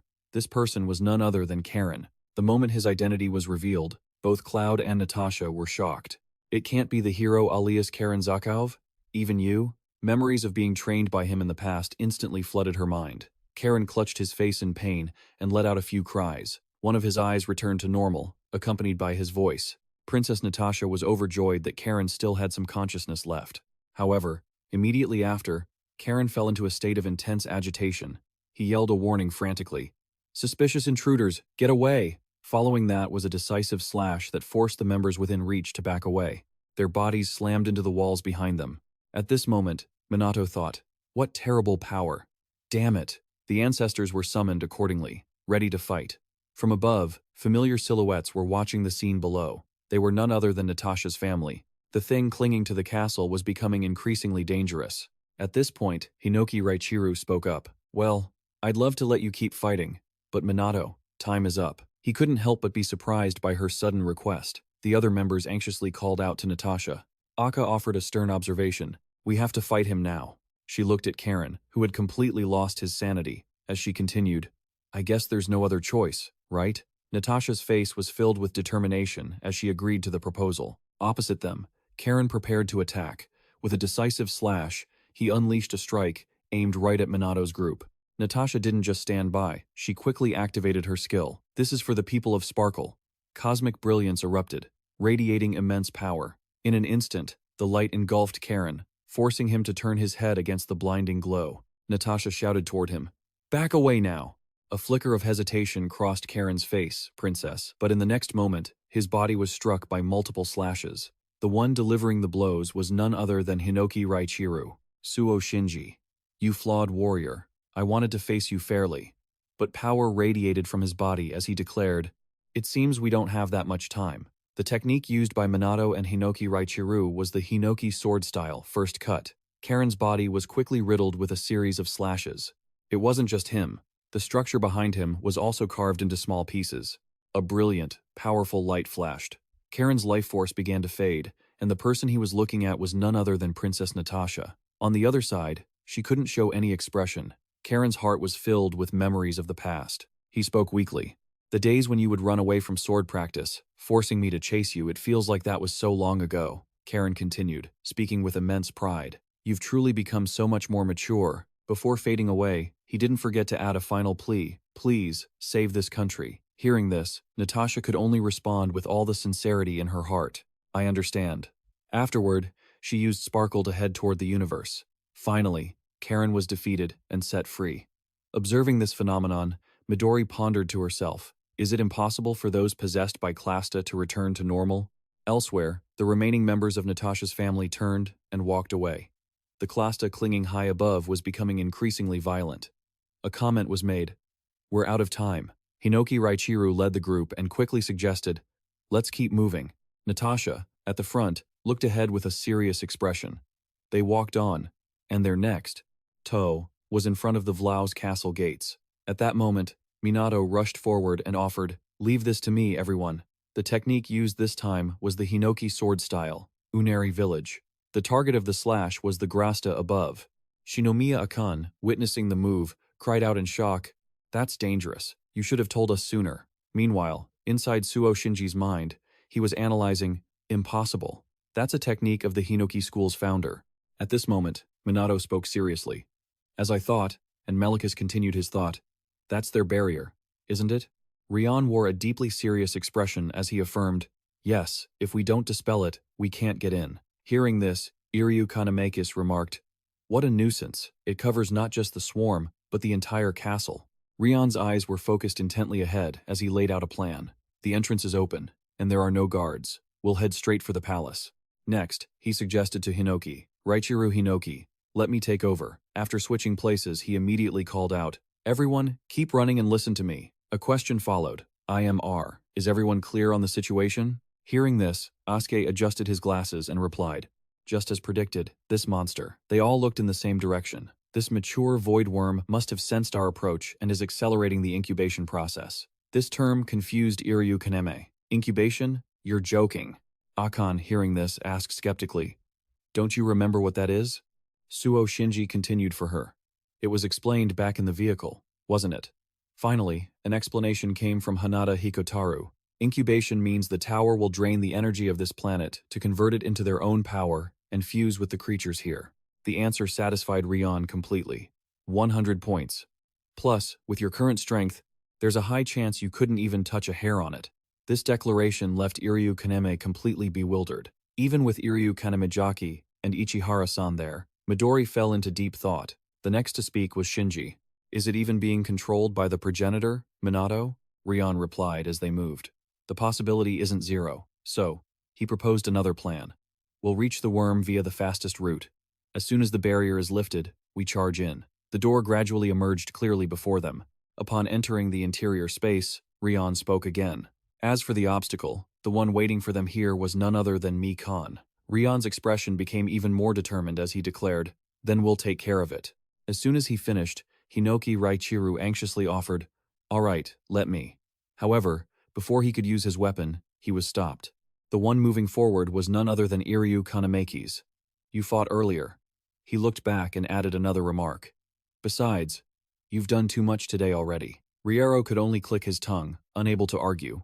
Iryu Kanamakis declared seriously, leave this to me. Since the opponent has a spear, this is my stage. Hearing this, Kiliku asked anxiously, do you need a spear? However, he rejected the offer briefly.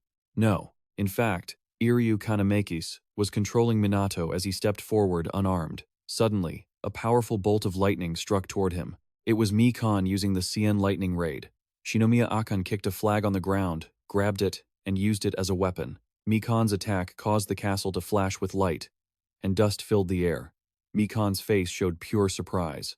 The first to comment was none other than Clow. To be able to block a spear with just that decorative flag, the current scene showed Iryu Kanamakis' makeshift spear clashing with the opponent of Mion-sama. Iryu Kanamakis offered a remark. Ugly. A dirty spear, and only. With just that sentence, he successfully rattled Mi-Kan. Immediately after, Mi-Kan was pushed back. Deep down, Mi-Kan felt growing fear. What the heck is this? The atmosphere is completely different from before. He glances at his mount and quickly realizes. Liu Yifei is trembling. Shinomiya Akanis, on this side, had no intention of stopping. I will show you the technique used by the ancestor of the spear, the blue spear, Shima Channis. I will teach you thoroughly the true essence of the spear. This is the story recorded in history about the ancestor of the spear, Shima Shinomiya Akanis, Chapter 1. It all began several hundred years ago during a war between two nations. A powerful cry rang out. Even while standing in the ranks, the soldiers were whispering to each other. Life is all about money. I'm going to get rich from this war and become a tycoon. I'm the one who's going to be a hero. Me? Once this war ends, I'm getting married. My child is about to be born. You're going to be a dad?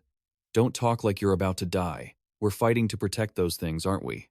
They all shared the same thought. Right, I want to live and go home. In the middle of the army stood a young boy. There, on the battlefield, Shima Shinomiya Akanis appeared, carrying a spear 3 times his size and a blue wolf tail. The general, sitting on his horse, observed the situation and commented to himself, "Whatever it takes, I want these soldiers to return home safely." His expression was unreadable, his eyes fixed on the distance as he pondered. But the enemy has a massive army. In the end, how many will actually survive? He wondered, though sighing wouldn't change anything. "What do you desire, brave young one?" Shinomiya Akanis gave a very simple answer: to end this war. However, the general was taken aback by such a confident reply. "I haven't seen your face before. Where are you from?" He followed the boy's gaze and realized he was pointing toward the Koru forest. "Deep down?" the general marveled. "From deep within that mysterious, ancient forest?" Shinomiya Akane spoke up. "The enemy is a massive army, yet I heard you refused to surrender." To his question, the general simply affirmed, "Of course." Akanes continued to share what had happened. "Those people from that land seem to love burning everything the enemy has to the ground." He recalled the scene of death. "Castles, fields, people, even the forest where I was born and raised, they are all the motivation for me to be here. That is why I came." His explanation made the general understand his drive. So that was the reason he wanted to end the war. The general pointed into the distance as he continued. "Look there, though at this distance, it's probably too far to see. On that small hill is their main base. A large flag is hung at the top. The one with the red crest standing under that flag is their commander. The goal of this battle is simple: kill him and the war ends. To do that, the front line must first." However, Shinomiya Akanis had already moved, his gaze sharper than ever. His target was clearly set, and the flight path of the spear in his hand had already been calculated. Shinomiya Akanis didn't even blink as he swung his spear. It flew like a bolt of lightning across the battlefield. The enemy troops were surprised, some not even realizing what had happened. Only when the spear flew past did they turn their heads back. What was that? However, in the eyes of the soldiers, it was just a gust of wind. That was a strange breeze just now. The spear was still hurtling forward, aiming for the barrier between the enemy general and the frontline troops. The enemy general's figure was now in sight. Time seemed to freeze, and the one to break the silence was none other than Shinomiya Akanis. "The enemy general is dead." With that declaration, he turned to leave. "It's over." The allied general stood there, stunned. Hey, where are you going?" The soldiers also realized something was wrong. The enemy side seems to be in a panic. "What's going on?" Shinomiya Akanis brushed past them and declared, "You can go home now. You can meet your children." His words left them confused, while the general quickly used his binoculars to check the situation. What he saw was the enemy general collapsed. It can't be. Recalling what Akanis had just done, he could only conclude that the spear had ended it with a single strike. The general's gaze followed the direction where the battle had ended, the number of casualties in the first battle. As he walked, Akanis thought to himself, "At least the forest could be protected." He remembered his loved ones. "Mother, I have fulfilled my duty." He looked up at the sky with a satisfied smile. But suddenly, the sky turned into something incredibly ominous. Shinomiya Akanis's eyes widened in shock. Something massive was flying toward the forest where he lived. The result was that his homeland, where Shima was born, was completely destroyed. The castle, the fields, the people, even the forest where he was born and raised, all gone. Return. Now, Shinomiya Akanis carried that rage to confront Mikan. "Look up and watch." A firm declaration was made. "I will teach you thoroughly the true essence of the spear." Elsewhere, Natasha was moving urgently. In her heart, she thought of her brother, Mikan. At that moment, he spoke. "You are strong, there is no doubt." Thus, he used the technique known as Tomnat. Behind him, the reality warped violently. Mikan had decided he would hold nothing back. "You can meet your child now," he said, going all out from the very beginning.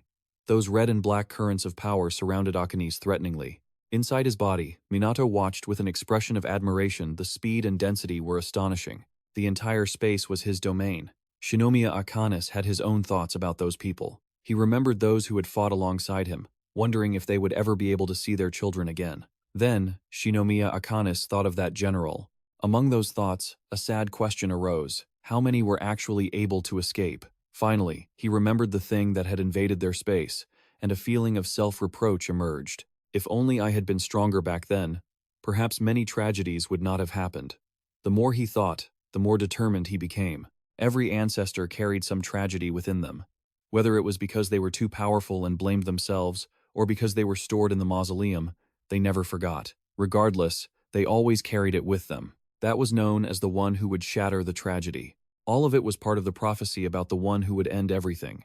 A voice called out, "Minato. Thank you for giving us a chance." Minato could only watch helplessly as Iryu Kinemikis returned to the present, while Mikan's mind was locked on his plan to confront him. Surrounded by deadly black lightning, I've occupied all the space with high-speed movement. The deafening roar and blinding light rendered ears and eyes useless, forcing him to stand still, seizing this opening. He planned to strike him down with his strongest lightning spear. The technique used was Onato. Mikan maneuvered his horse toward Iryu Kinemikis, but before he could act, his body was pierced through. Mikan was completely defeated. It was then that Iryu Kinemikis spoke up. "You have no idea how much you are hated." He voiced the thoughts of the remaining members. "All my comrades wish for Clasta to be annihilated, especially on this battlefield." And then, coldly, he declared, "How could I possibly leave even the smallest opening for you?" Mikan had partially regained his senses. What a quiet, piercing strike. The final words he uttered before passing were a pure and sincere compliment. The result of the match was the victory of the spear progenitor, Iryu Kinemikis. Mikan watched his opponent and silently reflected, with pure clarity. Is this the pinnacle of spear arts? At that moment, Iryu Kinemikis glanced toward him. He slowly walked forward, then stopped before Mikan and asked, "Do you have any mementos?" In reply, Mikan held up a string and made a final request. "Please, give this to Iryu Kinemikis." Letting his opponent finish, Minato firmly accepted the string, then responded with all his sincerity, "I accept it." Having said that, Mikan had no more regrets and allowed himself to fall. He looked toward his horse. "My apologies, Glow." Yes, it had been his pet since they were both small. At the end, Mikan smiled and offered praise. "You've done well." His eyes shifted to one side. Mikan was looking at a stone carving of Natasha. She looked incredibly happy, wearing a bright smile. He tried to crawl toward the stone. "Natasha, I wanted to see you at the coronation." Mikan's hand reached forward, trying to speak his final words before fading away. "The day you become queen." Finally, he passed away, entrusting everything to Natasha. On the other side, Shinomiya Akanis was moving rapidly. "All right, let's keep this up and head to the next enemy." However, he was stopped. Iryu Kinemikis looked down, and the one drawing attention was none other than Rogan. This was the dinosaur progenitor, Dinosaur-1. Meanwhile, Natasha's group was moving quickly under Clo's guidance. "Everyone, just a little further. After passing through this sanctuary, we'll reach the audience chamber." He was deeply anxious. If Lord Mikan was guarding the main hall, then perhaps ahead was. A conjecture was made as the doors appeared before them, revealing the figure of Nikolai, beside a giant instrument. Father memories of their family in this room flooded back. However, the Natasha of the present felt nothing as she called out, "Father." The hand playing the keys of the instrument stopped. A question was posed by him. "The black lightning has stopped, hasn't it? Is Mikan gone?" Along with that came a criticism. "To have a child go before their parents, this is truly..." Nikolai turned to look at Natasha, his face twisted by possession. What a comical tragedy. Nikolai's eerie laughter echoed, making Natasha even more furious. The person who stepped up to block was Midori. He reached his hand forward, intending to take down Nikolai, but suddenly, he was flooded with memories of the past. Midori's eyes widened, momentarily overwhelmed. He collapsed to the ground, accompanied by a cry of pain. This scene forced Shinomiya Akanis, who was nearby, to watch. A series of memories were triggered all at once. Everything was becoming too much to handle. Ichihara Midori realized this just now. It was carved deep into his skin, the memories of the many lives he had taken. This could be called the curse left behind by the numbers. All of it left a heavy toll. Now, he was no longer able to attack humanoid enemies. Akanis anxiously supported Ichihara Midori, while Hinata Hikotaru urgently shouted, "He's coming!" In front of them, Nikolai was moving toward Natasha. The skill he used was World Ghost Avatar. Nikolai's body became gigantic, completely overpowering Natasha in size. Then, he burst into laughter. "I've been waiting for you, my princess. Come now, let Papa give you a hug," Natasha replied without hesitation. "Father." Her expression was cold as she declared, "I am not a child anymore." These words startled Nikolai. Immediately after, Natasha activated the Sparkle Flash skill. Nikolai quickly dodged. Hinata Hikotaru watched and silently evaluated. He dodged that? Then, he continued to comment, how boring. Suo Shinji took advantage of the opening to lunge for an attack. But Nikolai once again successfully dodged and landed in front of Natasha. This movement made Iryu Kaneme remark, "He's that big. Yet how is he so fast?" Nikolai twirled his beard and spoke up. "Sparkle? You learned that. On the way to Earth." He recalled what had happened. "That skill is no good. It can stop us from functioning." He then questioned her slowly. His face was now distorted beyond recognition. "So, who did you get that from, and where?" Natasha coldly explained to Nikolai. "I cannot say the location. But the person who gave it to me," she didn't hesitate to reveal to her opponent. "They call themselves the Wandering Progenitor." This information surprised both Shinomiya Akanes and Suo Shinji. A progenitor? Even Claw hadn't foreseen this. However, the very next second, he lunged forward and successfully pulled Natasha out of Nikolai's reach. "Milady," he attacked frantically, desperate for the answer. "The Wanderer. Who is that person? Papa will certainly not forgive this." Clow nimbly dodged while trying to reach the person's sanity. "Lord Nikolai." But all efforts were meaningless to him. "If you don't want to be punished, spit out the address, Natasha." At this moment, Natasha kindly pointed in one direction. "Father, behind you." Rogan had appeared behind Nikolai. When did that happen? Speaking of the dinosaur progenitor, Rogan, her skill manifested the full majesty of ancient dinosaurs. The condition was that whether it was fictional or real, the skill named Dynograph left every member present shocked. A dinosaur Rogan herself froze for a moment. What she was using was Mirocore T-Rex. Just then, Suo Shinji keenly noticed something. "No, look, right in the middle of the dinosaur's belly." They all fixed their eyes on Rogan's body. The one they're staring at is none other than Minato. "Seriously? She looks a bit transparent." Akan quickly reaches a conclusion. "Does that mean the dinosaur is a skill from an ancestor inside Iryu Kana Miyagi Minato?" Hinata Hikotaru, standing nearby, is equally shocked. A skill that turns you into a dinosaur? Everyone is completely lost as to what's happening. What's going on? However, Rogan stays focused on taking down Nikolai right in front of her. At this moment, Akan calls out to Iryu-kun, who is completely losing his cool from the excitement. "A dinosaur," she exclaims. Hearing this, he quickly shoots back. "Are you having fun making all that noise?" Unexpectedly, Iryu-kun starts rattling off the history of this specific dinosaur. Tyrannosaurus. Akan listens to the long-winded explanation like it's gibberish. Meanwhile, Shinomiya Akan doesn't stop, excitedly shouting away. 13 meters long, 9 tons. It's one of the biggest carnivores of the Cretaceous period. Hinata Hikotaru looks at him, bewildered. Where did those glasses even come from? Meanwhile, Asuke, having been robbed of his glasses, indignantly demands, "Iryu-kun, give them back." The answer to Hinata Hikotaru's earlier question emerges. Was it Sakazaki-kun's? All the while, Nikolai is still struggling to hold off Rogan. "Why is there a dinosaur from Alias?" he cries out desperately. Wait, hold on." Surprisingly, Rogan actually stops for a second, just to chew a few times even harder. At this point, Nikolai has completely lost his patience. That's enough already. However, the moment his head explodes like a New Year's firework, the remaining members are absolutely horrified. Claw watches the scene with an indescribable expression. Nikolai-sama is as tense as a popping toy, while Natasha doesn't waste the opportunity, directly using Flash Sparkle to land the finishing blow. Even at this point, Nikolai still has the energy to be sarcastic. "Come on, stop it." Natasha replies, annoyed. "You're fast, aren't you?" He continues with his commentary. Who shoots that kind of skill at their own parents? Suddenly, the organ starts playing on its own. This grotesque sight leaves Claw shaken. Rogan is attacking himself? Nikolai-sama, how is this even possible? Using just a part of his body, Nikolai is floating in midair. He loudly declares, "Playtime is over. Minato, this is a requiem just for you." As soon as he finishes, a powerful light bursts forth. Suo Shinji's eyes widen as he stares that way. What is that? His head? He observes every move the opponent makes, merging into the pipes of the organ. The instrument itself starts to transform in bizarre ways, even sprouting a hand. Nikolai then bellows, "Kijin Gatai." Artificial human fusion.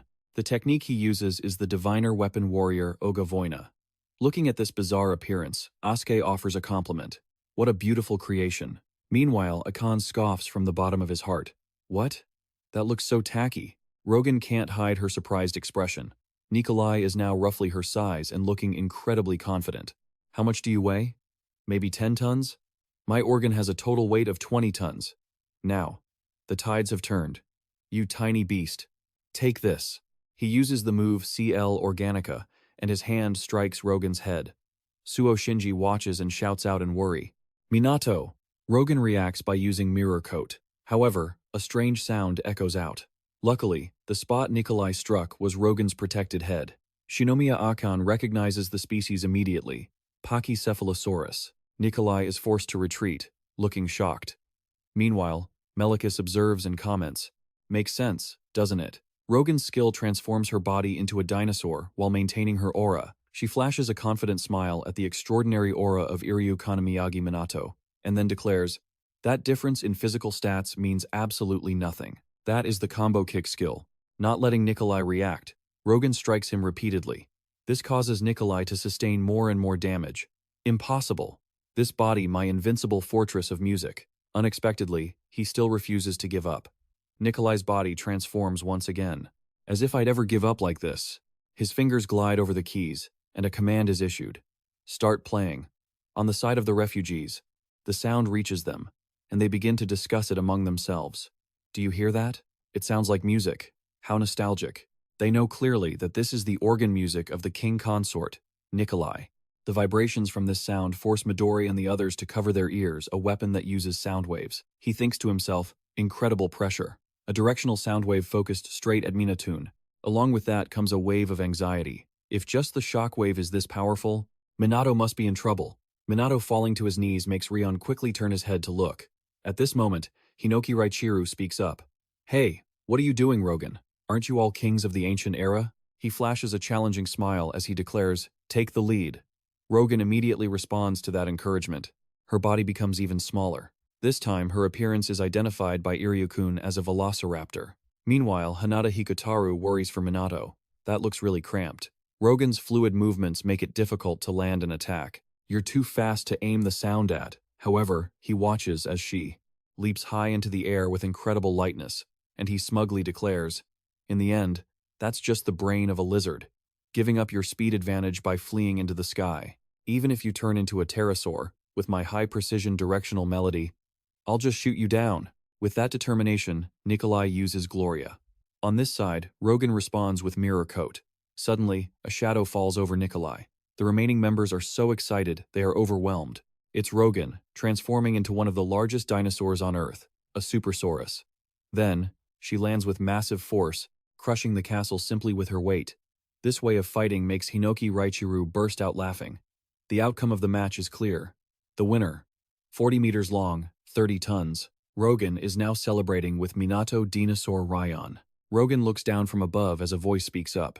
Is the singularity an alias? Responding to that statement is Deus's confirmation. That's right. He continues, adding a few more experiments.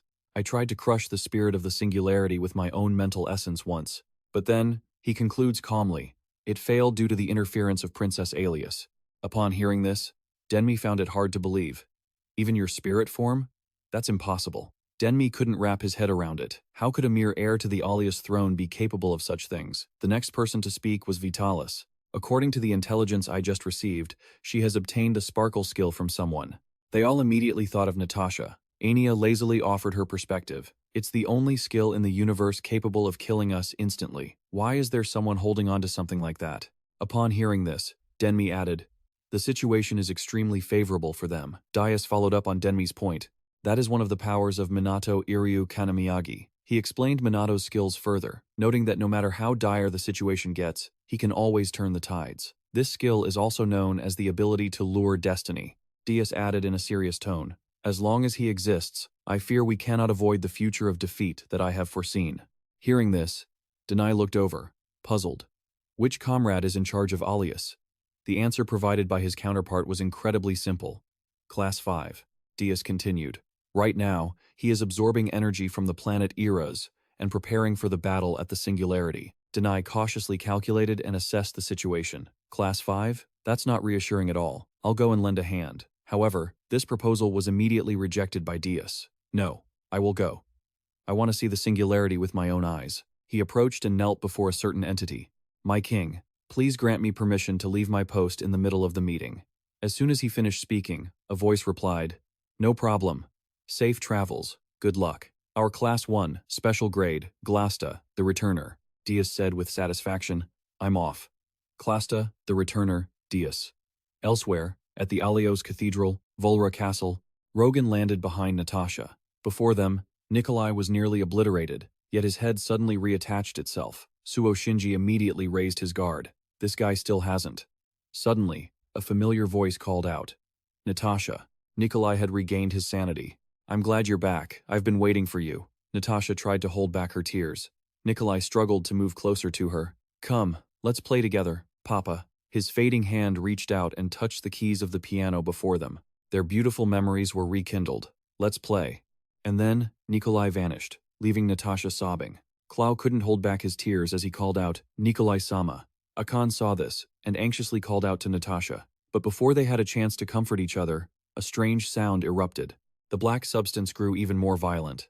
Only then did Natasha speak. There's no time left. Let's go. Minato watched her with a contemplative expression. Akan also had his own assessments. He continued to move forward resolutely, even though he had just lost his family. Natasha, the final door, was slowly pushed open. The place where their group was. Stopping was the end of the VR castle, the chamber of judgment. Sitting on the throne was Anastasia, a bright smile on her face. Anastasia's appearance, looking just like a human, left Clow astonished. Anastasia continued, calm and unhurried. Well done, Clow, for escorting Natasha back here. Hearing this, he hurriedly knelt to receive the order. Yes. Clow was extremely bewildered. Both the voice and appearance were exactly like a living person. Isn't it supposed to be impossible to return to one's original personality after being possessed by a Clasta? He decided to think positively, believing that, in a fleeting moment, she had regained her true self. He held deep faith in Anastasia. If it's someone like Anastasia-sama, could it be that? With that thought, Claw spoke up boldly. My lady. It seems Anastasia-sama still retains her consciousness. However, Natasha had already climbed off her mount and walked toward Anastasia. Her mother. This sight left Minato feeling confused. Could it be that she is suppressing the Clasta's existence with her own willpower? Only Malicious assessed the situation with an objective eye. When Natasha approached, Anastasia spoke. Forgive this useless mother. Natasha, that day, we had no way to resist the overwhelming invasion of the Clasta. The horrific memory was recounted vividly. She continued to mention other members of the family. Even Mikan and Karen, when they tried to save us, were swallowed up just like that. Anastasia's eyes welled with tears as she added, even if you are all alone, it is a good thing that you were able to escape to another star. Natasha slowly stepped closer to her while saying, Suo Shinji, please rest assured, mother. Her face revealed no emotion. As the last of the royal family, I will take responsibility and restore it. Those words moved Anastasia to tears. Thank you, Natasha. You have truly grown up. If it is you, this country. Suddenly, Natasha cut her off. I am not talking to you. Her face showed clear annoyance. I know you are still in there. The person I am addressing is my mother's consciousness. Anastasia, having been exposed, couldn't say another word. Natasha grew increasingly irritable as she demanded, how dare you mimic her form, her voice, her tone? Do not dare to tarnish the reputation of the Alios Glasta royal family. At this point, the opponent no longer needed to pretend. Anastasia turned and launched an attack at Natasha. She countered with her sparkle skill. Anastasia's appendages were severed in an instant. A few pieces impaled the ceiling. Anastasia hung from above, looking down. Regrettable. As expected? I couldn't fool you. Could I? She wore a grotesque expression as she loudly declared, how terrifying. What a familiar attack. This is the second time you've tried to kill your parents, isn't it? This only made the rage in Natasha's heart rise even further. You scum. But before she could act, a voice rang out to stop her. Calm down, kid. The body you are facing belongs to the respected queen of this country. Malicious continued. Even if she can't return, those words of yours are an insult. Finally, Malicious issued a declaration. If you continue to tarnish that reputation, I will burn you to ashes. At this moment, Anastasia finally spoke in response. So, you've appeared? The ghost from 3 years ago? Her body continued to mutate, accompanied by a declaration. I am different from the small fry you've faced before. On this side, Malicious also launched Elin Mellum to counter. The moment the two forces collided, the light exploded outward. To put it simply, a clasta is a colony of organisms. The black fluid we see, every single cell within it, is also a clasta. Depending on the density and purity of the cells, their rank is determined. That is why Anastasia was confident enough to declare, "I'm not like the small fry you've faced before." You see, the thing currently parasitizing the queen, it's connected to the parasite at the top of the nutrient factory. Gasta is a specimen of immense density and purity. Anastasia launched a frontal assault, and Milus retaliated with her own magic. Two surges of power collided, rapidly distorting the surrounding space. Shinomiya Akan exclaimed, "It's so hot," while Hanada Hikotaru covered his face, remarking on the terrifying firepower. She glared at the thing before her, inwardly calculating that a single strike was. However, strange sounds erupted immediately after, forcing her to stay alert. Wait. Anastasia's body was still intact beneath the layer of rock that had been charred black. Milas observed and mused. It must have layered multiple layers of liquid between the solid ones for insulation. Milas let out a mocking laugh. A question was posed as they continued to trade blows. "Is that all you've got? You're even weaker than the rumors suggested." The progenitor Anastasia replied with cold sarcasm. "Or perhaps, is that the limit of that brat's body?" This comment struck a nerve with Minato, though Milas was the one controlling his body. Melis issued an order. "Ichiya-kun, Akan-kun, move out. Stick to the plan." The rest of the team moved instantly. Only then did Anastasia realize what was happening. To be clear, this was the plan they received from R on their way to the throne room. Akan would analyze and dispel the parasite's protective barrier using the ultimate attack, Turbulence, by Ichihara Midori, and the anti-Glasta skill, Sparkle, by Natasha. "We're going to shatter it completely." Rion had explained it in great detail. All the towers were connected to the parasite, and another truth he revealed was that the energy being siphoned was concentrated in the parasite for its incubation process. A simple model quickly came to mind. Their plan was that after killing the parasite and reflecting the sparkle energy back, all other towers would collapse. "We'll hold off the queen. You guys head out on the signal and start dispelling the barrier. Counting on you." Only then did Anastasia realize their plan. They had been targeting the parasite from the very beginning. She panicked, splitting her forces to attack from both sides. "As if I'd let you get away." She locked her sights on Shinomiya Akan, but luckily, someone stepped in to stop her. Anastasia couldn't believe her eyes and whipped her head around. "They've been taken down?" Melis said with total confidence, throwing out a challenge. "Who do you think you're fighting?" This only made Anastasia more furious. How dare a mere soul? She lunged forward, determined to end her opponent. That was when Melis spoke again. "The limit of Minato's body? You're wrong." She was preparing to cast magic, solely to ensure his teammates wouldn't get caught in the crossfire. As she spoke, rings began to glow. Melis started her incantation. Anastasia watched, growing even more fearful. She knew that incantation was the act of drawing a magic circle on the body to trigger a phenomenon. Melis, the truth seer, could control any magic without incantations. Yet, this spell required her to chant. "It's still early," she thought. "Minato's body is still growing," which was one reason. Minato's eyes widened as he witnessed the scene, but on the other hand, a conclusion was reached. Perhaps this was a spell that even someone like Melis needed to chant while inhabiting a body as developed as Minato's. Anastasia directed several streams of black energy to attack simultaneously. "How foolish," she sneered, completely dismissing her opponent. Standing in front of an enemy and doing something so pointless. A truly arrogant declaration followed. "None of your spells will work on me." The entire space was quickly shrouded in the blue hue of Anastasia's power. Melis didn't flinch, not even for a second. A blue flash erupted the moment she finished her incantation, and everything froze in place. Melis then began to explain. "There are countless ways to exterminate you, Glasta. The first and most common is Sparkle. The second is destroying the parasite.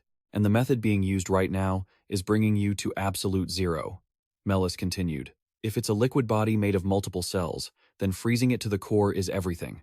She stepped in front of her and voiced her thoughts again. "Don't underestimate me. We've been forced to endure your wrath for a long time now." Milus's expression was one of unconcealed anger. As she spoke, she reached out and touched Anastasia. The woman's body shattered into pieces. Melis didn't look back even for a moment. As she took a few more steps, she unleashed a wide area skill. The area was completely scorched, and the winner emerged. Truth Seer Melis Diacentius. Elsewhere, the rest of the team reached the parasitized tower. "It looks like it's about to give birth. Hurry and take it down." Asuke called out, "Irikon, don't distract Aken." Meanwhile, Aken was focusing her power to locate the target.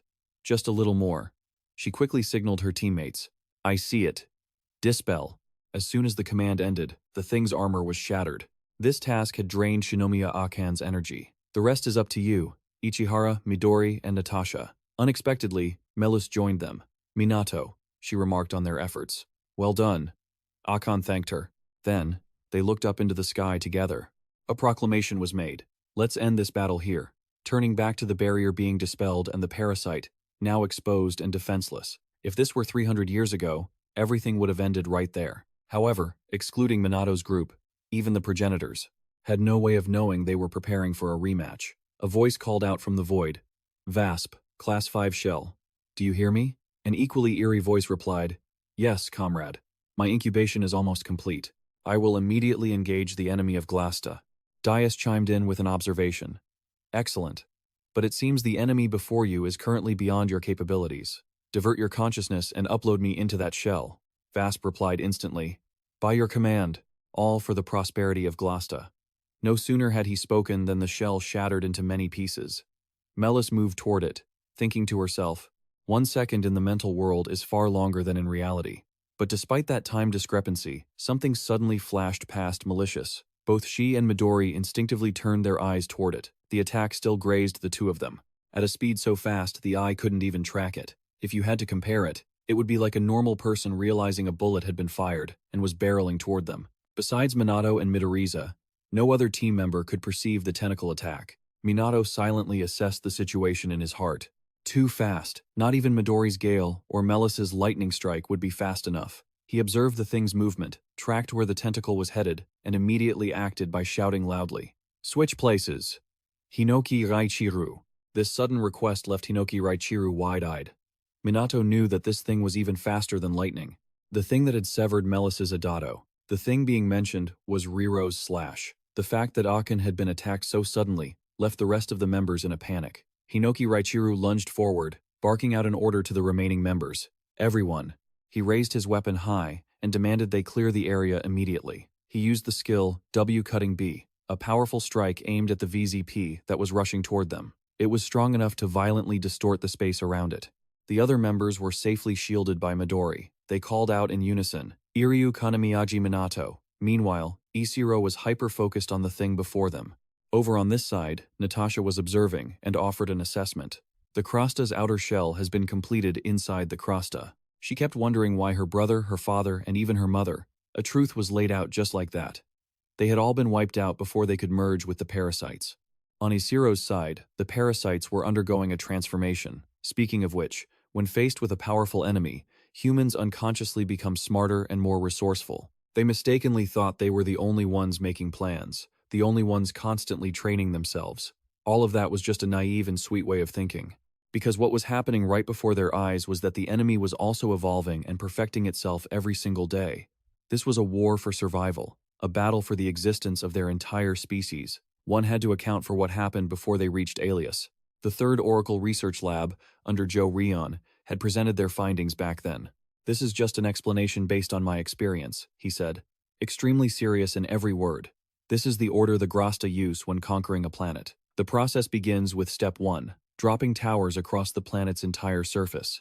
The second step is, from the tip of the towers, the Grasta's roots reach out and drain the planet's energy. Then comes the third process. The tower that reached the deepest part of the planet would have energy concentrated into it to prepare for the parasite. And it ends at the fourth step. The parasite's core is fused with the native living organisms. A powerful individual could protect the planet from other forces and then become an outer shell.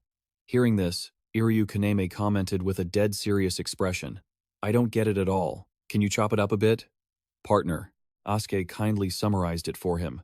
It means Krasta is a parasite that lives by draining a planet's energy. He successfully concluded with, that's how it is. Iryu Kaname got goosebumps hearing that. Rion continued presenting his assessment. Although the current situation isn't clear, if they infiltrated Alias half a month ago, it's highly likely the outer shell is already complete.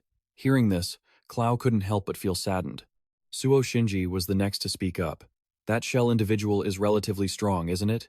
Rion only confirmed it with one word. Strong. They rank their strength from 1st to 8th class. If you look at their ranking table, and even compare it with visual data, you all are just 8th class. Rion continued to add a few more parameters. Minato is currently 5th class, Ichihara and Midori are approaching 4th class. Midori listened with a dead serious expression. So, if the enemy is 3rd class or higher, we must retreat. At this point, Dion turned to another member. Natasha, assuming your entire family was taken to be fused, how strong are they? To that question, she provided very detailed information. The strongest would probably be my mother, but she would probably only be on par with Suo Shinji when he's holding his sword. Rion heard this and quickly presented his view. Then let's guess 6th class. At worst, only 5th class, right? Then perhaps we can handle it. But assuming that up until now, the worst-case scenario has played out, in 300 years, they haven't evolved at all. Spoke up. Neither fast nor slow. The bad feeling just became reality. Rion added, the incubation process has evolved compared to 30 years ago. They can now complete the outer shell without fusing with native creatures. Hinoki Raichiru was the next to speak. It's not just that. The attack, just now by your predictions, this boss should only be 5th class. His face was extremely serious as he concluded, but that thing had at least the speed of a 3rd class. This time, Ryan was completely caught off guard. 3rd class? However, A commented simply, well, it has been 300 years after all. Making an accurate prediction based solely on deduction is impossible. Their opponent spoke up then. How comfortable. It seems that body can even transmit the surprise of the ancestors. Hinoki Raichiru raised his sword, remaining extremely vigilant. He suddenly called out, long time no see, Iryu Kanamagi Minato. This statement startled Minato, though it was Hinoki Raichiru who challenged him. Who the hell are you? Hearing this, Zedius replied, how hurtful. His true form was revealed. You already encountered my skill in the spirit world, didn't you? Hearing this, Minato's eyes widened in surprise. The memory of his encounter with Zedius returned almost instantly. Suddenly, the space around Minato underwent a change. In the blink of an eye, he was transported into a strange, different space. Midori couldn't react in time and could only look on with stunned eyes. A thick barrier had been created over them. It was then that Zedius made a declaration. With this, your teammates won't be able to save you, and you won't be able to save them. He stood perfectly still as he continued. Shall I introduce myself? His identity was quickly revealed. I am Zedius. Along with it, his power. 1st class outer shell. This number left both Minato and Isiro's team in shock. Looking at the barrier surrounding them, Shinomiya Akan exclaimed in alarm. A barrier again. Suo Shinji followed up with a look of extreme worry. We've been separated from Minato. Hanada Hikotaru was the next to speak. If it's like the one from before, even the ancestors couldn't break it. Suo Shinji turned to A and asked, Akan Shinomiya, can you dispel it? Even she herself doesn't dare to guarantee it. I'll try. The situation ahead is extremely urgent. The monsters are all heading toward the camp. Natasha observes with a tense expression, silently calculating in her mind. Just as she moves, Cloud quickly follows the young lady. Akan, on this side, hurriedly calls out to Natasha. This time, it's Midori's turn to act using her TBL skill. She wears an incredibly serious expression as she declares, I will protect Akan and everyone else. They quickly understand the plan and turn to move. We'll support Natasha. Before leaving, Suo Shinji. Doesn't forget to instruct Theo. I'm counting on you to handle this spot. Akan, keep dispelling the barrier. Everyone's gaze turns toward the same direction the Glasta boss. They look at the severely devastated space and remark, that strength is absurd. At this moment, Akan activates her Mi Palas Rose skill, while replying, I know. In her heart, she feels it. Through the barrier, she can sense a massive pressure. And then, Akan shouts aloud, don't you dare die, Minato Iryu Kanamiyagi. Inside the barrier, a conversation takes place. A top-tier dialogue? That's fine, but it probably won't be enough for you. Hinoki Raichiru doesn't say another word and rushes directly to attack. I'm going to mince you. His slash collides with Dias's attack. Afterward, a powerful light radiates outward. Surprisingly, it is Jiro and Minato who are pushed backward. Only then does Dias continue to perform his skill. His eyes never leave his opponent, while the corners of Jiro's mouth curl into a taunting smile. That speed is pretty strong, isn't it? His aura blazes intensely. Interesting. Then try and catch this. But suddenly, Minato's eyes widen. Hinoki Raichiru is also affected by this. Dias cannot help but feel overwhelmed. Minato's body falls into a state of unconsciousness, and Dias takes advantage of the opening to close the distance and launch an attack. Hinoki Raichiru immediately becomes anxious as he wonders, what's wrong? What's going on? They all observe Minato's soul with worry. Rion is the first to suggest, Hinoki, get out of Minato's body quickly. However, Jero points his finger at Deus and asks back, "What do you mean, get out? And what about that thing?" Suddenly, a beam of light shoots across Rion, and that beam creates an explosion. Returning to the present, Deus wears a surprised expression. His last attack was blocked. This time, it is Alien who enters the fray. "That was dangerous. Is it okay for me to do that?" Rion is somewhat surprised to see her enter the battle. Alien turns to the remaining members and quickly asks, "I protected Minato's body for the time being, but what do I do now?" At this moment, Rion offers an explanation to Hinoki Raichiru. "You've synchronized too much." "Hinoki," he argues very firmly, "you have already used Minato's body for over a minute today. If you continue to merge," he points out the worst-case scenario, "you will completely consume Minato's body." Hearing this, Jero asks back in confusion, "A time limit? But what now? We can't touch Clasta directly, can we?" Alien continues, looking not very confident. "I tried using my shoes to get close, but I can't keep doing that forever." Hinoki Raichiru becomes increasingly anxious. Even with his electricity, this guy can still dodge it. "I'm the only one you can count on in this situation." Surprisingly, as soon as he finishes speaking, two people hit him on the head at the same time. "Back off," Akan Shinomiya says calmly. "We still have time to merge more than you do." This is followed by Munit's voice. "Kiliku, I'm asking you to craft a weapon." Kiliku listens to their request and responds with 2 words, "Understood." At this moment, Jero is still worried. "Damn it, I know there's no other way, but a weapon crafted through alchemy won't be able to deal with him." Meanwhile, Alien is busy controlling Minato's body to dodge attacks while urging them, come on, hurry up and decide." Deus looks up and is somewhat surprised. A suggestion suddenly pops into Jero's head. "That's right. Rowan, can you go out there again? If you have the dinosaur aura, you won't have to touch the tentacles." However, Rowan shakes her head wildly to refuse. Sneha, standing nearby, kindly explains, "What dinosaur is faster than electricity?" "You idiot," she says. Jero hears this and feels a bit annoyed. "I'm sure the idiot part was something you added." He has to look around to calculate what to do. Suddenly, another voice rings out. Minato is struggling when he speaks. "I heard what happened the time limit. If you borrow my body too long, my soul will dissipate." Even though I heard it, is it really like that? But immediately after, he makes a declaration. "I have an idea." On the other side, Deus completely despises his opponent. "Your movements are so redundant. Primogenitor, the moment you die, it means your friends and the Princess of Alias will also die with you." His body transforms into a weapon. "Do you really understand that?" Deus launches an attack at extremely high speed. "Farewell, ancient souls." The sharp objects created from his body are aimed at Alien. At this moment, she glares back at her opponent, and in a split second, Alien appears behind Deus. "Who did you call ancient?" The technique she uses is Bifrost kicking, an extremely powerful kick that pushes Deus back a considerable distance. However, Alien's attack sequence isn't over yet. "It's not over yet, you fool." She approaches him and then uses another skill. Deus tries to block these attacks while remarking, "Strong," and Alien is extremely annoyed, warning, "Don't you dare look down on Jero." But before they can continue fighting, she notices something wrong. "Oh no, this is bad." Fortunately, Iryu Kanamakis' spear tip has managed to block Deus's advance. He says with a calm demeanor, "Leave the rest to me." Alien lets out a sigh of relief. The handsome Deus on the opposite side tilts his head to observe. Inside Minato's body, he is presenting his plan. "These are the things we usually do." He proposes to them very seriously. "We will attack Krasta while switching people at high speed." Minato's face shows high determination. "When it's your turn, I'll give the order." "Let's go." Everyone talks about Glasta.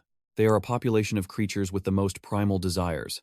A dark space appears when their thoughts are manifested, wanting to dominate everything. "I want to compete for food. I want to escape from predators. I want to protect my body from the weather." And then, what appears before their eyes is the body of the ruler who dominates the environment. Inside this large animal, it is warm and humid. It never starves or gets eaten. And so, they begin to parasitize the small creature. They change from one host to another, multiplying at an explosive rate. Just as they were about to fully dominate the region, a spaceship descended from the sky. These higher beings possessed great knowledge. It immediately caught the attention of the swarm that had landed on their planet. Gasta continued on his journey, crossing stars, seizing advanced science and technology, and conquering planet after planet, through the stars, through dimensions, and even through space-time itself. No one knows when, but after conquering countless worlds, they were named the Questa. 10,000 years have passed since they began their odyssey, and now, an evil parasitic being has finally reached Earth. That was also the moment Dias and his army appeared. Well then, let's conquer this planet. First, we must parasite the creatures emitting the strongest aura. Where are you, little ones? His eyes widened, scanning for prey. However, the space before him was a chaotic void, though they didn't know it yet. The story continued to unfold, as they foolishly thought domination would be easy. And the truth was revealed. This tiny planet, seemingly lost in the cosmos, hid a terrifying power. The ancestors had been waiting for them. Right now, Iryu Kanemis is using Minato's body to confront Dias. The enemy is no slouch, timing his counterattacks perfectly, forcing Iryu Kanemis to acknowledge his skill. Still not backing down, huh? That instant noodle spear, crafted by the ancestor alchemist, Qiao, is sturdy enough to deflect my shell's attacks. Shinomiya Akan's thoughts raced. This was definitely impossible. Yet, Dias still hadn't landed a hit on him. Dias observed the technique and offered a critique. A deflection, such a refined movement. Just then, Iryu Kanemis lunged forward with his spear repeatedly. Even under the barrage, Dias kept a haughty smirk. His expression made Shinomiya Akan reevaluate. Right, of course. His shell has no organs, no weak points. There's nowhere to strike him down. We need to attack with both lines and area, he realized. Hearing this, Melicus added, "So the melee squad doesn't need to join in?" Alice retorted, clearly annoyed. "Hey, I was just doing a ton of damage." At that moment, Shinomiya Akan signaled, "It's okay, Munjit." He quickly touched his arrows, readying them. "Please, Qiao." His request was acknowledged. Qiao then activated her skill, using the person to neutralize the threat entirely. Dias was somewhat surprised by the shift in Minato's movements. He observed the boy's new weapon and offered another comment. Using such a slow toy at a time like this? However, Munjit's eyes widened, locked onto his opponent as he unleashed the piercing bow of dead. Dias easily dodged the arrow and muttered, "Slow." He glanced at the current situation, specifically the arrow container, and was shocked to see it was empty. No sooner had he thought that than multiple arrows pierced Dias's body. He was completely taken aback. Did he predict this? But how? Looking toward Munjit, Dias grew even more confused. When did he fire those arrows without him noticing? What he had used was the umbrella arrow of Kai. The arrows bloomed like umbrellas, raining destruction upon Dias's body. He was stunned, his eyes wide, a type of arrow capable of attacking a massive area. Even if he's borrowing the body of a weak kid, his mastery hasn't dimmed at all since 300 years ago. This was the first time Dias felt wary of an opponent. Is this an ancestor? His plan shifted, just like his expression. The longer this dragged on, the worse it was for him. He had to end it with the next move. Just then, Minato suddenly called out to Hinoki Raichiru. He gave a stern assessment. Is he a bit weak? The rest of the group immediately turned their attention to the comment. Hinoki Raichiru confirmed the suspicion without hesitation. "You noticed too?" Followed by a question. "What do you mean?" They remembered the enemy's introduction. Dias, a first-class shell. Minato then slowly explained his reasoning. If he really is a first-class shell as he claims, he should be overwhelmingly strong. According to R's assessment, I'm currently 5th class, but it's unexpected that I can fight him for this long. Hinoki Raichiru, standing nearby, fully agreed with the logic. Right. If he were truly first class, he should be on par with us at our peak. Minato was slightly surprised. He's that strong? Hinoki Raichiru made it sound even more exaggerated. If it were you, Minato, just looking into their eyes would make them explode. Minato let out a dry, "That's ridiculous." Hinoki Raichiru then looked at the others. After exchanging blows, I realized he's only around 3rd class. Rion replied with a grave expression. So he lied. Why? Minato then offered a guess. It might have something to do with me and the rest of you. He began to present his deduction. His body is indeed 5th class as we suspected, but inside is the very person who once tried to kill me. Finally, Minato reached a conclusion. He's a first-class entity controlling a 5th-class body. His face was serious. That's why he's strong. Faced with that hypothesis, A continued. So, you mean his true power is just the average of his soul strength and his body's capacity? That's the most accurate answer, I think. At that moment, Minato activated his skill again. My current stats are equivalent to 5th class. If his body is the same, then what you just said gives the rest of the team more motivation. The odds are 50-50, and the rest depends on the 2 first-class ancestors. This is a battle of pure ability, isn't it? Interesting. However, Huyen remained calm, refusing to get swept up. Even so, I don't think he's shown his full strength yet. After all, That's a type of shell that didn't even exist 3 years ago. I still want a few more weapon users as our trump card. Even so, the other members had already relaxed before the match was even over. Only Hinoki Raichiru spoke up. A trump card? We've got one. He cast his gaze into the far distance, eager as he called out to someone. Hey, you, the gloomy one over there. The other members looked in the same direction. They peered into the distance. Time for you to actually be useful. Yoshikatsu, whose hands were busy shuffling cards, froze at the remark. He turned his head and challenged them. Who are you calling gloomy? Yoshikatsu's face turned menacing as he declared, I'll deal with you later, ponytail.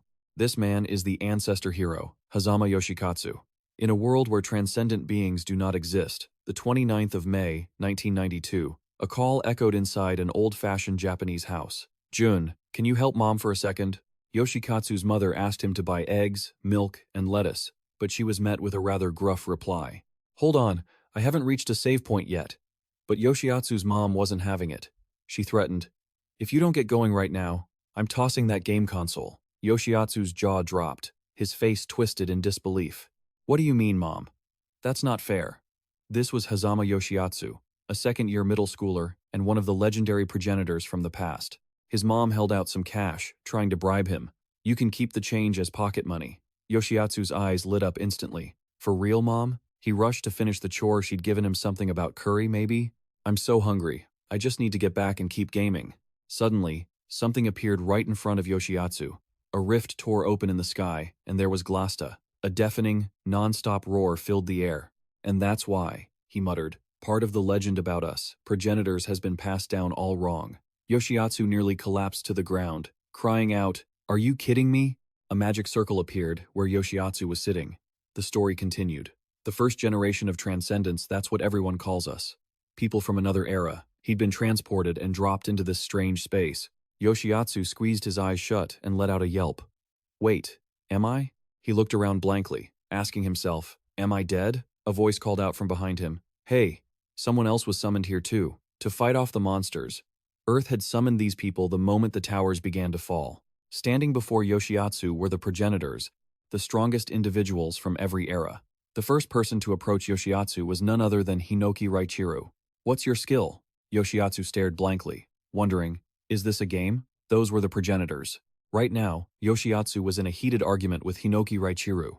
Who's the real introvert here? You, with the ponytail? Hinoki Raichiru didn't hold back. It's you guys. We're in an emergency. Why are you always acting like this? You bunch aren't even training Minato. Could you at least be useful for once? Hearing this, Yoshiatsu retorted, Training? If we had the chance, we'd love to. The others nodded in sync, but they were all just weakly trying to make their point. Yoshiku spoke up for everyone, raising his voice. He vented all his frustration. You guys keep hogging Minato all to yourselves. You won't let anyone else join in. Hinoki Raichiru was completely stunned. What are you talking about? He offered a simple solution. Why don't you guys just come over and join the party, instead of mumbling to yourselves? Even though the introverts really wanted to join in, Yoshiatsu had to shout again. You're so dense, Hinoki. He was trembling as he explained. You don't get it. If we say something. An irrational fear took over Yoshiatsu's mind. What if Minato thinks we're annoying? I'd never be able to recover from that. Suddenly, Munjit got so fed up with the noise that he barked, Shut up. Terrified, Yoshiatsu scurried behind Hinoki Raichiru. Munjit was serious as he analyzed the current situation. If you want to join, hurry up. Munjit looked incredibly annoyed as he continued. Starting to get used to my attack pattern, huh? Meanwhile, he kept attacking. Even though Dias successfully dodged almost everything. Dias grinned wickedly. I see. That body is reaching its limit, isn't it? No sooner had he said that than Dias lashed out with a long black tentacle toward Munjit. He landed a hit on his face. With that trajectory and speed, you can dodge, but you don't have the energy to defend and use your bow at the same time. A declaration echoed through the air. I can see it clearly. This expression put Minato in an overwhelmed position. Is this guy testing the progenitor's strength? Minato thought to himself, staying calm. It was as if Dias had calculated everything and was just waiting for the perfect moment to deliver the finishing blow. Just then, Hinoki Raichiru put on the pressure again. Hey, are you sure? Yoshiatsu, if we keep going like this, Minato is going to die. Yoshiatsu replied softly. Shut up. Then, he slowly stepped toward Minato. He kept a specific distance and took a deep breath. To everyone's surprise, his expression was filled with undisguised anxiety. Everyone. Not Iryu Kanamiyagi Minato-kun. As soon as Minato turned his head, Yoshiatsu immediately looked away. He's looking at me. This only made Minato more confused, and Yoshiatsu even more flustered. He actually talked. Minato was puzzled. Wait. What's going on? Yoshiatsu mustered all his confidence to reply, "Hi, I've been watching you." Minato was confused by his phrasing. "Hi," the others whispered, trying to cheer him on. "You can do it. Come on, Captain." After struggling for a moment, Yoshiatsu finally got the words out. "So, could we maybe borrow your body for a bit?" Minato froze. This unexpected request made his eyes widen. "You mean you want to fight alongside me?" Yoshiatsu quickly confirmed. "Yes, exactly, yes." He hesitated before adding, "But you probably don't know our names, do you?" Iryu Kanemagi Minato. However, Minato looked right at him and asked, "Why wouldn't I?" He even recited Yoshiatsu's name correctly, Hazama Yoshiatsu. The next person mentioned was Mi Inari, the third member, Nemine Frenokov. Minato even knew the long-haired guy, Huo Long Ian, and didn't forget the purple-haired guy, Takamura Koji. He even remembered the girl with the unique appearance, Luciana Grixpier, right? This time, it was Minato's turn to share his thoughts. "Of course I know. I've been admiring all of you my entire life. I've always felt this way." He was so radiant, the progenitors were in awe.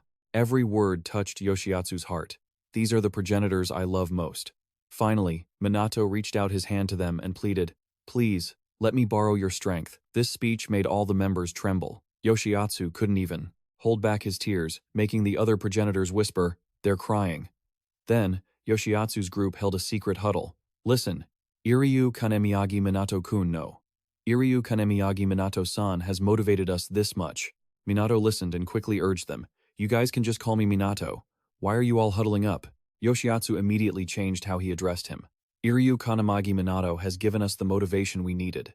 Anyone who doesn't fight isn't worthy of being called a progenitor." Once they were all in agreement, Daius could no longer land a hit on them. He looked ahead in confusion. What is this? Has the air around him changed again? Meanwhile, Yoshiatsu was focused on controlling Minato's body. "All right, everyone." Every member of the group shared the same resolve. "Let's do this." Yoshikatsu took control of Minato's body and lunged forward, shouting, "Eat this!" This direct frontal assault left the other members wide-eyed in shock. The technique he used was the Blade of Extreme Profit. Once again, the other progenitors were taken completely by surprise. Daius dodged the strike while feeling bewildered, thinking to himself, "Too slow. Is he trying to bait me?" He seized the chance to launch a counterattack. Yoshikatsu scrambled backward, forced into a desperate defensive dance. Wait, just like that, the scene of Yoshikatsu's group fighting was projected for the other progenitors to watch. "Hey, Hinoki," Alien asked, filled with concern. "Are you sure this is okay?" Hinoki Raichiru looked over at her and questioned, "What? You guys are complaining now?" The next one to speak up was none other than Gun Tech. "When I was alive, I never fought alongside those guys." Alien agreed with his statement.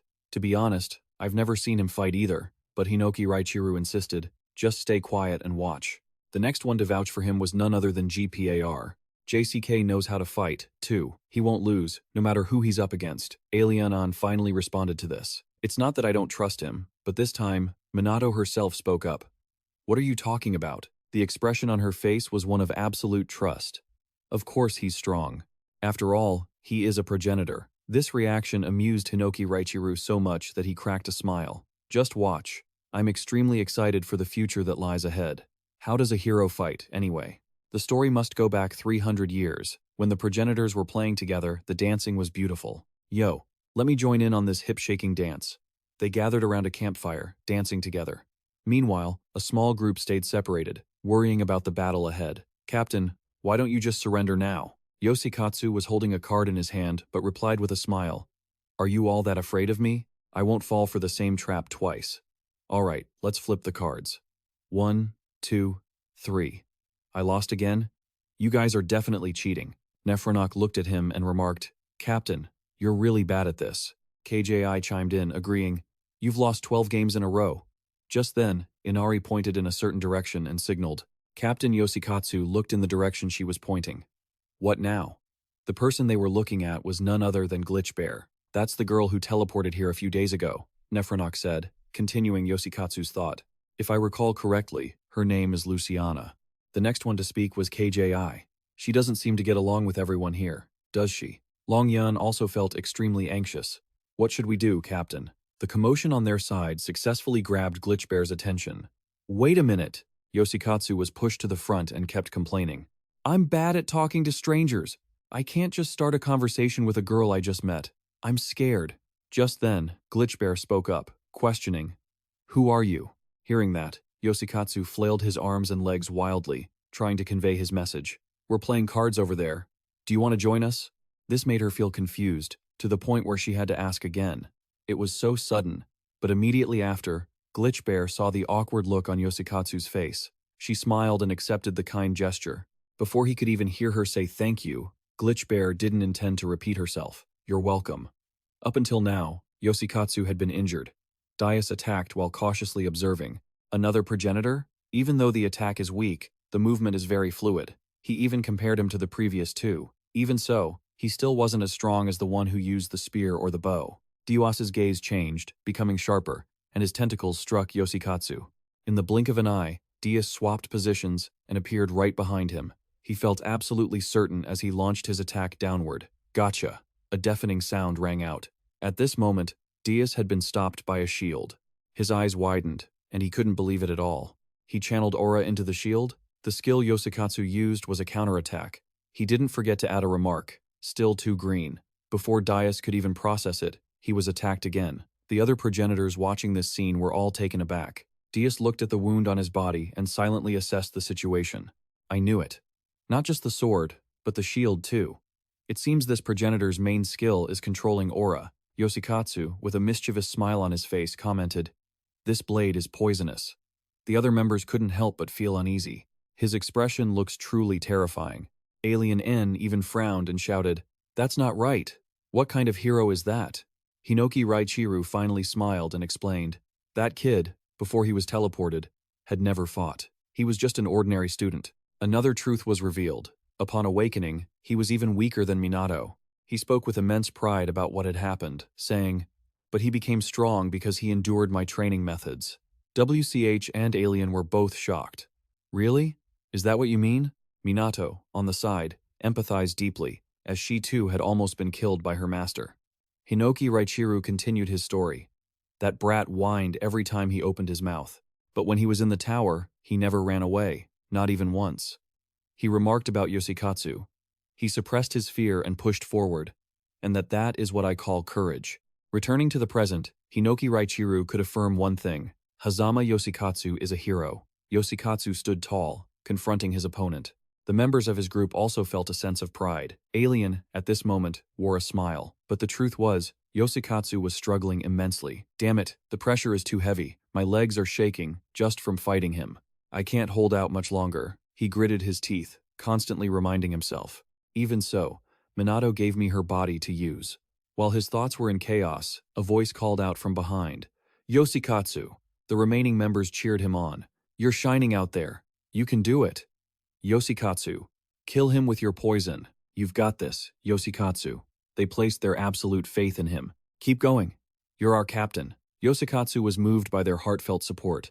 Minato walked over and stood beside him. Shinji, I'm sorry. Yoshikatsu. Because I'm still weak. You must be having a hard time. This time, it was his turn to share his own thoughts. But I want to save Natasha and this entire planet. And then, a very serious request was made. So, I'm counting on you. Yoshikatsu nodded in confirmation, understanding the will of his comrade. He flashed a bright smile and lunged forward. Alright, this time I'll use the combination of counterattack and venom blade. Daius was struck and felt extremely annoyed. My body is slowing down. Even though this isn't Starlight, I didn't expect the poison to be this effective against us. Right then, he spoke up, offering a remark. Even though you've weakened, you're still the ancestor who fought 3 years ago, aren't you? Unexpectedly, the shield in Yoshikatsu's hand suddenly transformed, activating the skill. Shield Bash. Yoshiku declared firmly. The one who has grown weak is you. A confident smile appeared on his face. Now, sorry to have kept you waiting. Let's continue. Daius assessed the situation and thought to himself, is he trying to corner me with that poison shield? This fool really hasn't learned a thing. At that moment, Yoshikatsu signaled Iryu Kanamagi Minato to call for someone else. Minato responded immediately. Inari. Daius's body was sliced into many small pieces. He hadn't reacted in time and was caught completely off guard. What? Another ancestor? He switched weapons? That was Inari's technique, demonic grudge. Minato didn't stop there, and quickly gave another signal. Luciana Rich Bear replied with the technique, Reincarnation Immortal. Daius's body was attacked violently as Minato continued switching to another ancestor, Nemi. This time she used Eternal Slumber. When Minato received support from Longyan, the technique he unleashed was Heavenly Scale. A series of various attacks left Daius unable to cope. What is this? He switches in an instant? He wants to launch a combo so I can't counterattack. Iryu Kanamiyagi Minato, he's not the same as before. At this moment, Minato loudly declared, Finish him off. KJI. Kaji took the request and executed it immediately. The weapon in his hand struck Daius heavily with chaotic waves. His body disintegrated into many pieces, and Daius thought to himself, I can't regenerate my body anymore. It seems this is the limit for this body. The only thing left was a hand. Iryu Kanamiyagi. Minato. Minato successfully defeated his opponent. Yoshikatsu and his teammates were incredibly excited. Well done, winner. They had formed a new bond with each other. The Hazama Yoshikatsu team and friends. Green light flickered on the remains of Daius. However, once the battle ended, something no one expected occurred. The self-destruct sequence had been activated. The story goes back to when Iryu Kanamiyagi Minato defeated the shell of that special grade. Elsewhere, Suo Shinji was fighting alongside Hanada Hikotaru. So you're still alive, Hiko. You continued, speaking to the person beside him. You too? Suo Shinji's expression was one of annoyance as he muttered a plan for them both. Even though we've reduced their numbers, now all we can do is wait for Minato to win the battle. Hanada Hikotaru quickly agreed, though the tremors beneath them soon caught their attention. But what is this tremor? Back to Minato's side, he was kneeling on the ground, panting while thinking to himself. I've been borrowing the ancestors' bodies for too long, the backlash is too strong. The tremors reached Minato, making him cry out in shock. An earthquake? Minato reached his hand forward, thinking, something isn't right. I clearly defeated that special grade, so why hasn't the barrier vanished? A voice rang out, causing Minato to step back, fully alert. Who's there? Vasp looked at him and spoke unhurriedly. I am Vasp, the true owner of the shell you just defeated. I have been observing your battle with my subordinates. Daius, your weapons and techniques are truly diverse. I am quite impressed. These words made Minato raise his guard, looking toward him and asking, the true owner? Then you. He did not hesitate to confirm. That's right, I am the commander of those on the planet Alias. Along with that, a secret was revealed. He was also the one who created this barrier. Minato pointed his sword at Vasp and continued to challenge him. You saw it yourself. I just took down someone even stronger than you. So why are you showing yourself now? He looked at him and explained, I want to give you a small reward for that fighting spirit. Vasp added, just now, I made the planet's core lose control. This announcement left Minato confused. Yosik scratched his head in bewilderment. He made the planet's core lose control? Hinoki Raichiru also frowned. I don't understand either, but it doesn't sound good. Only R realized the gravity of the situation and exclaimed, no way. Vasp continued without delay. Simply put, this planet will explode from its core and vanish into cosmic dust. Minato gasped, raising his voice. What did you just say? Why would you do that? The opponent did not hesitate to present his goal. To make sure I kill you this time.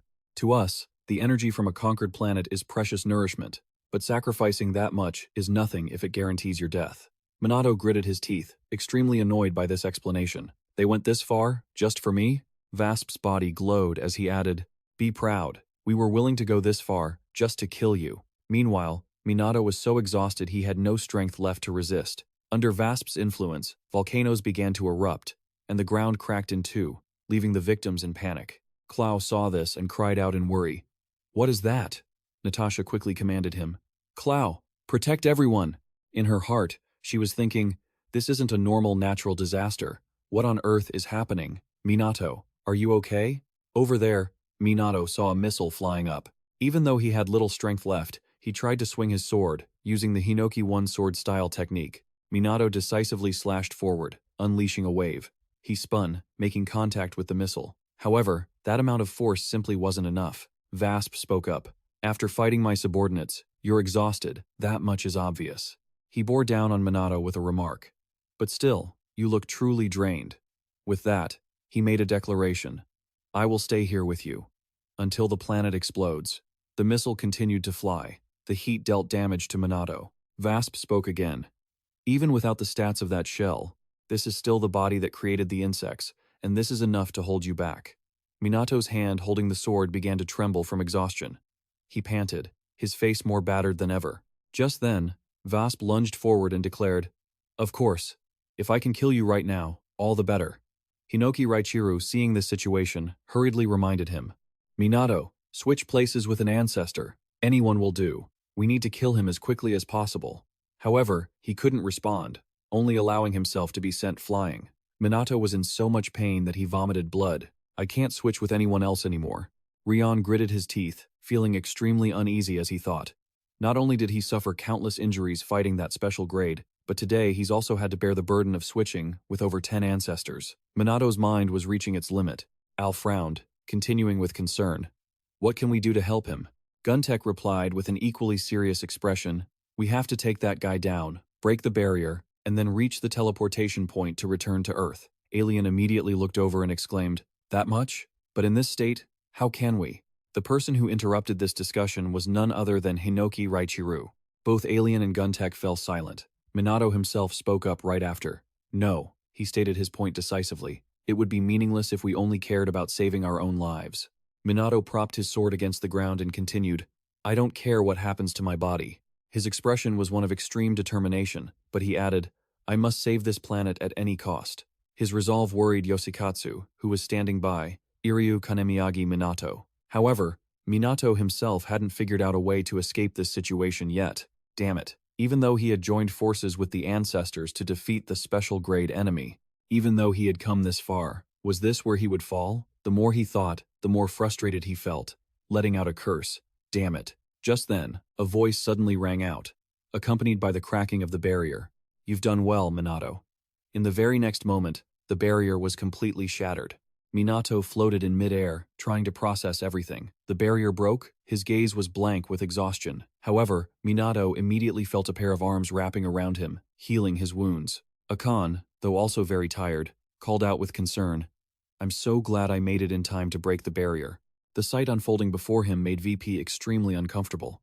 "That brat, she broke my strongest barrier. Don't think you can get away." The enemy hadn't given up. He decided to accelerate the process and aimed his attack at the two of them. It's over. The next person to appear to deal with this guy was none other than Ichihara Midori. His expression was impossible to read as he observed his opponent. "You don't look like a human at all, do you?" However, Midori alone was enough to make VP feel fear. His eyes widened. In that moment, VP shifted into defense mode, not for any specific reason, but because his instincts flared up. Ever since the day VP was born, this was the first time he had experienced this kind of emotion: fear. Midori didn't hesitate to unleash his power upon VP. The large-scale skill he used this time transformed the entire space covered by Midori's ability. And then, 45 minutes and 37 seconds after setting foot on Alias, Iryu Kanemiyagi, Minato of the Anti-Spirit Team, and Ichihara Midori of the Special Task Force finally defeated the enemy. However, the danger remained, as there were only 3 minutes and 14 seconds left before planet Iraz exploded. Midori, Minato, and Akan were floating in the air when Asuke chimed in with an observation. When the barrier shattered, the insects above the castle disappeared, too. It seems that even though the enemy has been defeated, Sei then interrupted with a bewildered voice. "The volcanoes and earthquakes, they haven't stopped yet? Even though we evacuated everyone, will things really be okay?" The refugees watched in pain as their country was devastated. The city and the castle were being submerged. "This country is as good as gone." Sei spoke up once more. "All that effort until now, and we still couldn't save this planet?" Hearing this, Asuke continued, "Indeed, the scale of this disaster is fatal, a truly cruel end." In his heart, he remembered what had happened.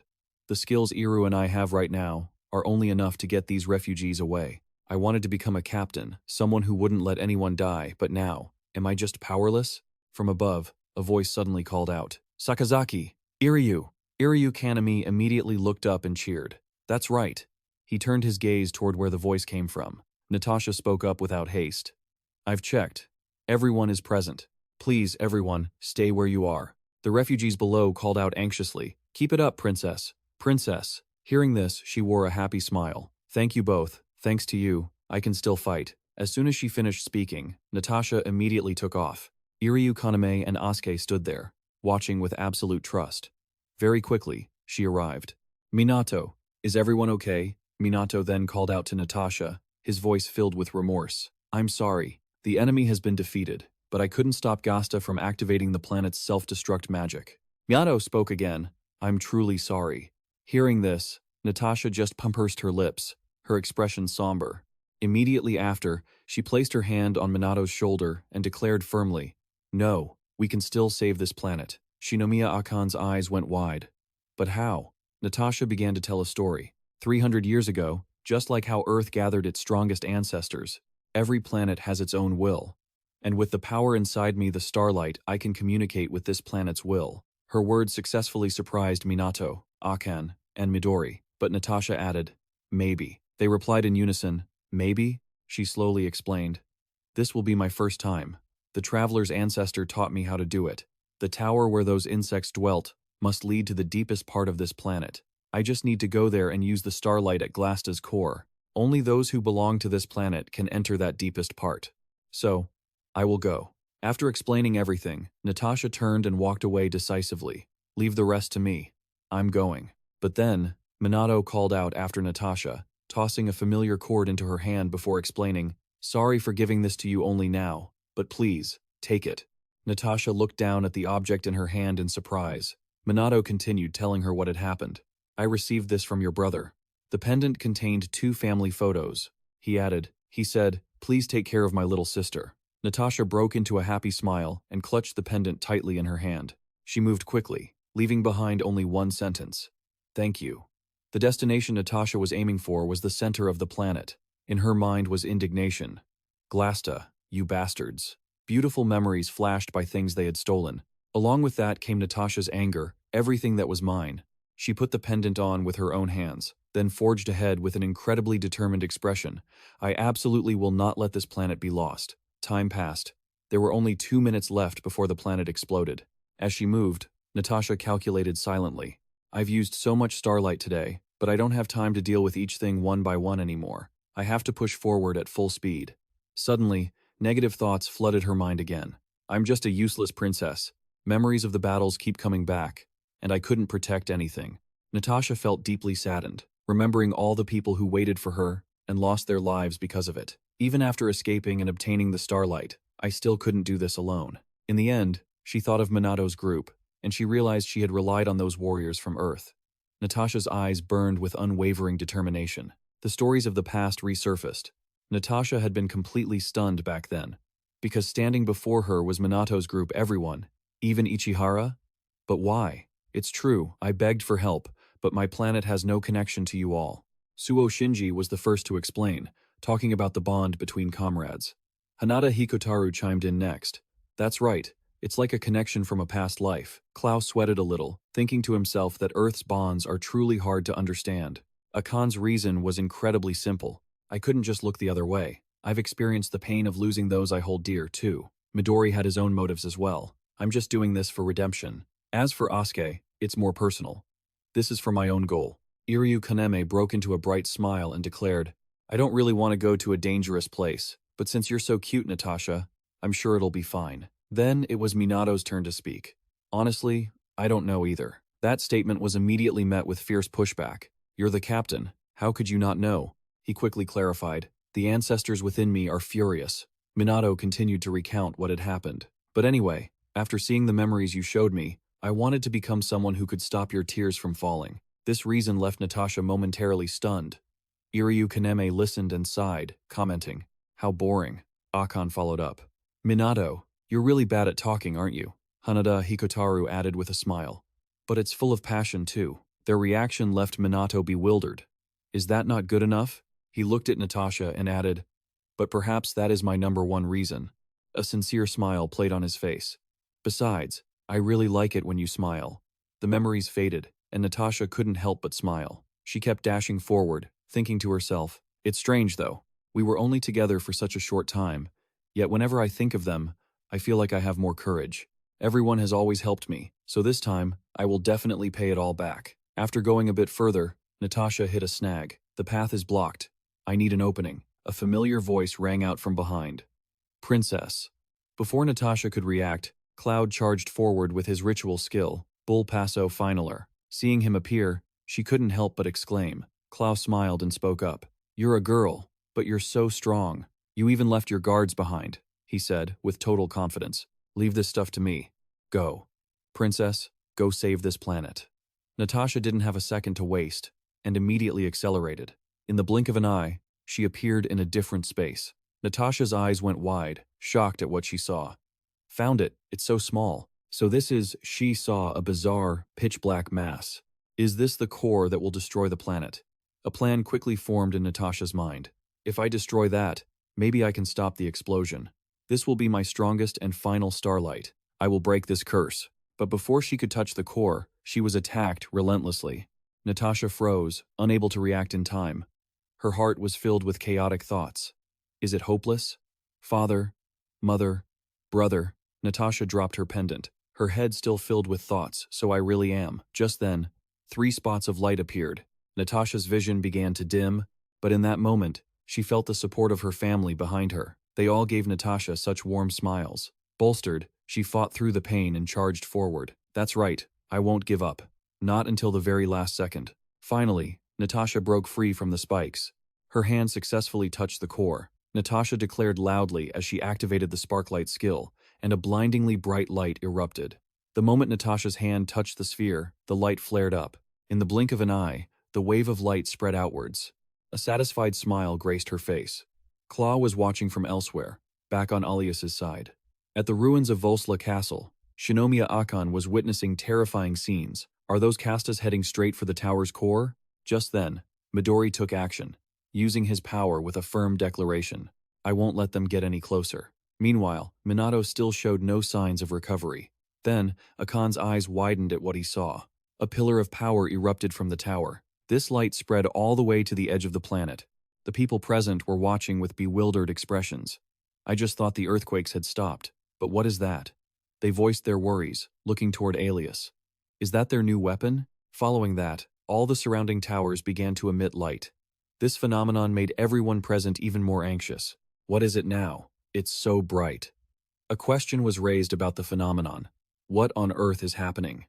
Meanwhile, the light continued to spread at breakneck speed. In the blink of an eye, it covered the entire planet and then created an explosion.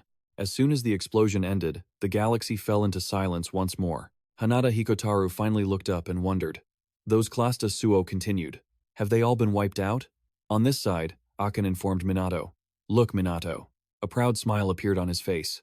They looked at the tower, now shattered into many pieces, and remarked, You did it, Natasha. After a moment, Natasha's eyes opened, but she immediately scrambled to sit up. Greeting, Natasha was the gentle voice of Shinomiya Akan. You're awake. Good morning, Natasha. She was still incredibly confused. Shinomiya Akan, am I dead? But all her thoughts were interrupted by a strange scent. What is that smell? Droplets of water floated in the air. Melesius was using Minato's body and casting a spell to cook Iticola. Then it was Isiro's turn, using the Hinoki-style's ultimate sword technique, Rain Slash. His strikes were being used to prep the ingredients for the cloud-crushing chop. All done, Hinoki Raichuru announced to the others. The rest is up to you, Genjabaru. He replied immediately. You got it. This man is the founder of the Chinatown district. Toki Genjaburu showed off his cooking skills. Leave it to me. His hands moved with incredible speed, skillfully handling the pan. In no time, a fragrant dish was set out before them. Here you go, vegetable stir-fry, Suo Shinji offered. Clow appeared out of nowhere to take the food. All right, I'll take this part. The children chimed in excitedly. Hurry, Clow, he reassured the kids while preparing to distribute the meal. There's plenty for everyone. Don't rush, kids. Can you all eat vegetables? Just then, Genjaburu paused. Everyone's back. The other members had returned. Hanada Hikotaru brought back a giant fish, while Suo Shinji carried a wild boar. Another source of food, he noted with satisfaction. Great. Drain the blood from the meat and let's prep the appetizers. You guys help me process that smaller fish. He didn't give them a moment to rest. Once Suo Shinji finished cutting the meat into blocks, he started marinating it. Though Suo Shinji took the order, he looked confused. Right, but how big should I cut these blocks? Genjaburu turned to Hanada Hikotaru and kept giving instructions. You keep working on that fish. Got it. He then turned to Shinomiya Akan. Shinomiya Akan, we're short on bowls. Please help with that. This scene left Natasha completely bewildered. Wait, what is everyone doing? Suo Shinji looked blankly at her question. What do you mean? Hanada Hikotaru explained gently. We're cooking. They continued to guide her. Although they were short-staffed, the refugees couldn't hide the joy on their faces as they received a good meal. It's so good, Mom. It's so delicious. What a relief. At that moment, Genjaburo reminded Natasha, if you still have any injuries, our healer, Valentine, will treat you. We managed to save you just in time. Even though Minato had collapsed at the end, he had recovered a bit after resting and was able to lend his body to an ancestor. After that simple explanation, he offered her a bowl of fragrant rice. That's how it is after a battle. You have to eat, right? However, Natasha wasn't in the mood for it yet. No. Forget the meal, what happened to those Clasta guys? She was overwhelmed by the scene in front of her. A remark followed. There isn't a single tower left standing. Hearing this, Genjaburo nodded in agreement. You were the one who wiped them all out, after all. He didn't forget to add one more comment. The alias sky had turned blue again. He pointed behind him and continued. So, go ahead and eat. The invitation was made very simply. As he urged her to join the others, in front of Natasha, a young girl was smiling brightly. Princess, let's eat together. Moved, she shed tears and found no reason to refuse such kindness. Okay, I'm coming. Suddenly, a call rang out from behind. Iryu Kanamiyagi Minato. We have a problem. Refugees from other districts are swarming in. Genjaburu's fighting spirit flared up even more. What? Let them come. He turned to his team members and gave an order. Listen up, Team Iryu Kanamiyagi Minato. We have to feed all of these people. Understood? They responded in unison. Understood. The refugees were finally able to smile. This sight made Midori feel warm inside. The refugees were eating and giving thanks. It's so good. I feel like I've come back to life. I'm so glad I'm still alive. It's delicious, isn't it, Princess? Natasha herself had the same thought. It really is. This is the first time I've ever eaten something this good. Meanwhile, Yoshikatsu was incredibly envious. I wish we could eat too. Keiji continued while drawing cards. It's been a long time since we've had Genjaburu's cooking. Hearing this, Minato offered gently. I'll lend you my body later, so feel free to taste it. They had been waiting for just that, and were overjoyed. Really? A competition broke out. Listen, whoever wins the next battle gets to eat first, Clixpar replied as soon as he heard that. So JC will be the one eating last, huh? His spirit was just as fierce. Not necessarily. I won't lose that easily. Just wait and see. Witnessing this, Melikus smiled, and Hinoki Raichiru asked curiously, why are you smiling? She didn't hide it and shared, no, it's just that this scene reminds me of something. 300 years ago, after every battle, we would eat together like this. Hearing this, he laughed and then turned to walk away, saying, after a big battle, isn't it wonderful to have a good meal like this? Melis watched him and wondered, where are you going? The explanation was very simple. I need to clear my head. Because the truth is, that high-level enemy still isn't dead. I can't recover yet. Hinoki Raichiru was trying to suppress the anger in his heart. Next time, I'll slay him with my own hands. Elsewhere, a meeting was taking place. Was Du defeated? The members sitting at the table discussed it. Yes, he used a 5-layered shell. When he returns, we'll tease him about it. They were all discussing the same thing. Earth, if I recall correctly, I created a prophecy there. At this moment, Gon the photographer made his declaration. Whether it has begun or not, I must witness it myself. But until that moment arrived, Minato and the others continued to enjoy each day. Time passed to a few days after the battle in Alias. Just then, Minato and Shinomiya Akon simultaneously cast the Chit Magistus technique, and a structure immediately appeared before them. Next was the high-speed prefabrication skill. Watching how easily they built the house, Iryu Kaname couldn't help but exclaim, no way. Asuke, standing nearby, added, this is beyond words. Minato offered his own remark. Suo Shinji, your conversion speed has gotten a lot faster. She explained simply, well, alchemy is my specialty, after all. I won't lose to you.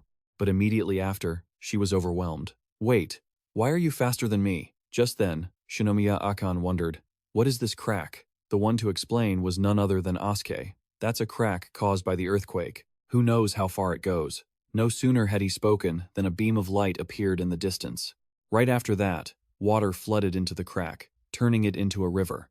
Hanada Hikotaru, the creator of this work, walked over from afar. I've redirected the river's flow. Hey Minato, I caught some fish too. Minato waved from above. Thanks, Hiko. Meanwhile, Shinomiya Akon was still stunned. An entire river? Hanada Hikotaru walked past him and explained, We can use it as a source of drinking water. From now on, we're going to need a lot of water, right? I heard there was a stream on the other side of the mountain, so I dug a 10-kilometer channel for it. Hearing this, Akane Shinomiya could only gasp.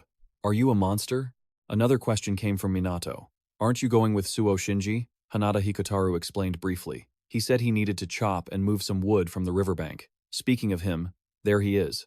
As soon as he said that, a black mass landed from above. Suo Shinji asked, Minato, is this wood enough? He looked at the haul his friend brought back and nodded in satisfaction. More than enough. You really cleared out that whole mountain, didn't you? Then, he turned his head in another direction, and over there must be Ichihara. Asuke looked at the tornado created by Midori and remarked, he's cleaning up the debris. Everything happening before their eyes made Iryu Kaneme feel the pressure. These guys are truly terrifying. Observing from above, Minato commented, great. Now we just need to finish the water supply system to meet everyone's daily needs, and once that's done, we can head home. He then asked another question, but hey, where's Natasha? The one who responded was none other than Shinomiya Akane. She's over there. Looking in the direction she pointed, Minato quickly realized she was at the castle. At this moment, Shinomiya Akane suggested, why don't you talk to her a bit before we leave? I'll handle things here. He accepted without hesitation. Really? All right, I'm heading over then. Shinomiya Akane landed on the ground and smiled.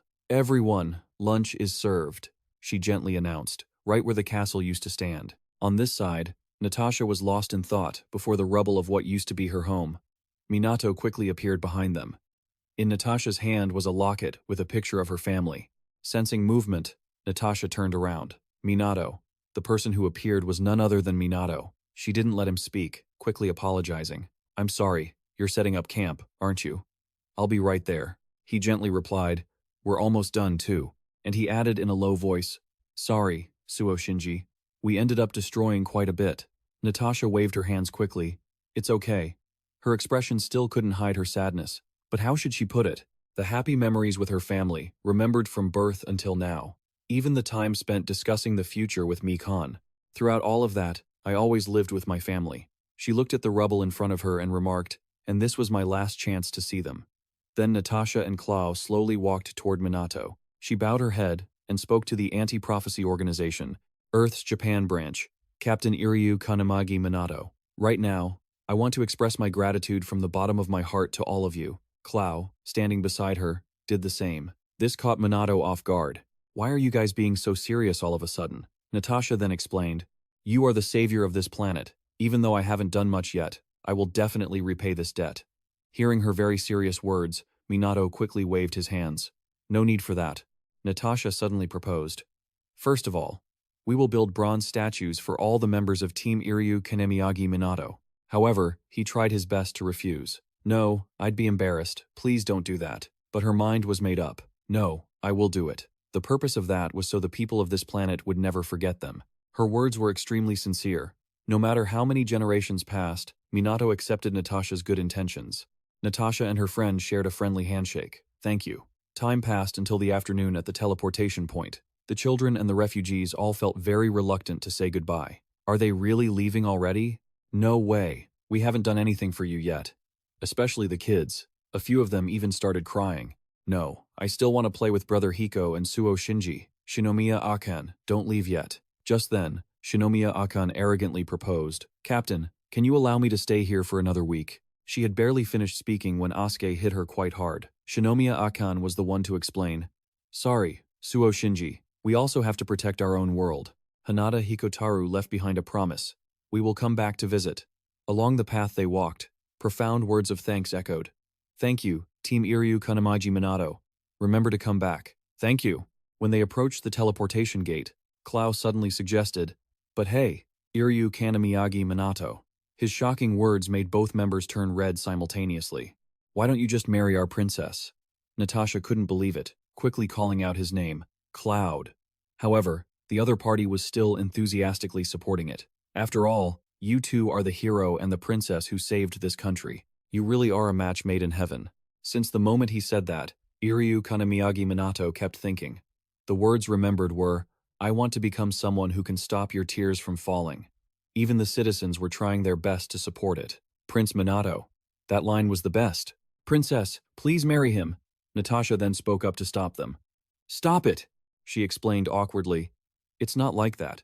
It's not that I hate Minato or anything. It's just that neither of us has the time to think about such things. And Minato himself just gently agreed. That's right. First we need to protect our homeland from the Classa. This was the common goal for the two of them. Yes, I will do my best to rebuild this place. At this moment, Cloud continued to remark. You two know that from now on, everything will be harder, right? As soon as his words ended, Natasha declared, I have already prepared myself. Minato had the same thought as her. Yes, I will also try my absolute best. The farewell was filled with reluctance. Stay healthy, thank you, thank you. Minato's group then stepped inside the gate. At the tomb of the ancestors, a powerful pillar of light erupted as their group returned. Sei was so happy she shed tears, finally back on Earth. There's really no place like home. Asuke just agreed in a soft voice. There's really no place like home. Shinomiya Akan looked toward the gate. It's finally over. Minato followed her comment. When things settle down, I want to return to Alias one more time. Hanada Hikotaru also added, well, we can go there at any time anyway. The image of Natasha's locket stirred thoughts in Minato's heart. Family, huh? He suddenly announced something. Sorry everyone. I wonder if it would be okay if I visited my mom now? Suo Shinji, Shinomiya Akan, and Hanada Hikotaru were all caught by surprise. Mom? Immediately after, it was Midori's turn to explain. Minato's house is nearby, and it's been quite a while. He smiled and offered, leave the report to me. Just stay with your mom today. Midori's good intentions were warmly accepted by Minato. Thank you so much. Then I'll go talk to Dewey. He waved goodbye to his group. In Minato's mind, he was remembering the promise he made to his mother earlier. Remember before New Year's Eve. Along with that was his own wistful expression. Currently, Minato had a very excited expression. I'll be home before the new year. I wonder if Mom will be surprised. He slipped past without noticing Natif, who followed Minato's back, whispering to herself. Found you. A wicked smile played on her lips. He's actually quite cute. Iryu Kanamagi Minato. He had no idea of the danger lurking nearby.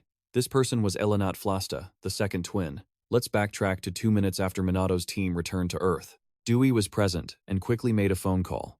Minato sounded incredibly dejected as he spoke. You should have at least let me know you were back.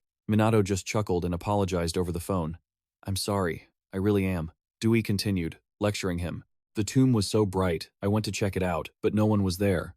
You scared me to death. Hearing this, Minato added, I was just about to report in. But then, he suggested, can we talk about this when we meet up? Dewey didn't hesitate to agree. Sure, but when? Minato spoke as he picked up the pace. I want to visit my family first. This statement made Dewey pause for a moment. In her heart, she was reminiscing about the memories shared with Minato, mingled with the pain of their separation. So, she replied in a soft tone. All right, your mom must be lonely right now. Go and enjoy your time. Minato thanked her. Thanks, Dewey. We'll talk more later. As soon as the call ended, he felt even more eager to get home. Standing at the door, Minato couldn't help but wonder, I wonder if Mom is home. Inside, Minato's mother was cooking, but she quickly turned toward the door. Then, she gasped in pure surprise. Minato, he said, hesitating. I'm home, she replied with a gentle smile. Welcome back. His clothes were quickly washed and hung out to dry. Meanwhile, Minato's mom was chirping with joy. Oh my, you should have at least called me if you were coming home. She busied herself preparing dinner. Though happy, she couldn't help but nag. If you had told me sooner, I could have had a meal ready. Minato replied to her gently, I'm sorry, Mom. My mission was nearby, so I just decided to drop by. Mr. Ichihara. I already asked the captain for permission. Recalling that piece of information, he hurriedly corrected himself.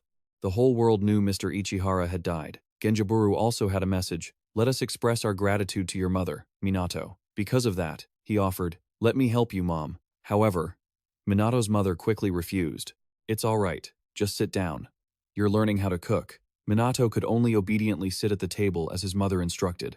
In his mind, he recalled what had happened. Ichihara had come here. That visit had eventually led him to join the Great Oracle.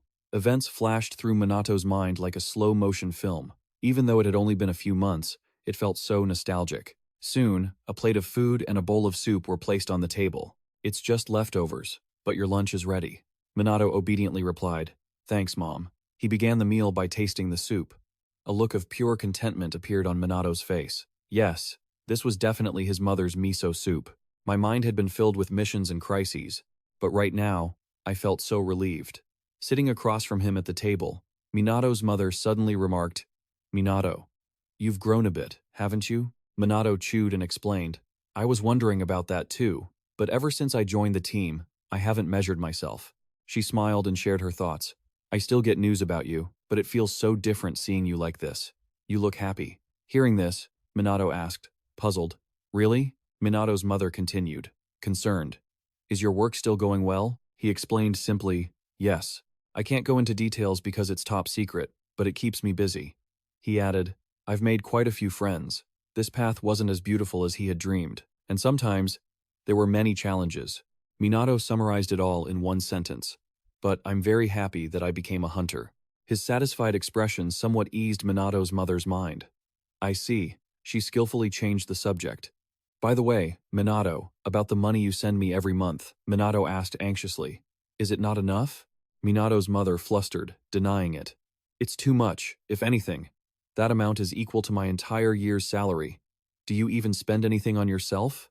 Minato then explained, "But that's only half of my pay. I don't have time to spend it." The more she heard, the more surprised she became. "You earn more than my annual income in just 1 month? Even half of that is way too much for me." Finally, Minato's mother simply remarked, "It really is great to be a hunter." Minato finished his meal. "We face many dangerous situations, but thanks for the meal, Mom." Seeing him grab his jacket, she asked, "Are you going out?" Minato explained simply, "I have an appointment with Dewey at the tomb." Minato's mother quickly remembered his childhood friend. "Oh my, it's been such a long time, hasn't it?" And she didn't forget to call out after him, "What do you want for dinner tonight?" Minato replied briefly, "Tonkatsu. I'm leaving now." Minato's mother understood her son all too well. He'd barely finished eating and was already running off to the tomb. It was exactly like what he used to do during summer break in elementary school. Deep down, she was already calculating that she would add extra meat. Meanwhile, Minato eagerly ran outside. Keiji observed Yoshikatsu and wondered, "What's wrong?" Yoshikatsu admitted honestly, "Nothing." A smile played on his lips. "I'm just jealous of him." He shared his thoughts. "My timeline is similar to Minato's. Don't you miss home, Keiji?" Hearing this, Keiji replied, "I do. I was summoned while I was working a part-time job." He himself had a lingering question. "I really wonder how my parents are doing now." The topic was suddenly shifted by Yoshikatsu. "And I haven't seen that samurai with the top knot anywhere. Has anyone seen him?" The other members replied in unison, "No." The person providing the explanation was malicious. "Hinoki is currently in the rift." Yoshikatsu was completely caught off guard. "The rift? Even if I had multiple lives, I wouldn't go there," she asked in confusion. "But we're already dead, aren't we?" she continued. "But it can sharpen one's mind." A reminder was then voiced. "We must prepare for the final battle." Meanwhile, Hinoki Raichiru was already in another dimension. He held his sword high and issued a challenge. "You battle-crazed fools, is there any one of you who wants to fight me?" A voice quickly responded. "So, it's that samurai. It's been a long time since your last visit." Riro spoke up, unhurried. "The calls have become stronger. Unlike before, I can no longer just sit here and do nothing. You have only one goal, to hone your mind to its absolute peak." At this, his opponent just flashed a defiant smirk. "Don't think that just because you're in this rift, we're friends." Standing before him was the ancestor of demon slayers, Melville. "Welcome," he said, his face showing intense excitement. In the world of mass murderers on the other side, Hinoki Raichiru was also ready for battle. Dewey looked up and greeted him. "You're here, Minato?" Minato ran over and replied, "I just finished lunch." He immediately got straight to the point. "Tell me what happened at Alias. And what was that advice you mentioned?" Minato suddenly wondered. "Dewey, do you know the ancestor of the Wanderers?" This unexpected question left her confused. The Wanderers? Minato recalled the skill Natasha had used Flash, and then explained his thoughts.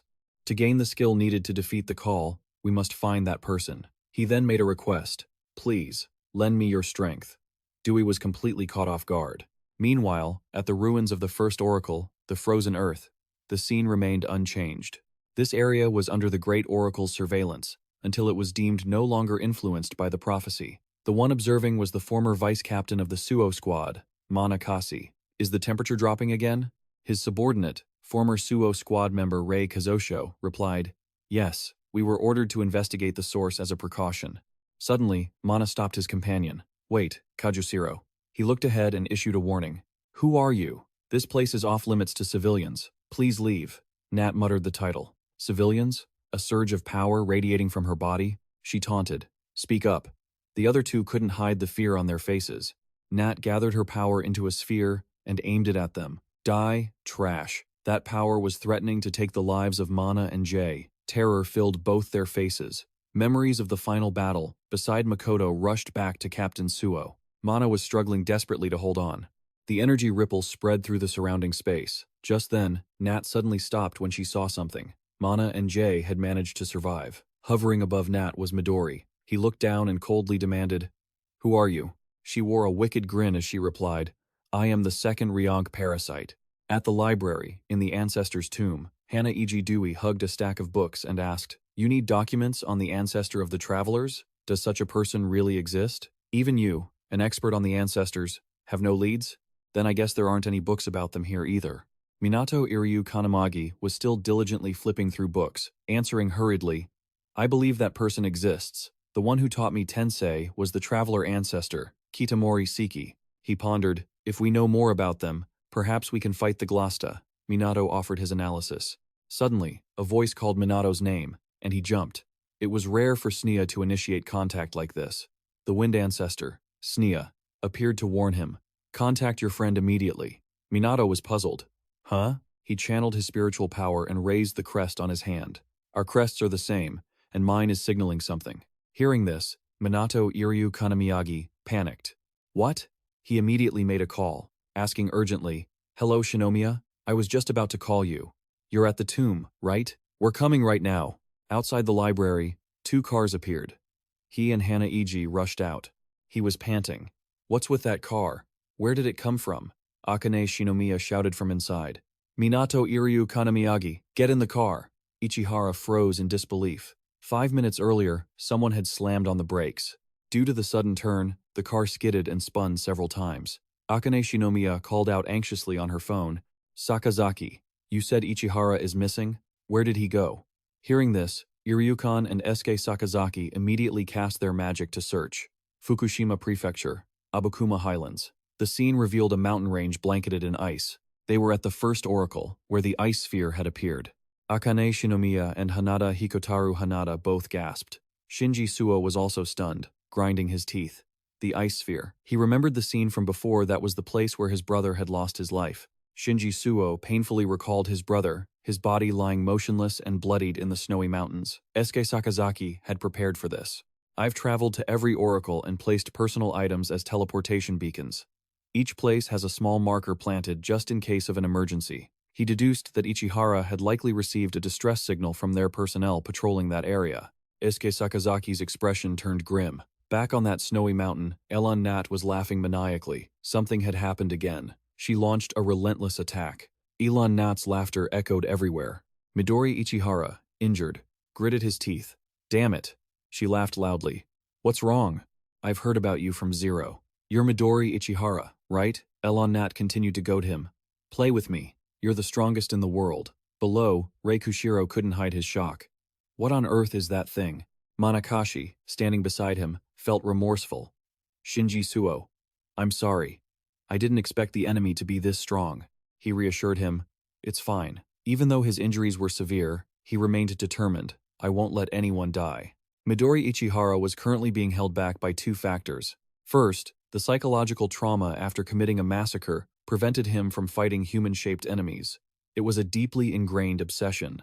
Second, 2 former members of the Suo squad, Kasi and Kajosiro, needed protection until they could escape. But suddenly, a wave of power bypassed him, attacking the 3 people he was protecting directly. Midori Ichihara gritted his teeth as he resisted. Gravity manipulation ability? I'm trying to hold back. So strong he struggled. Not even lifting a finger? It feels just like the ancestor inside Minato. Is this the lightning strike of the truth mage? Midori Ichihara judged. At the very least, she must be on her level. Her magic was so strong it warped the ground into a bottomless abyss. He was stunned.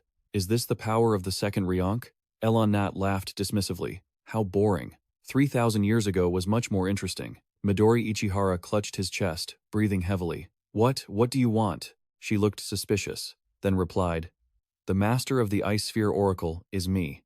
The original plan was to use the Frost Core at 17 different locations to freeze the entire planet. Elenat gave a light chuckle. Humanity as it is now is unstoppable, but everything has gone off track due to the appearance of the progenitors. She covered her mouth with a cunning laugh. So, I thought I should give things a little push. A second later, Elenat began to exhale a small stream of ice, instantly freezing half of Ichihara Midori's body. He gasped in surprise at the freezing wind. What the? Deep down, Ichihara Midori was in shock. Can she use multiple abilities? Elenat keenly noticed. Glasta is inherently weak against the cold.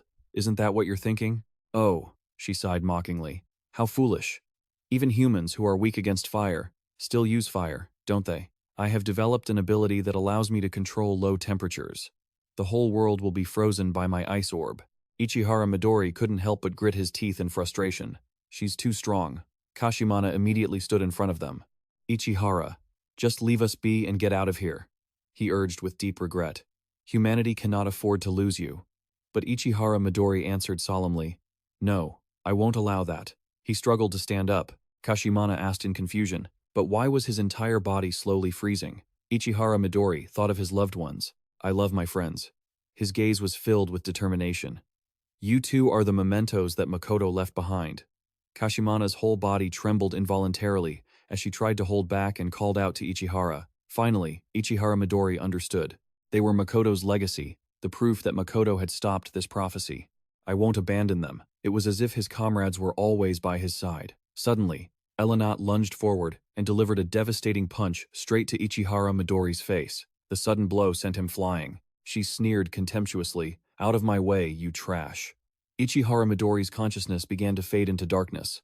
Damn it, I can't win. So, you're the cursed child, aren't you? Hinoki Kijeru asked seriously. Since he was a child, Ichihara Midori had been shunned by everyone. His family was killed just because he was born. How terrifying. Stay away from that brat. Don't provoke him.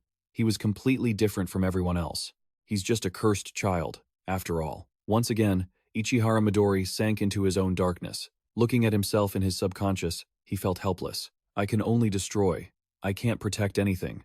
Ichihara Midori felt sorrowful. I am a cursed child. As he sank into the darkness, a ray of light suddenly appeared. That light lifted his spirit. Ichihara Midori remembered when Grandma Yo saved him when he was young. To save him, she was covered in scratches. Not only that, Makoto was the same. Besides that, there was someone else. Minato was the same too. Because my enemy has a human form, I haven't been able to fight with everything I've got. Seeing Elenat charging aggressively toward him, he calmed himself down. Ichihara Midori gritted his teeth and summoned a magic circle. I am not the strongest in the world, but he unleashed a massive torrent of water straight at her. Not stopping there, he continued to push his output to the max with Green Gale, using all his strength to create another blow. Green Gale. A barrage of attacks were summoned, making Elenat's eyes widen in astonishment. 3 fierce, storm-like attacks struck her directly. Kazushiro, from behind, shouted, He did it! Kashimana anxiously called out to Ichihara. Dust swirled in the air, and a long trench carved a path through the ground. By now, Ichihara Midori had completely exhausted his strength. He panted. Exhausted. He struggled to keep his eyes open as he looked into the air. As the smoke slowly cleared, Elenat's feet gradually came into view. She stood tall, nonchalantly dusting off her shoulder. I assume that's all you've got, right? He was stunned. She's completely unharmed? Elenat's eyes were cold. Die. She began to release her dark energy, turning everything around them pitch black. Ichihara Midori stood, frozen in shock. Damn it. The people Makoto left behind, and this whole world Kashimana and Kazushiro could only stare in horror. He felt helpless and gritted his teeth in agony. I can't protect anyone. Suddenly, a familiar voice rang out. Truth Seal. A blast instantly blew away her dark power. Elenat was startled. Her pupils dilated in surprise. Ichihara Midori quickly realized he finally arrived. Iryu Kanamiyagi Minato stood majestically on the roof of a car. He happily called out, Minato.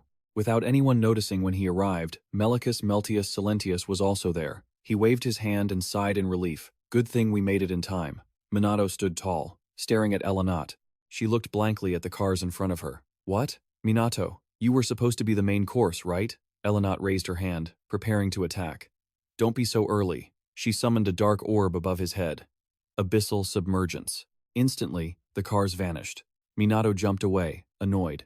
I didn't expect her to be able to use such a powerful skill. Suddenly, a raspy voice rang out. Ichihara Midori wheezed a warning. Minato, everyone. Be careful. She's a tier 2. Before he could finish, he collapsed, exhausted, onto the ground. Kashimana sat down next to him, anxiously calling out to Ichihara. Minato froze in midair and asked, "Did he pass out?" He said, satisfied. "That's actually convenient." Kashimana shouted in shock. "What did you just say?" Iryu Kanamagi Minato saw Minato distracted and warned, "Don't look the other way." Then she summoned the ice meteor technique. Immediately, a thunderous boom echoed through the air. Everyone stared, baffled. What the hell is that? Before they could regain their senses, it crashed down. Iryuka cried out in confusion.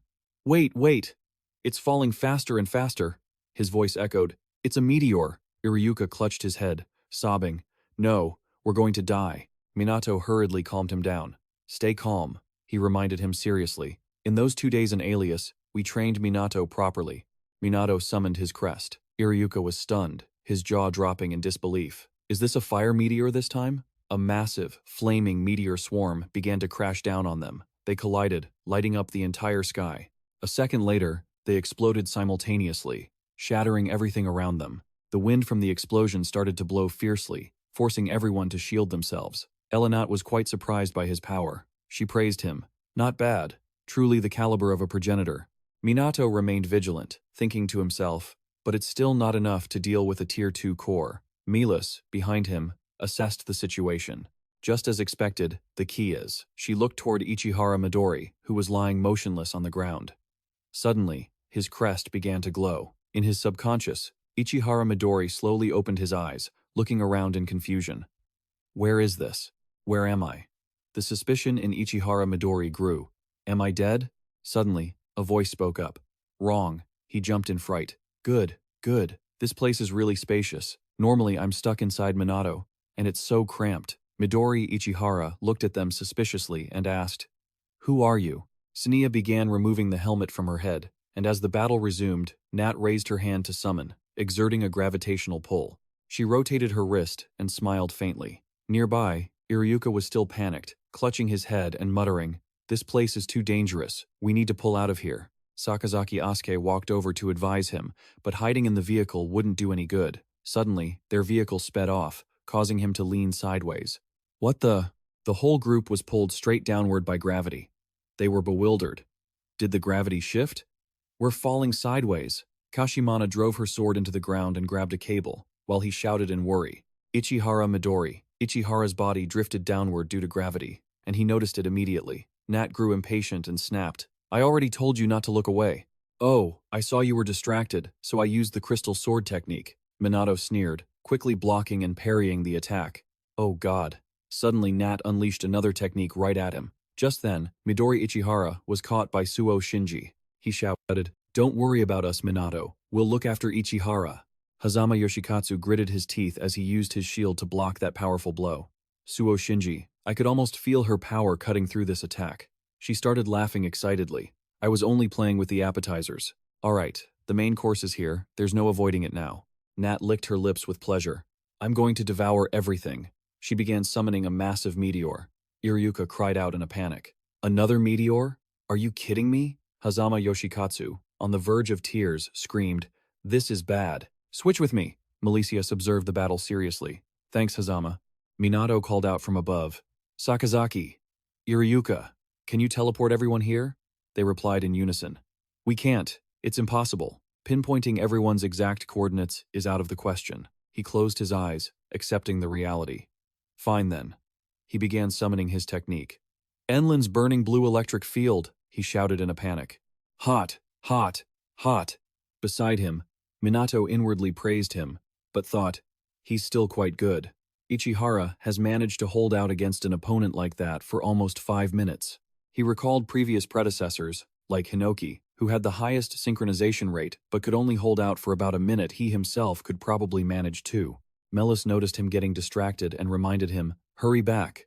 Return to Midori Ichihara's subconscious. He was shocked to realize Sneya was there. He introduced himself warmly. "Greetings, my successor. I am Sneya. I held the same crest as you 3 years ago.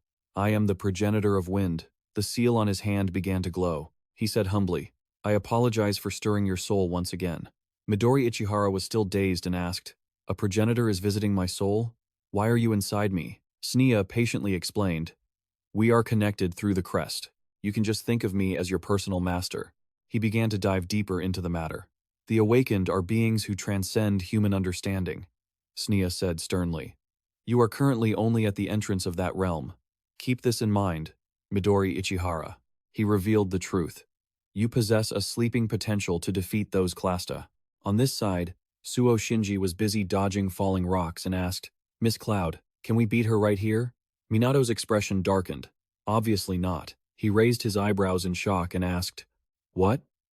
So we can't stop her? He quickly reassured him. Don't give up. Rian appeared, holding a map, thinking of the next strategic move. Regardless of whether they were losing, Melicius chimed in.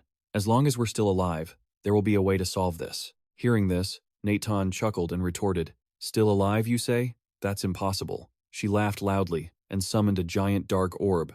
Minato quickly used his technique, Truth Seal. Mago Hertermet replied to her, that's exactly why I've been waiting for this moment. He glanced behind him. To overcome this situation, he looked at Midori Ichihara, who was slumped on Suo Shinji's shoulder. We need you to awaken, Midori Ichihara. As if feeling his call, he slowly opened his eyes, and the atmosphere seemed to freeze. Nat laughed with delight. Waiting for Midori Ichihara to awaken? Waiting? What the hell is going to happen then? She summoned multiple black holes into the ground at once. Melis spoke firmly. We will defeat you. He chanted the spell, Glassa. At this moment, Ichihara had slowly opened his eyes. Returning to his own consciousness, he stared at the person before him in shock at the overwhelming power. That the second-tier core, Sneha realized it immediately. Yeah, if it's you, you can do it. Even though I can be inside your soul, you wouldn't let me take control like Minato did. The one who has to fight is you alone, he explained seriously. He was silent for a moment and then answered with regret. If I had been stronger before, I wouldn't have suffered like this. Ichihara's voice began to tremble. Since I was a child, I've gone through hellish training because I had to protect everyone from the threat of the cores. He tightened his fist in frustration, but Sneha was sympathetic. He put himself in that position. I understand how you feel, because we were once like that, too. For all those who suffered because of the Glasta, we wanted to save the few survivors left. But Sneha looked at his own hands. Every time I needed power, these hands held nothing. He seemed to understand the situation perfectly. All of us are still suffering because of the roots of the evil we let exist in the first place. Thinking of those who had sacrificed themselves, Sneha couldn't help but wonder what that battle was even for. The graves grew in number over the years for those who lost their lives. Watching people suffer from the loss of their families, he said regretfully. It wasn't worth it. Ichihara hesitated to speak about it. Sneha smiled slightly, deep in thought. He approached him. Now, give me your hand. Midori, don't worry. I already told you I would give you that power, didn't I? His hands began to glow. Ichihara quickly realized the situation and was startled. Sneha, don't tell me you. Sneha did not deny it. I am glad, because I can complete my mission sooner than my comrades. Ichihara lowered his eyes to think, then became determined, and his hand clasped Skenaya's. The crests touched, creating a perfect union. Ichihara was shocked, wondering, is this Sneha's memory? After completing his mission, he walked to the beach. The progenitor of fire, Astra, hesitated and asked, so, you're planning to enter the tomb? Huh, Sneha? Sneha nodded with a faint smile. Yeah, I asked Valentin to check it for me. He placed a hand on his chest to feel it. It seems I'm running out of hope. I abused my power beyond its limits. My soul is about to be torn apart.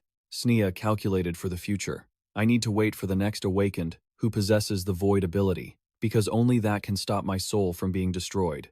Even if I can only choose one person, having that option is better, right? He smiled faintly, full of contentment. I entrust my hope to the future. Asura began to understand. I see I will go too. Sneha immediately stopped him. Don't be so hasty. Take it slow. He began to confide. Battles in Astra are truly brutal. Thinking back to that night, Sneha felt deep regret in his heart. I still wonder why I couldn't reach out and take that girl's hand back then. His expression shifted, his eyes widening in shock. Azra quietly comforted him. Don't dwell on it. We all failed, but he hasn't lost hope. Even so, one day we might be able to entrust someone else to take her hand in our place. Tears streamed down Sneha's cheeks as she smiled happily. I wonder if such a person still exists. If they do, that would be wonderful. Back within Ichihara's consciousness, Sneya had completed her mission and gradually faded away. He gripped Sneya's hand in pain. Just then, the mark on his body began to glow. Suo Shinji anxiously called out to Ichihara. As soon as the mark glowed, the world shifted. The whole group, previously floating in midair, plummeted to the ground. Sei screamed in pain. Gravity is back to normal. Natfon started losing her mind, asking, "Defeat me? Ichihara is going to defeat me? A GTA? Did she summon an attack?" Her voice was filled with ridiculous contempt. Nat scornfully exclaimed, "That guy isn't even worth fighting me. He's just another awakened one from this era. One of those weaklings?" She laughed louder and louder. "I can easily freeze and shatter him. He's just trash." Nat unleashed her demonic energy, creating a giant crater. The magical power was so immense that Rei was injured. Minato raised his hand, sensing the gravity. "Seal her. I'm getting agitated. It's too slow." Frost seal. Suddenly, the lower half of his body was frozen. The ice spread upward, burning him. Minato gritted his teeth and cursed to himself. "Damn it, I'm being overwhelmed." Sneya, is he not going to make it in time? Nat excitedly screamed as the ice shattered into pieces. She continued to summon her Nebula Ice Cage technique, a stream of dark energy brushing past the group. Before she could rejoice, a bolt of energy pierced through her body. A familiar voice rang out. "Void Wind." Nat looked down, stunned and unable to react. What was that? A small blue orb gathered at her side. That voice commanded again, "Spiral." A massive surge of power exploded, and her arm was destroyed. Natfon wondered in confusion. What the hell is this? The ice on Minato had also vanished. Her face had been deformed by Ichihara's punch. Around him, he summoned many other clone arms, attacking continuously. Then, Ichihara leaped high and stomped down, creating a massive gale. She was battered and beaten, unable to speak a word. Minato looked up blankly at the person above. Ichihara had fully awakened. He stood tall amidst everyone's gaze. Tears streamed down Ichihara's face as he said sternly, "Come here, Glassa." Minato's pupils dilated in shock and disbelief. He quietly looked up at the sky. Skoknia was gone. Wak also looked up at the sky. On this side, the other ancestors also watched sadly. Only Valentine bowed his head in silence. Melis spoke up to comfort him. "Don't be sad, Minato." Her expression darkened. He had finished his mission and returned to the battle against the Second Order. Ichihara gathered an energy orb in front of him, and she gritted her teeth in resentment. The mark on his hand glowed brightly. His eyes were determined. "Let's dive in." Glassa whispered about 0 Days theft. Creating a disturbance, he had used Ichihara Midori's body to wipe out Manhattan Island in New York, and even intended to use all of Ichihara Midori's power, but he immediately gave up. Kamaraji Hajim said in a stern voice, "Boss!" Warren Hastings opened his eyes wide, asking in astonishment, "What on earth is this?" This power, the mark. Ichihara's mark shone brilliantly, shrouded in dark energy. No matter what, Ichihara Midori could not use his full power. His hand trembled with suspicion. The earth would be destroyed along with them. In theory, wind would never exceed Mach 1. The moment it crossed this sound barrier, a shockwave would appear, causing the wind stream to tear itself apart. However, Ichihara Midori could exceed this limit by combining his aura with the wind. He could create a new wind stream at Mach 3 speed. This was a terrifying level of wind. That wind stream should never have existed in the first place. For a wind like this to be created, should have wiped out the entire Earth like a bullet. That giant tornado would pierce straight from the stratosphere, deep into the Earth's core. Materials ejected from deep underground would pollute the air and affect the circulation of the Earth's atmosphere. Every type of disaster, like earthquakes, tsunamis, and anomalous weather phenomena, would occur. The details of the world's prophecy, that it would be destroyed by Ichihara Midori, as recorded in the Bhagavad Gita, also known as the Song of God, were not exaggerated. If Ichihara Midori just unleashed all his power, humanity would perish. The disturbances created by Zero were just a gentle breeze that wouldn't kill. It was called turbulence. But in the end, Ichihara Midori had learned to control it thanks to Sneya's teaching. Deep down, he secretly cherished his power because he met the ancestor of the wind. Sneya Ichihara's eyes closed, feeling a vacuum zone. Ichihara immersed himself in summoning. "First, I need a vacuum space where no air exists, a void wind. I just need to place my massive wind energy into that." A small gale gathered on his hand. If I concentrate all the energy of a Mach 3 tornado into a single point of void wind, even though Natfon had lost part of her body, she was still very strong, unstoppable. He calmly analyzed the situation. Furthermore, if I layer other skills on top, it could be used as a wind-based time bomb. He opened his eyes and looked. I am the perfect form of the Wind Awakener. Ichihara clenched his fist, his determination burning brightly. Suddenly, Nat rushed in from afar. Don't just stand there. She summoned her technique. Natfan's arm turned into a large block of ice. Ichihara coldly summoned a circle of wind. It acted like an invisible shield, stopping her attack. The giant ice block flying horizontally suddenly crashed into the ground. Nat opened her eyes wide in surprise, wondering, what? Why did my skill hit the ground? It was supposed to hit him. She glanced to the side and saw Ichihara's mark. The next second, he summoned a massive tornado, blowing her far away. Ichihara thought with a stern face, as long as I can predict the opponent's moves and place the void wind in the right spot, I can force her to move as I want. Natfan flew through the long layer of ice, causing her to cough up blood. Furthermore, once I used the void winds as transfer points, Ichihara dashed forward, preparing to attack her. I can accelerate myself so he can create wind shields that act as both barriers and fulcrums for Ichihara, making it convenient to defeat her and increase the power of his strikes. The battle was too fierce, creating an explosion that lit up the entire sky. Minato stood below witnessing this scene. He gasped in awe, exclaiming, "This is insane." Natfan's entire body is cracking. Shocked, he thinks, what is he? How did he get this strong so suddenly? Even after touching me, he didn't get corroded. Is it because I'm being suppressed by his power? She cries out in anger. Damn it! Nat throws a punch at him, but Ichihara blocks the attack effortlessly. Ichihara's cold voice echoes. Useless. He uses his cyclone to slice off her arm. Nat, in pain, starts plotting. This is bad, I have to retreat. The next second, a blinding ray of light cuts across. Her body begins to lose its form and slowly fades away. He quickly realizes this and immediately unleashes a long blast of wind, striking her from a distance. What the hell is he? A monster, for sure. Nat starts getting desperate. I have no other choice but to kill him. I'll put my body and soul into this. She focuses all her power, summoning the entirety of the haunted darkness. Nebula Frostket.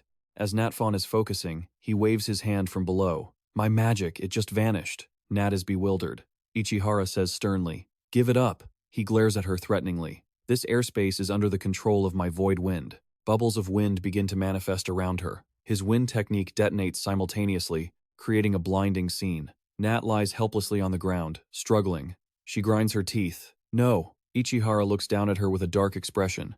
She feels hopeless. I can't beat this guy. Nat grits her teeth. At least I have to make the prophecy come true. Her rage begins to erupt. She unleashes massive power. With all her remaining strength, Nat screams, wake up, Snowball Earth. A colossal source of power is summoned. The massive energy flies straight toward Ichihara. He coldly utters 3 words. Void wind. Instantly, a black hole is created, sucking up all that energy. In the blink of an eye, the sky is clear again, without a ripple. Her face turns pale, and her pupils contract. Ichihara walks toward her slowly. I told you, it's useless. I only need to use void wind to drain all your power. He raises his hand to summon a gust. You can't do anything here. Natfan slams her hands on the ground in frustration, retorting, nonsense. I can. She screams for a second, but then her whole body is imprisoned by a cyclone. Her limbs can't move, and she can't even speak. Finally, she understands. So, the cyclone sphere begins to exert crushing pressure on her. Nat's eyes roll back in pain. This is what my comrades went through 3 years ago. Ichihara gently closes his fist. The battle against the progenitors of destruction has begun. As soon as he finishes, a raging windstorm rises. It tears her entire body apart. In the blink of an eye, Nat is completely annihilated. Suddenly, a familiar voice rings out. Well done. Hearing that, he turns around immediately and sees a familiar figure. The person is none other than Sneha. His soul slowly fades away, smiling and instructing. The rest is up to you. Ichihara smiles happily. Thank you, Master. The sky finally turns clear once more. On a certain planet, Ken walks up. He looks like a nanny. With one kid sitting on his shoulder and 2 others clinging to his sides, he asks sternly, what are you looking at? Itaru sits on a large rock, looking at the sky. Grasta has started moving. He stares intently. The second-tier vessel is near Earth. It seems it's already been taken down. Below, Ken is being fed popcorn by a young boy. He asks indifferently, so what? Itaru examines the situation seriously. Grasta's main force is starting to mobilize. Looking out into space, vibrant red lightning is striking constantly. They are heading toward Earth. He falls silent for a moment. It's too early, or perhaps they finally decided to act.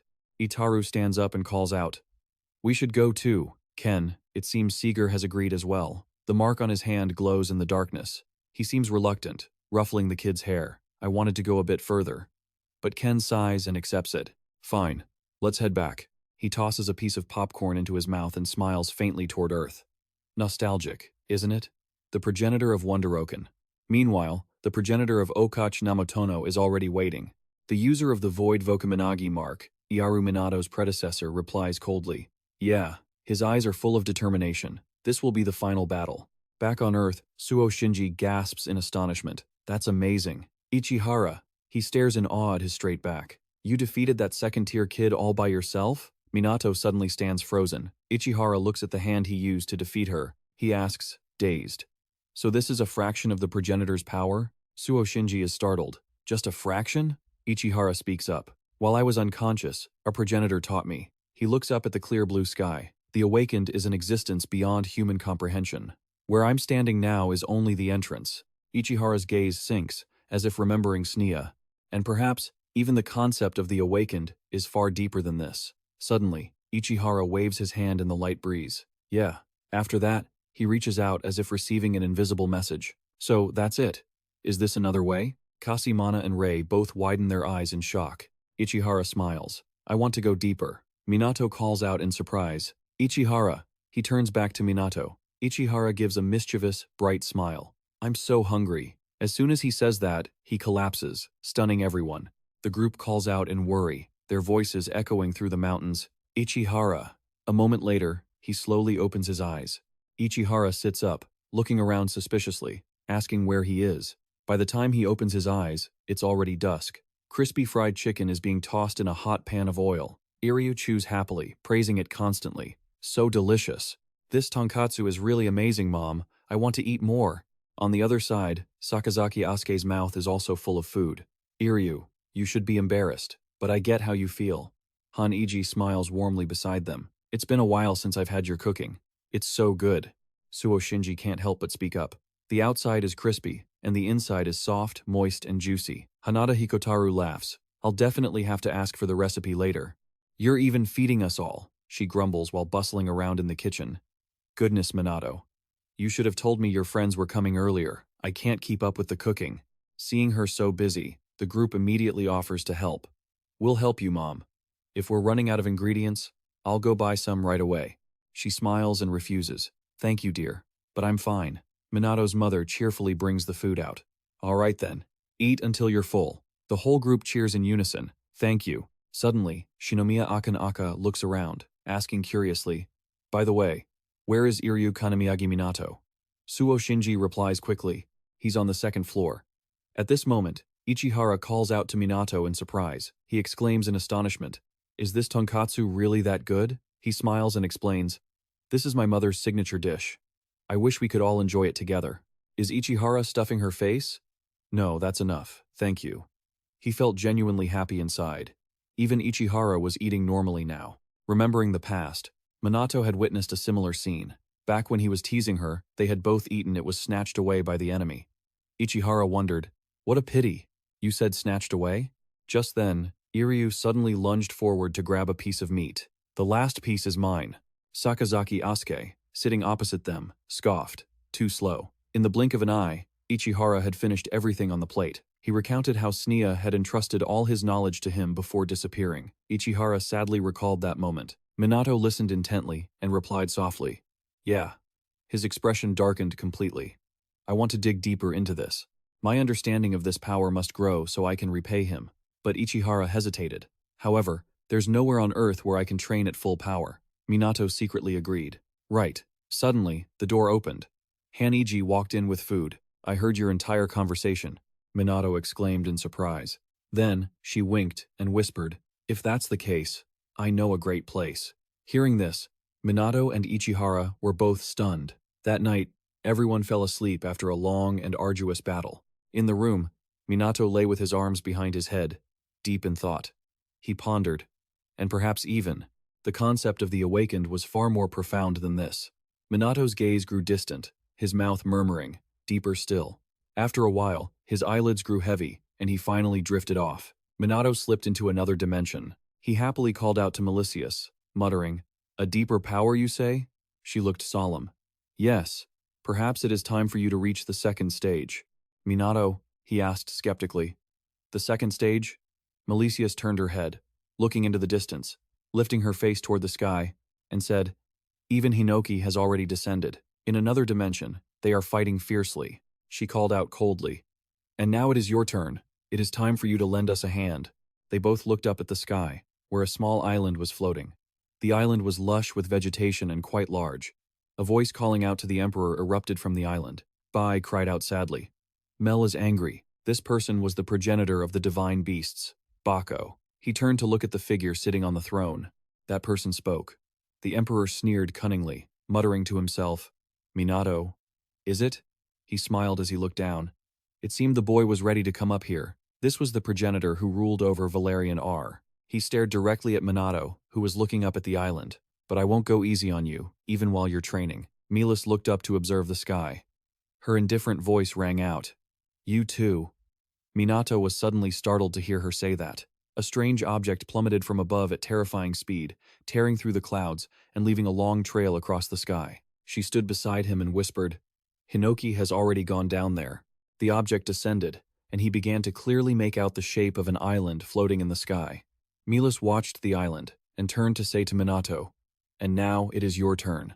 It is time for you to step up and help us." A giant shadow loomed, completely obscuring the light from the horizon behind them. From the peak of the floating island, where someone sat on an exquisite throne, a figure rested their head on their hand, lazily laughing aloud.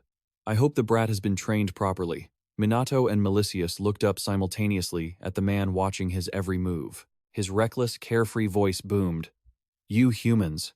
Al placed a hand on Melicus's shoulder and sighed. "That's right. You were the ones who handed over Minato's basic training to us. Even if you are a king, you are completely different from Melicus. Now that it has reached the second stage, that is your job." When Minato heard her mention him, he wondered what she meant by the second stage.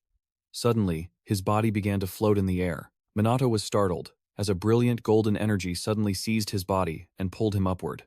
Everything happened in the blink of an eye. Ian, standing opposite him, stared in confusion, while Melis stood calmly, watching him being dragged away. Minato struggled to break free from the hold. He gritted his teeth and looked down at the source of the magic power. What is this? An invisible hand? Seeing him drifting further and further away, Melicus called out loudly, "Minato, starting tonight, you will train on that island. Everything we have taught you until now were just skills to enhance human capabilities." That was true. Those simple training sessions were nothing compared to the intensity of the training on this island. She repeatedly warned him, "Those who live on that island are on a completely different level than us. From now on, we need their power. So, you will step into the realm of the progenitors." Her gaze was firm, laced with anticipation to see how he would change after training on that island. Minato, stunned by her words, asked, "The realm of the progenitors? And what about you?" Melis smiled happily at his question, sharp as a spear. They were heading in a path opposite to his. Melis looked back at him and said, "We need to sharpen our souls." Her expression, and that of the others, was full of determination. Minato hesitated and said, "Souls?" Suddenly, the magical hand yanked him high into the sky. Feeling the altitude increasing, he shouted in panic. The hand suddenly stopped. Only then did Minato have the chance to observe the vast green forest below. He couldn't help but feel skeptical, asking himself if he really had to forge his soul. Up there, floating high, he could see the majestic appearance of the forest. Suddenly, a cold voice echoed in his mind. "No matter how long you are together, humans can never truly understand their own hearts." Hearing that familiar voice in his mind, he looked up and asked, "Is this voice yours?" Valerian, seeing that he recognized him, was smug. "You know who I am? When I was young, I loved to read, and I found the most fascinating books to be those about the progenitors," Minato explained bashfully. "Ah, I've read the biographies of the progenitors so much that the books are worn out," he said seriously, "and the only one who can use this skill is the progenitor of rulers, Emperor Valerian Rick." He couldn't help but feel smug at the boy's flattery. He leaned back on the throne, his arm resting carelessly on the armrest, his chin tilted up, creating a gaze from above, filled with arrogance. His cold voice rang out, "Exactly." Valerian waved his hand playfully, saying, "Come here, I grant you permission to speak." Suddenly, the magical hand yanked him down toward the forest. Minato screamed in panic. Thud! The sound of the impact made the island shake slightly. He scanned his surroundings, lost in thought. "A forest, where on earth am I?" Valerian's angry voice cut through Minato's chaotic thoughts. "Your head is held too high." As he spoke, a massive wave of magical energy crushed down on Minato's body. The overwhelming power pinned Minato down, making it impossible for him to even lift his head to see his surroundings. Valerian sat on his throne, watching Minato's miserable state. Minato gritted his teeth in anger. "What is this? I can't even move my body." Valerian saw him struggling, stood up, and said coldly, "Who gave you permission to look up? Stay like that until I say otherwise." Minato, fuming, gritted his teeth and asked, "And what about you?" Minato shouted at Valerian, his voice filled with resentment. "You've been inside me this whole time, so why have you only just appeared now?" Seeing the pathetic sight of him, Valerian replied indifferently, "You are merely my vessel. I thought it would be for the best. If I let you learn from humans like yourself." His cold words made Minato suspicious. "Like me?" Valerian looked down at Minato's hand, marked with a blue crest, and said, "Your crest. That crest is connected to the past and the future of Earth. It holds immense potential," he added detachedly. "To resist the malice of this universe, Earth is gathering all of its strongest individuals from every timeline into one." Valerian stared at him and said, "The one you know as Meltius Silentius, the stone statue there has spent tens of thousands of years as an eternal witness, trying to preserve the greatest moment in history." Valerian spoke of their origins, noting that they had existed for far longer than that. Suddenly, he withdrew the golden magical aura that had been tightly binding Minato. The heavy pressure vanished in an instant, and Minato, completely losing his balance, collapsed onto the cold floor. Valerian's cold voice rang out, "Look up." Following his command, Minato instinctively lifted his gaze. Suddenly, a kaleidoscope of colors flashed before his eyes. Colors of light erupted all over the island. As if to showcase their majesty, everyone's bodies simultaneously radiated brilliant, multicolored magical auras. Minato felt such immense power that he couldn't help but break into a cold sweat. This pressure is terrifying. Valerian's cold, sharp eyes locked onto him. "We are humanity from the era of the gods. We are either gods or demigods."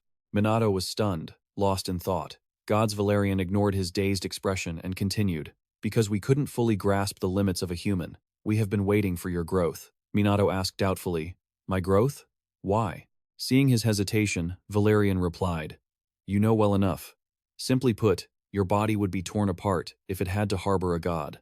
Daioko and the others stood by, listening. Valerian pointed out the limitations, saying, "We, too, do not know the limits of human beings." He stepped off the throne, floating in midair, with a golden magic circle appearing behind him.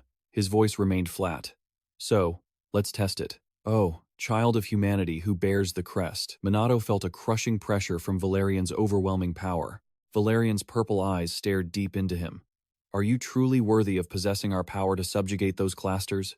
That question alone will be the second stage of your journey." Minato's jaw dropped in shock at his words.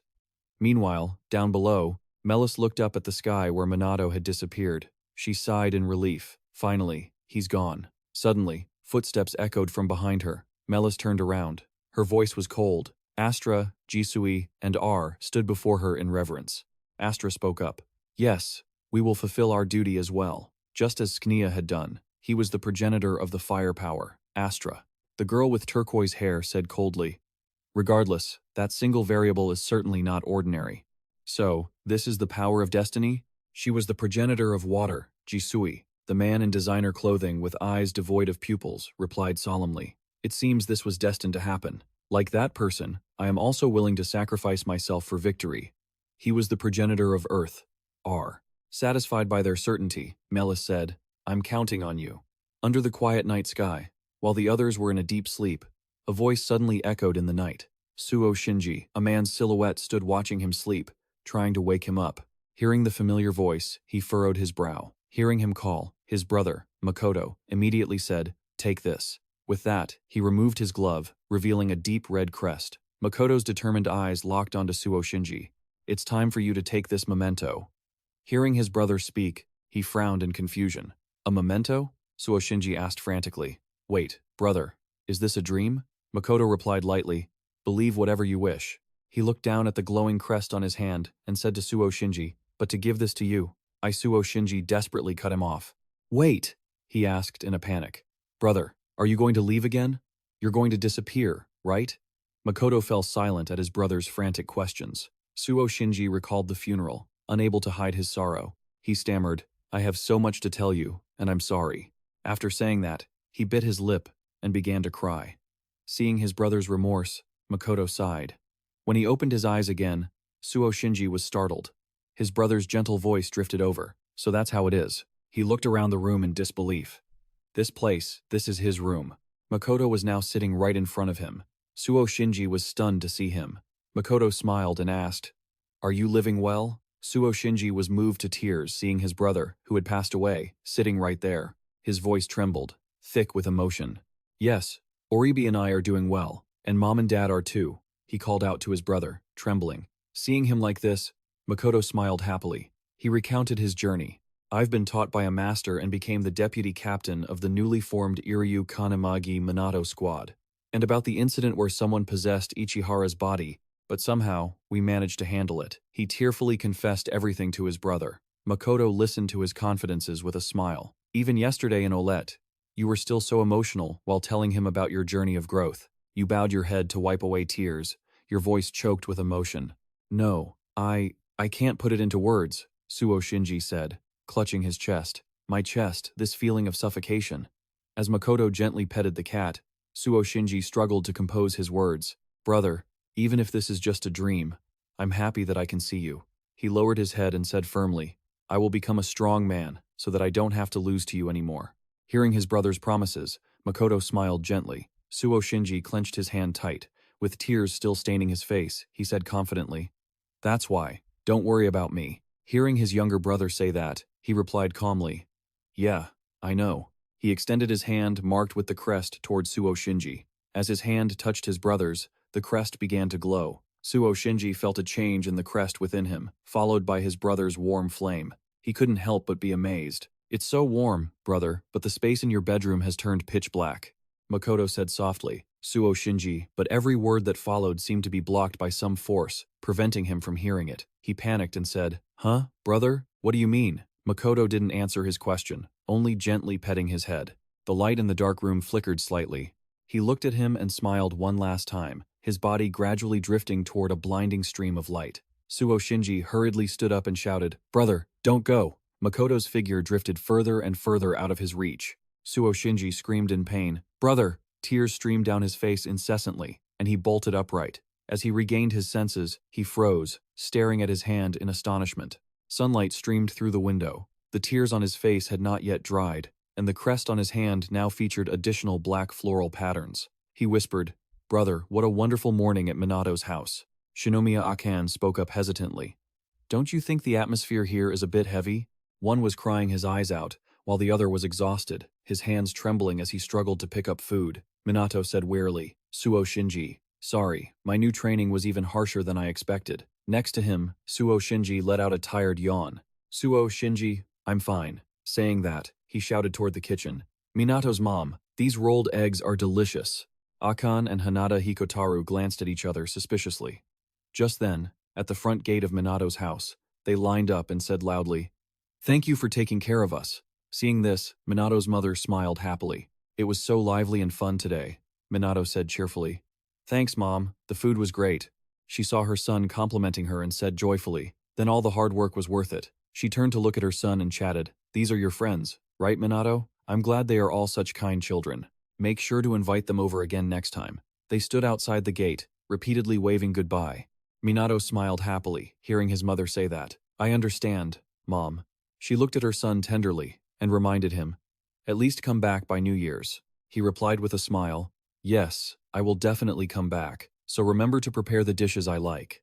Saying that, he ran happily toward the others who were waiting, leaving his words behind. I'm heading out. She smiled as she watched her son, who had now grown up, and said, Take care of yourself. A call from his communication device rang out. Minato quickly said, Hello? Dewey? Ichihara is already there? Understood. I'll be right there. The black car drove smoothly along the road. Inside the car, Shinomiya Akan noticed the change in the crest on his hand and turned to ask, Hey, Suo Shinji. Is that crest of yours? Hearing her ask that, Suo Shinji J raised his hand to look. Remembering last night's conversation, Suo Shinji said proudly, "My brother gave it to me." He clenched his hand and said with some urgency, "I have to go meet Master Hinoki Ichika." At the teleportation gate, Minato stepped out, and immediately, an excited voice rang out. "Finally, you're here." Minato looked at the vast scene and couldn't help but say, "It's so huge." He turned toward that direction and said, "Ichihara must be over there." His figure stood next to a large tornado. Seeing him, he said in surprise, "Minato." You excitedly walked toward him and said, "This planet is truly vast." Ichihara immediately replied, "You have to thank Dewey for that." His cunning image whispered, "I know a great spot." Ichihara said cheerfully, "This gate is connected to a habitable planet with an environment similar to Earth. Here, I can train without having to hold back." Minato replied, "I heard this planet was once used as a training ground for the ancestors." Hinoki Raichiru realized some of his techniques here. Ichihara scanned the surroundings and said happily, "After finishing my training here, I will return to Antipressi." He then made a proposal. "Minato, can you be my sparring partner?" Hearing him call his name, he said in surprise, "Huh? Me?" Ichihara sighed. "Didn't I just call your name?" His blonde hair now turned a turquoise blue. He said triumphantly, "Anyway, you're the second strongest after me now, so I want to test all sorts of things." As he spoke, his hands created flat, spinning circles, and a strong gust of wind sent dust and debris flying everywhere. Ichihara smiled at him. "I'll try my best not to hurt you." Minato thought to himself, shouldn't you have said you won't do that at all? He felt a bit wary and broke into a cold sweat, but then he regained his composure and said loudly, "Understood. Roger, I am Iryu Kanamiyagi Minato, captain of the Iryu Kanamiyagi Minato team of the Anti-Immortal," he said excitedly. Suo Shinji accepts the request of Ichihara Midori from the Special Task Force. "Let's start training." Seeing his excited attitude, he said, "Good." In the middle of the vast universe, illuminated by colorful nebulae, 5 spaceships were drifting along their trajectory. Suddenly, a signal from the blue spaceship blared through the common frequency, breaking the silence with an excited voice. "Hey, Ella is dead." From the cabin of the orange spaceship came a mocking laugh. "Haha, as expected. She just charged in without thinking at all." The red spaceship drifted slightly, and the voice transmitted was somewhat disappointed. "And here I was, thinking an icy Earth would welcome us." A voice from a spaceship spoke indifferently. "Oh well, it doesn't matter if we lost one member. What now, Captain?" Ahead, the purple spaceship leading the formation slowed down slightly. The captain's low voice came through the communication system. "Our mission remains unchanged. It will take some time to reach Earth, so just rest for now," he said smugly. "Until the main force arrives, each of us must activate 5 different super low-level prophecies on our own." The 5 brightly colored spaceships accelerated simultaneously, transforming into streaks of colorful light. "Will pierce the veil of space and plunge straight toward Earth." Human consciousness is divided into several regions: surface consciousness, ego unconscious, collective unconscious, and the darkness. The same rules apply to Minato Iryu Kanamiyagi, who possesses the consciousness of the void. The 106 progenitors, dwelling within Minato's consciousness, each reside in the areas where they feel most at home.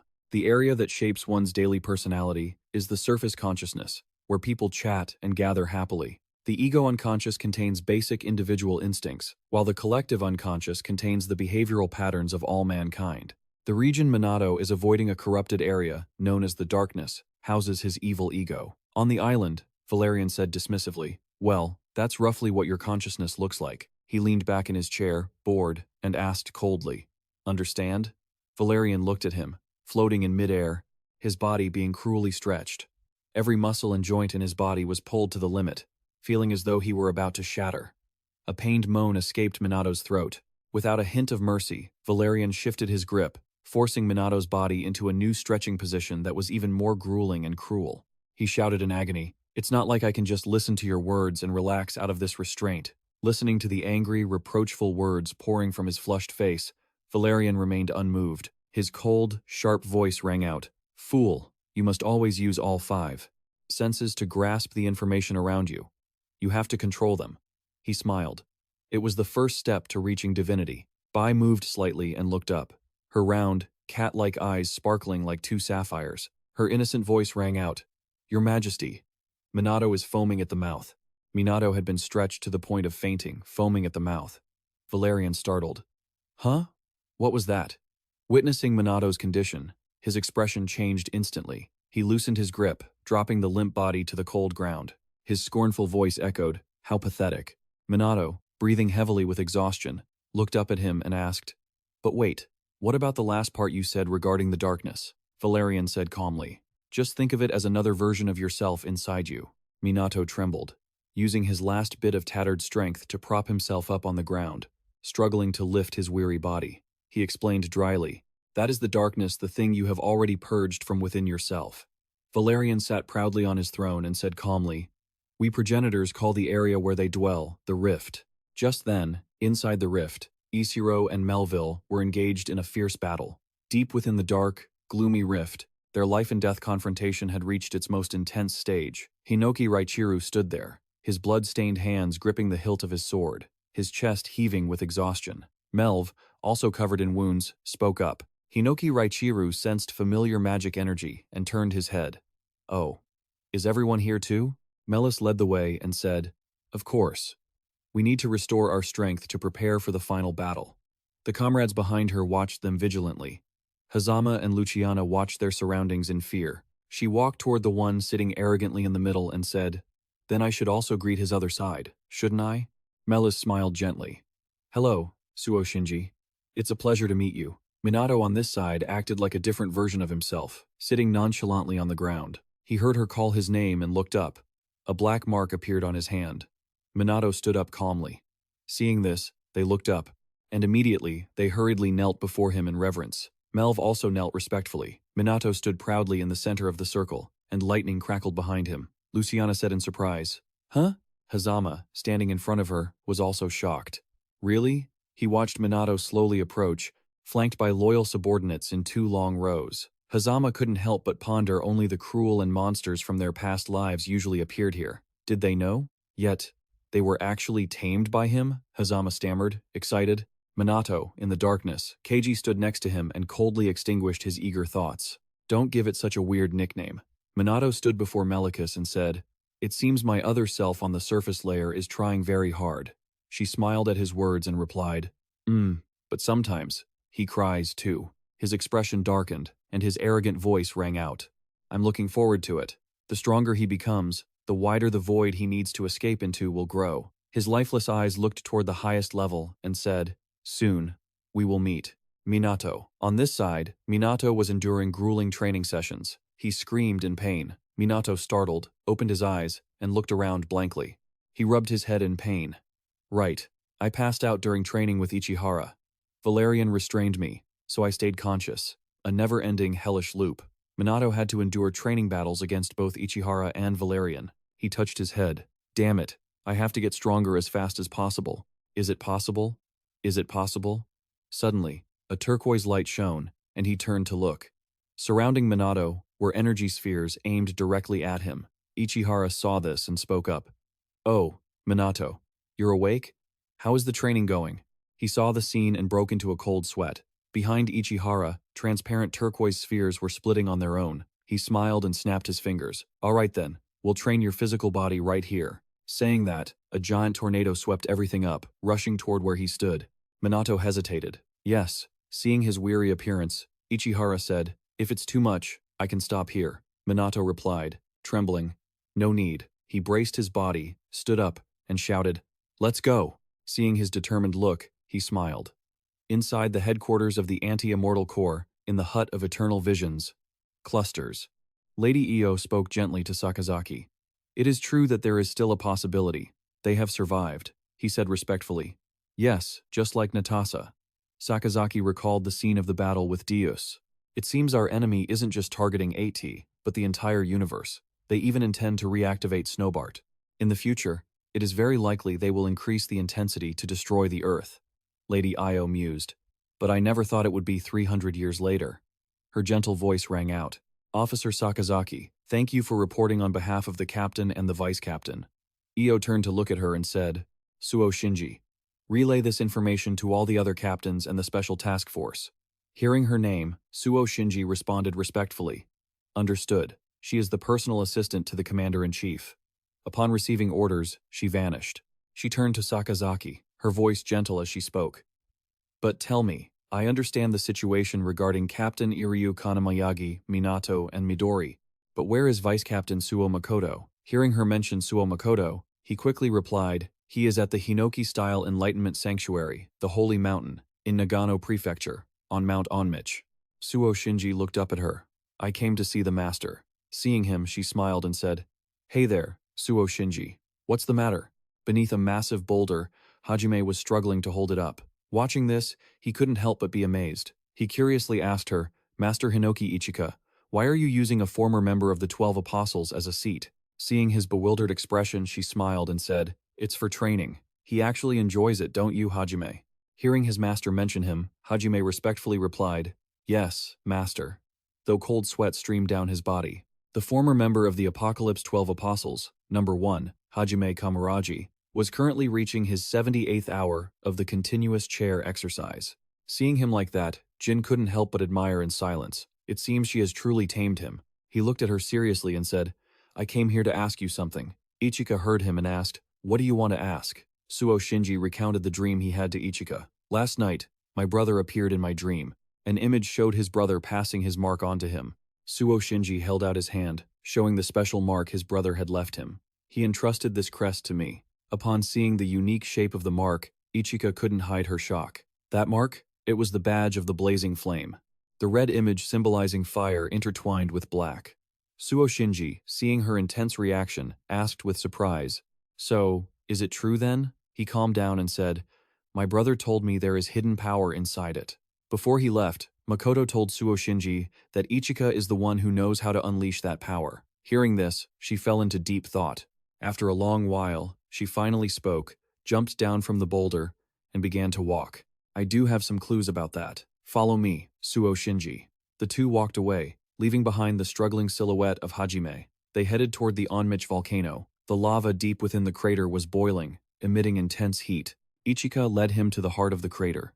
At the very center was a boulder set in the middle, surrounded by heavy chains. Feeling the heat from the lava, Suo Shinji couldn't help but be wary. Ichika looked down at the rock and turned to him. You should meet him. A figure standing on the stone began to reveal itself. It was the progenitor of fire. His entire body was engulfed in flames. Hearing their voices, he looked up at them. 5 years ago, Makoto was approaching Hinoki Ichika. His gentle voice echoed, It's been a while, master. She didn't look up, focusing only on her book. Makoto suddenly said, Master, there's something I want to show you. He then took off his glove. Hinoki Ichika watched him closely. When she saw the mark clearly, she started and exclaimed, That mark? Makoto explained, Yes, it's mentioned in the diary of the progenitor, Hinoki Raichiru. He spoke to Ichika solemnly. It is the mark of the fire god.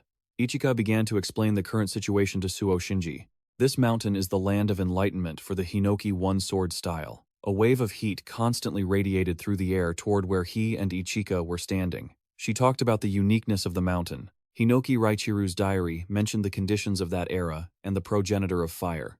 Long ago, in the Sama, diary of Hinoki Raichiru, it was written that Mount Onmich held divine radiance and Izachiko, a pure and miraculous power. On the 8th day of meditation, I still hadn't grasped the basics of the sword. On the 9th day of seclusion, the fire god appeared at the guardian stone. Hinoki Raichiru was astonished when he saw Astra. Ichika looked down at the stone where Astra stood and said, The progenitor at that time had already reached the pinnacle of humanity.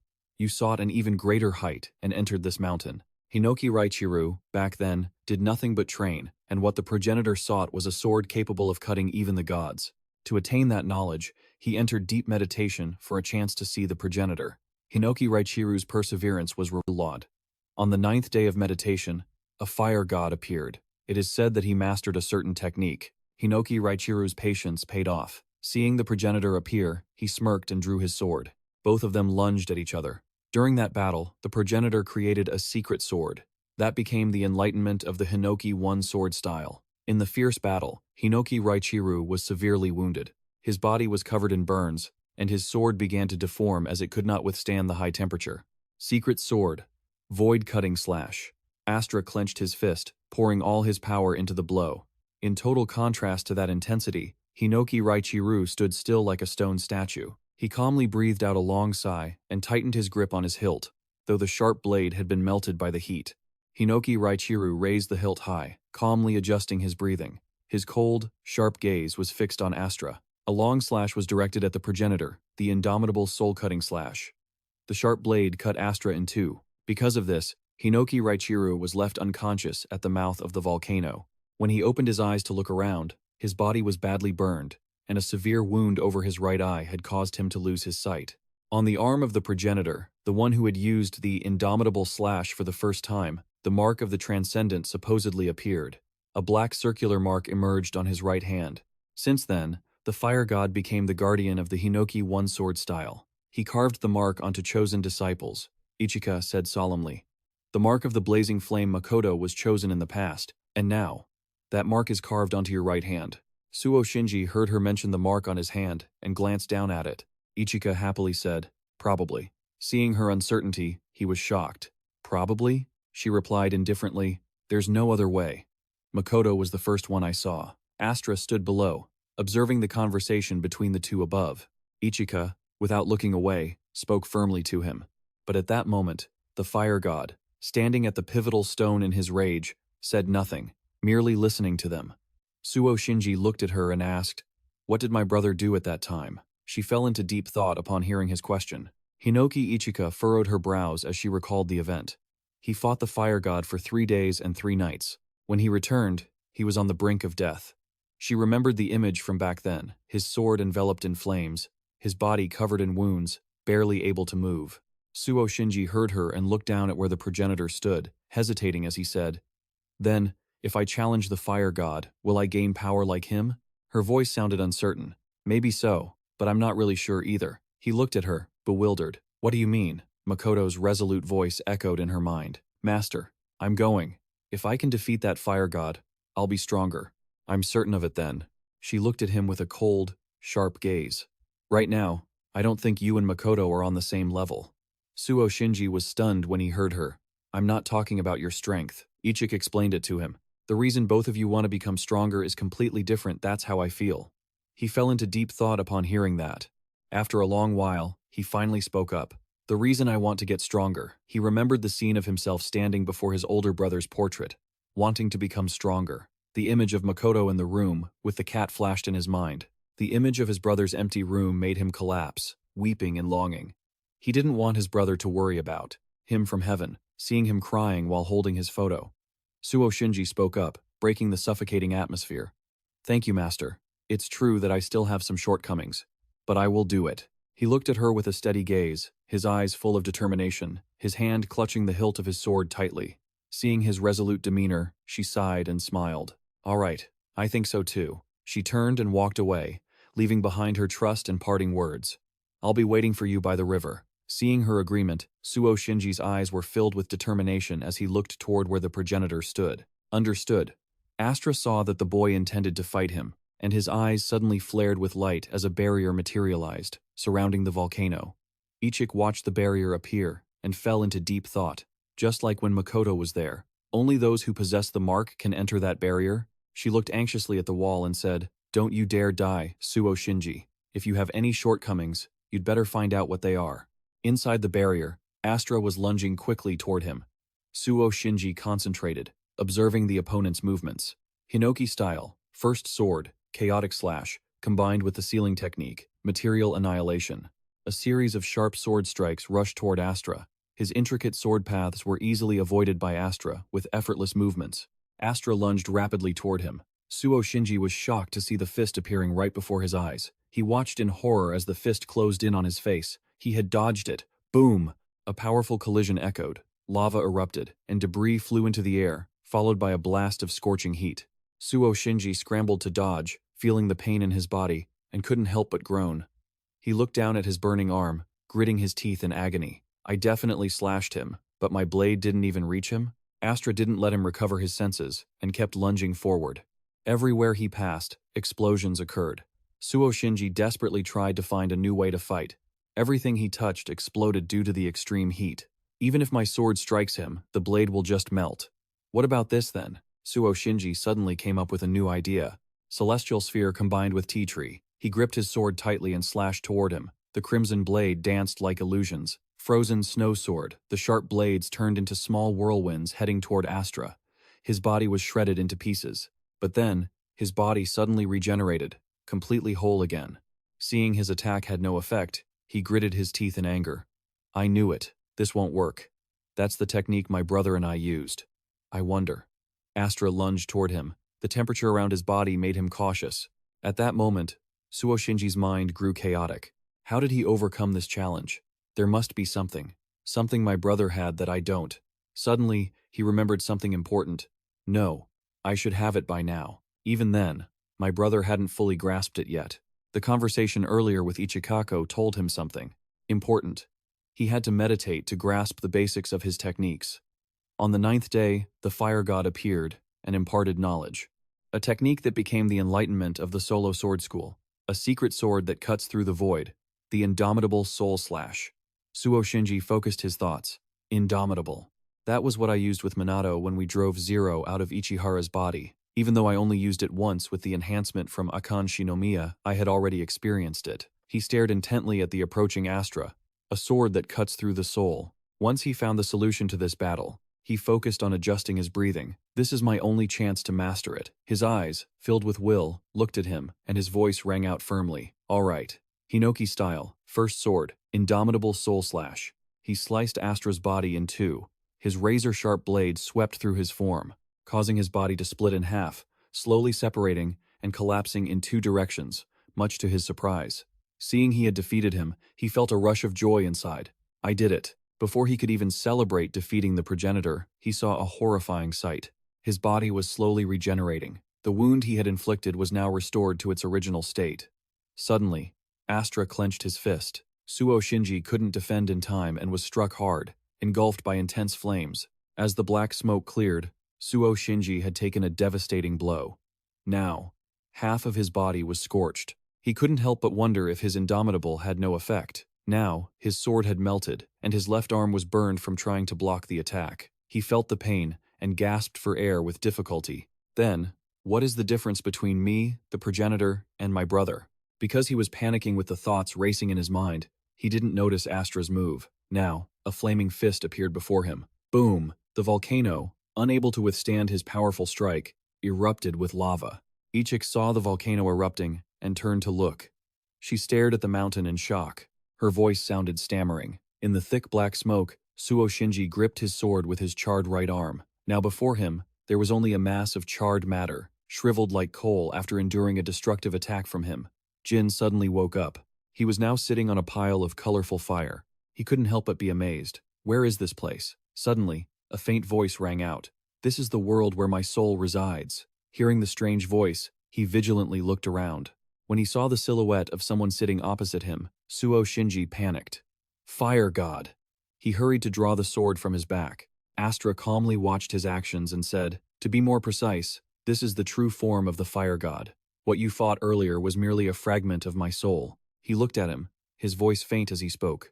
Yes, I am the fire god, and I am one of the 106 souls within Iryu Kanamiyagi, Minato Astra, the progenitor of fire. Suo Shinji was stunned to hear him introduce himself. The progenitor of fire Ichihara had already told him about this. So, is he like the progenitor of wind? Astra interrupted his inner thoughts. Originally, it was Suo Makoto who was believed to be able to inherit my flames, but his voice gradually grew deeper. Before he could become my vessel, he encountered an awakened one, known as number 12. That alone was too much for a modern-day awakened, Astra said, deep in thought. I thought my flames would be extinguished, but before his soul faded away, Makoto sought me out. Makoto spoke, looking at Astra. Master Suo Shinji, please allow me to entrust this fire seal to my younger brother. Suo Shinji was shocked as Astra recounted the story from back then, his eyes wide as he stared into space. My brother returned to those old memories, where the cherry blossoms were in full bloom. Although Makoto was still young at the time, he never stopped working hard to train himself. Day after day, Makoto diligently kept practicing. Every time people passed by his house, they would catch a glimpse of that familiar figure, training hard, rain or shine. His disciplined demeanor left them all in awe. They huddled together to gossip. My goodness, the eldest son of the Suo family, Makoto, is truly exceptional. One day, the manager in charge came to their home. He chatted happily with his parents, talking about how brilliant he was, becoming a squad leader at such a young age. Furthermore, his team members all had nothing but praise for him. He smiled, scratching his head a bit shyly as he said, "Not long after being established, Makoto's team stopped a superclass prophecy. Since I was the one who recruited him, I am truly proud of myself." He was the recruiter for the anti-prophecy organization Kunitake Kinjiro. Suo's father asked seriously, "Isn't your voice a bit too loud?" For someone in a secret organization, Kinjiro just smiled kindly at Mr. Suo's remark. "Forgive me, Suo Shinji, because he was once a member of the anti-prophecy organization, Suo Makoto." He chatted happily with his parents. "As for today, let's continue from what I said earlier. I wonder if I could also bring Suo Shinji into the anti-prophecy organization." His mother, hearing this, panicked and said worriedly, "Suo Shinji as well? Mr. Suo bit his lip in anger, veins bulging on his face. Suo Shinji, who was practicing outside, was startled to hear them mention him. Mr. Suo frowned and said, "Just like with Makoto, I respect everyone's wishes and decisions." But with a cold gaze and a voice laced with anger, he looked at him and asked, "Makoto, what do you think about this?" Hearing his father mention him, he thought seriously, and his calm voice echoed, "I don't think." Suo Shinji, who was secretly lurking by the door to hear the conversation more clearly, thought to himself, "I don't think the kid has the same talent as I do." When Suo Shinji heard exactly what his brother said, he could only stand there, stunned. Makoto's voice continued, "He is very gentle. The anti-prophecy organization is a dangerous mission, even if he chooses to walk a different path in the future." Listening to those calm words from his brother's mouth, he couldn't help but grit his teeth. Without hesitation, Suo Shinji immediately lunged in and said, "Wait, big brother!" His parents were startled to see this. His voice grew shaky. "Me too. I want to become someone like you. Big brother." Makoto looked at him and said, "Suo Shinji, don't interrupt adults when they are talking." His voice was cold. "You cannot become someone like me." Suo Shinji felt heartbroken hearing him say that. Recalling the battles he had fought against formidable enemies, all he ever wanted was to be acknowledged by his brother, which was the very reason that gave him the motivation to swing his sword. Even though he was shocked when his brother pushed him away back then, he understood now. Every action of Makoto's finally made sense to him. The final diary that Makoto left for his younger brother, his brother had worried about him from the bottom of his heart, leaving him deeply moved. Astra's account of his cold actions finally explained everything to him. Looking at that, I understand why he entrusted the fire seal to you. He looked at him and said faintly, "It is true that you are not as talented as your brother. Even so, if you cannot avoid the battle, perhaps he wanted to give you the greatest power he ever possessed." He observed the power hidden within his body and asked, "Suo Shinji, do you intend to become a younger brother who only causes others to worry?" Suo Shinji pondered deeply upon hearing this, and then he shouted firmly, "Of course not. I have to repay my brother." Saying that, he clenched his fist with determination. He looked at Astra hopefully and asked, "What must I do to be able to stand on equal footing with my brother?" He said faintly, "I don't know how to lead others with words." He stared intently. If you want to know the answer, the flames behind him flickered and glowed. The figures of his predecessors appeared behind him, and he said faintly, "Try fighting these people." He was amazed to hear that. What? They are the predecessors who once possessed the fire seal? Simply put, they were the most outstanding members of the Hinoki one-sword style. Suddenly, he saw a familiar figure, that person. You must inherit their techniques, power, and souls. That is the power bestowed upon you, mankind. Astra looked at him and said, "Learn." Suo Makoto, with the fire within him. Hearing that, he turned to look at him. Makoto's figure gradually moved toward him. Astra immediately said, "Surpass your brother." The predecessors quickly lunged toward him. Suo Shinji drew his sword forcefully to deflect their attacks. Meanwhile, outside the volcano, Astra's true form stood there, observing his surroundings. Suddenly, his charred body made a sound. On this side, he didn't notice, looking elsewhere. His charred body unexpectedly floated up, surrounded by flickering flames. He was startled and turned to see his body now appearing, with long, glowing threads amidst the mouth of the volcano. Meanwhile, in another space, Astra observed the situation and couldn't help but say, "You have now defeated the predecessors of the fire seal." He said excitedly, "You did it, didn't you?" At that moment, his body was enveloped in a stream of blue light. His long coat grew peacock-like tails, resembling a fire phoenix. He gritted his teeth and said, "Suo Makoto, let's go." The blue light illuminated the space. His red hair had now turned blue. His charred body had now shattered into tiny fragments. Astra looked at his pathetic state and walked away. Every superhuman who inherits the fire god's mark receives additional power that reflects their innate strengths. For instance, when Makoto received the mark, he was granted the ability to channel fire through his blade. The Crimson Emperor. But what about Suo Shinji? Suddenly, his charred body shifted slightly. He turned his head and walked away, not noticing that the boy was moving. Suo Shinji's blackened body began to levitate, enveloped in a massive flame. Astra turned, startled, to look at him. By gaining the power to transform his body and mind into fire, he could be reborn infinitely, as long as he had mana. Now, his body had been fully restored.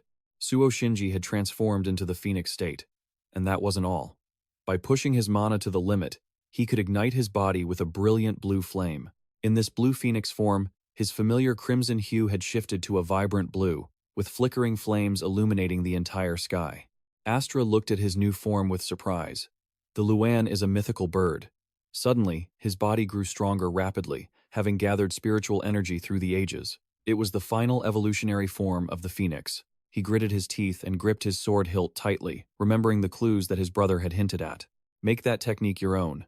Suo Shinji, ignite the flame within and surpass your brother. Astra, the progenitor of fire, had set a seemingly impossible challenge for him, leaving Suo Shinji stunned. He demanded that he fight a life-or-death battle against everyone who had ever borne the fire god's mark. The greatest masters of the Hinoki sword style throughout the ages, they rushed at him without mercy. These predecessors attacked him relentlessly. Suo Shinji hurriedly parried each strike, though it was quite a struggle. He was slashed, knocked down, and struggled to dodge their blows. Even just standing firm was incredibly difficult. He had always aspired to reach his brother's swordsmanship and his confident presence on the battlefield. But reality was not like a dream. He struggled to evade their attacks, and it seemed that dream was slowly slipping out of his reach. Yet, as he moved further from his brother's style, Suo Shinji's swordsmanship became as smooth as flowing water. The ground shook with a thundering roar as their sharp blades descended toward him. And then, after thousands of attempts, I finally realized one thing. They rushed toward him. Slowly, he realized the truth, that he would never be Makoto. Actually, he leaped up and swung his sword fiercely at the predecessors. Suo Shinji also knew that he didn't need to be like that. He gritted his teeth and fought back, slashing hard at the predecessors one by one, defeating them all. There was only one last person he needed to beat. Makoto. I am who I am, not anyone else. I am Suo Shinji Suo. Suo Shinji swung his sword toward Makoto, excitedly striking at him. Makoto easily blocked the attack. A volcano erupted suddenly, shaking the land as lava flowed down. Astra hovered amidst the flowing lava. Suddenly, a blue streak of light rushed toward him. Feeling the danger, he was startled and amazed. His phantom image leaped across floating rocks in the void. Suo Shinji stood not far away, his fingers tightening around the cold sword hilt, his eyes never leaving the man's movements. Not giving the boy a chance to attack, Astra condensed fire into small but searingly hot spheres, aiming them at him. The fireballs streaked toward him. Suo Shinji calmly spun himself into a small whirlwind to face the oncoming projectiles. His hand suddenly gripped the man's throat. Astra was startled. In anger, he struck the man hard on the head, the force of the blow sending him falling into the abyss. He slammed into the sealing stone, breaking the connecting chains. The stone plummeted into the molten lava. Astra lay on the stone, his body slowly freezing over. Before his eyes, Suo Shinji held his sword tip right against his face. His hands were now tightly bound. With an icy gaze, the boy watched him, the blade slowly closing in on his pupils. Astra leaped into the sky in terror, dodging the boy's cold, killing intent. His figure soared into the sky, followed by a volcanic eruption spewing terrifying lava. Hinoki Ichika saw the volcano erupting again and shouted in shock, "What the hell?" She looked at the volcano, panicked. "What's happening over there?" Astra's glimmering light plunged into the crater. Behind her, a burning meteorite was hurtling toward the volcano. Ichika saw the giant meteor and covered her eyes in awe. The light and heat were unbearable. If that thing hit the ground, the entire area would be flattened, mountain and all. The pressure from above weighed heavily on the air as Astra used all his strength to hold up the massive meteorite. The surface of the deadly rock burned intensely. He burned the meteorite, sending it crashing down toward where Suo Shinji stood. The boy was stunned, saying, "Have you been hiding this power all along? Compared to that giant fireball, I am just a tiny spark. But I must admit," he tightened his grip on his sword, its color shifting from red to blue. A blue energy glowed around his body. "Your running away just now was a wise decision, because of the sword in my hand right now. Astra watched in astonishment. The blue phoenix that appeared before him was the beak of the phoenix, capable of devouring all heat. He pointed his sword tip straight at Astra. The azure Luan seal blazed. Suo Shinji aimed his blade at the meteorite. His immense energy caused the smoke and fire around the meteorite to swirl into a circle. In the blink of an eye, the meteorite was swallowed by his sword. The giant rock vanished. Astra, seeing the meteorite he had hurled disappear in an instant, stammered, unable to find words. Hinoki Ichika stood at the foot of the mountain and gasped. The fireball disappeared? Where did all that massive energy go? The ground beneath her feet had frozen over. She looked in amazement at the mountain, which moments ago was spewing lava, now frozen solid. She thought suspiciously, "Is that volcano freezing?" She smiled thoughtfully. He absorbed all its heat. Suo Shinji watched Astra, who was rushing toward him, with a calm expression. In another dimension, the man said suddenly, "I knew it. I was right about Suo Shinji. He doesn't have his brother's talent." Now, an image showed a hole in Makoto's abdomen. Astra said, "Suo Shinji's talent belongs to an entirely different realm." Makoto was like a dragon, breathing out a flame as straight and sharp as a blade. On the contrary, Suo Shinji is different. He is a phoenix that swallows flames, greedily sweeping up every fire in his path. No matter how weak he becomes or how many times he is killed, he will always rise from the ashes. They both charge forward together, blue and red lights clashing. Thick dust and smoke obscure my vision. As the thick clouds finally begin to disperse, the results of their battle are now revealed. Suo Shinji's body has his armor shattered by Astra's punch, while Astra himself is struck by Suo Shinji's sword, causing his body to instantly freeze over. Thanks to the fire god, Astra's soul is now fading away. Because of his flames, the me of today is stronger than ever. The area around the volcanic crater has been frozen by Suo Shinji. He lands on the crater's rim, his demeanor appearing much more mature after the fierce battle. Inside that space, they look at each other. Seeing the silent atmosphere, Astra breaks the tension. "Well done, Suo Shinji." Suo Shinji sheathes his sword behind his back and looks at Astra. Astra struggles to stand up and says, "I am a progenitor from the Age of Legends, and also what you humans call a god." Suo Shinji is astonished. Astra continues, 300 years ago, the Earth was invaded by the Holy Clan, so I and the other progenitors joined forces to drive them out.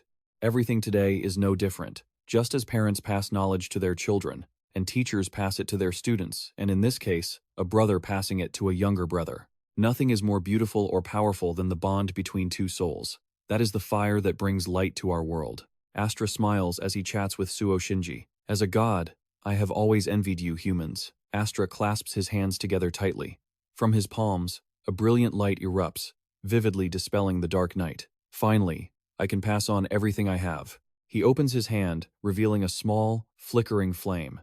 This flame has burned since the Age of Legends. With that, he transfers the flame onto Suo Shinji's hand. "Now I entrust it to you. Pass it on to future generations." As a final farewell, Astra's body begins to crack. Seeing this, Suo Shinji frantically asks, "Lord Astra, does this mean you are about to disappear?" Before fading away, Astra leaves his final instructions for him. "Fire is one of the world's fundamental sources of power. I am simply returning to that primordial elemental state." His body dissolves, leaving only his final words. "Goodbye, may we meet again in a distant future." Suo Shinji clutches his hand, which now holds Astra's power. He says solemnly, "Lord Astra." Then, Suo Shinji bows his head and says loudly, "Thank you for everything." He bows his head in silent reverence. Suddenly, Ichihara's voice rings out. Suo Shinji sees her rushing toward him and asks hesitantly, "Master Hinoki Ichika, I thought you were waiting at the foot of the mountain?" She marches toward him, clearly irritated. "You brat. I nearly froze to death down there. Why did you turn the whole volcano into ice?" Yik says frantically. "Change it back, now." Hearing her, Suo Shinji hurriedly replies, "I'm sorry." Suo Shinji hands a grilled fish to Hinoki Ichika. "The food is ready, master." She takes the fish from him and smiles. "Delicious. This power is really convenient. Keep it coming." Suo Shinji rushes to grill another fish. He thinks grimly, "This is not quite how I imagined using the power Lord Astra bestowed upon me." Beneath a large rock, Hajime struggles to hold it up. Suo Shinji says seriously, "I just realized something. Though I have this power now, I'm not sure if I should say it." At this moment, Hajime grits his teeth in anger, cursing to himself. "So hungry I'm going to starve to death down here." She asks curiously, "What is it?" His voice sounds calm. "I know Lord Astra did this out of respect for my brother. But why was I the chosen one instead of you, master? In terms of swordsmanship, you deserve it far more than I do. Ichika chews on the grilled fish. Oh, that's because the Hinoki clan never inherits the fire god's mark. Suo Shinji asks, why not? Ichika replies, the founder of the clan refused it. He asked, do you want to bestow the power of fire upon me? From the mysterious black mark resting on the founder's arm, a surge of energy is quickly devoured, shifting into a brilliant red. I don't need anything from you. Hinoki Raichiru gritted his teeth in anger, his voice filled with defiance. Get out of my body, fire god. This is not the realm of swordsmanship I strive for. Astra, seeing his anger, panicked and flew out of his mark. Ichika smiles while recounting this. And that was the result. She sits leisurely on a giant rock and says, that's why our clan has focused solely on high-intensity physical training for generations. Of course, I don't mind that at all. Hearing her, Suo Shinji is genuinely amazed. I can't believe they refused an entire god. But if that's true, it only makes me more curious. She notices his attention. Suo Shinji ponders. The founder of Master Hinoki's clan, Hinoki Raichiru, created his own swordsmanship, right? I can't even imagine how strong he was in his prime. At this very moment, in the spiritual world of Minato Iryu Kanamiyagi, on the other side, Hinoki Raichiru and Melville are fighting each other. Melville grits his teeth in anger. Excellent. It seems you've recovered quite a bit of your strength. Minato hears Melville and speaks indifferently. That's right. His crimson pupils trace every thin line, saying confidently, I can see through everything. Thin lines wrap around the space where they both stand. All the threads of causality are intertwined throughout the world. Behind Melville, Minato sits and observes the battle from a distance. Lightning strikes hard next to where Minato is sitting. His vacant eyes watch him, his lips twitching slightly. Collective unconscious. Minato Iryu Kanamagi's spiritual world is divided into many layers. The surface layer, the ego unconscious, the collective unconscious, and finally, the darkness. The ego unconscious is the island of the gods. Valerian's voice resonates. Time has stood still for many years, but finally, it has started moving again. Sitting on his throne, looking down with a casual, arrogant air, he says, Astra, a fellow progenitor of ours from the Age of Legends, has faded away, while the progenitors of the human era are recovering their strength on the other side. Valerian looks down with interest, and most importantly, he looks at Minato standing before him, continuing calmly, it seems you have finally broken the chains that held you back. Minato Iryu Kanamagi bows his head in silence. Now, thanks to the lessons and training under Valerian's pressure, he has begun to find a new path. He replies to him, that's right. Feeling the change within himself, he reflects, I think I'm finally starting to see through it. So, this is what it feels like to be in the second stage of the divine realm. He stood amidst the threads of causality. He laughed as he heard him say that. After all, I was just about to grant you my power. His sharp pupils stared at him as he asked, can you feel it? Minato replied quickly, yes. Then, looking toward a point in the sky, he said calmly, the enemy is coming. Valerian leaned back lazily on his chair, his voice confident as he said, engage them. Suddenly, Minato was startled, his eyes widening. Seeing that he had woken up, Ichihara said cheerfully, oh, you're awake? His hands were busy creating 3 spinning spheres of energy. He looked at his battered body and asked, did you sleep well, Minato? A cool breeze picked up, and the whistling of the strong wind pierced his eardrums. Minato stood up seriously and looked at him. Midori, hearing him call his name, remained silent as he watched him. At that very moment, colorful spaceships appeared in the outer reaches of the universe. He said calmly, the enemy is coming. There are 5 of them, and they are at least second-tier armored lifeforms. The leader, possessing 3 eyes, stared fixedly at Earth. Hearing this, Ichihara immediately understood and conjured a sphere of wind in his hand. The wind sphere generated a massive vortex, swirling like a small cosmic black hole before vanishing. Ichihara turned to him seriously and asked, are you ready, Minato? He stood beside him, his voice firm. I am ready. His cold blue eyes gazed at a point in the sky. He said confidently, let's give them a proper welcome. 1 week after Suo Shinji Jisuo received the Fire God's mark, Earth's orbit, International Space Station Houston. This is the space station. We've detected an unidentified object at the left flank, 35 degrees. A frantic voice echoed from the space station. At this point, the unidentified objects were moments away from reaching Earth. Alarms blared throughout the space station. Everyone panicked and reported to the authorities below. The commander hurriedly reported. It appeared out of nowhere and is heading straight for us. Impact is imminent. All crew evacuate to the Soyuz craft immediately. Outside the glass, 5 unidentified objects were closing in rapidly. Radio calls sounded continuously. Space station, this is Houston. Hold your position and wait for further orders. Hearing the unreasonable order, the commander shouted, Hold position? Houston, we have several unidentified objects heading straight for us. The CPU team is on the way, waiting for orders. Hearing a strange voice, the people in the space station looked up in shock. Iryu Kanemi and Sakazaki suddenly appeared before them. Sakazaki looked at them calmly and said, Follow us. His abilities suddenly enveloped their bodies. The lead commander asked, confused, It's you? Without answering his question, he immediately teleported the entire crew. The 5 unidentified objects fired at the station, causing it to explode in space. They quickly streaked past the explosion, heading straight for Earth. Debris from the space station fell toward Earth like shooting stars. Seeing that sight, Sakazaki sighed and said, That was close. The people from the station are now standing on the sand watching, well, maybe not quite. Seeing Sakazaki's calm demeanor, Sei began to tremble, breaking into a cold sweat as he said, Are you kidding me? I'm scared to death. Suddenly, a voice rang out, and he was startled to hear someone calling his name.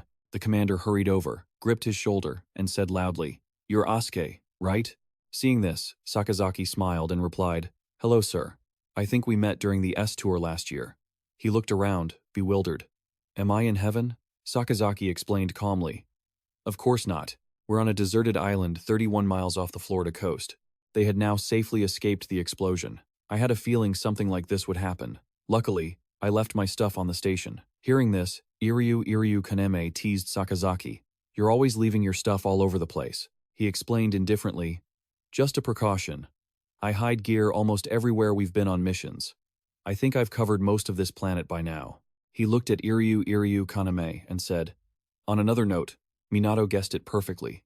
The sound of a helicopter gradually approached, and the flight crew cheered excitedly. He glanced toward where the light had flashed. Those 5 Saint Tribe members had destroyed the ISS. Just as he said, debris from the space station fell onto the Florida coast, illuminating the entire area. Meanwhile, at the CPU's Japan branch, the conversation was drawing to a close. All right, thanks. Let's talk later. Minato was on the phone, his tone serious. Asuke and Iryu Kaname arrived just in time. They said they'd be back after handling a few things. At that moment, core members appeared in the meeting room, with a computer in the center engaged in a video call. Vi spoke anxiously over the video. Well, at least we avoided the worst-case scenario. Thank you. Captain Minato, the commissioner of the US CPU. Hearing him sigh with relief, Miss Yo said seriously, We've only prevented one disaster. This isn't over yet. The commissioner of the Japanese CPU looked at Minato and said, Could you explain further, Captain Iryu Kanamiyagi Minato? Hearing his name called, Minato replied seriously, Yes, Commissioner. I am very willing to share what I know up to this point. There are 5 Saint Tribe members involved in this latest attack on Earth, as I mentioned before. At the very least, they are all second-tier armored life forms, if not stronger. No matter how strong Minato was, confronting them would inevitably involve significant difficulties. Vi rubbed his head, growing increasingly worried. I know that happened before the progenitor granted him power, but aren't these the same ones who defeated Midori Ichihara? And you're saying there are 5 of them coming here? Ichihara frowned slightly when he mentioned his pathetic defeat. Miss, Io asked, what are they after? Minato replied immediately, I'm still not sure. Beside him, Midori's expression darkened. He spoke up, breaking the tense atmosphere. However, I can confirm that the second-tier armored lifeform I defeated was trying to activate the dormant prophecies. I suspect these Saint Tribe members came here for that same reason. Hearing this, he frowned and thought, You mean they intend to activate at least 5 prophecies at once? Here, Miss Yo also spoke up about the situation. Furthermore, judging by recent incidents, it is highly likely that these prophecies are at least level 1 or higher. I wouldn't be surprised if they reached emergency status.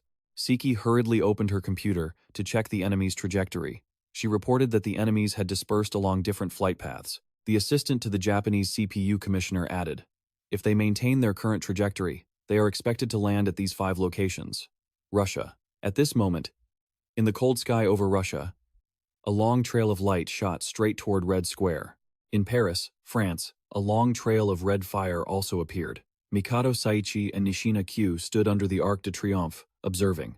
Both of them were ready to face the impending battle. Meanwhile, in Mumbai, India, on the South Asian side of the continent, A strange object was rapidly plummeting toward the ground.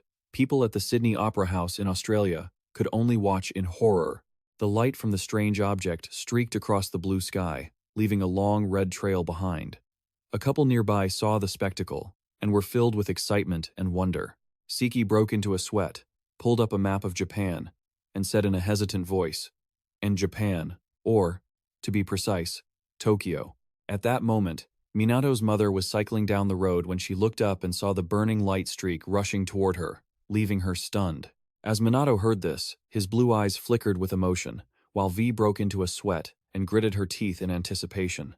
Oh, thank heaven, the United States isn't on the list. Seeing him so relieved, Lady Io said angrily, Richard Siki immediately spoke up. "We've already contacted the nearest CPU branches. They are standing by and ready for the upcoming invasion. Now that the battle has begun, they need to maintain extreme focus to observe and analyze the data. Furthermore, we have compiled a list of Level 1 prophecies and emergency priority levels. All the countries targeted by them are now on high alert." Tengan opened his phone to check, speaking with a grave tone. "Given the global scale of this operation, we will need to summon agents from various countries. The question is where to deploy them. The assistant to the CPU Commissioner of Japan, Mikado Saichi, and Nishina Q have already left London for Paris, but I don't think they can hold back enemies that even Midori couldn't defeat." Vi seriously put forward a proposal. "In my opinion, we should send Midori Ichihara to deal with the strongest one." He turned to look at the computer screen and said, "I agree. We have identified them now. The strongest Holy Clan member is going to land. India." Having said that, Minato kept a close watch on Ichihara's actions. Mumbai. He didn't say a word, just sat there, clenching his fists. He frowned, remembering Aradip, the sight of him burned black, the sight of himself standing there, helpless, watching his friend suffer. Ichihara said thoughtfully. Commissioner Lady Io saw him speak and turned to look. He bowed his head and said, "As a member of the task force under the Japan Anti-Prophecy Unit, I, Midori Ichihara, am fully prepared to fight for Earth. Suo Shinji, please grant me permission to intercept the Holy Clan member heading toward Mumbai." His gaze had now become steady and resolute. Seeing how determined he was, she didn't hesitate to give him the order. Approved. Go at once. Hearing the approval, he quickly stood up. Understood. Tengen Shinonome looked at him and said, "If that's the case, I assume Iryu Kanamagi Minato will protect Tokyo." Minato spoke up. "I've already split the team in two." He was stunned to hear this and asked, "What? What was that?" Minato calmly replied, "I've sent the deputy team leader, Suo Shinji, to France." At that moment, in a dark room, Suo Shinji was quietly leaning against the wall, two beams of yellow and purple light hitting him, casting two shadows. The figures of two people were lying on the bed, undergoing grueling training. Inside Shinomiya Akan's mind, she was currently trying to train herself with the Earth progenitor. Meanwhile, Hikotaro was not far behind, also training with the water progenitor, Jisui. Both of them were putting in their absolute best effort. Back at CPU headquarters, Minato made his decision. "As for Tokyo, I will stay behind to protect this place." His firm words left everyone stunned. And just like that, Iryu Kanamiyagi Minato set off for Australia. Iryu Kaname slammed her hand down on the table in anger and shouted, "How can he just leave like that?" Inside the Japan CPU branch office, Sakazaki immediately explained. He said the prophecy in Sydney would manifest first. He held a steaming cup of coffee in his hand. Russia and Japan will be near the end. Hearing Sakazaki's explanation, she immediately understood. "Oh, I see." Suddenly, Iryu Kaname realized something strange. "But wait a minute. How does he know that?" Sakazaki said, "It seems to be a result of his training. According to Minato, he can now see the threads of causality all around him." Iryu Kaname asked, confused, "What does that even mean?" Seeing her clueless expression, he said, "Basically, it gives him clues about what is about to happen." Hearing that, she was so shocked, she spat out her drink. "You mean he can see the future?" She looked up at the sky. "Minato? Is there anything he can't do?" Just then, at the Sydney Opera House in Australia, Minato had already arrived. A pale blue cube appeared above it. 5 spacecraft had appeared in the skies over cities all around the world. They just hovered there in midair. Then, they created a massive barrier surrounding themselves, isolating them from the area around them, leaving everyone puzzled. In Paris, France, on top of the Arc de Triomphe, Suo Shinji had arrived to meet up with Mikado, Saichi, and Kei. Seeing the cube, he spoke up. "This reminds me of the barrier we saw in Orest. Mikado Saichi crossed his arms and said uncomfortably, "That thing is huge. Everything around it looks so tiny. The only thing I'm wondering is, what is that barrier for? Aren't they here to invade Earth?" Suo Shinji, a member of the Japan CPU task force, stepped in to explain. "Perhaps it's for protection." Hearing him, Nishina Q asked skeptically, "Protection for the prophecy?" "Member of the Japan CPU task force," he said thoughtfully. "By now, they must know that Midori destroyed their level 2 armored creature. If their only goal was to trigger the prophecy, they wouldn't need to fight us." Mikado Saichi nodded in agreement. "Makes sense. Maybe they're trying to activate it first."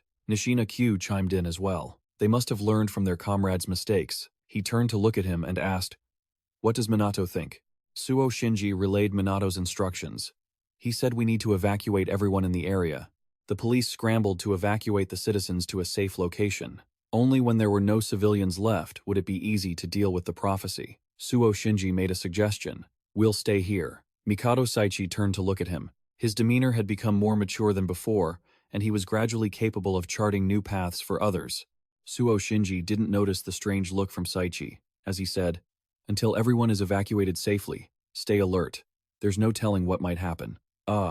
In his eyes, he now looked exactly like his older brother. Saichi was amazed and said, "You know something? You're much calmer than you used to be." He was startled by the remark. "Is that so? My apologies. I know I used to talk a bit too much." He smirked. "No need to apologize." Mikado Saichi reached out his hand toward him, saying hopefully, "I believe in you, Suo Shinji."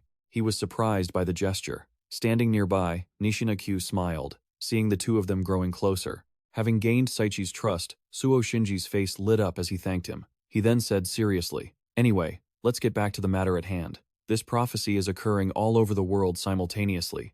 It's causing mass panic among the people. At this moment, the crowd watching on the side, the police are blocking everyone from getting near. People are shoving and pushing all over the world right now. Videos and photos of this cube are spreading like wildfire." Saichi says anxiously, "We can't let the public know about the CPU." In Mumbai, India, the figures of two people suddenly appear on the arid ground. Ichihara looks at Mana, who is panting from exhaustion, and says, "Thanks for the ride, Mana." She replies immediately, "Don't mention it. I just wish I could do more to help."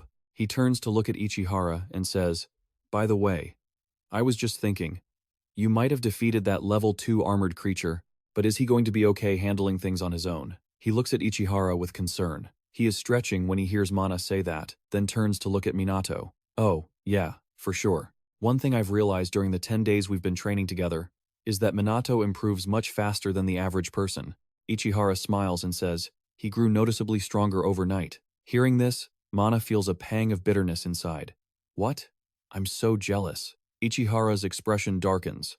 While he was sleeping, the primordials had him training non-stop. He hears this and goes silent. "Forget it. I take back what I said." Ichihara says, seriously, "I think his toughest training was probably the time he spent under his master. He's been studying with her for about a month and a half now." During our recent joint training, Ichihara's gaze flickered, and now he seems like a completely different person. Hearing him say that, Mana can only remain silent. Suddenly, a strange voice rings out. "Minato Iryu Kanamiyagi, Minato." Hearing the voice, Ichihara turns to see a figure slowly approaching the spot where he is standing. He wouldn't come to India, would he? That's a shame. I was really looking forward to meeting him. Ichihara, not yet able to process this new information, says blankly, "Huh?" The Indian girl walks over to him, hands him a cup of hot tea, and says gently, "Namaste, Midori. Have a cup of hot chai tea." As a member of the Indian CPU special unit, Ichihara looks at her, somewhat surprised, and says, "Surya, back in Japan, is there anything Minato can't do?" Sakazaki is sitting there sipping his drink, deeply worried inside. "That is what I'm concerned about." His gaze wavers. The stronger he gets, the heavier the burden on his shoulders. We can't let Minato carry everything alone. As his teammates, Iryu Kanamiyagi Minato, we have to do everything we can to support him. The wave of determination around him surprises the person standing next to him. At least we've made some progress so far, starting with some new powers.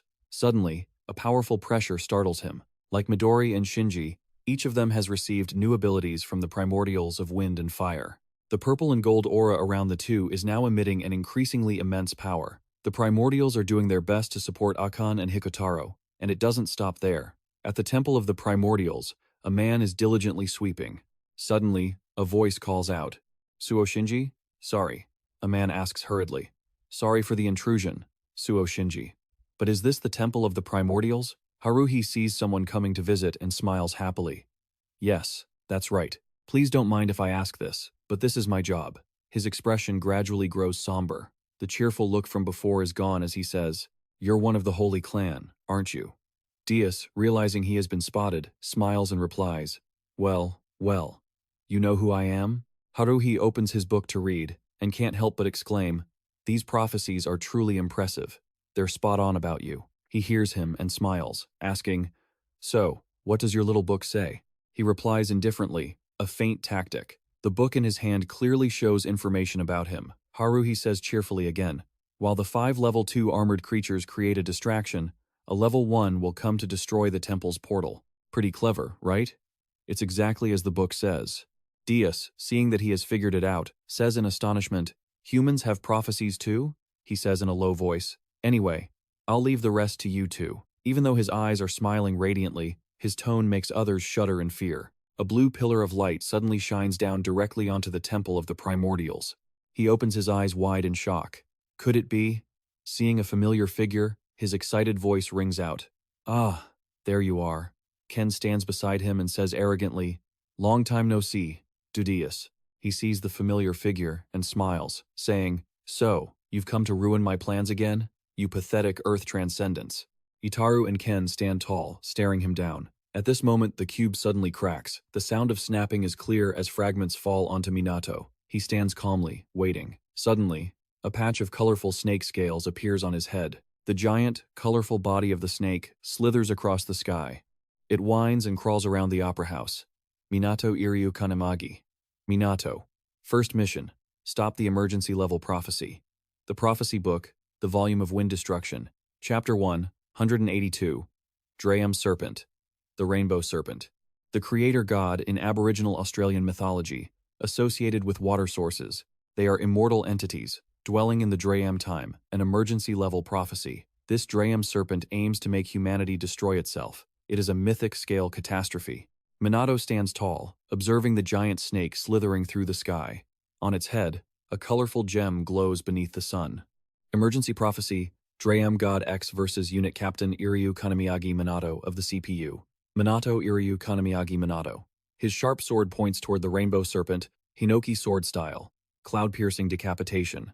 Suddenly, a scorching orange aura envelops his body, and the sharp sword in his hand swings, creating a violent column of magic power, firing straight into the sky, a heavenly strike. Immediately, the pillar of magic power rockets upward, heading straight for the giant slithering snake. Under the tremendous power of his swing, the monster's massive body is sliced into many pieces, severed right in midair.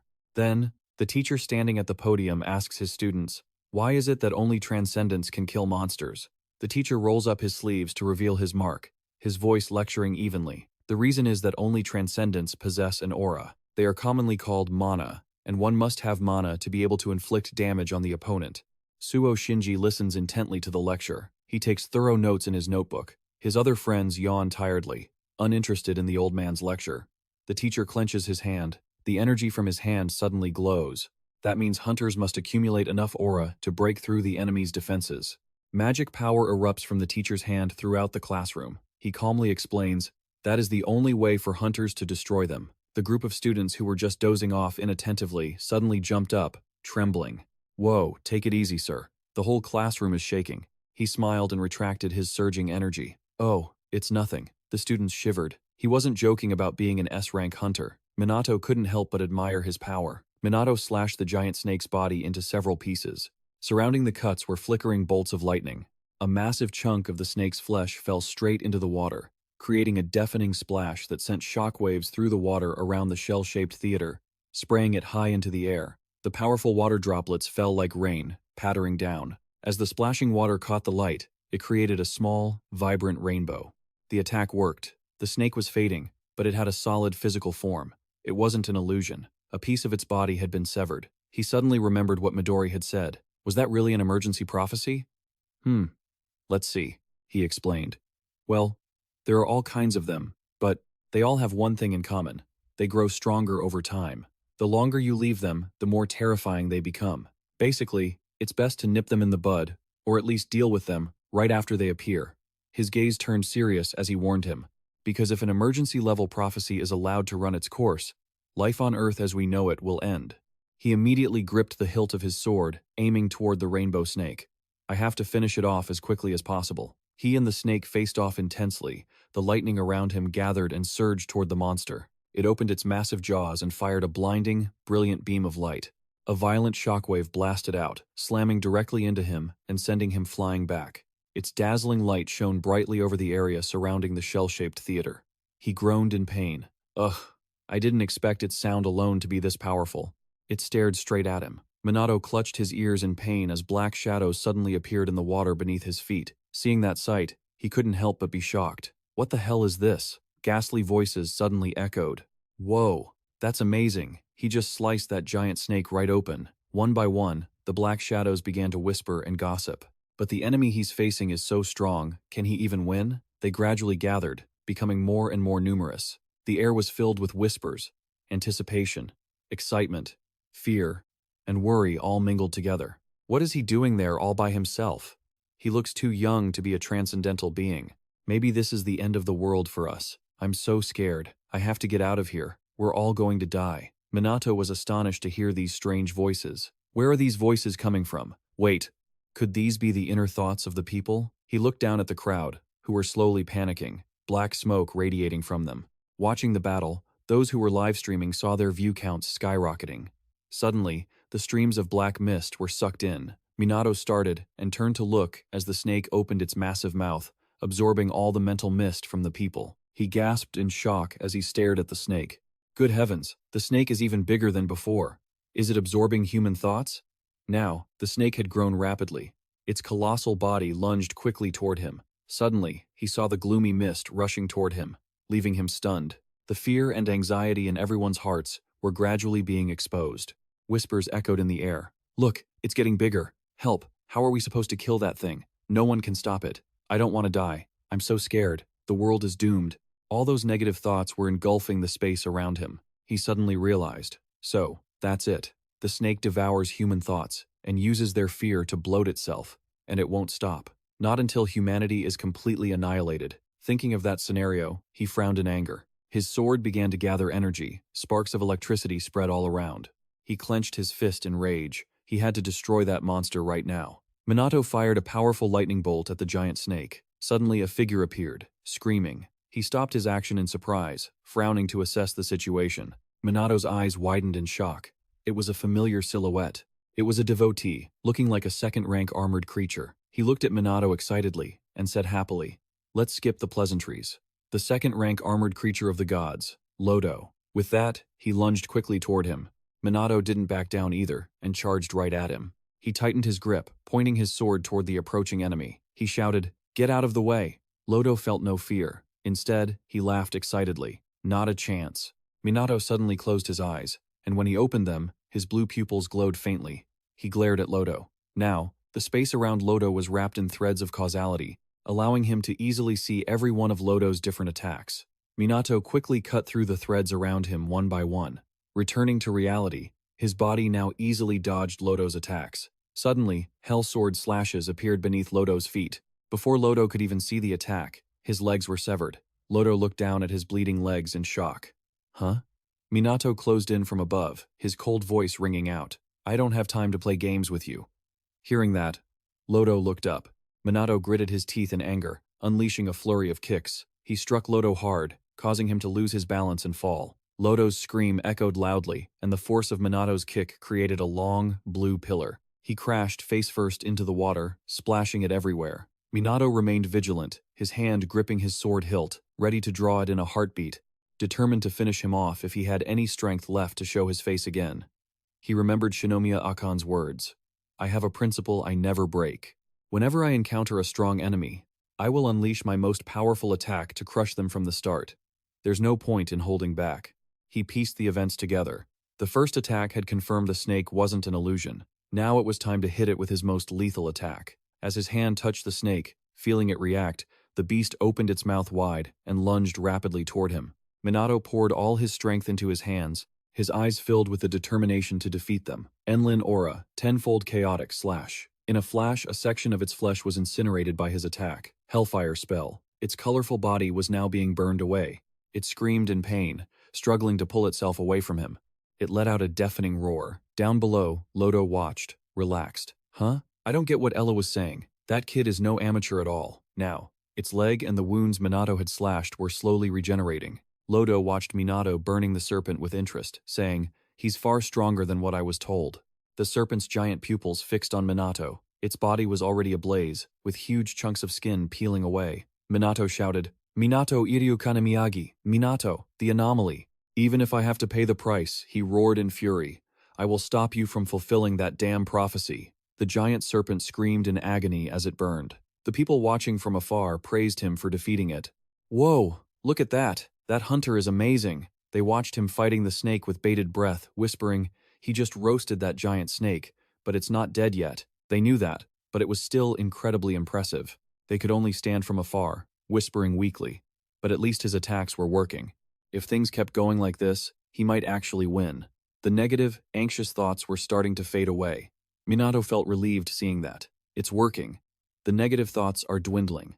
The Drayam universe grew stronger by feeding on people's fear. So, if he could show everyone that, he was stronger than it, he could stop the Rainbow universe from growing any further. He continued to swing his sword hard at the giant serpent. "Let's see about this." Simoring. Suddenly, a familiar voice rang out. "Tell me about it." Lodo stood right behind him. His cold voice pressed against Minato's ear, making his movements freeze instantly. "What makes you so sure that every destiny is evil?" Minato turned around in shock. "It healed already?" Without hesitation, he swung his sword in a fierce arc toward where Lodo stood. Minato wasn't surprised to see him dodge the attack. At that moment, Lodo was just casually chatting with his hands behind his head. All those destinies are hidden on Earth, like ticking time bombs. And not every destiny was created by the creators. You know, some were made by other forces or even more powerful transcendent beings. But guess what? Actually, Earth itself created some of them to teach humanity a lesson. Minato was stunned to hear him say that. Lodo continued to confide in him. "This destiny isn't mine. It was buried here long ago. I just activated it a little." Lodo looked at him nonchalantly. The Drayam universe is just Earth's way of expressing its anger at the inherent evil of humanity. Hearing that, Minato's face darkened, and he growled, "So what? Are you saying we should just stand still and let ourselves be destroyed?" Then he suddenly roared at where Lodo stood. "Is that what you mean?" Seeing Minato's anger, Lodo didn't care and continued to taunt him. "Me? No way. I don't have any deep intentions. I'm just trying to stall for time." Hearing that, Minato suddenly realized something. But at that moment, the colorful orb in the sky began to shine blindingly bright. The serpent, now enveloped in Minato's flames, grew rapidly in size. It let out a loud cry and lunged toward the orb. The crowd, watching from a distance, panicked as they saw it growing. "What the hell is that? What is coming out of that snake?" The serpent was now several times larger than before, and rays of light began gathering to attack everywhere in the city. Minato gritted his teeth in anger as he saw the city being torn apart. It was attacking everything at once. Now the entire city was engulfed in a sea of flames. Suddenly, he felt their negative thoughts bubbling up again. Sydney just collapsed. "My home." The serpent grew stronger by the second. "Accept the truth. We're finished. We're all going to die." Sensing their fear, it opened its mouth wide to swallow everything up. Minato screamed in panic. "No way! This can't be happening. The flames are gone, and worse, the snake is even bigger than before." Suddenly, Lodo's gleeful laughter cut through the chaotic thoughts in Minato's head. Lodo's arm stretched out, his fingernails turning into blades, closing in on Minato. Lodo said excitedly, "Surprised, aren't you?" Minato was stunned. Lodo's sharp hand crushed him, splattering him into bits of blood and debris. Suddenly, Lodo froze, looking around as his own arm was sliced into pieces. Lodo stared at his severed arm in shock, then glanced behind him to see Minato standing there. He couldn't help but purse his lips in surprise. This move again? The image of Minato being crushed hadn't happened. He was still standing tall and imposing. Lodo gritted his teeth in annoyance. He hadn't even seen Minato's sword move. He had sliced off Lodo's arm before he could even realize what had happened. In Ella's combat log, she wrote as if Midori Ichihara was the only real threat to the creators.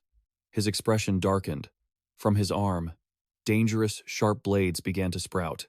"You brat, how did you become this strong?" His face twisted, and he screamed at Minato. You anomaly! Minato Iryu Kanamiyagi Minato. He launched his arms toward Minato at lightning speed. Minato's pupils didn't even waver for a second at his actions. Valerian, do you think I'm stronger than a Tier 2 armored entity now? Minato looked seriously at the major changes in his body. Valerian crossed his legs and said calmly, not by a long shot. Hearing his blunt words, Minato chimed in, I thought so too. Valerian spoke indifferently. You're certainly not weak, you just can't match their strength and speed yet. However, he looked at Minato with confidence and said, that's only true if you keep yourself within human limits. There is more than one way to solve a problem, he added. Think about it. Why do you think the transcendents of this era can't seem to reach the level of the progenitors? It's because they keep all their power suppressed within themselves. They possess physiques and senses far beyond the average person. They just don't know how to unlock them. Minato stood there, staring at him blankly. Valerian looked him straight in the eyes, becoming serious. Minato Iryu Kanamiyagi. Minato, you must accept the smallness of your own existence.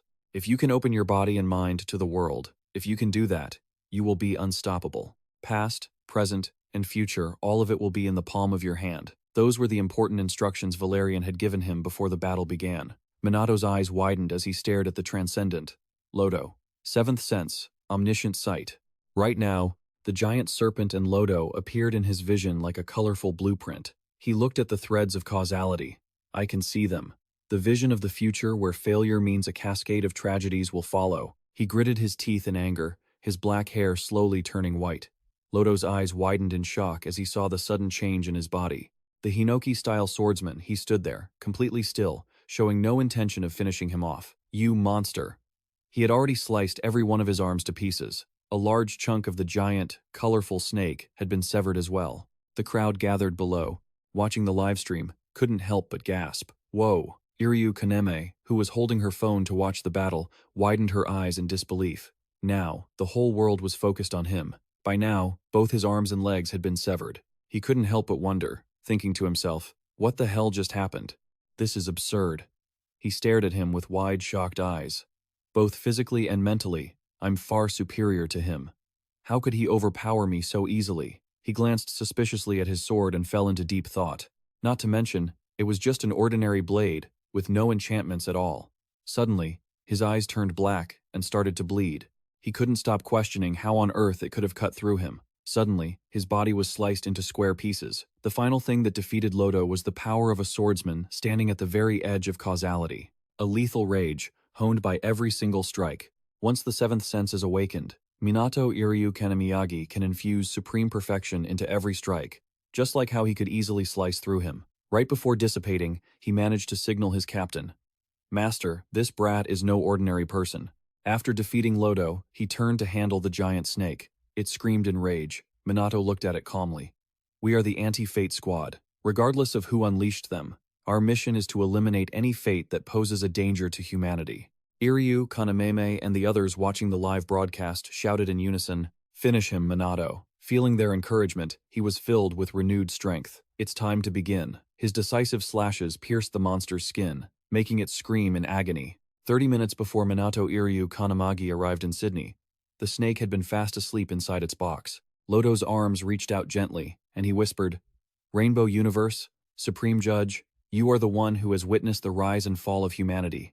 Your sleep is over. He looked smugly at the colorful snake, his sharp fingers piercing its head. His cold voice echoed, Wake up. His eyes glowed with excitement as he stared at the small snake. From this moment on, you shall serve only the creators. Its eyes suddenly turned black, and just like that, Lodo, a secondary armored creature of the creators, had been defeated. But their troubles weren't over yet. His body slowly sank into the water. Above them, although the snake had been slashed, it showed no fear and lunged at him rapidly. Lodo's death inadvertently released the Drayam universe, an urgent fate from the claws of the creators. Suddenly, the snake's eyes were no longer icy cold. They had become big, round, and sparkling. Minato was stunned by the change. What is this? A sudden strike came down toward him, but he was on guard and managed to dodge it. The snake opened its mouth wide, lunging as if to swallow him whole. Its sharp teeth were ready to bite him in one go, but Minato was holding his ground, resisting with all his might. He gritted his teeth, feeling anxious. Suddenly, a beam of light shot from its fangs onto his sword. The scenery around him shifted into a colorful world, leaving him in awe. Minato stood frozen in thought. Something was emerging from the snake. What could it possibly be? The rainbow universe was having a dream. The little snake looked at him with big, watery, sparkling eyes. Tears streamed down its face in long streaks.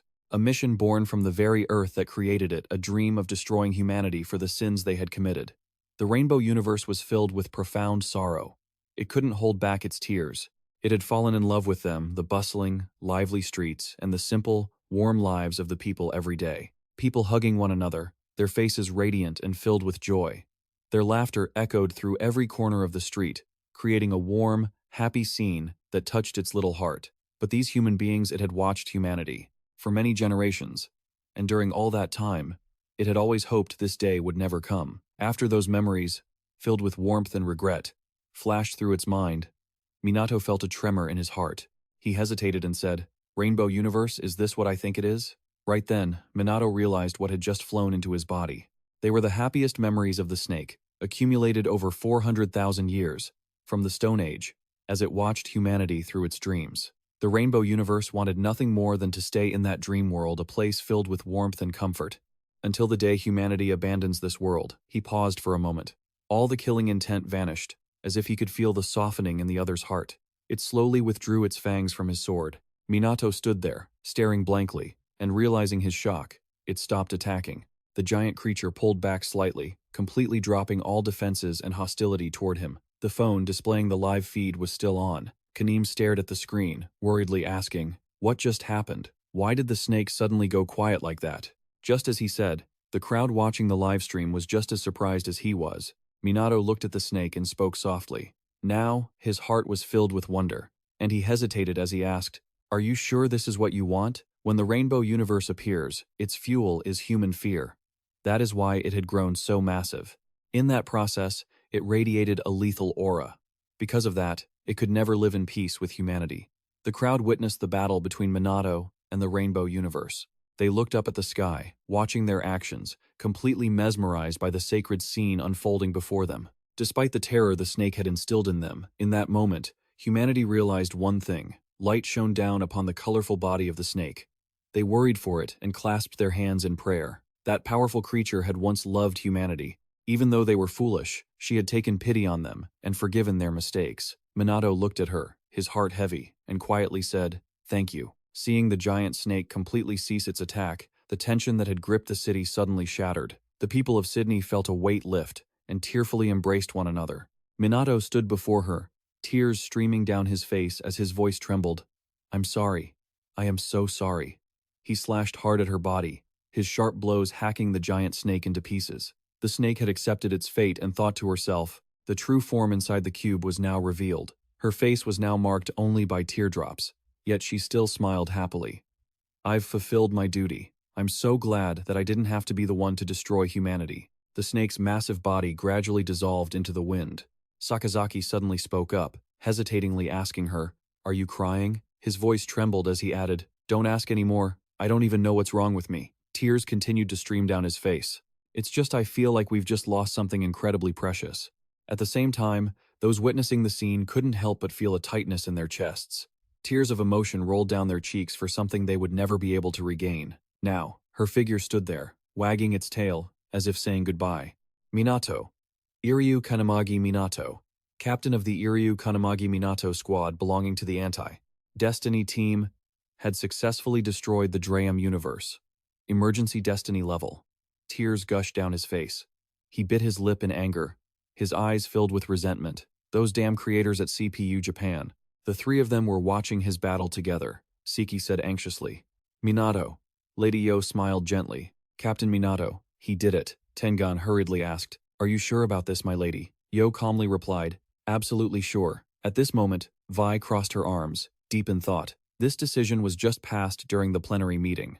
"After this battle, I don't think we can keep this a secret any longer," she said solemnly. "Start the live stream." Sakazaki looked at him, crying, and said, "Let's go. Iryu Kaneme. We're going to pick up Minato." Shinomiya Akan covered her face, weeping.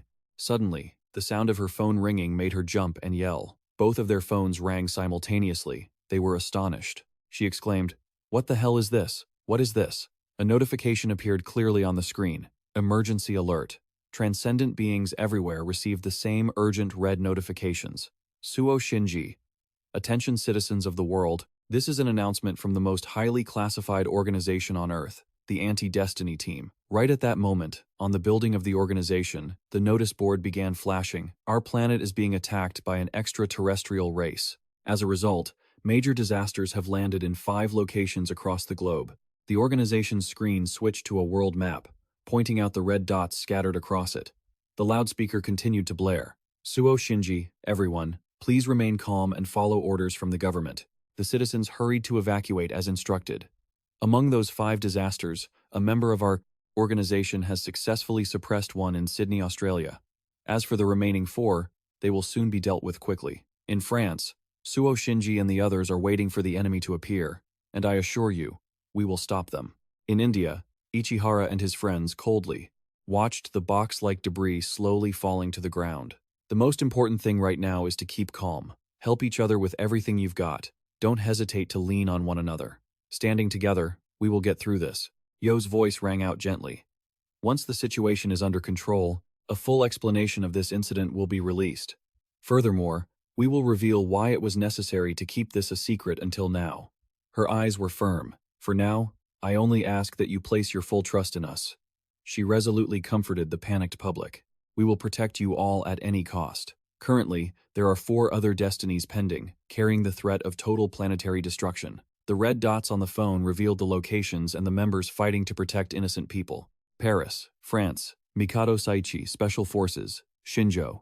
The Iryu Kanamaiji Minato team, Nishina Q, Special Forces, Kinjiro. A man with a weary expression and dark circles under his eyes looked up toward the voice.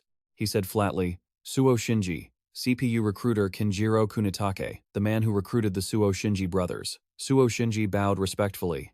It's been a long time. I remember the last time we met was at my brother's funeral. He replied calmly. That's right.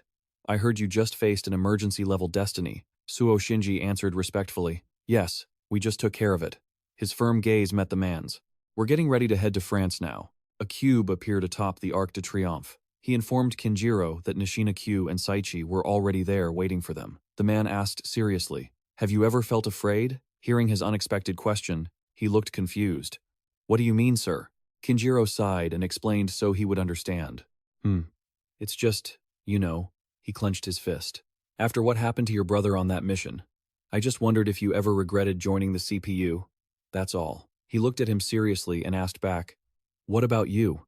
Do you regret recruiting me and Makoto? Hearing the counter-question, the man furrowed his brow and hesitated. Kinjiro fell silent. I personally recruited your brother and most of the members of the Suo Makoto squad. He bowed his head, unable to face him.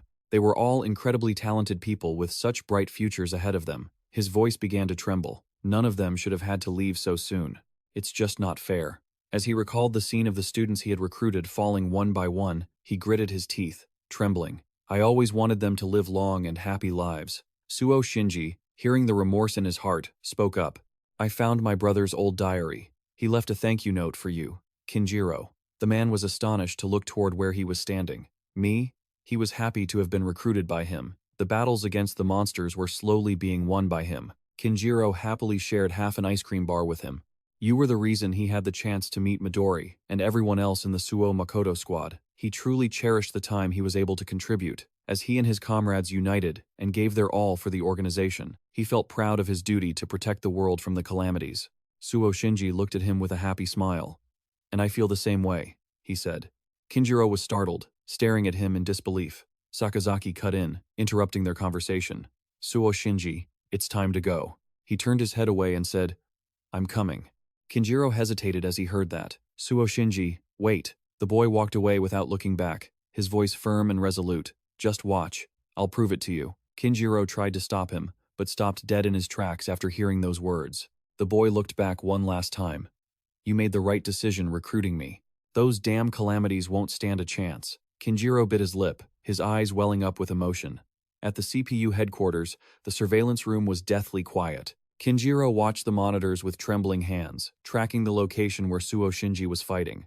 Good luck, Jin whispered, standing beside him in silence. Kinjiro gritted his teeth, unable to hide his anxiety. Show them what you've got, Suo Shinji. The screen showed the boy ready for battle. A crackling sound echoed as the crate shattered into pieces. A massive, dark shadow suddenly slammed into the ground. Suo Shinji's gaze turned icy as he locked eyes with the monster that had emerged. 1764. France.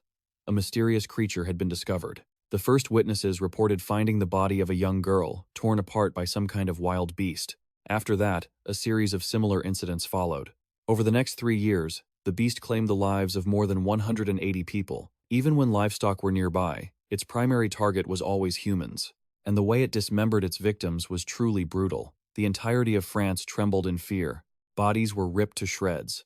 The soul of a long-dead warrior, an embodiment of terror, divine punishment, every theory imaginable, was proposed regarding its identity. But in the end, it vanished as suddenly and mysteriously as it had appeared.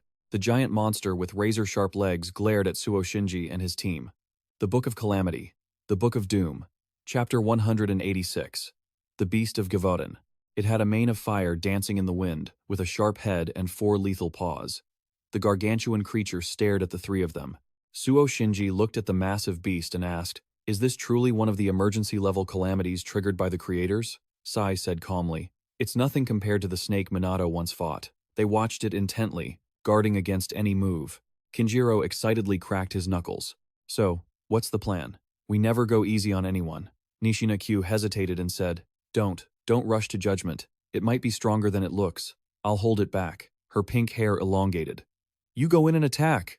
With that, she activated her ability, Hairnet. Seeing her move, they channeled their energy and lunged toward the beast. The 2 of them shouted in unison, "Got it!" Suo Shinji's body was now enveloped in raging flames. He sensed a terrifying amount of magical power and looked up to see a figure standing atop the Arc de Triomphe. Suo Shinji dashed over, standing beside Kinjiro to block the surprise attack. Nishina, Q, and Sai were taken aback, frozen in shock by his actions. His icy gaze fixed on the opponent, and his cold voice rang out. "I was wondering where you might be hiding, Creator." She looked at him in surprise. "Oh, still alive? Interesting. My name is J. Pilon."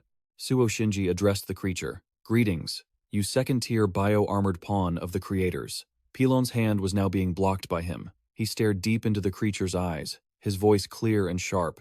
"I am the vice-captain of Team Iryu Kanamiyagi, Minato Suo Shinji." He transformed his body into his phoenix form. Both of them collided with immense force. Suo Shinji tried to push J. Pilon away from Mikado, Sai, and Q, who were dealing with the beast. He saw him jump, driving Pilon high into the sky, while flames from his body rained down on Sai. "Whew, that's hot. The kid must have leveled up." Nishina Q, standing next to him, added, "That flashy fighting style almost reminds me of Makoto." After seeing him engage J. Pilon, the 2 turned their attention back to the beast of Gavoden. Kinjiro said indifferently, "Let's just leave that creator to Suo Shinji." The beast was now right in front of them. Sai said excitedly, "In the meantime, let's see what we can do with this calamity." High above the French sky, J. Pilon spoke coolly. "So, you can shape your flames however you wish?" The boy just stood there, silently watching his movements. Blue flames erupted from his body. Sensing his power surge, the creature was startled. Suo Shinji said smugly, "Prepare yourself, you alien scum." He calmly provoked him. "By the time I'm done with you, there won't be anything left but ash." So, Suo Shinji had inherited Astra's fire? The image of Minato appeared, confirming, "In that case, I bet the kid can use that move." Hinoki-style swordplay, Sea Storm Slash, Cross of Immortal Fire, Flash Slash. His sharp blade streaked through the air, rushing toward Pilon. The creature stood tall in the sky, surrounded by a defensive barrier. Pilon mused, "I see. You coat your sword in flames." Seeing him deflect the attack, the boy was astonished. He blocked it? Wait, no. He just extinguished the flames around himself. The creature walked right through his fire and said, "When you threatened to turn me to ash, I was hoping you'd surprise me with something more extraordinary." He looked at him with disdain. But sadly, this is exactly what I predicted. The boy didn't wait to hear more. While Pilon was distracted, he created sharp blades of energy, Cross of Eternal Destruction. With icy eyes, he sent every single blade flying toward him. J. Pilon couldn't help but be shocked. Firewheel Dance. A sharp tornado of flame roared toward the creature. His relentless strikes caused the live feed to light up the whole sky.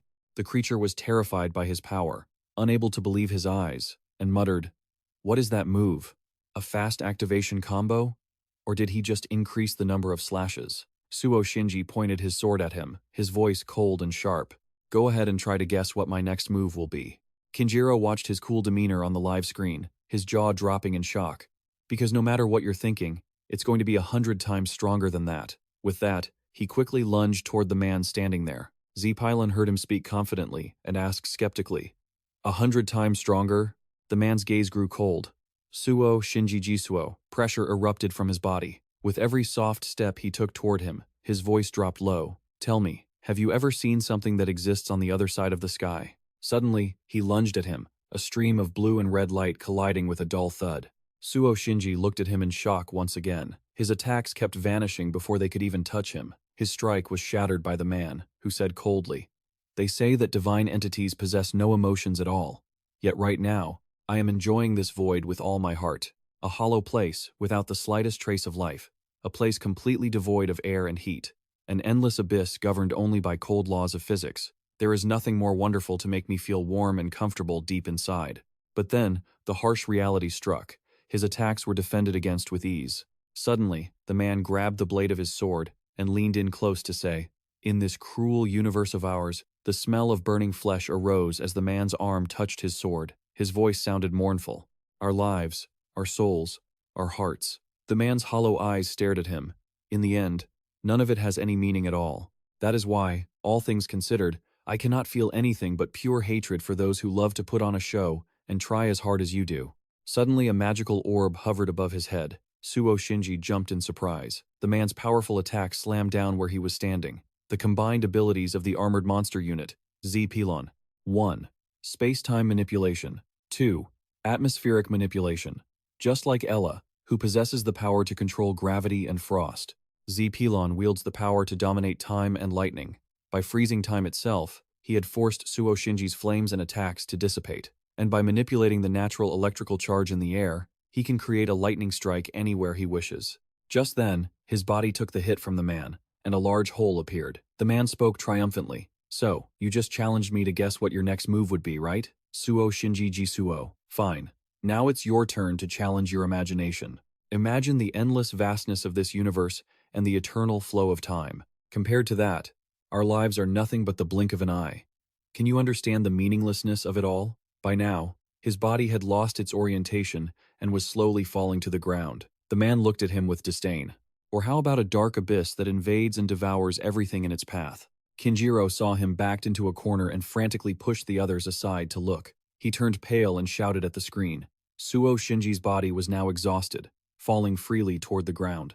"Sometimes I can't help but wonder why I find it so hard to fight for my own sake. Deep down, who am I? What mission was I born to fulfill? No matter how hard I try, I can't find the answer." Even when I joined the Grand Prophet team, for the most part, it was just to receive recognition from my brother, not to mention making my parents feel at ease. But now, my teammates, my new life since being by their side, I have the Iryu Kanamagi Minato team, people who truly believe in me, and I fight to protect Oribe. Vague slogans like, "Let's save the world together," really don't evoke any emotion in me at all. Instead, I want to turn my mind toward the familiar people around me. Once I start using my imagination, at some point I will realize that every single person in this world has a life of their own. They all have warm days under the sun, or cold nights trembling in the dark, struggling to face a harsh life. Perhaps they have friends and family to share their sorrows with, or they have to bear the burden of trivial things all by themselves without anyone to help. Even amidst the stifling weight of daily life, they can still enjoy a few gentle moments, feeling as if nothing in the world can hold them back. Everything starts with imagining the life of a stranger, but after a while, it always ends with the same thought. Whoever you are, I still hope you have a peaceful tomorrow. And more than that, I promise. His mind was now filled with contemplation. I will do everything in my power to ensure that happens. His gaze was filled with determination as he observed his surroundings. No matter how many times I stumble, his body suddenly glowed. I will never let it be the last time. Suddenly, a stream of blue light flared up, making the man jump in shock. "No matter what happens to me, I still want you to have one more peaceful day when tomorrow comes." His body had now fully recovered. The man looked at him in surprise and said, "It seems that even when you die, you can still resurrect yourself by using magic power." Magical orbs appeared continuously above the man's head. Z-Pylon looked at him arrogantly. "Even so, this must surely cost you quite a bit of stamina." Immediately, he dropped each magic mace toward him. He said coldly, "Why not accept the truth, and instead, Peacefully accept your own destruction? Not only will you get the complete rest you need, but you will never be forced to face this painful reality ever again. His eyes mocked him. Let the endless void swallow you and bring you comfort in its deadly embrace. Both of them lunged at each other, colliding powerfully and creating a massive shockwave. His cold voice rang out. Our lives will end in the blink of an eye, especially when placed in the grand order of the entire universe. Wasn't that what you said? Saying that, his cold eyes stared at the man. All right, let's see if you can last longer than the blink of an eye. Suddenly, his powerful attack slammed straight into the man's body. Now, Pilon was also sustaining many wounds from his strikes. The man thought in shock. Does the flame possess such incredible power? But a circle appeared behind him. Pilon suddenly realized something was very strange. He watched the flames surrounding him, wondering why they wouldn't just die out on their own. But I condensed the flow of time dozens of times over. He blocked a strike from the boy with one hand, silently calculating how much longer these flames would take to burn out. He glared at him in anger. How is this possible? How much longer do you intend to unleash that full-power flame before your mana runs dry? The boy replied calmly. That's the price for daring to toy with time. You see, I was never the cunning or clever type to begin with. Suo Shinji let out a cold breath. Which means my only strategy is to keep using brute force until it actually works. The entity panicked, gritting his teeth. You idiot! How can you just throw your life away without a care for the price you'll pay? He roared in frustration. Answer me! Suo Shinji Jisuo. Do you intend to die here? The boy ignored his crazed appearance, remaining silent. His gaze fixed and determined, he replied, No way. I'm making it out of here alive, no matter what it takes. There are still people out there counting on me. Kinjiro heard those words, his body tensing up as the boy's voice echoed steadily through the surveillance monitor. People who won't have a shred of hope left for a brighter tomorrow, unless I survive this. Hearing that, he shouted back. Zeppelon's face turned grim with shock as he heard him. Blue flames erupted from the boy's body and engulfed the entity. Screams of agony filled the air. As the phoenix flames incinerated his body, the second-tier armed entity could only stand helplessly. Zeppelon watched as the flames began to swallow him whole, and he felt true terror. No, this is absurd. His silhouette seemed to be falling into the sun amidst burning lava. He had seen firsthand the massive amount of mana hidden deep within Suo Shinji Jisuo, a bottomless vortex, threatening to incinerate everything in its path. Suo Shinji Jisuo's body had become a vessel for the searing power he had stolen from the fire god power that was originally stored as mana. The entity's body was now charred and falling apart. You and the progenitors have so much in common. Both you and they are nothing more than monsters. As he finished speaking, the entity's body gradually dissolved into nothingness. The boy stared intently at the void where the entity had just vanished and said, Goodbye, sacred entity. You're the one who needs to face reality and crawl back to that bottomless abyss you love so much. Suo Shinji, lieutenant of the Iryu Kanamagi Minato squad. He had just finished his attack on Zeppelon. The second-tier sacred entity had been destroyed. Mikado Saichi spoke over the phone. Were you monitoring the situation all the way from Japan? Suo Shinji had just wiped out that second-tier entity, or whatever it was, as easily as snapping his fingers. And what about us? Mikado Saichi asked, sounding surprised. We haven't even started yet. A monster stood before him. Mikado Saichi asked, Did you find any intel for us yet? Jin quickly searched her iPad. Wait a second, just as I thought. This has happened before. This prophecy is about the beast, Jarden. Mikado Saichi observed the beast before him. Are there any records on how to defeat it? Jin replied, Not exactly, but there is some information that might be useful. The beast has no emotions or feelings whatsoever. It only operates according to a preset mechanism, and that mechanism itself is quite simple. When someone sees the beast and harbors hostility toward it, the mechanism triggers. The beast's body turns into mist and vanishes. Then, it reappears directly behind whoever showed hostility and delivers a fatal blow. An image of the beast, Jarden standing behind a target, flashed through their minds. Of course, all of this was set up in advance. Jarden will quickly dispose of anyone aiming a weapon at it. God created the beast, Jarden, as a way to punish humanity for their arrogance in trying to conquer nature. It is an automated killing machine, Mikado Saichi wondered. So, you're saying this monster only has counterattack abilities? Why don't we just lock it in a glass cage and turn it into a new tourist attraction for France? Jin replied. That won't work. Given how the mechanism reacts to hostility, some people would inevitably try to summon it. That is exactly what the creator of this beast calculated beforehand. Unfortunately, we humans aren't as smart as we like to think we are. Saichi replied. Fair point. Then I suppose we have no choice but to destroy it. Any ideas? Jin replied. According to records of the last people to push back this beast, it says they defeated it by attacking without harboring any killing intent. Mikado Saichi touched the beast. What's so hard about that? Let's give it a shot. A magic circle appeared on the beast's weapon and on Mikado Saichi's hand. Demon-slaying seal. Mikado Saichi possessed a skill called demon-slaying seal. Whenever he touched someone, they would see a mark appear on their hand. Whatever Saichi touched, that skill would leave behind a seal that drew in light bullets. Multiple seals could be activated at once, and the more seals there were, the more bullets. Saichi raised his fist with determination. Let's do this. Suddenly, he realized the beast had appeared right behind him. Saichi was startled, realizing the danger. Too fast. He quickly spun around to dodge the attacks. Saichi leaped far away. I get it now. Most normal people wouldn't be able to dodge that. He narrowed his eyes.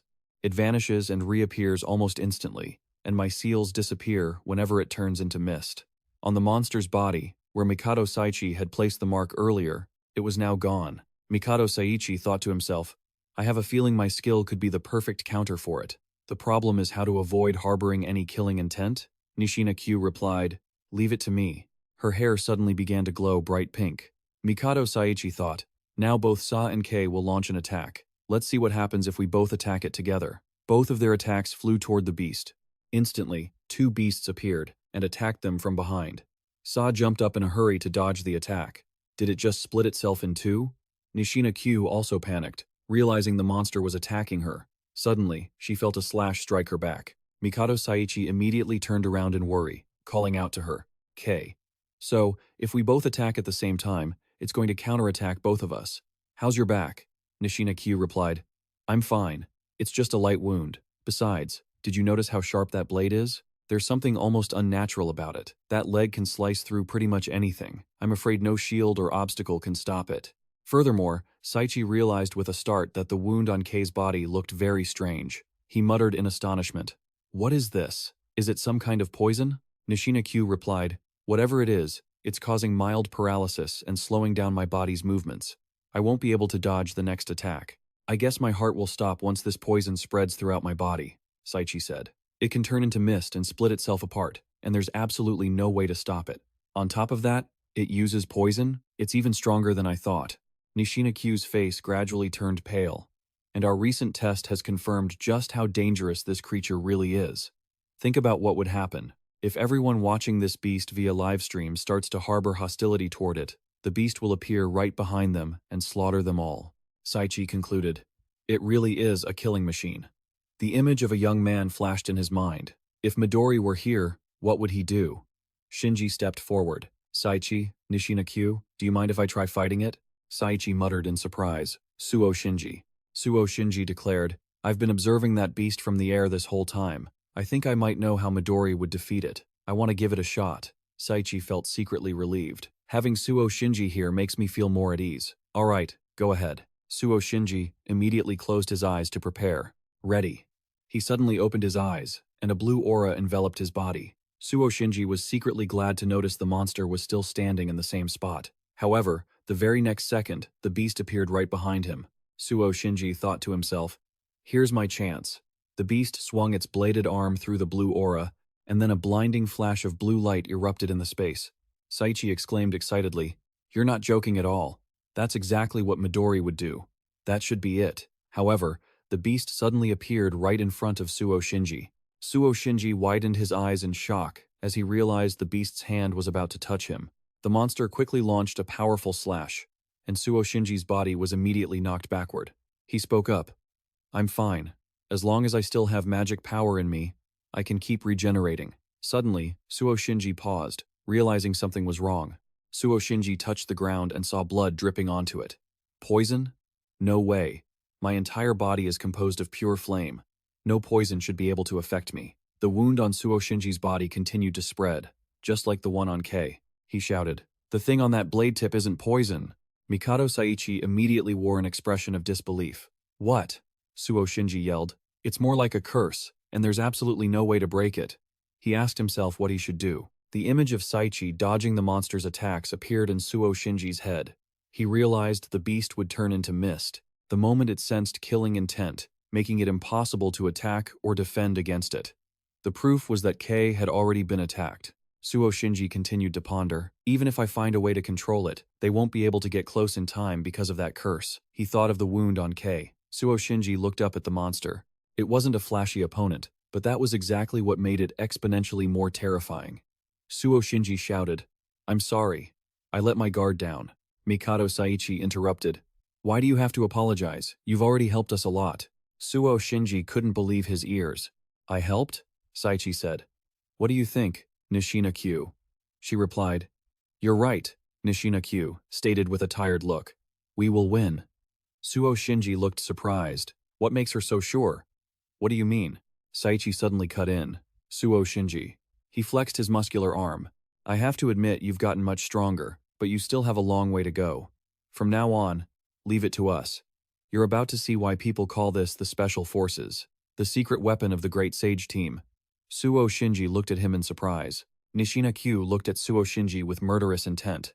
Mikado Saichi cracked his knuckles. "Now prepare yourself to get beaten to a pulp, honey." Suo Shinji immediately thought he had heard wrong. "Huh?" Suo Shinji shouted. "Why me? Why am I the one being bullied and getting hit? Shouldn't you guys be attacking that monster over there?" Saichi replied. "This is part of our strategy. Listen closely. Suo Shinji, because of that curse, you and Kei don't have much time left. I'll keep it short." Suo Shinji watched him in silence. Mikado Saichi was a tall man. I don't mean to brag, but the demon-slaying holy mark is truly an incredible skill. Everyone briefly imagined their opponent being marked by those seals. Those people, no matter where they move, will still be attacked. Mikado Saichi continued. The light bullets will automatically aim directly at anyone marked by the holy mark and unleash a blow just as powerful as if I hit them myself. Suo Shinji replied, "I know that already." He imagined the scene of the enemy being attacked by dozens of light bullets. Saichi frowned. "Hold on. I'm not done yet. Its biggest weakness is that I can't leave a holy mark on the opponent unless I actually hit them." The image of the blonde boy with the ability to continuously dodge his attacks appeared in Saichi's mind. He thought about the moment he attacked the beast. The beast would turn into mist the moment it sensed killing intent, making it almost impossible to grab. And even if I manage to attach the holy mark to it, that mark will disappear when the beast evaporates. "You understand so far?" Suo Shinji panted, the wound on his body seemingly spreading. "Understood." Saichi frowned slightly, looking a bit doubtful about Suo Shinji's reply. Nishina Q spoke up wearily. "Saichi, the curse is spreading very fast. At this rate, I'll be dead in 2 or 3 minutes. Suo Shinji thought in shock. How can she say that so calmly? Saichi raised his fist. "Then we should hurry up." "All right, I'll explain the rest while I beat you to a pulp." Suo Shinji shouted, "What?" A moment later, Saichi stopped and observed the results. "This should be enough, right?" Suo Shinji replied. "I really hope so." His whole body was now covered with holy marks. Saichi looked toward the monster. "All right, let's go." "Suo Shinji, ready? Give that beast a little surprise for us." Suo Shinji dashed forward instantly. "Understood," he shouted, filled with determination. "I'm ready. Let's do this." Suo Shinji moved behind the monster. Saichi raised his fist, the mark glowing. "Good. Let's start." Glowing bullets instantly appeared above his head. The glowing bullets darted toward Suo Shinji. He used his sword to create a defensive barrier, deflecting the bullets and sending them careening toward the beast. Saichi narrowed his eyes, observing the monster. That's it. Part of the monster's body was destroyed. "It's working," Suo Shinji thought to himself. He felt a surge of joy. Awesome, Saichi's plan worked. "I finally realized something about that beast." He recalled Saichi's words from when he tapped Suo Shinji's head to create the mark. The moment it senses killing intent or any attack, it instantly turns into mist, just like how the monster acted when Suo Shinji attacked it before. Saichi continued. After that, it reappears behind its opponent and lands an unavoidable strike. However, it never initiates an attack on its own. Suo Shinji gritted his teeth as he took a punch to the cheek. "Yeah, that's right." Saichi asked, "Do you know what that means?" "We can definitely hit the beast, as long as you aren't aiming directly at it." Suo Shinji suddenly realized the genius of this idea. Saichi explained, "All I need to do is place the beast between the two of us. For example, Suo Shinji on the left, Mikado Saichi on the right, and the beast right in the middle." Mikado Saichi kept explaining as he fired homing light bullets toward him. At that moment, Suo Shinji would set up a defensive layer, so the bullets would bounce off and strike the monster. Saichi remarked, "Easy as pie." These homing bullets will fly straight toward the monster.